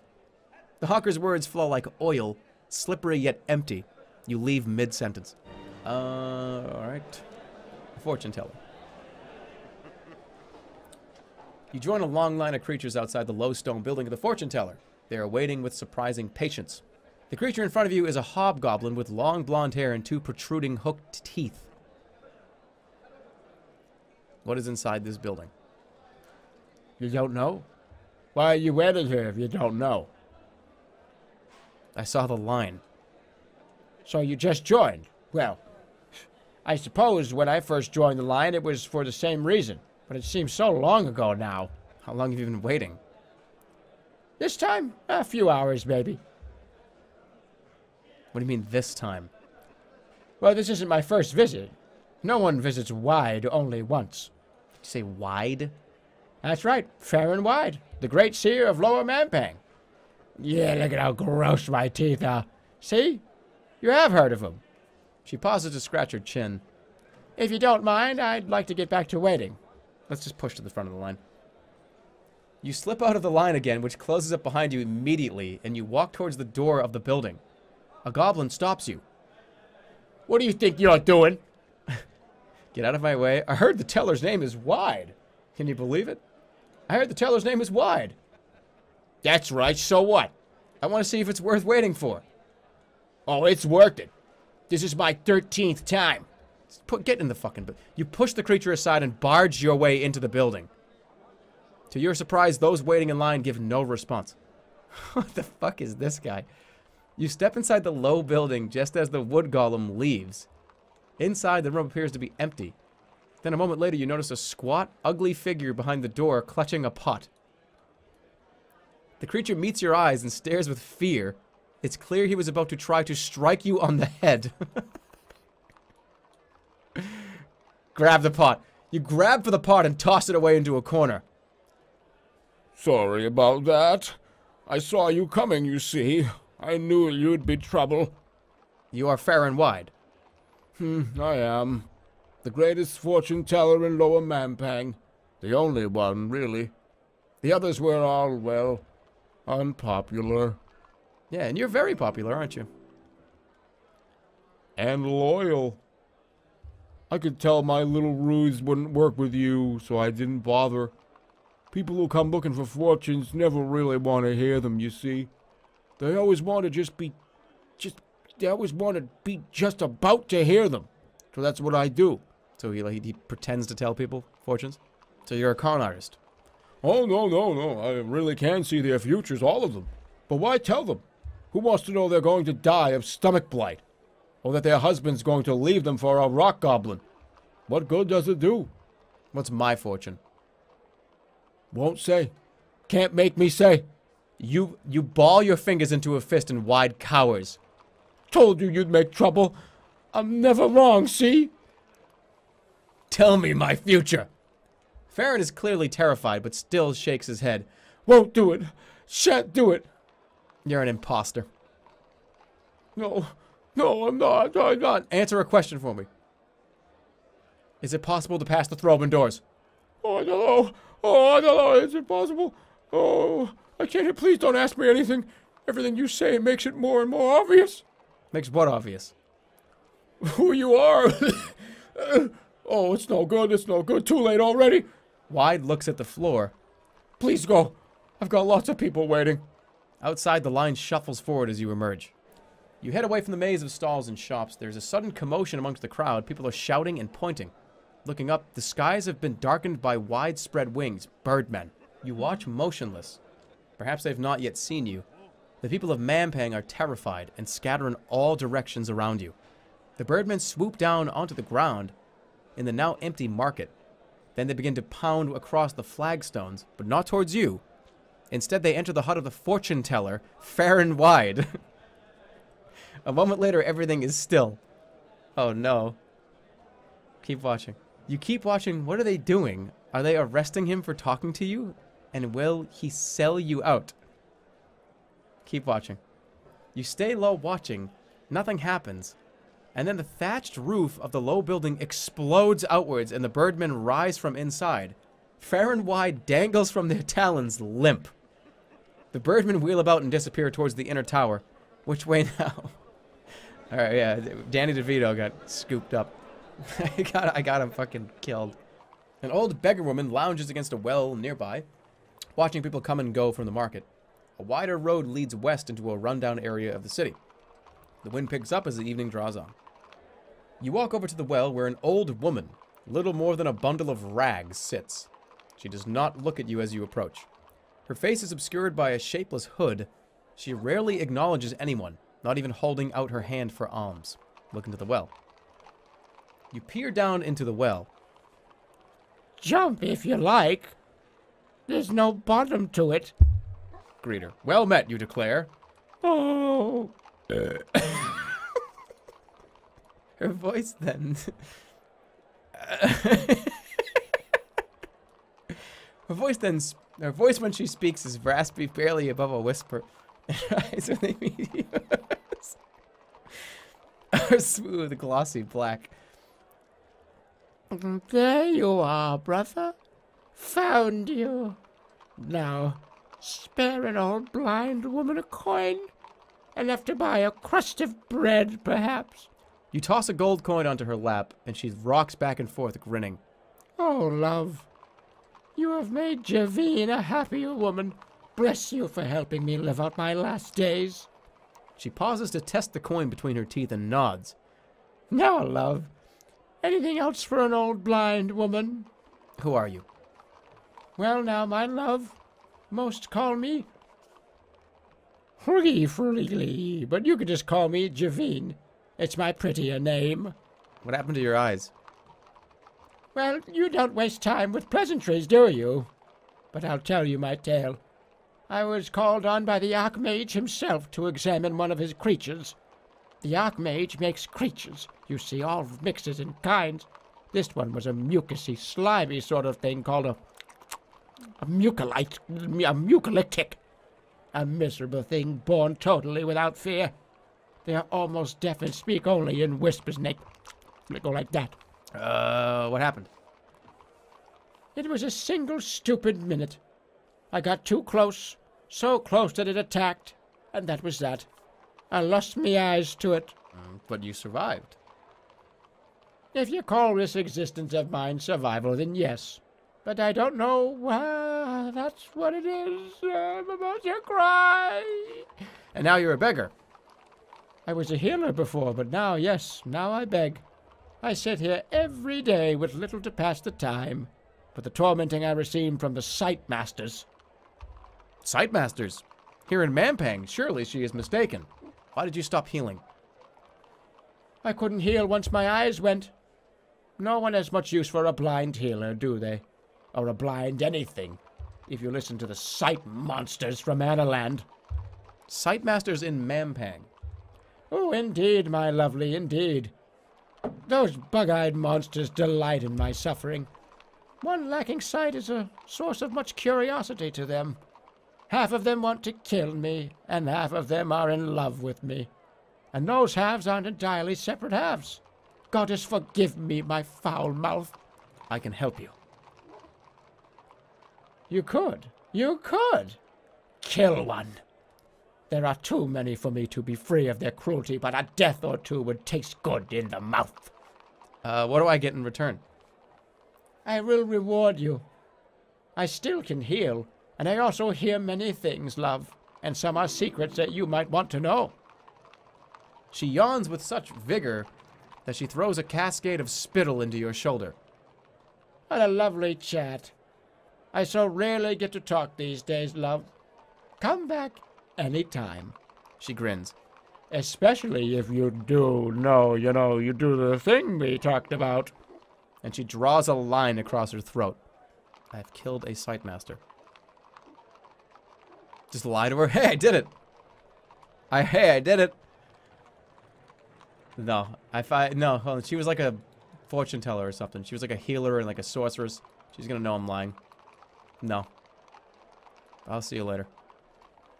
Goodbye, you declare with a nod. You leave the woman huddled by the well. What did I just get? Who's clipped? What happened? I just got clipped? What is this? I want to watch this. Declare? Oh. Oh, that's what it was. Okay. Clip him watching the clip. Hold on a second. Hold on. Wait. Wait a minute. Declare? Oh. Oh, what the fuck was that? That was disgusting. I can't believe I did that. Oh, what a fucking weirdo. Clip that. Clip it. Holy shit. Wait, what? Alright, somebody clip this. What are we talking about? Clip this. Declare? Oh. Huh? Oh, what the fuck? That was disgusting. What? I can't believe I did that. Oh, shut up. Shut up, you weirdo. Clip it, quick. Wait, what? All right, somebody clip this. What are we talking about? Clip this. We're talking about you getting clipped. Huh? Me burping. Oh, what the fuck? That was disgusting. What? I can't believe I did that. Oh, shut up. This is fucking stupid. Weirdo. Clip it, quick. What are you talking about? Clip this. We're talking about you getting clipped. Me burping. What is that? Disgusting. Somebody clip it. Clip it quick. Get it. Clip it quick. Somebody get it clipped. What are we talking about? Clip this. We're talking about you getting clipped. Yeah, I'm gonna smash a bottle over your fucking head, Jerma. That's not even the right clip. Where is it? You give me the wrong clip. Wait, what? You give me the right clip. We're talking about you getting clipped. That's not even it. Me burping. Where is it? You give me the wrong clip. Give me the right clip. Clip it quick. Get it. We're talking about you getting clipped. Get it clipped. What are we talking about? We're talking about you getting clipped. Yeah, I'm gonna smash a bottle over your fucking head. I just Jerma spilled everywhere. It's everywhere. I spilled my drink everywhere. Come on. I fucking spilled everywhere. That's not even it. That's not even the right clip. Where is it? Give me the wrong clip. This is the wrong clip. Right clip. This isn't the right fucking clip. We're talking about you getting clipped. Not the right one. That's not even it. Where is it? That's not even the right clip. I'm lost. I can't even close. This is the wrong clip. Quick, right clip. Get it. This isn't the right clip. Get a clip. I don't know the right one. How do I close it? Where is it? No, I gotta close it. No. Fucking head. Right. We're talking about get a clip. We're talking about get a right clip. That's not it. Where is it?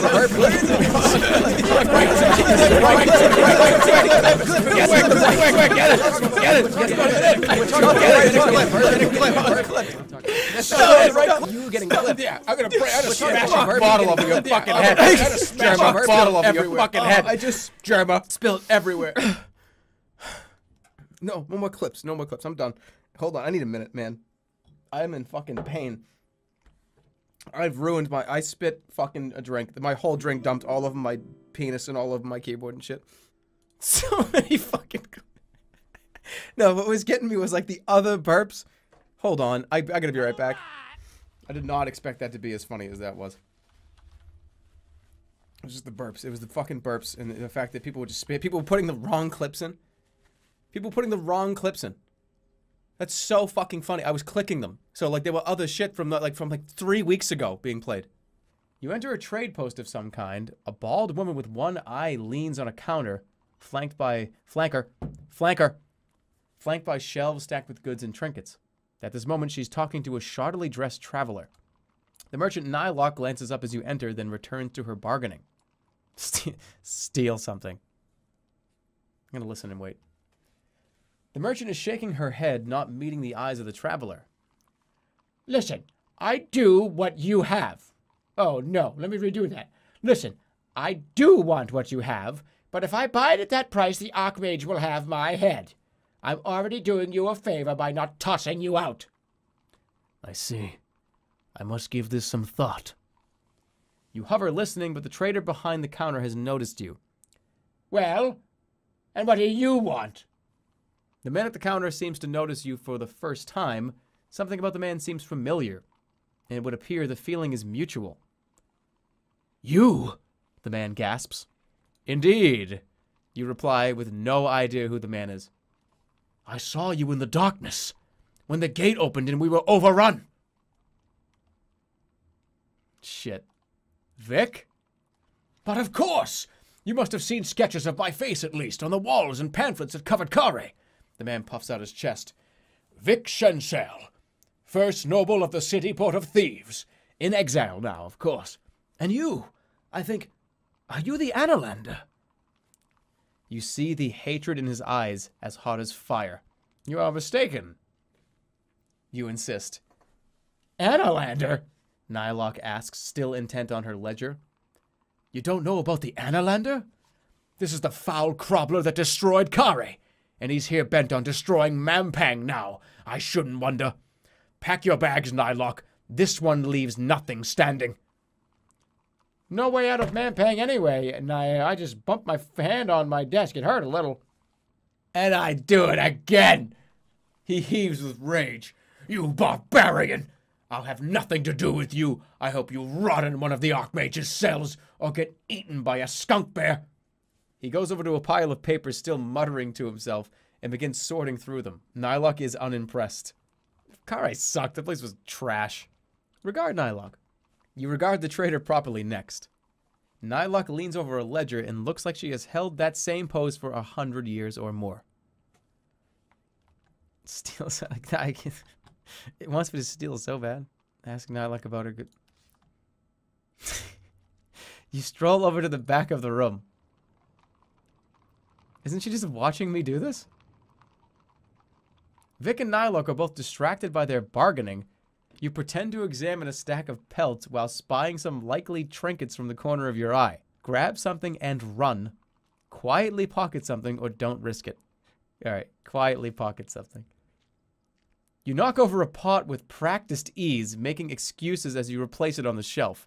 As you do so, you slip a black face mask into your pocket. Hey, so, what kind of goods are traded here, you know? What? Oh, you're still here? I'm robbing you. I'm robbing you.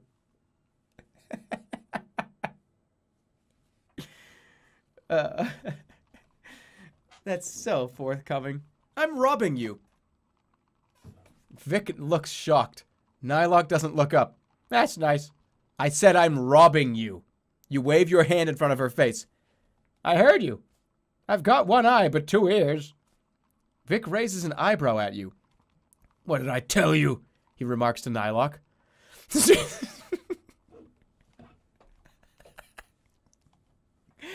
fucking butcher.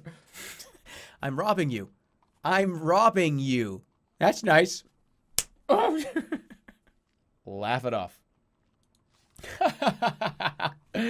I see Kakabat humor does not go down well in this citadel.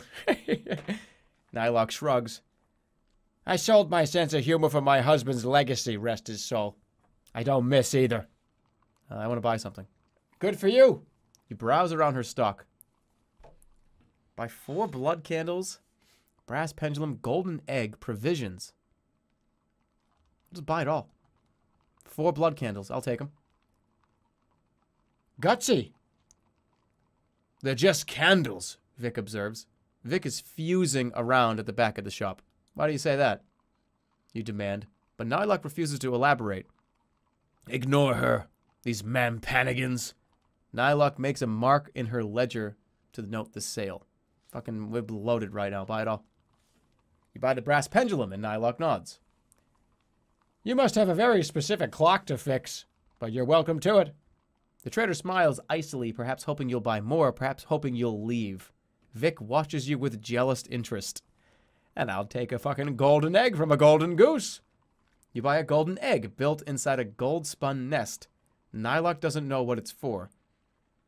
For a lady friend, maybe? Vic teases. Buy some provisions. How many provisions do I get for 8 gold? How many? You get a meal. Take it or don't. That's extortionate. It's the price. It's robbery. Like the other price that we were discussing. Fine, buy it. I don't give a shit. I'll take it. I have some questions for you. Good for you. Picking her teeth. This lady doesn't say shit. You know anything about the crown? The what? The crown of kings. She underlines something. Never heard of it. Where's the Archmage? Here in Manpang, of course. In the spike? Maybe. He's probably dead. But I didn't say that. I just handled the training. You've never seen the Archmage, then? No, but the guards talk about him often enough. Always talking him up. She pauses to scratch. Scratching my asshole. Ah!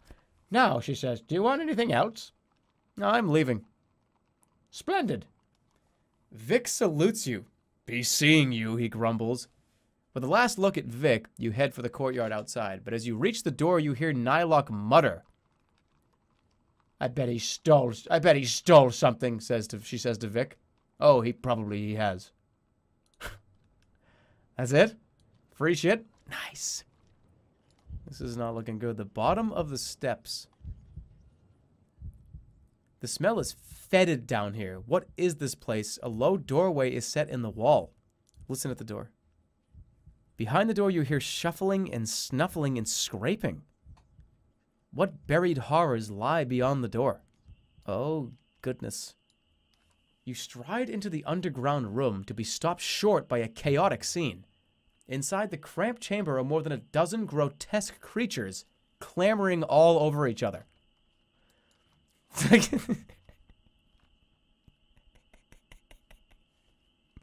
Look at this fucking weirdo. It's just a head with 2 feet on his neck. Look at the creatures. The creatures resemble goblins in the way a wax puddle resembles a candlestick. All have been cursed and stunted with horrendous growths and changes. One has a large bulbous head, puffy like a sack of potatoes. Another has hands growing all over its torso, while a third seems to lack any bones at all, and flops and rolls around the room. Hey, guys! You step forward to greet one of the creatures. You notice her tongue is snaking out of her mouth and coils twice around her neck. Who are you? She asks. Are you looking for the vault? That's not how I'm not doing that right. What's the vault? You must be looking for the vault, the mutant answers, rolling her head in its socket.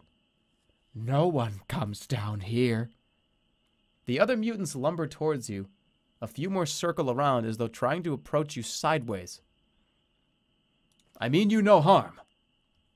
The mutant seems taken aback. Her tongue is retreated at least. You lie.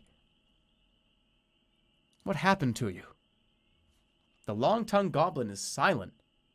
Another steps forward, one with small mouths in place of eyes. All 3 mouths speak at once with jarring harmony. Hold on, give me 1 second. I will be right back. No, give me a minute. Give me 1 minute. I swear to God, give me 1 minute. Okay, let's read this again. So it says, sorry about that, guys. What happened to you? The long-tongued goblin is silent. Another steps forward, one with small mouths in place of eyes. All 3 mouths speak at once with jarring harmony. We exist at the That's so fucking loud. Oh my God, I'm so sorry. Hold on, let me do this again. Hold on a second. Wait. Okay, here we go. We exist at the Archmage's pleasure. Yes. We are his little toys. They say he searches for the secrets of life itself. You are disgusting. Can I pass? I fucked that up so bad. So may I pass through? And explore the vaults? Yes, I want to explore the vaults. Thank you for considering. The vaults are guarded by traps and beasts. And the word, adds the long-tongued one. What is... Offer them something. You open your pouch, showing them your hefty supply of gold, but the long-tongued goblin laughs. Gold? Can you eat gold? Does it help you to walk or smile or laugh? Then what do you want? Nothing you can give. You cannot remake what has been made. What is the word for the vaults? To your surprise, the long-tongued goblin replies, but it is a messy slur of symbols and you cannot make it out. The other mutants nod vigorously, however. Tell me again. Hold on, I gotta get this. Hold on 1 second. I gotta do the spell. Alright, what's the password? What's the password? Tell me again the password. I couldn't make that out the first time. Okay. Got it. Do it one more time. I couldn't. So I didn't get that. You got one more. Just you got to do a little slower. Okay. Thank you for your time, guys. I appreciate that. If you could be so kind as to, I'm gonna have to threaten him. God, what the fuck am I even doing? I've lost all control. Hey, can you do me just a quick favor? Can you do that one more time for me? But like, say it a little bit slower. No, fuck. Hold on. Wait a minute. Wait. No. Go back. Do it a little bit slower for me, please. Okay,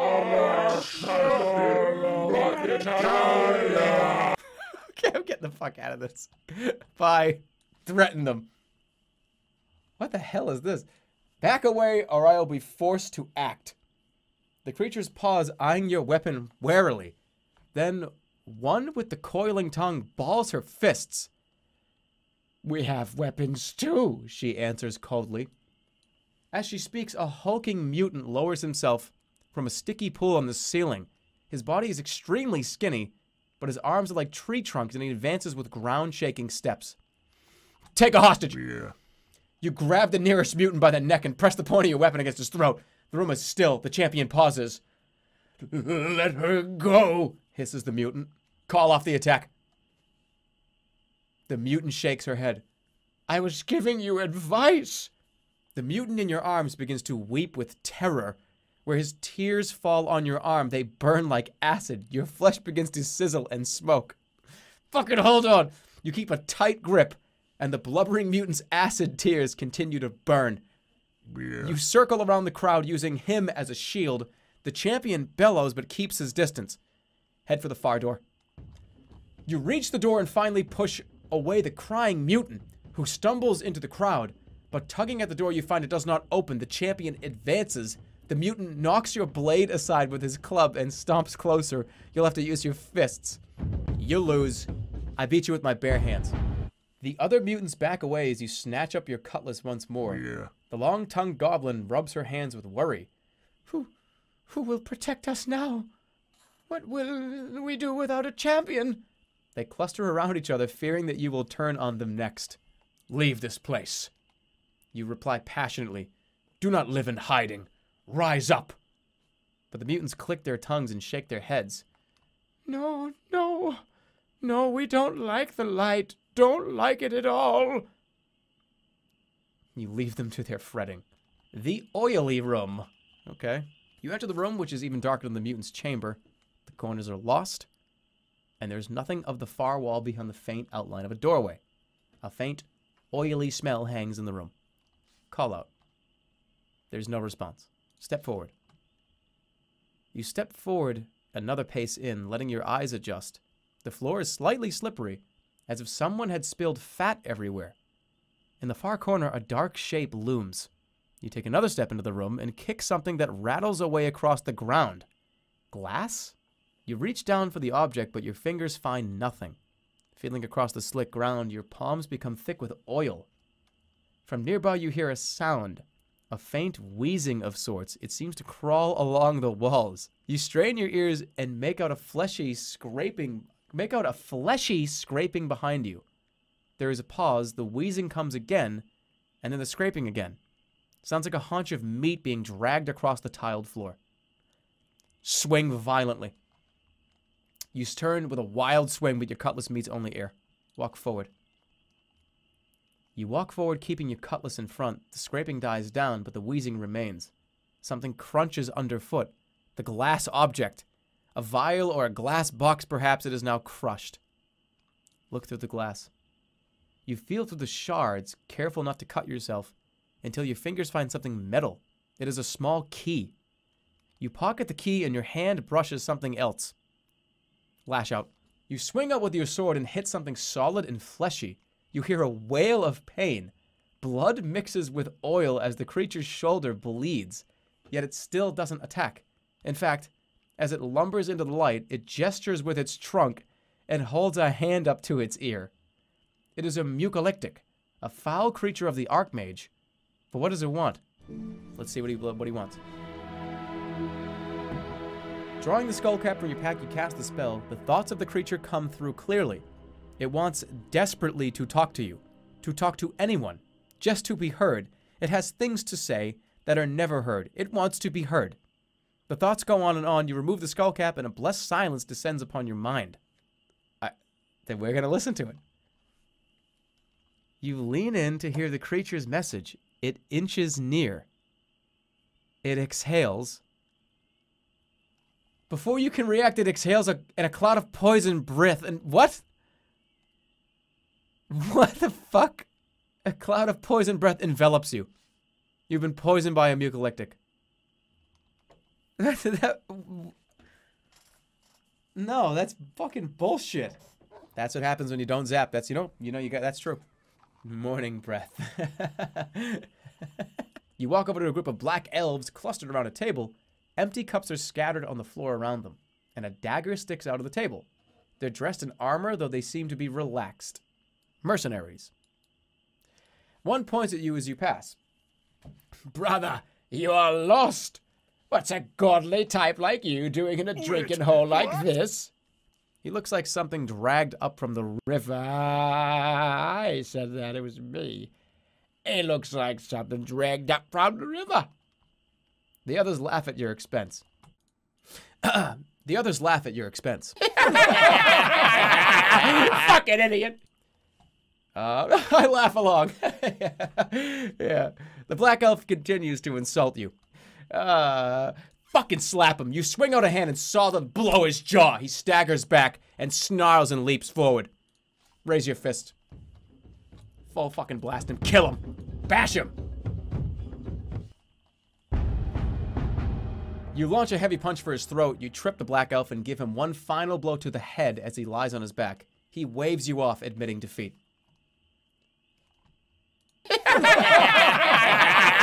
Fucking idiot.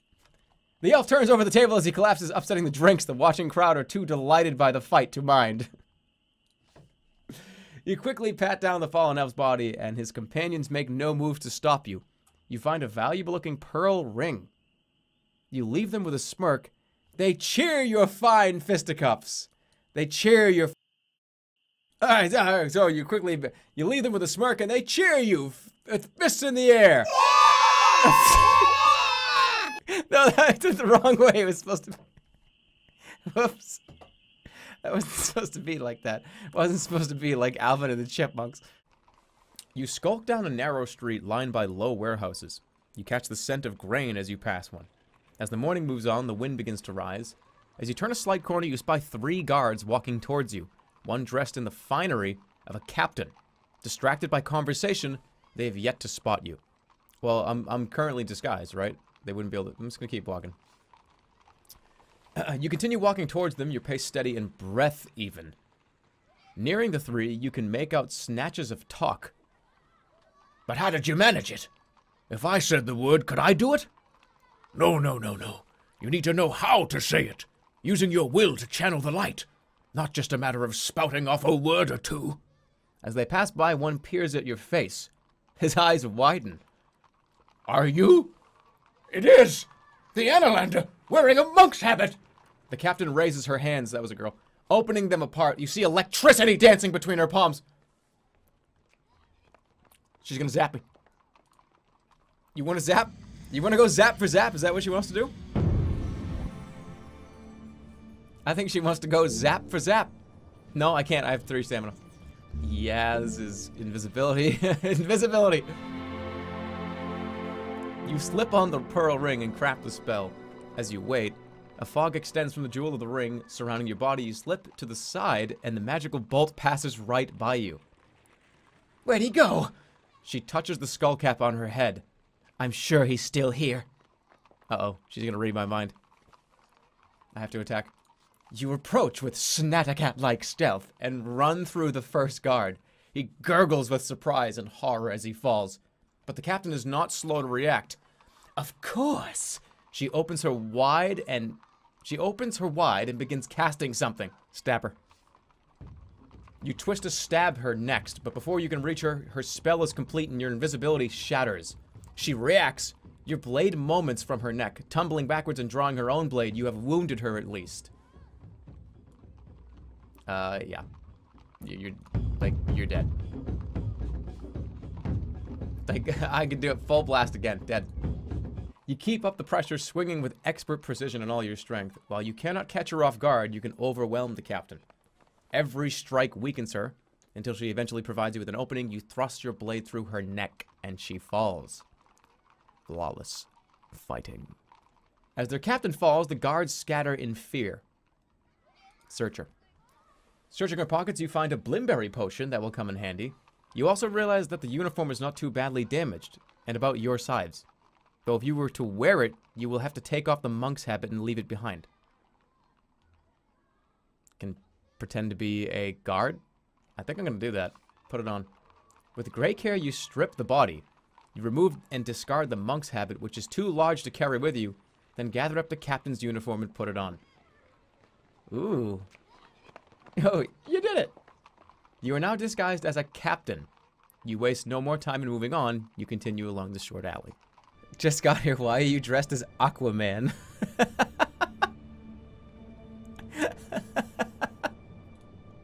Yeah. You make your way across a stone walkway, arching high into the air above the swirling waters that pool below, until you reach the next curious tower. As the sun climbs the sky, the winds rise. As you enter the tower, 5 other figures step in from identical-looking doors placed evenly around the walls. Hi, guys. You call out a greeting to the strangers. One replies. Another hurries across the room to the opposite door, while the rest stay put, looking this way and that. Okay, this is obviously just a bunch of me's. Let's make sure I'm correct here. You watch the newcomers from the safety of the doorway, and mostly they do the same. But one rushes quickly across the room, and another lifts his hand and calls out a greeting. Okay, I just walked into a room of dumb NPCs. They could just cause depression. I'm doing it. You wind the constellation into alignment around you, and you see another of the figures start to slump and look glum. Several of the other figures in the room have begun crafting spells, and a moment later, everything goes crazy. Lightning bolts fire from one finger at another who is wearing a black face mask. Blinding light comes from the hands of one who stands opposite. One disappears completely. We're all like casting spells. Order! Order! Everybody cut the shit! You call out for order, but the figures are too busy with their own squabbles. One has fallen to the floor in sobbing despair, while another has blown himself up with a pebble. You hurry from the insanity of the room, just as one of the fingers tosses a glowing pebble at your feet, which explodes on the ground, sending stone fragments in all directions. You escape without serious injury. Okay, everybody just did the spell they were gonna do. That's fucking awesome. Let's try it again. Hold on. Okay, they all step inside. Cast a spell. Doesn't cost any stamina. Summon replica creatures. Let's just get 12 people in this room. Holy shit, that's the counter. You cast the enchantment holding up the mirror, which starts to glow and flash. But then, nothing more happens. A moment later, you realize all the other figures in the room have vanished. A counterspell, then. So the magic of self-duplication counters the pattern of mirroring. You move along the next walkway to the tower beyond. This chamber is empty save for a few crates stacked against one wall. Thick dust covers the floor, with no footprints visible. A storeroom. You step into the room, kicking up a small cloud of dust as you walk. The air inside is shimmering. Then suddenly, you are blinded by a dazzling glare. I'm going to shield my eyes. You shield your eyes, fearing attack, but instead a calm voice declares, "Do not fear me. You have nothing to fear. You are welcome." The voice is beautiful, calm, familiar, life uplifting. "My friend, surely you know me." And then you know her voice, and you fall to your knees. It's Libra! Libra! "Yes, I am Libra. I have come again to help you, but at great risk. We must speak quickly, and then you must go." Wait a second. Wait a second. What the fuck is she doing here? What are you doing in here? What's the counter to, like, a god? Or a fake god? Damn. I almost fell for that. I was almost about to get, like, killed by a fucking creature. Sap. Wait a second here. Hold on. Like, depression? Like, worship and depression. Am I right there? Like, oh, I love you so much. Oh, I hate myself, right? Like, sap. Looking to the constellations above, you craft a spell. The goddess seems to slump, and a moment later she is looking utterly dejected.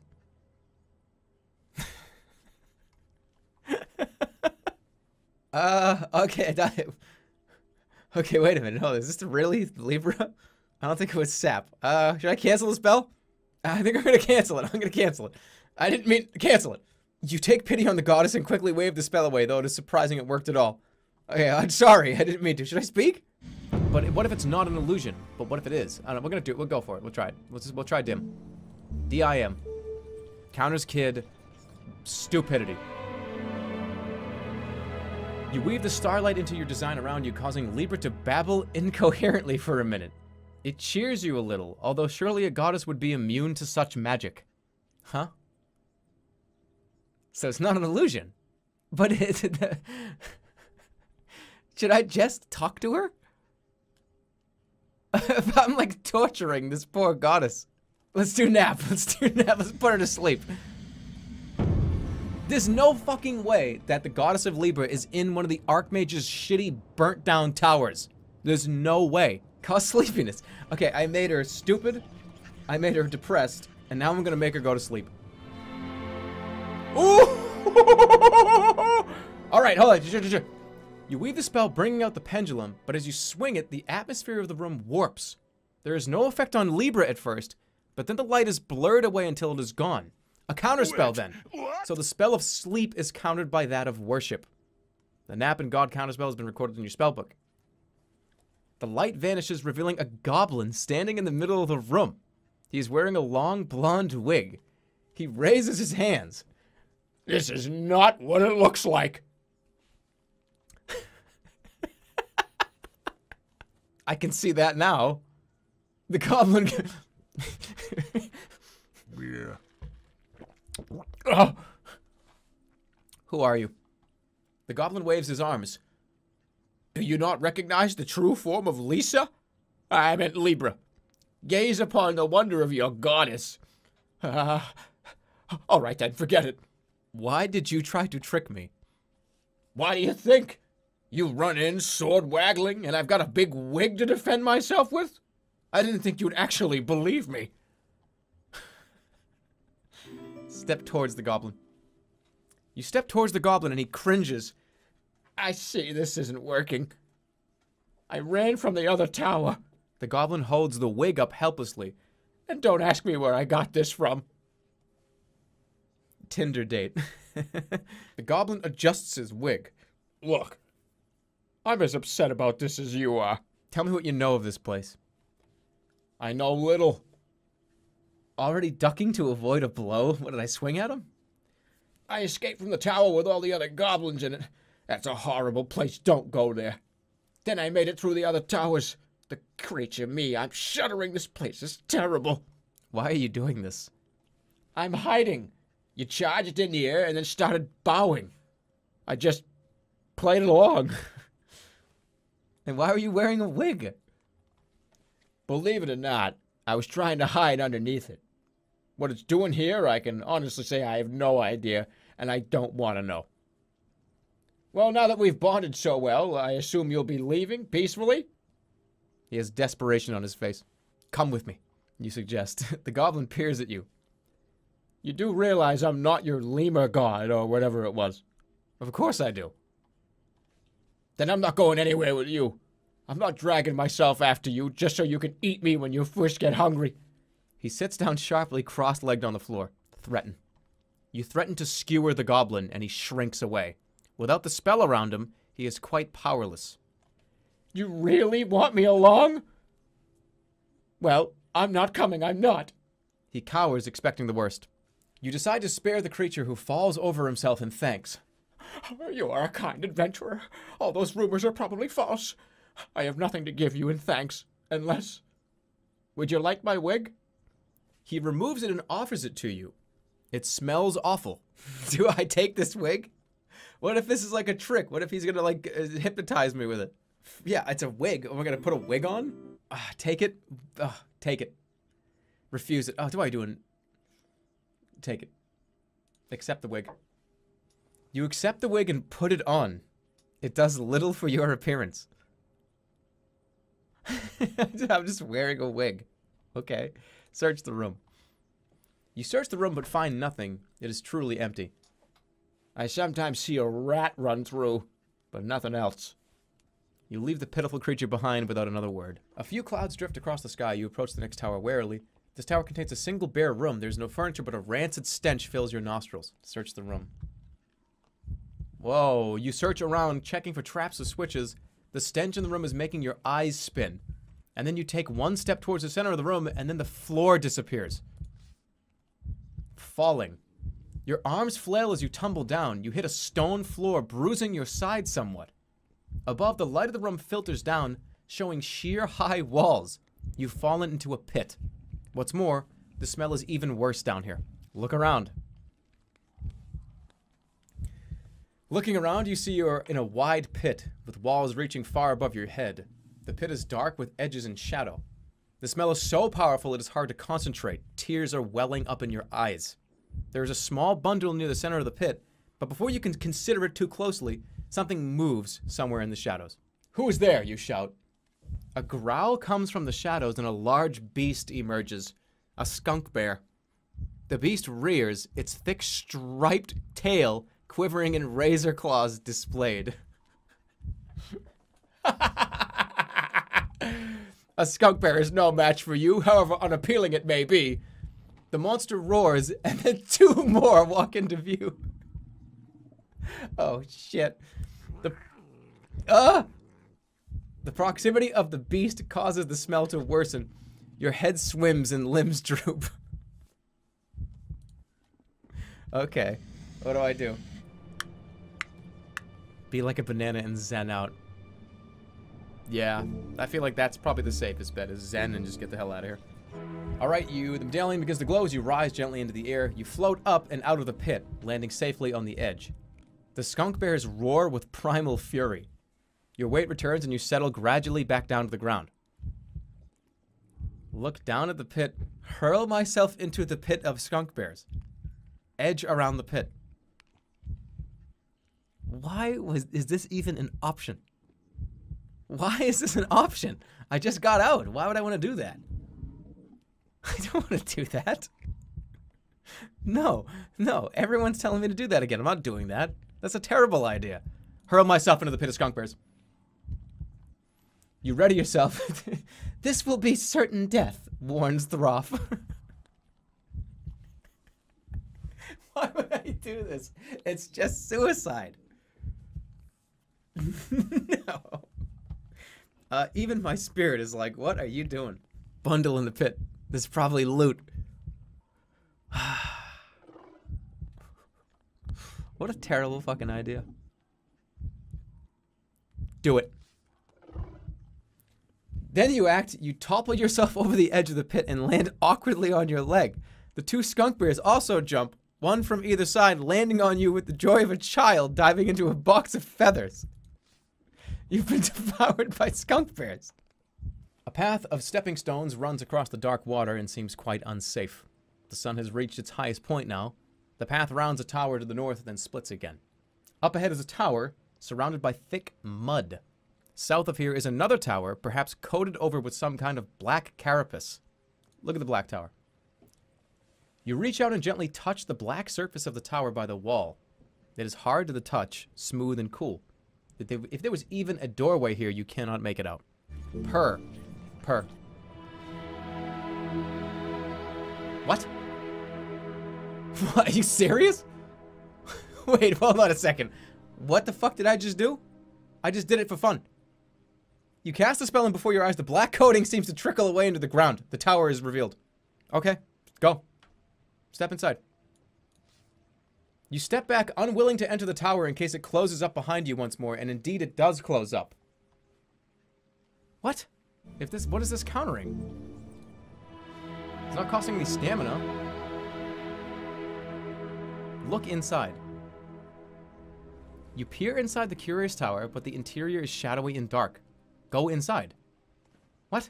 You step inside the tower. What the fuck? What? I said step away? Oh, well, it was a fucking misclick. Hey, you guys didn't figure out the fucking purr spell like I did. I do read. It's just, sometimes I click the wrong thing. You said step away, you Fucking idiot. Guys, let me remind you of something. If don't ever misclick in front of somebody. If you accidentally click something that you didn't mean to click, people will scream in your face. Remember. It's very important for you to know this. It's extremely important. You apparently turn into a, like, small child if you accidentally click something. Here's the point. Shut the fuck up. Let's try and just go in the front door. I'm a guard now, right? Let's give that a try. Because technically I'm a guard. A group of guards block the road. Make a move. Approach the guards. Last time I was a monk and they said get out of here, but You walk up to greet the guards. Taken in by your disguise, the guards give you a sharp salute. All right, one asks. Return the salute. You return the salute smartly and the others nod. Just then a passing beggar stumbles into the guard. Watch it, she yells and shoves him aside. The beggar, clearly drunk, mumbles an apology. Not good enough. The guard snarls, advancing on him. Hold the guard. No. Unfortunately, I gotta play the part. So, yeah, encourage her. You encourage her, cheering the woman on as she beats the beggar senseless. He eventually crawls away, and by that point the guard is laughing. Well, you are an all-right sort. Go on through. And if I see you in the mess hall, we'll down a flagon or two.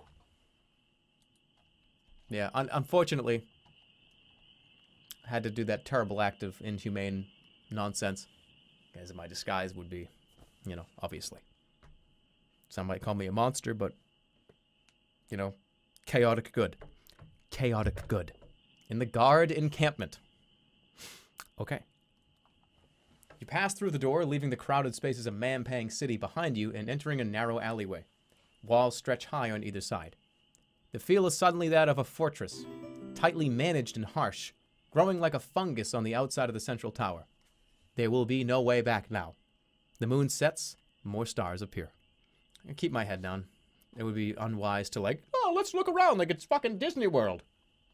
You keep your head bowed low under your plumed helmet. They're looking for you, most likely, and anyone here could be willing to turn you in. The casual cruelty of this place will only grow worse. You are entering the hornet's nest now. The alleyway runs to the right, but on the left is a low iron doorway. The door down to the city is closed, but not locked. Let's move on. You head towards the next door in the alleyway. The guards at the far end of the alley take no notice. Look at the door. The door is about chest height and is hanging open. A small bell with a pull string is set above it. Ring the bell. You pull on the string and the bell rings gently. There are some scuffing sounds from within. Wait. After a few seconds, the door opens a fraction more. Well, come in then. You can't see who is speaking, but they have a very squeaky voice. Ducking to enter, you discover that everything in this room is tiny. Chairs at knee height, a 3-foot-long bed, and ceiling to match. Precariously sitting on one of the chairs is either a very small ogre or a hairless, ugly dwarf. Greet it. Greetings, you declare. The creature blinks twice and turns its head, finally noticing you. Well, come to laugh? You guards are all the same. Come to laugh. Why would I laugh? I'm not stupid, you know. People think I am, but I'm not. Bah! Looking at the room, you notice how disproportionate the creature is. It is far too large for the tiny furniture. Even though it's small, the room appears designed to make it seem like a giant. I'm not going to laugh at you. The small creature looks at you with wonder.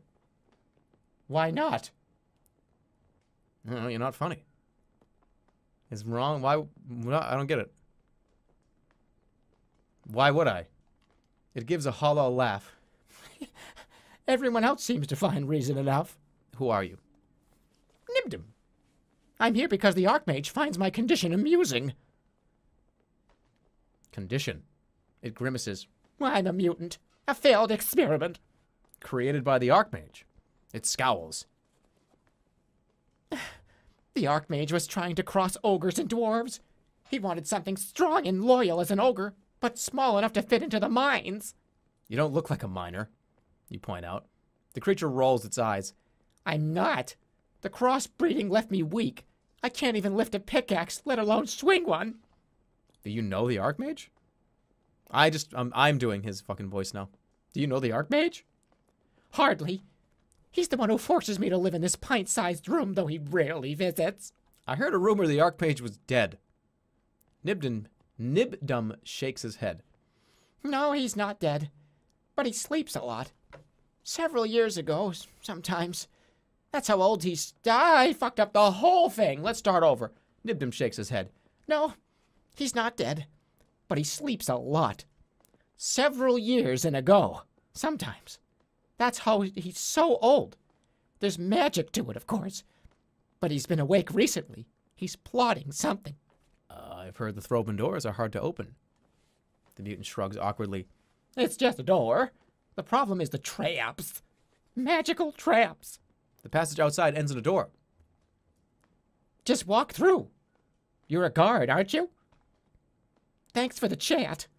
I don't get to talk to many people these days. It stays in its chair, smiling ever so slightly. You're nearing the end of the alleyway and the guarded iron door. Another rather narrow door is nearby. Listen at the narrow door. Leaning over to press your ear against the narrow door, you hear high-pitched murmurs through the old wood. Slip inside. Moving quickly, you slip inside the door. The low room. Uh-oh. You close the door behind you, glad to be away from the guard's prying eyes. The chamber you enter is rough, as though carved from a spur of rock. The ceiling is open to the sky. But as you enter, 3 birdmen look up from their dice game, staring at you intently. You're reminded of an Analand phrase, hiding from snattercats in a strangle bush. Shit, it's 3 birdmen. Greet them. I'm a guard. Greetings. The birds continue to stare, dumbfounded. Yeah. Stand up, soldiers. Ask for directions to the guard commander. Cast a spell. You open your arms to cast a spell. The birdman whacks your elbow painfully with his halberd. Not a chance. One of the silent ones points at you, and as he lifts his arm, you notice a curious SS-shaped mark under his arm. Ask about the mark. What is that mark on you, arm? What is that mark on you, arm? I, Tarzan. An injury from killing humans. Answer me, you begin. Which way is the commander's office? And why would you need to know that? The birdman replies, curiously clacking a talon against the table. I want to avoid the commander. I'm a spy reporting back. It's not your business. All these are bad. I'm a spy reporting. I want to avoid the commander. I want to avoid the commander, you reply with a sly smile. The birdmen pause a moment, then laugh. Everyone has something to hide. The commander's office is through the Iron Way, at the end of this hall. I suggest you turn back to the lower city. There's nothing but guards around up here. Well, I'll be leaving. The birdmen stare but do not make a move to stop you. You exit the room, grateful for the stupidity of the Archmage's troops. You approach the iron door at the alley's end. The two birdmen guards stiffen at your approach, gripping their halberds more tightly. Walk past. I'm a guard, after all. You saunter by and reach for the door. The halberds snap down into a cross, blocking the way. Get out of my way. The birdman grips you by the arm. I don't like your tone. Let me pass. Your tone stops them in their tracks. Why? Who are you? I am the Archmage. Get out of my way. The birdman grips you by the arm again. I don't like your tone. Okay, now I'm just like, what the fuck? I'm like overdoing that. I don't like your tone. Insult her, offer a bribe. I have 36 gold pieces. I can make it worth your while. The birdman looks nervously at his companion. Well? He trails off. The birdmaid's only response is to narrow her eyes. Okay, well, birdman. Bribe the birdman. You open your pack, and the birdman leans forward and rifles through it, holding items up to the light. The birdmaid looks on in disgust. Eventually, he grabs the orb of crystal. This will do nicely. The birdmaid is getting increasingly agitated. You shouldn't be taking bribes, she says. You shut your mouth. The birdman hisses back. Why don't you shut it for him? What are you starting? Demands the birdman. Then the birdmaid leaps, the two grapple, slashing at each other with their talons. The birdman suffers a deep gash, but manages a lucky strike that knocks her out. Fuck. Then he turns to you, furious and bleeding. What are you looking at? Knock him down. You waste no time in further discussion. This guy's fucking dead. Good job. You're the winner. You get to lose to my extremely powerful weapon. Yeah, I don't even waste any time. Full blast again. Nice. Oh, look at this strong birdman. Do it again. Oh, what's that? Flawless fighting, instantly dead? With the way clear, you head through the iron door and close it behind you. I win. You stride into the mess hall, which is crowded with guards. It falls silent the moment that you enter. A man looks up at you. Captain, are you? He demands, looking you up and down. Indeed, new to this district. Funny. Would have thought someone might have told me. With a sinking feeling, you realize who this man is. He is the captain here, and he has no doubt seen straight through your disguise. You laugh, the captain laughs, you all laugh. Then he flicks with a hunk of bread in your direction. Get him. A crowd of guards rush toward you. You cannot hope to defeat them in combat. Oh, I already know. I already know what I'm doing. Jig. Cause lively dancing. Start dancing. Pulling the pipe from your pack, you weave your enchantment. There is a moment when you wonder if the spell can work on such a large crowd, but it would appear this was a crowd inclined towards dancing already, as they quickly break out into a stomping, wheeling dance that sprawls into the mess hall. Keep playing. You keep playing, and the sight and sound is like nothing you have seen on your travels so far. The guards dance as though they have never in their lives danced before, as if nothing in their lives to follow mattered either. Keep playing. The guards whirl around the floor, knocking over tables and chairs. A few have coupled off to dance in pairs. One guard is kissing another guard passionately, their helmets clashing in time to your wild melody.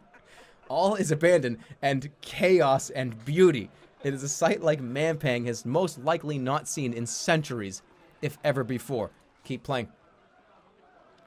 You continue to play, but the guards are tiring now. One by one they drop from the dance. The spell has long since faded, What keeps them going now comes entirely from their own hearts. You almost laugh out loud. You've made it inside the mess hall. As the floor finally empties, you look around a room of smiling faces. A guard beckons you to him by the fire. They're not even on the spell. They're like happy. I'm gonna go do it. You sit down near the roaring fire, surrounded by guards of all stripes. The guards by the fire are sitting in muted silence. A short, dark-haired guard is singing in a beautiful, rich voice, a pure, gentle lullaby that is seemingly directed at a sheep. You laugh, but a few of the guards silence you. It seems the song is an ancient, much-loved tune here in Mampang. Gentle ram, lay your head, croons the guard. The flames in the grate seem to dance in time to the melody, and you find yourself nearly nodding off as you listen. Finally, with something like a sigh, the guard finishes. A thoughtful silence descends. You do nothing to break the quiet, contemplative mood. The singing guards give a short bow. A traveler taught me that. I always thought it was beautiful. Another guard punches him on the arm.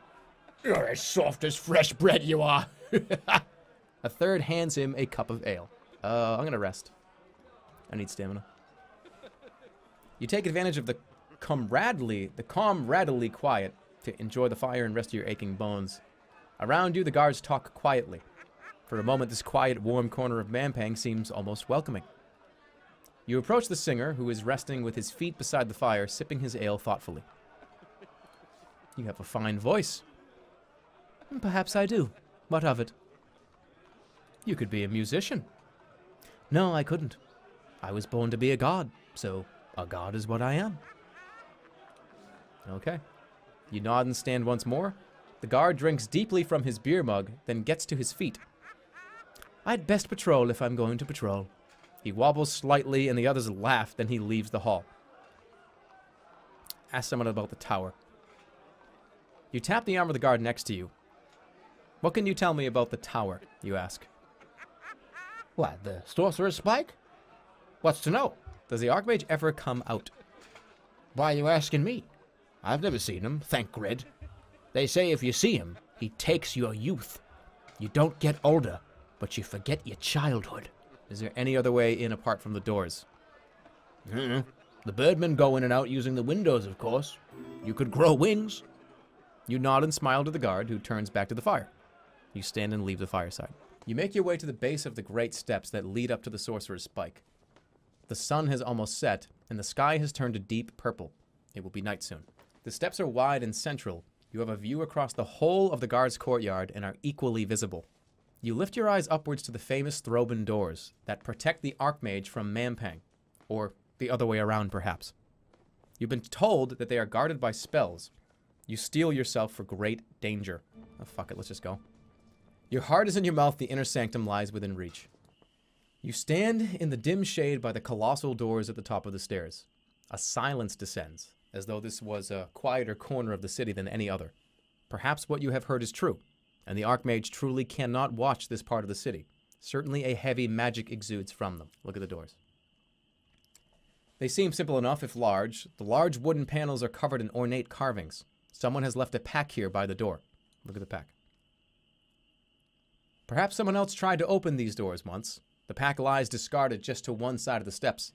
It is a little charred. Open the pack. Gingerly, you flip open the pack. It seems safe enough. Inside are a few glass bottles. You lift the bottles out one by one, shaking them to identify their contents. It's a set of potions. Blimberry, blessed water, fire water, and what looks like a poison. That's a lot of stuff. I will take them. You stash each bottle and then step quickly away from the discarded pack. Goblin, hold on. Wait. Gob. Summon a goblin. You pull your last goblin tooth from your pack and drop it on the ground, casting your spell across it. The tooth erupts into a column of smoke, and a moment later, a goblin warrior is standing in front of you. Go open the door. You direct the goblin to the door. It nods, scurries forward, and grabs at the handle. A moment later, there is nothing before you but a blackened skeleton. It's...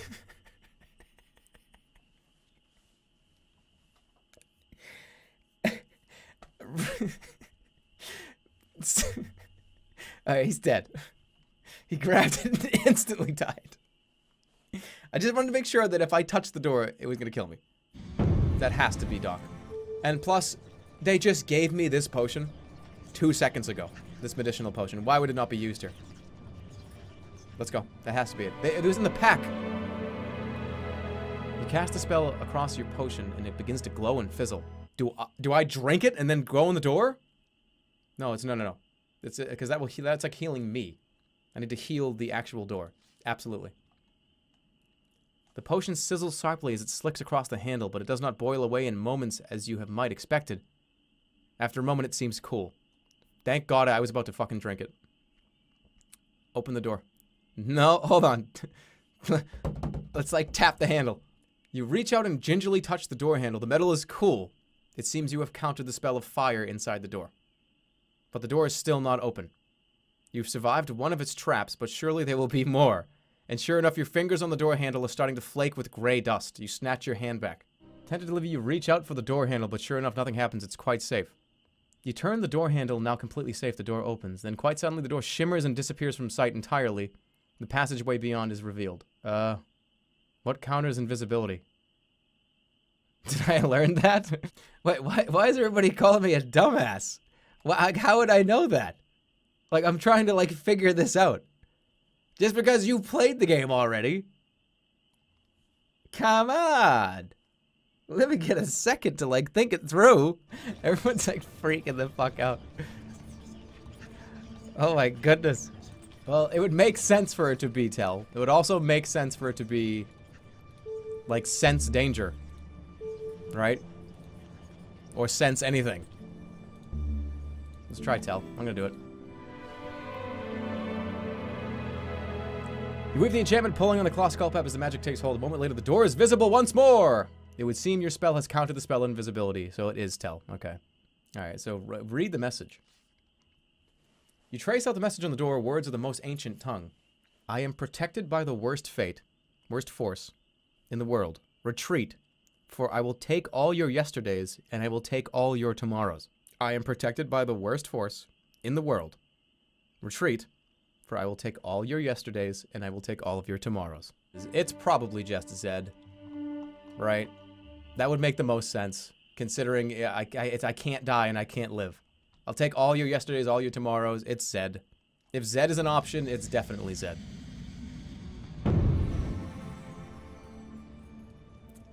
It's not Zed, is it? Resurrect the dead? But what would that do? I have to, like, die here then. But I don't know. Maybe I just have to die. Stop. Use stop. I'm going to hopefully not ruin this. I'm going to open the door. And then I'm going to Zed. I'm going to have to use Zed. Here we go. I hope this is right. Push open the door. You reach for the door to push, only to feel a crackling of energy as your fingers near the wood. You snatch your hand back quickly. Yeah, so I need to die right here, and then cast Zed right here. There is no other way to know. You reach out for the wood and allow your fingers to connect with it. The effect is instant. A fire erupting from the wood and down your arms. You barely have a moment to gasp before you feel yourself thrown upwards into the stars and torn into 1,000 pieces. But if this spell was intended to destroy, it does not. You are caught by the stars and held. This is it. What? What? Come on.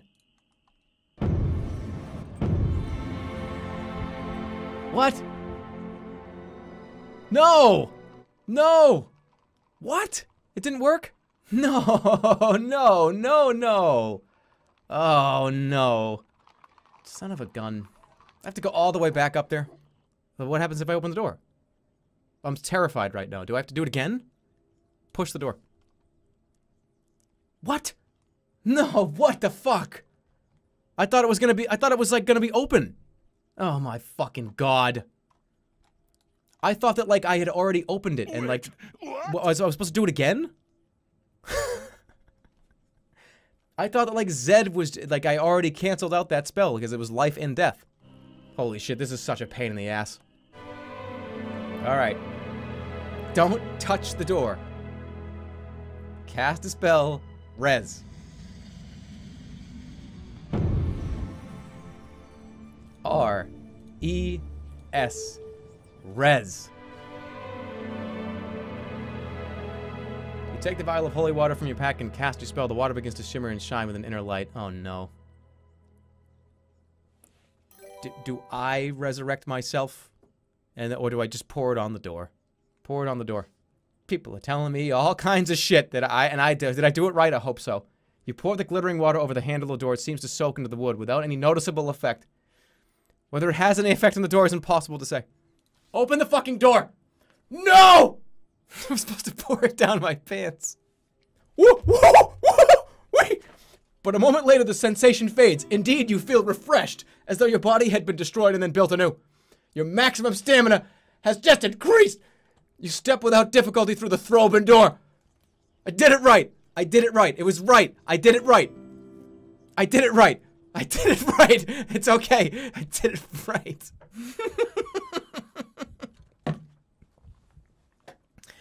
I was about to be real mad at everybody. It takes a moment for your eyes to adjust to the dark. You're inside the Tower of Mampang. The only way is forward now. There can be no turning back. After some time, you spy a door up ahead, set in the inside wall of the tower. Look at the door. From here, you can barely see the outline, but it seems to be dark wood with an iron grill. You pace forward, every sense on high alert. Outside the cell. Yeah.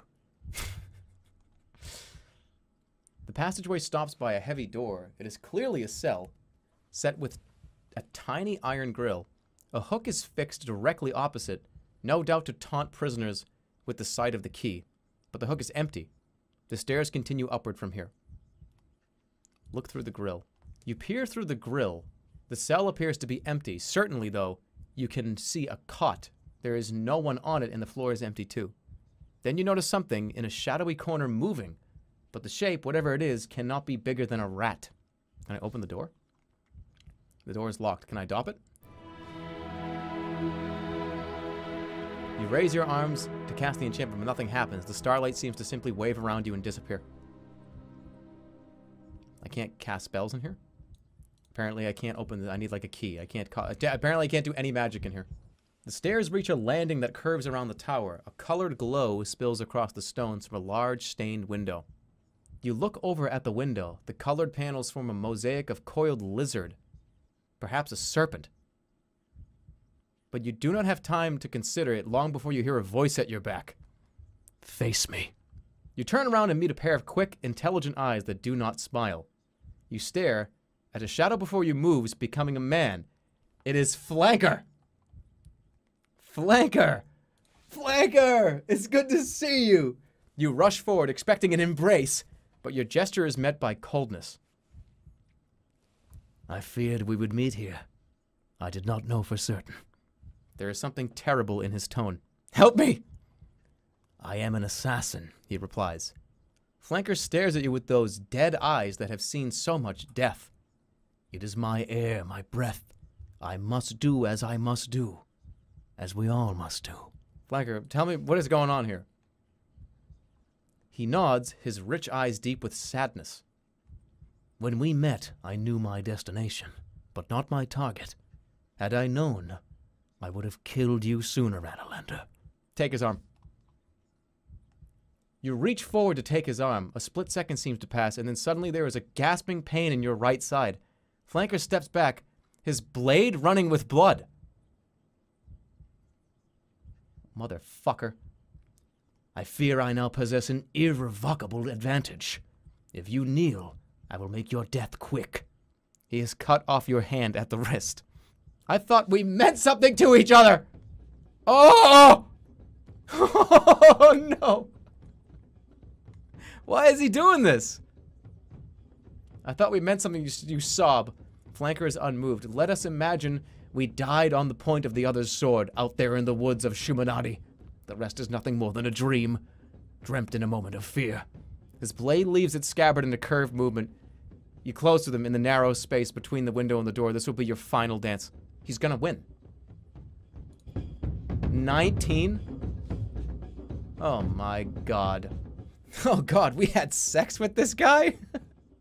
This is almost impossible for me to beat him, by the way, because of how much stamina he has. You circle around the narrow stair, yeah, your death is certain, Analander. May your spirit rest with Cinderella. Flanker declares in a voice as cold as the waters of blah blah. You will not keep me from it. You drop yourself into a crouch and he circles away. You have traveled far. I will ensure your body is returned. Oh yeah, no, come at me again with like 13. Nope. I'm just gonna die. It's over. I'm dead. I'm dead. It was fun while it lasted, but my friend is gonna kill me. Didn't I have a... Should I drink the holy water? I did it. I'm gonna beat him. No, no, no, no, no, no, no, no. Wait a minute, I can try again. I can try again. Oh, you fucking asshole. Nice rewind. This has no strategy. Well, I look, dude, this guy's got fucking an extra 8 stamina on me. I'm just dying. I don't give a shit. I'm dead. What's my fate? Oh, here you go. I didn't have a fucking hand. Everyone's saying I don't have a hand, so I can't even win anyways, apparently. Alright, this time, don't grab him. Otherwise, I can't beat the game.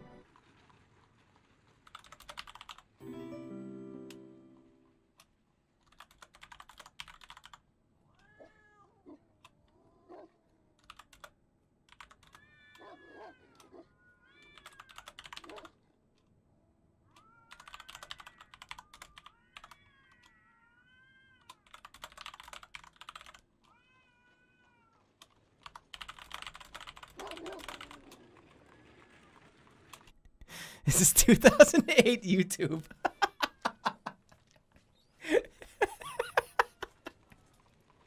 That person just made me so happy again. You return to the middle of the square. Guards patrol the area. The air stirs a little. A pair of sight masters in deep discussion cross the square, but they do not notice you amongst the other guards.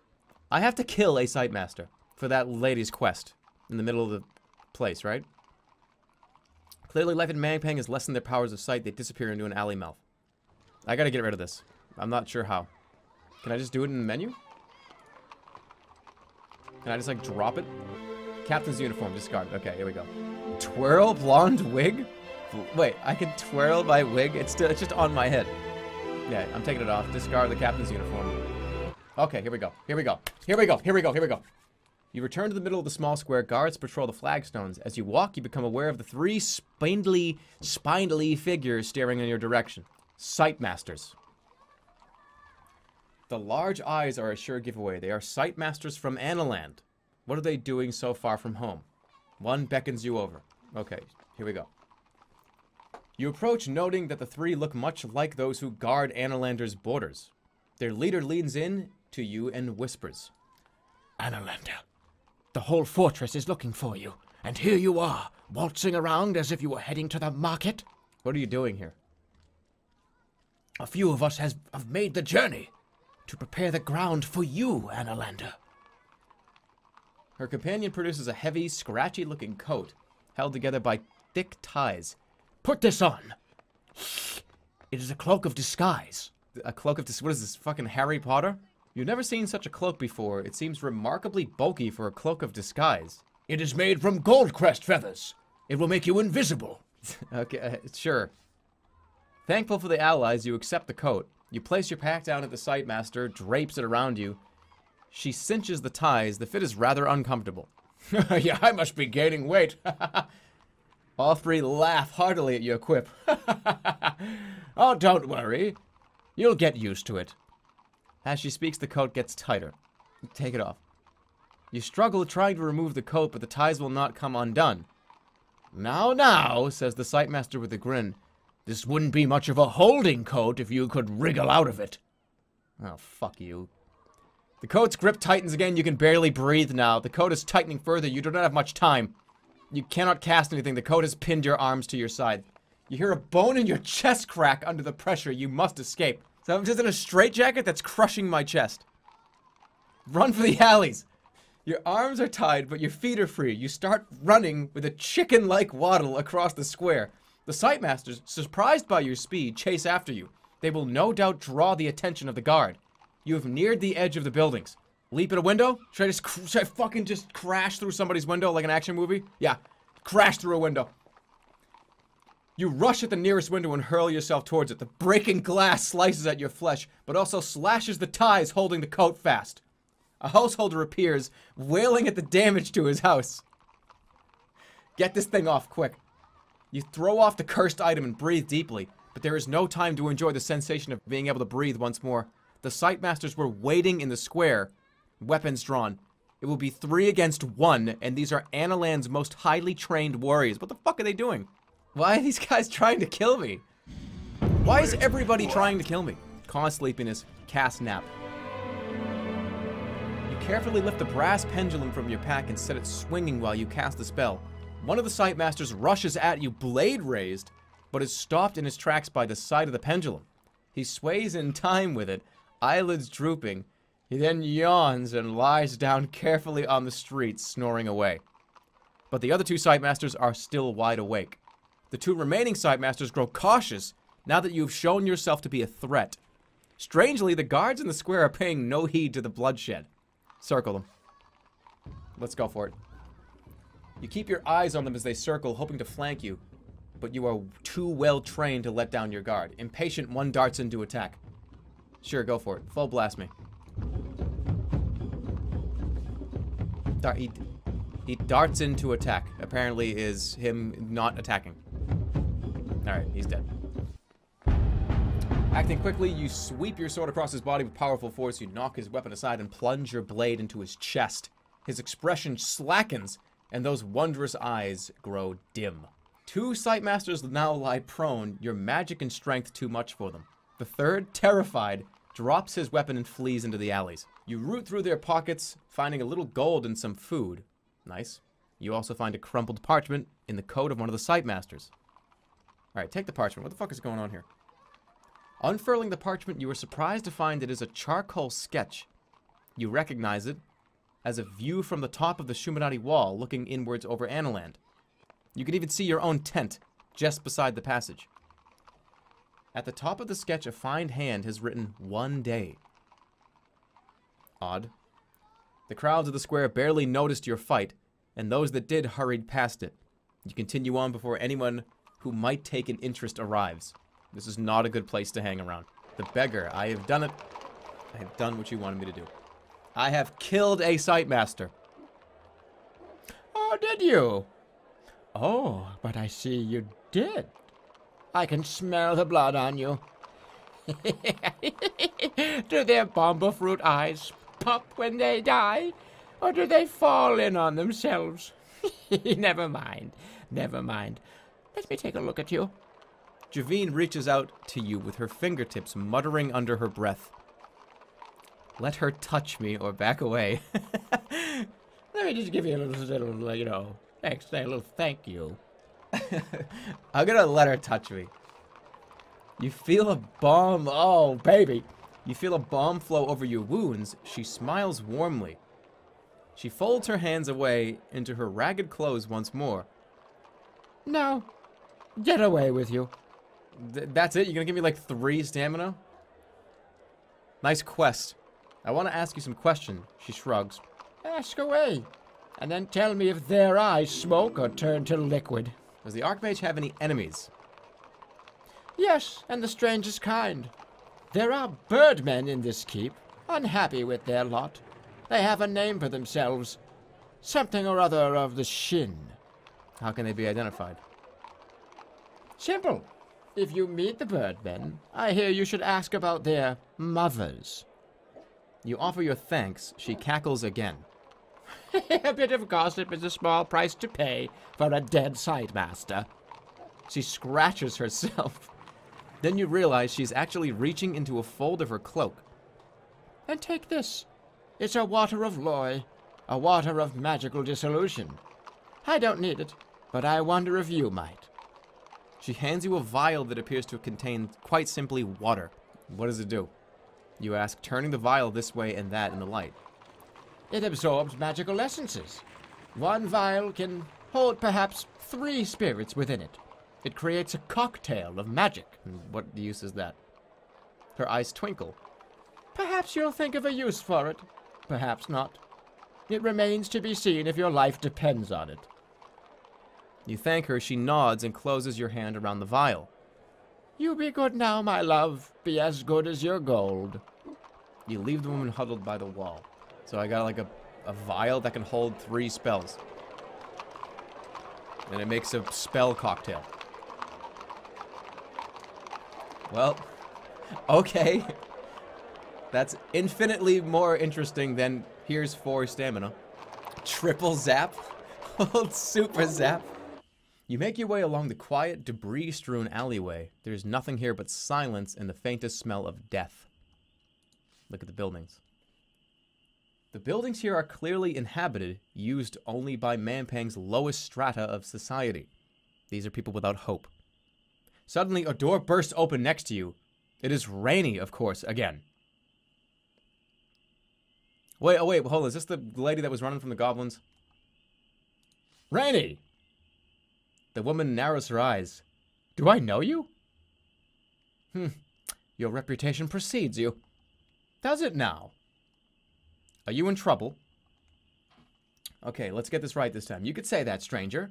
A few goblins, nothing I can't handle. Not when I've got bigger irons to fire. Like what? She looks at you sideways. But perhaps you'd be more interested in my newest venture. I'm listening. She leans forward. I'll tell you what I'm after. I'm going to sneak into the Archmage's vaults and steal his greatest treasure. Enough to let me buy a ship of my own or a whole island. What treasure? You ask. Despite her hostility, Rainy grins. You simpleton. I'm going to steal the Crown of Kings, of course. Crown of Kings. Madness! You will fail. I cannot allow that. I have never heard of it. I'm going to play dumb. No, I've never heard of it. You lie. I'm not surprised, ruffian like you. Pfft. But it's the most valuable thing in the whole of the old world. I'm going to steal the crown, and that is that. If you have enough to bid for it, then you can make an offer after I've filched it. I will kill you. You must not take it. I will stop you. I hear the door to the inner vault requires a word. It does. But where are the vaults? You ask, wondering if she has any useful information. Ah, well, that's something I know, but you don't. But they're in the city, sure enough. I hear the door to the inner vault requires a word. You tell her, it does. I happen to know it. No, I won't tell you. I will stop you. You must not take it. I will kill you. You must not take it. Let's be kind about this. Why is that? I am 1,000 leagues from home, separated from my crew, and stand to gain the wealth of kings. I need that crown. The crown is dangerous. So that does not frighten me. Besides, I will quickly ransom it, and let whoever pays worry about the danger. But it might destroy the world. At least I will be rich, she shrugs. But enough talk. If you want to stop me from getting the crown, you'd better show me your steel. Cast a spell. Fucking what? What? You open your arms to cast a spell instead, and the thief cries out in alarm. But just as Ranny is advancing on you, the nearby door busts open. A group of goblins spill out, tripping over each other. There she is! And she has a friend!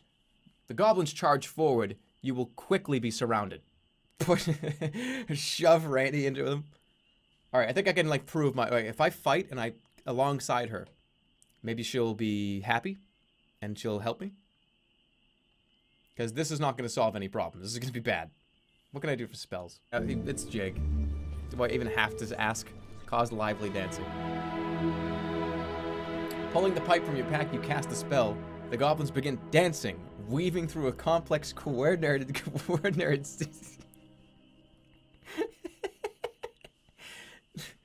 weaving through a complex coordinated series of steps. This is obviously not the first time they have done this. They've like been practicing this apparently. Keep playing. You keep on playing and most collapse of the goblins. I just keep picturing like 3 goblins like doing this extremely elaborate coordinated dance that they've been practicing for months, and they're very embarrassed that now they're doing it. Coordinator. You keep on playing and most collapse of the goblins collapse. That's kind of a typo. And exhaustion before the spell ends. But a few, the hardiest amongst them, remain upright and bear. Oh my god, look at this little shit. Are you kidding me, dude?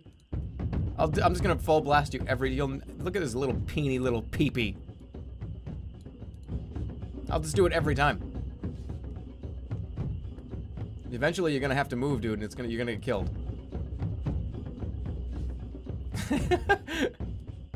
Well, he just keeps... There we go. You jump forward and drive your blade into its leg. You've defeated the goblin. The goblins are now in disarray. The survivors have retreated, but in the confusion, Rainey has disappeared. God damn it. The wily pirate has slipped away and is determined to steal the crown of kings for herself. You turn to return down the street. Oh, there's probably some serious things I can do to get her to help, and she can come, like, she'll steal the crown for me or something, but I got a zap cocktail. Peek inside. Slip inside. There's birdmen in here. What was it? I gotta ask them about their mothers, right? You enter the chamber of the 3 birdmen once again. The birdmen are, like, in revolt right now, and ask about their mothers, right? Greet them. Greetings! The birds continue to stare dumbfounded. Ask about their mothers. Ask about their mothers. Hey, how's your mother? You take a step forward. Are your mothers well? The atmosphere changes in an instant. One of the birds sucks in her breath. Who are you? Why did you ask us that? I'm curious. I care deeply about all mothers. I must be confused. I'm curious. The stocky one laughs. No one is curious about a birdman's mother, or anyone else's for that matter. The birdman leans forward to stare you down, her hand on her sword. Why are you here? Exploring. Exploring what? And how did you get past the Northern Road guards? Well, I am the Analander. Perhaps you've heard of me. They all jump back in surprise. Wait, maybe... Should I have said that? Wait. You wait, holding your breath. Oh, shit. They stand up and then they bow. We are no ordinary birdmen, the stocky one says. My name is Pewit. This is Zetra and Felwhip. We are the Samaritans of Shin. It is a pleasure to meet the Analander. We are a group of birdmen dedicated to overthrowing the Archmage. Ours has been a very long road. Ooh. Let's get him. Let's go get him right now. Why do you hate the Archmage? Because our people are not free. Zetra glares at him and quiets. We might dance in the skies. We might be poets, philosophers, musicians. But the Archmage keeps us mere brutes. What can you tell me about the Citadel? You ask. It is a terrible place. But the people themselves are not terrible. There is hope in every heart. Only it has been buried for a long time. Let me grab your hand and give you a big smile. But you are the one we've been waiting for. Come, we will help you. So here's what I fear. Is that these guys are just fucking around with me and just gonna kill me. Or bring me, like, to the cells. But why would the lady lie to me? The old lady, the beggar. She wouldn't. How can you help me? How else? We'll take you to him. What? How? Pewit laughs and rustles his feathers. How do you suppose? We'll go up. The creature stretches its wings and half flaps, half leaps onto a crossbeam below the open roof.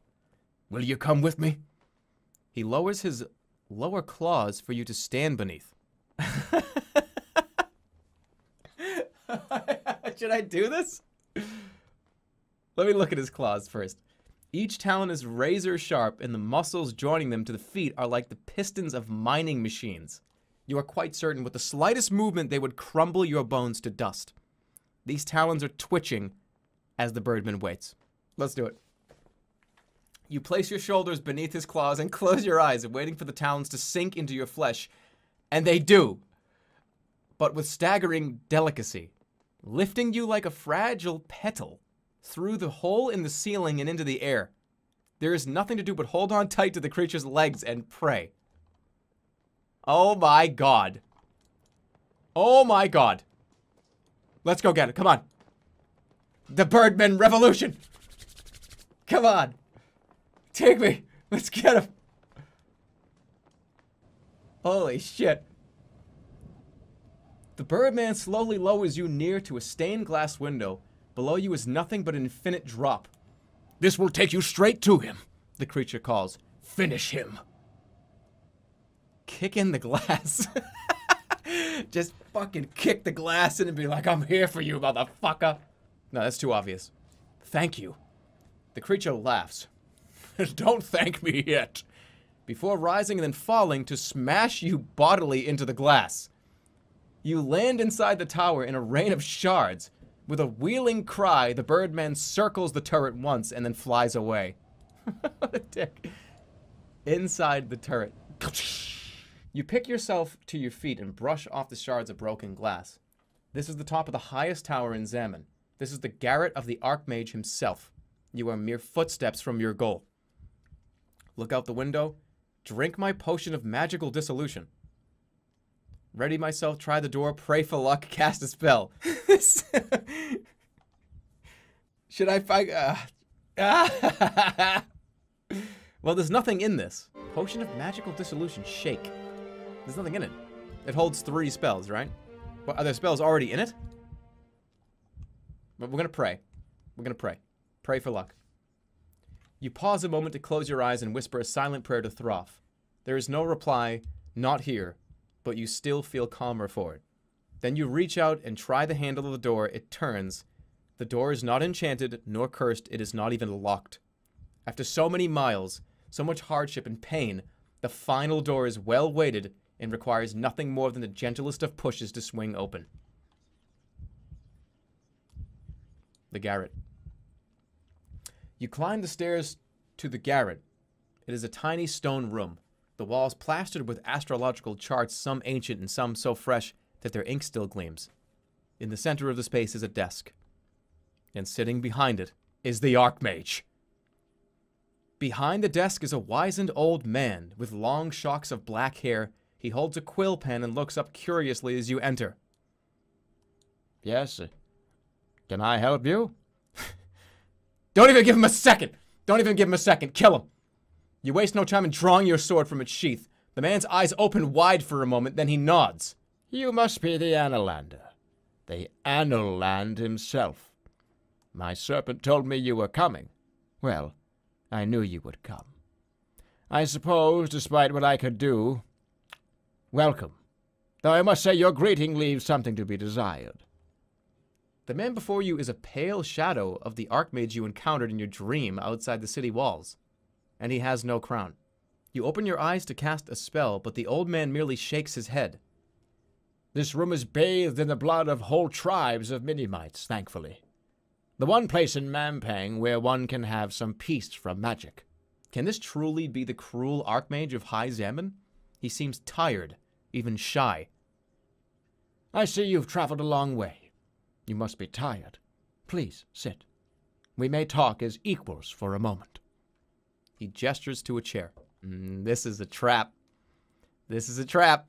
As I told you, the walls are coated with Minimite blood. No magic can function here. You are quite safe. Try, if you do not believe me. Reaching across his desk, he lifts the stopper on a decanter and pours out a glass of thick red wine. I know better than to offer you one. As he remarks, he sips his own. Put my sword at his throat. You lift the point of your sword and level it at his throat. With an uncomfortable expression, he leans to one side. You are here for the crown, of course. Do you know, Annalander, what it is the crown does? Do you understand its power? Do not waste your final breaths. You growl, give me the crown so I may leave. It will only take a moment to explain. He raises a finger. The crown is a grimalkin. It is set with jewels of gold and lined with a ring of bone, and it covers the wearer's skull in cloth. It generates spells of both illusion, worship, and mental insight. All those spells can be countered? It does not matter how it works. It is more powerful than a mere grab. I know it cannot be left in your... All those spells can be countered. On their own they can, but they cannot be countered all at the same time, and their combined force is immense. The Archmage puts his wine glass down. Understand this. The crown does not command. The crown causes the wearer's desires to become the unthinking thoughts, reflex actions, and spontaneous whims of those around. It occupies the free will itself. Free will. Or whatever you would call it, the inner voice. The part inside that is inspired, the part that dreams, the part that invents anew. That is the part the crown takes. Those under its command cannot know themselves to be controlled, and nor could anyone else. It cannot be resisted. The crown of kings shapes people the way the eons shape the course of a river itself. Why are you telling me this? His reply is strangely gentle. I'm trying to make you understand something which will be most difficult to understand. I fear you have a shock in store. He pauses for a moment, his eyes filled with a strange sadness. You have come a long way for this crown, I see that. You think me evil, a tyrant, but I am none of those things. I am the Archmage of the Fortress of Sorcerers, a fading but noble institution, and I spend my days trying to repair the terrible destruction wrought on the lands in my care by your ignorant, reckless use of the beacons of past light. You placed those beacons there yourself. I did, and left untouched they would have protected the land for 10,000 years. Did you not notice the towers were all sealed? Past light burns with the power of the sun. It must be filtered, measured, but you opened 6 beacons wide and threw them over my land, over my people. He bangs the desk as he speaks, almost shouting. There is a tear in the corner of his eye. Ah, shit. There was no other way. I had to do it. You reply coldly. No other way to come here. Because of your precious quest. Tell that to the people of Tinpang. His cracked voice quivers with rage. I have done what is necessary. All in pursuit of this crown that you believe is here. Annalander, I do not have the crown, and I never did. You lie. You lie. Do I? I was sent here by my king. You were. You have done exactly as he commanded. You did not even realize it. He points with a bony hand. I am so sorry. I know how hard it must be to accept what has been done to you. But can you not, on some level, feel it?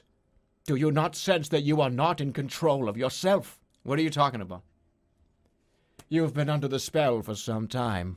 I can imagine how it began. Most likely there was a day, in Annaland perhaps, near the wall, when you woke up and your will was not your own. And since then you've been compelled to march here, to do me harm. I don't understand. I think perhaps you do. Consider this. Do you even know what this crown looks like? This object that you've traveled so far, so single-mindedly to find, it might have been lying on a table in the first village you passed through, and you would not have known. Am I correct? It's the crown of kings. It's the crown of kings. I know what it is. It is. But do you know what it looks like? And does it not seem strange you were not told? He shakes his head. My good man, you have seen the crown already. You have stood in its presence, but you do not remember. Perhaps you think it was just a dream. Such is its power. But what else? The crown. But the crown could have sent you on a journey as this, at such terrible cost. So he's telling me that, like, I was controlled by the crown to come kill him. Wow, that sucks. He's right, I've never seen it. The Archmage's voice softens. Another question, then. You say you are called the Annalander, correct? Correct. My friend, are you truly so far gone that you do not even know your own name? Oh, shit. His words echo around the tiny room. Paper charts flutter. Your memories of Annaland, the king, and a childhood in Chaubery Wood all seem suddenly distant, like vague mentions, half-remembered, overheard stories, mere snippets. If the crown is so powerful, how could my birdmen have stolen it from your king? Think, Annalander. Think for yourself, just once, before you strike me down. Fight this. Fight it. You shake yourself, trying to lose the words of the Archmage, which are settling into your mind with 1,000 tiny hooks. How did this quest begin? Waking in the hut in the northern settlement, sword ready, dreaming of the crown. Where were you before that moment? How did you come to be on this quest for which you have given so much? I did kind of just wake up. No, I remember everything. I remember everything. Answer me this. How many sisters do you have? What color are your mother's eyes? How old are you? You shouldn't need to think to answer. I really don't know. Swigma, kill him! Kill him! Get him! Enough of this! You swing the sword at him! The Archmage begins to talk more quickly. Evidently, I'm afraid. I imagine your king...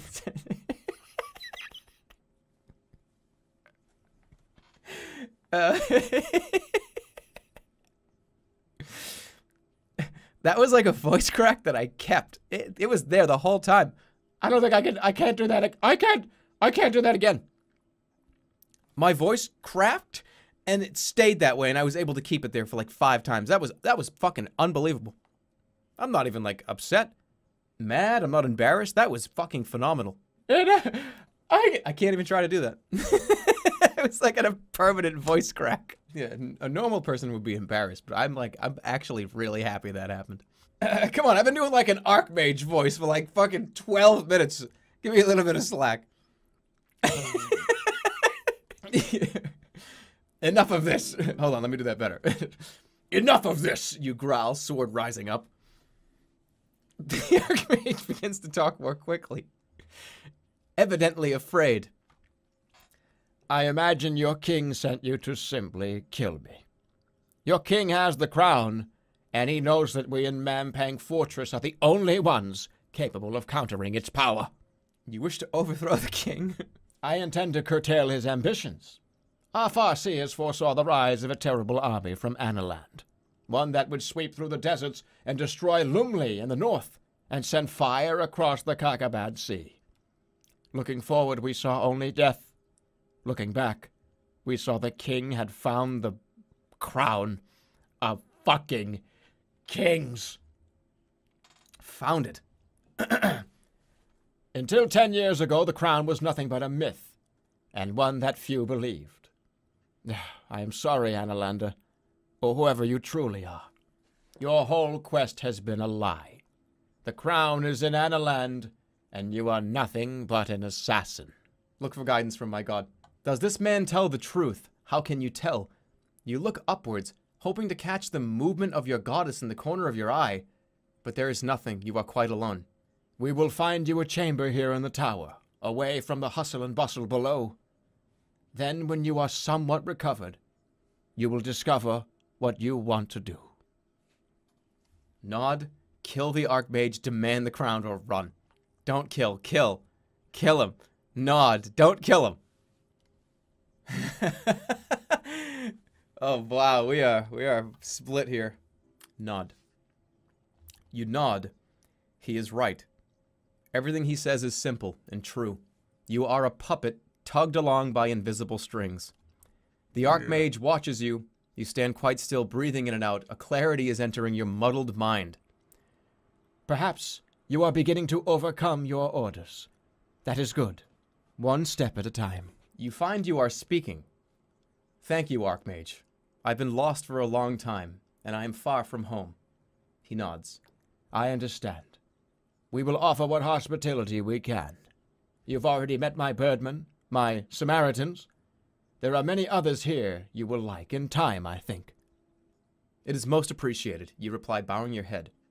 The Archmage gestures to the door, and you take your leave. Outside, 22 stamina. Outside, night has fallen. Several hours pass in a darkened room. You are lying on cold stone. Where am I? You look about yourself.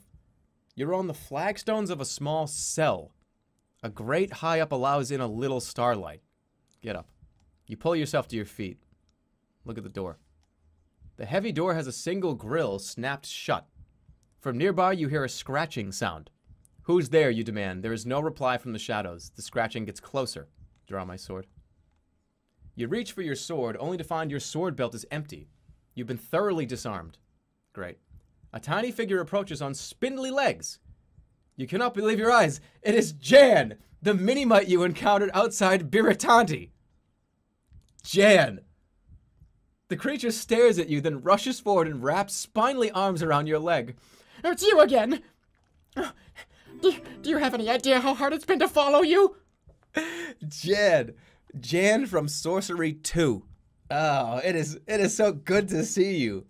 I'd say the same, but I've been seeing you for some time. What? I didn't notice you. What are you talking about? I stayed far enough away that you couldn't cast your magic, except once. What? Hold on. What? When? You don't remember? Well, I'll leave you to remember yourself, maybe. But I'm sorry. You won't be able to cast anything now, and I can't escape. They clipped my wings. Jeez, why is that funny? Jan turns around and shows you the ruin of his back. Deep scars pucker the skin between bony shoulder blades. I'm so sorry. Jan nods. Thanks, I suppose, for what good that does. He makes a mild chuckling noise. But now you're stuck as well. I suppose we're back together, so what's your plan? How do we get out of this? You don't have a key, do you? Do you? Now let me check my pockets. Sarcastically. You look around the cell, regarding the walls, door, ceiling rafters with growing desperation. The place seems quite solidly built. The only opening is a tiny air grate, a little larger than your balled fist, set more than twice your height up in the wall. The little creature hops a little closer. So we're in jail right now. So the Archmage just put me in a fucking jail cell? I can't cast spells. Pray for aid. You close your eyes to pray, but there is nothing. No god and no spirit can reach you here. You are quite alone. He goes over to a wall to scratch his back against it. If you really have no ideas, then I suppose we'd best get comfortable. I know a few songs we could sing. Don't you dare start singing. You'd better think of something then. The grate would be wide enough to toss a ball through. Beyond you see nothing but the open sky. Jan is watching you and nods almost imperceptibly. He sits down glumly. From outside the window, the sounds of chanting and clanking metal drift upwards. The armies are assembling. Now you've been found, they're leaving for the backlands. I have failed in my mission. It would look like it. I just hurt my neck. The Archmage had you dancing like a bear with a ring through its nose when you came in here. Why did you even follow me in the first place? You're after the crown of kings, aren't you? How were you expecting to get it without a mini-mite's aid? Jan shrugs. I thought that was obvious. We've no love for Mampang. Let's pick him up. You pick up the mini-mite in your hand. He fits neatly into your fist. What are you doing? The stump of his destroyed wings flicker and scrap against your palm. Can you not allow me some magic? We will die in here if you do not. The mini-mite shakes his head. I am not eating your magic. I just muddy it. It's part of what I am. Believe me, I'm sorry too. Hold on, am I just gonna throw him out? Am I gonna whip him through the window and just kill him? I can't, what am I supposed to do? Throw him through the grate. Aiming carefully, you toss the mini-mite at the grate in the wall. Your aim is true and the creature disappears from view with a fading scream. You are suddenly quite alone, but you feel the power of starlight returning to your veins. There was no other option. I had to do that. There was no other option. I just killed Jan after just embracing him and saying hello. Let's dop out of here now. Open locks and doors. Alright, you move the starlight into order. The tumblers and ancient door turn to fall. A moment later, the hinges creak open. You are free, but you are once more alone. Just like whipped him out the window. You stand outside the open door of the cell. Everything is strangely silent. The key to the cell is sticking out of the door. What? Wait, hold on a second. Hold on, the key was in the door? I didn't have to throw Jan out the window? Okay, take the key. Take the key. You grab the key. It would be very useful should you be unfortunate enough to be locked up again. Then there is only way to go up. From the window come the sounds of shouting, the clatter of armor. Look out the window. You look out the window upon a horrifying sight. The courtyard below is filled with soldiers readying for war, and more are already spilling down the road and into the lower city. Amongst their number you see mutants, giants, and other foul creatures. They are slaughtering everything in their path without pausing. Flames are climbing from the buildings of the city. The wall to the outer yards is being dismantled. Keep going. The stairs end abruptly in a stone archway set with a heavy wooden door. It swings open to reveal a large room filled with books. The door opens into a wide library, but it is a mess. The books have fallen from the shelves as though torn down. Several pages lie scattered across the floor. Moreover, a large hole has appeared in the tower wall with chunks of stone torn from the fabric of the building. What happened here? Look at the books. You look around the books. Most have been tossed from the shelves, but some have been scoured, as though by deep curved claws.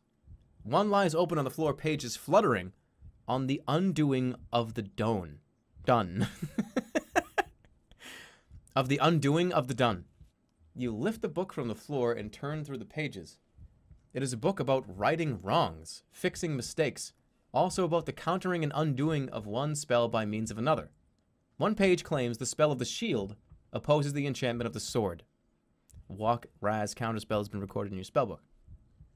But before you can read more, something swoops in through the hole in the tower wall. It is nothing short of a demon, short, goat-like, but with a hellish gaze. And on its head rests something you did not think you would ever see, the crown of kings. Who are you? Oh. Who do you think? The creature responds. The Archmage traded half of his soul for a life long enough to kill you with. I am the long-lived half he traded for. A pair of wings grace its back for a moment, then disappear. I see you have escaped. Unfortunately, it is too late. My transformation is complete.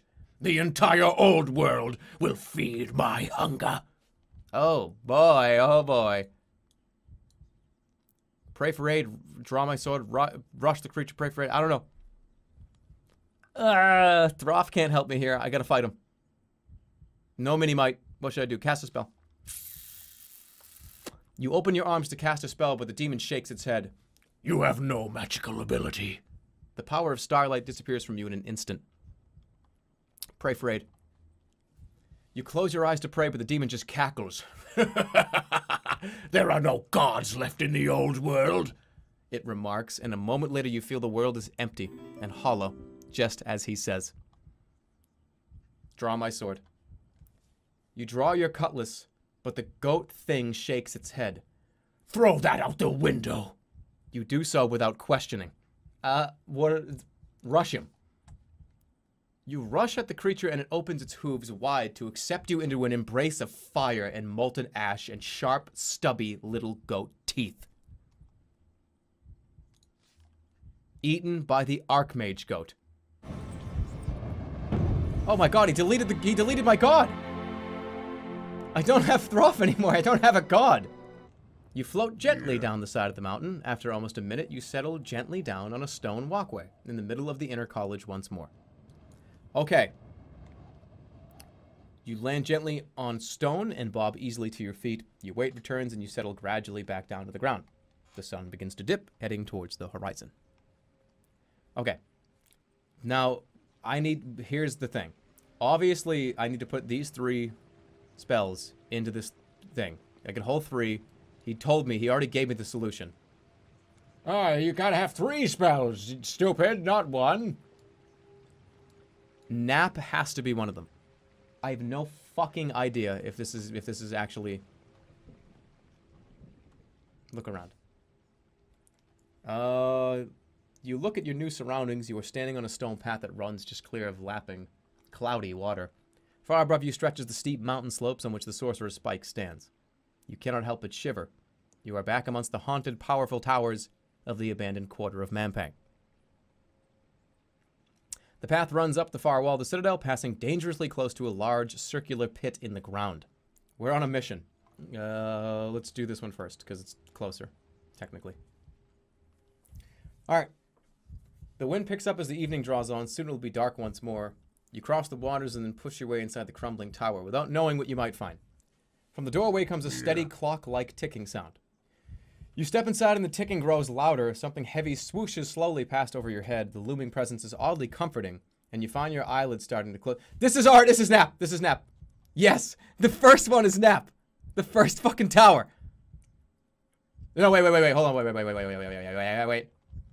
What's the one that needs the pendulum? I might have it wrong. Did I just walk in the first tower and it's Nap? I hope so. Oh, what's that? Oh, no. You found your eyelids. All right, open the bottle of magical dissolution. Open it. You unstopper the bottle, which shimmers as magic from the room around begins to pour inside of it. A great weight settles around your body. I did it, right? Counter to Nap is God, right? Yeah, that's why I want it. Because the Archmage told me I have 3 spells to counter. And this thing, the old lady said, by the way, this thing holds 3 spells. So, putting the 1 + 1 together. I already missed the Yaz Tower. What?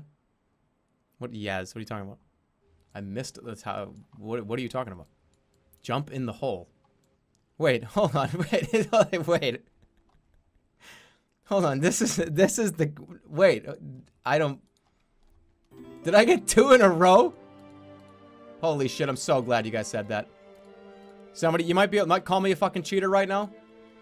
But if that's true, thank fucking God I looked at it. Somebody just wrote it in the chat. And I might have just spoiled it for myself, but honest to fucking God, I was about to go down every single one of these towers for like an hour and a half. And it's this one right here, isn't it? Because that's not, what counters tell. I just want to make sure I'm not getting fucking chat trolled here. That's fucking hilarious. Counters, yes. Yep. It's right here. That's fucking amazing. Thank God somebody said that and I saw it. You open the bottle and capture the essence around you. The bottle sparkles and shifts with starlight. It's almost full. Okay, so... Oh my God, I'm so happy that happened. Can you guys imagine? Let's think of the non-cheating world where like I didn't read that in chat. And I know that might sound like it sucks. We would have been here for a long time. I would have been standing fucking on top of it. And I would have gone 1, 2, 3, 4, 5, 6, 7, 8, 9, 10, 11, 12, 13, 14, 15, 16 towers. And guess what? 18, 19, 20, 21, 2, 3, 4, 5, 6, 7, 8, 9, 10, 12. And then I wouldn't have to die, come all the way back around here and do that. We just have to find, what was it? I wrote it down. Dim. All right, fuck it, dude. Let's just go to IGN and find out where it is. Gotta go to IGN.com/cheatcodes. Hello, Twitch support. Can I get a refund because this streamer sucks? Hey, no rewinds, no refunds. I have the spell. I have the spell. I got it. I have it. This is definitely dim. Thank you very much. I'll take the completed potion of dissolution. I don't have a god. I'm probably gonna die in here, but I have the potion. Leave. Let's go back through the fucking throwing doors and kill the fucking Archmage. I'm not gonna waste any time, dude. I'm gonna drink this potion. I'm going to stab him in the face.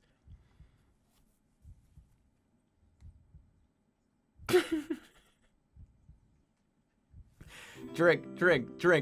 No, don't drink. Shake it. Drink.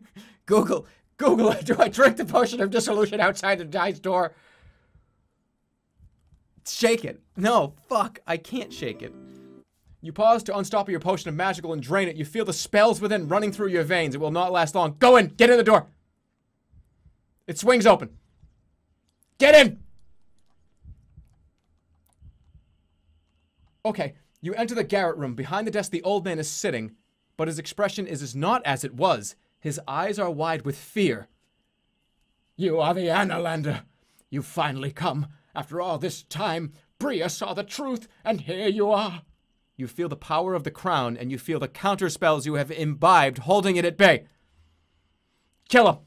You draw the longsword from your scabbard, holding it lightly in your hand. The Archmage cowers, his ancient hand showering, shaking. Take the crown, give me the crown. Take the crown, give me the crown. Give me the crown, take the crown. Take the crown and put it on. Take the crown. What do I do? Which one of these is the right one? Take the crown. You reach across the desk and lift the crown from the head of the Archmage. He cowers beneath your fingers. It seems impossible, but you are holding the object of your quest in your hands. Please, don't hurt me. I'm a scholar. You are powerless now. He sags as though suddenly feeling his age. You gave me no choice. You forced me to do what I have done. Smash the crown, leave with the crown. What happens if I smash the crown? Smash the crown? So nobody can use this? No, but that's the king of... No, I'm smashing it. No one can have this power.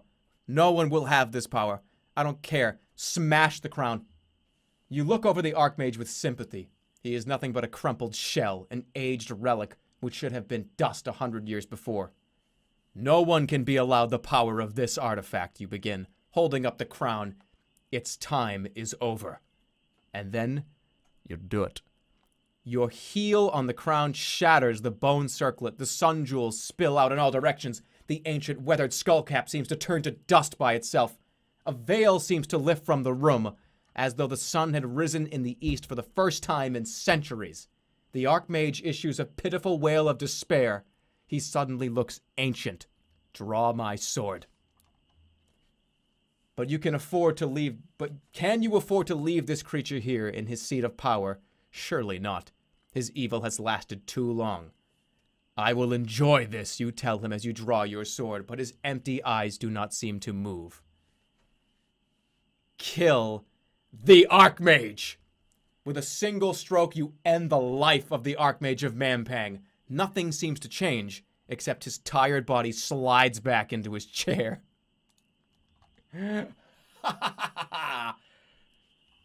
Into the turret room, the top of the citadel. The wind atop the turret is intense. It tries to rip you from the tiles as though under the command of the dead Archmage. Down below, you see the armies of the Archmage mustering in the city square. Wave my sword. You lift your long sword and wave it high into the air, hoping the gold-crest eagles waiting near the citadel will see. Nothing happens. As you wait, you look down at the army below. From here it seems small, untrained, and ill-equipped. A motley band from a tiny citadel, ill-prepared for the long march west. Without the power of the crown, the power to make a soldier of every woman and man along the road, they cannot hope to succeed. They must surely falter and fade away. Just then you look up, attention taken by a keening sound coming from the west. Look up to the sky. The sound is accompanied by the sound of wings. Sense danger. You cast the spell and a steady voice begins to speak to you. Jump, it advises. Jump now! Who is telling me to do that? Jump! There is nothing for it but to jump. You stand and step from the turret edge. Falling. You fall too far past where any eagle might have flown. You tumble, the great walls of the tower flashing past, the mountains rising up to meet you. Then there is a sudden rush of air above you. Claws catch your shoulders. You've been caught. The great bird has you and will not let you fall. You are lifted slowly into the air. You are flying. The eagle soars up into the air. To Analand, you cry, and the creature caws out in agreement. Finally, after so long, you are on your way home. I did it! I jumped! I jumped! Boys and girls, the journey to Analand is dizzying fast. The eagles fly high and do not stop. You clutch at the feathers with pale knuckles. You fly past the wastes of the backlands and the smoldering ruins of Khare. Smoke still rises from its squares and blackened fields, coming into view of the Shimutanti Hills once more. The Shimutanti Hills are far below like a green carpet, a place of lush, verdant beauty compared to the horrors you have seen. It seems impossible to be traveling this way, unrolling so many steps. Oh, and you go across Dumpus. You look down at Dumpus and see that it's thriving with ingenuity. You follow the course of a river that curves through the Mediki forest. Then the eagles begin to glide lower. The eagles are skimming the elven village where you were once tied up. For the first time, you begin to feel nervous. You've smashed the crown. What if your king is not grateful but furious? Here we go. Finally, the great bird settles to earth in the long grass beside the Cantapini Road, just inside of the Shimutanti wall. There are only a few steps remaining in your long journey. You take them. Then, from the corner of your eye, you catch movement. An old man, a beggar, is skulking through nearby bushes. Approach him. You stride over to the beggar. The old man leaps out to meet you halfway. Back again, forever and over, and again. You are cursed, Annalander, and I am free. With that, he lopes away into the long grass, laughing and jumping until he is out of sight. But I am cursed. The gates of home are within sight, but the beggar is right. You have not died today, but someday you will die. And then the stars will drag you back to Mampang once more to do it all again. And so on, never ending, unless you can break the curse of Throban. For a moment, your heart is heavy.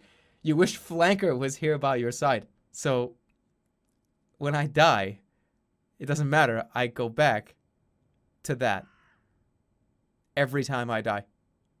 Forever. That sounds pretty terrible.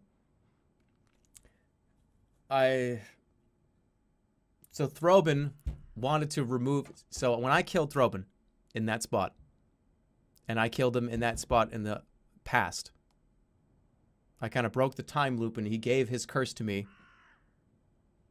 Oh, jeez. I better not die. No, fuck it. Step towards the Annalen Gate. Then you shake the terrible thought away. Today is for celebration. Curses can come to roost tomorrow. You shake off the beggar's dire words. This is your moment, and no vagabond will spoil it. You make your way to the Shimutanti Gate. That's very depressing.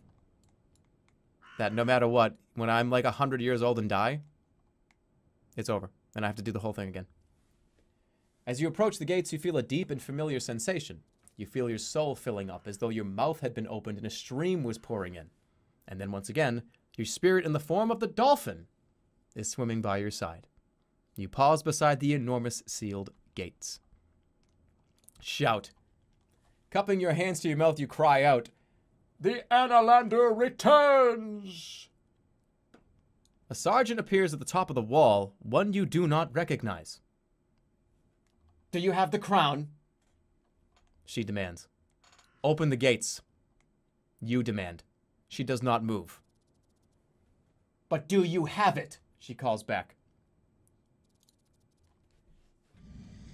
One last zap.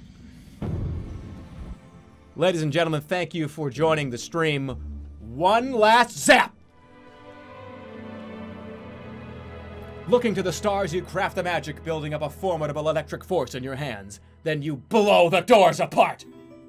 You do not wait for further permission, but stride inside the gates. There is stunned silence, and then a great cry goes up across all the sentry positions, an outpouring of joy and relief. Wait, what? The outpost settlement.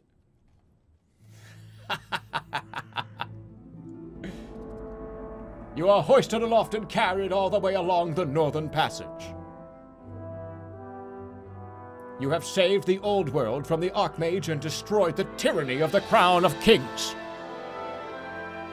But the kingdoms of the Commonwealth will demand justice for the loss of the crown. The future is hardly certain. The effects of your journey will be felt from Annalan to the Zanzunus. Soon everywhere. I couldn't read it fast enough. And when the backlands in Khare are rebuilt, it will be in your honor. The Archmage is dead. His people will rise up and be free. But you yourself still suffer the Throban's curse. One day you will die and return to the Citadel Sorcerers, doomed to do it all again. Perhaps next time you will find a way to save yourself, you idiot. There was a chance. And with that, Sorcery is now complete. Steve Jackson's Sorcery! Through Khare, the Shimutanti Hills into High Zaman, through the Backlands, into death itself. But there's one more, one small testament to your journey. Click to open your card pack. Your 45-day journey is complete, covering all 4 parts of the Sorcery adventure. You destroyed the Crown of Kings and returned to Analand alone. Along the way, you killed the Archmage, were cursed to eternal death by Throbin, and destroyed Khare and Tinpang. You finished with 19 stamina, 5 gold pieces, 3 out of 5 of the hidden spells, and you died 13 times. Your spirit is the dolphin. There it is, folks. GG. So let's talk about the game and a couple of important points. I highly recommend, if you enjoyed any parts of the stream, please go buy the game. Do your own stuff, have your own adventure. It's a ton of fun. There's a lot of things that I didn't do. There's a lot of things that we probably didn't see. And I think there's at least like 4 or 5 endings, apparently. What's my fate? But there it is. It took like how long did it take? Like a month and a half? It was worth it. I'm happy to have completed that whole thing on stream. Hope it was interesting to you guys too.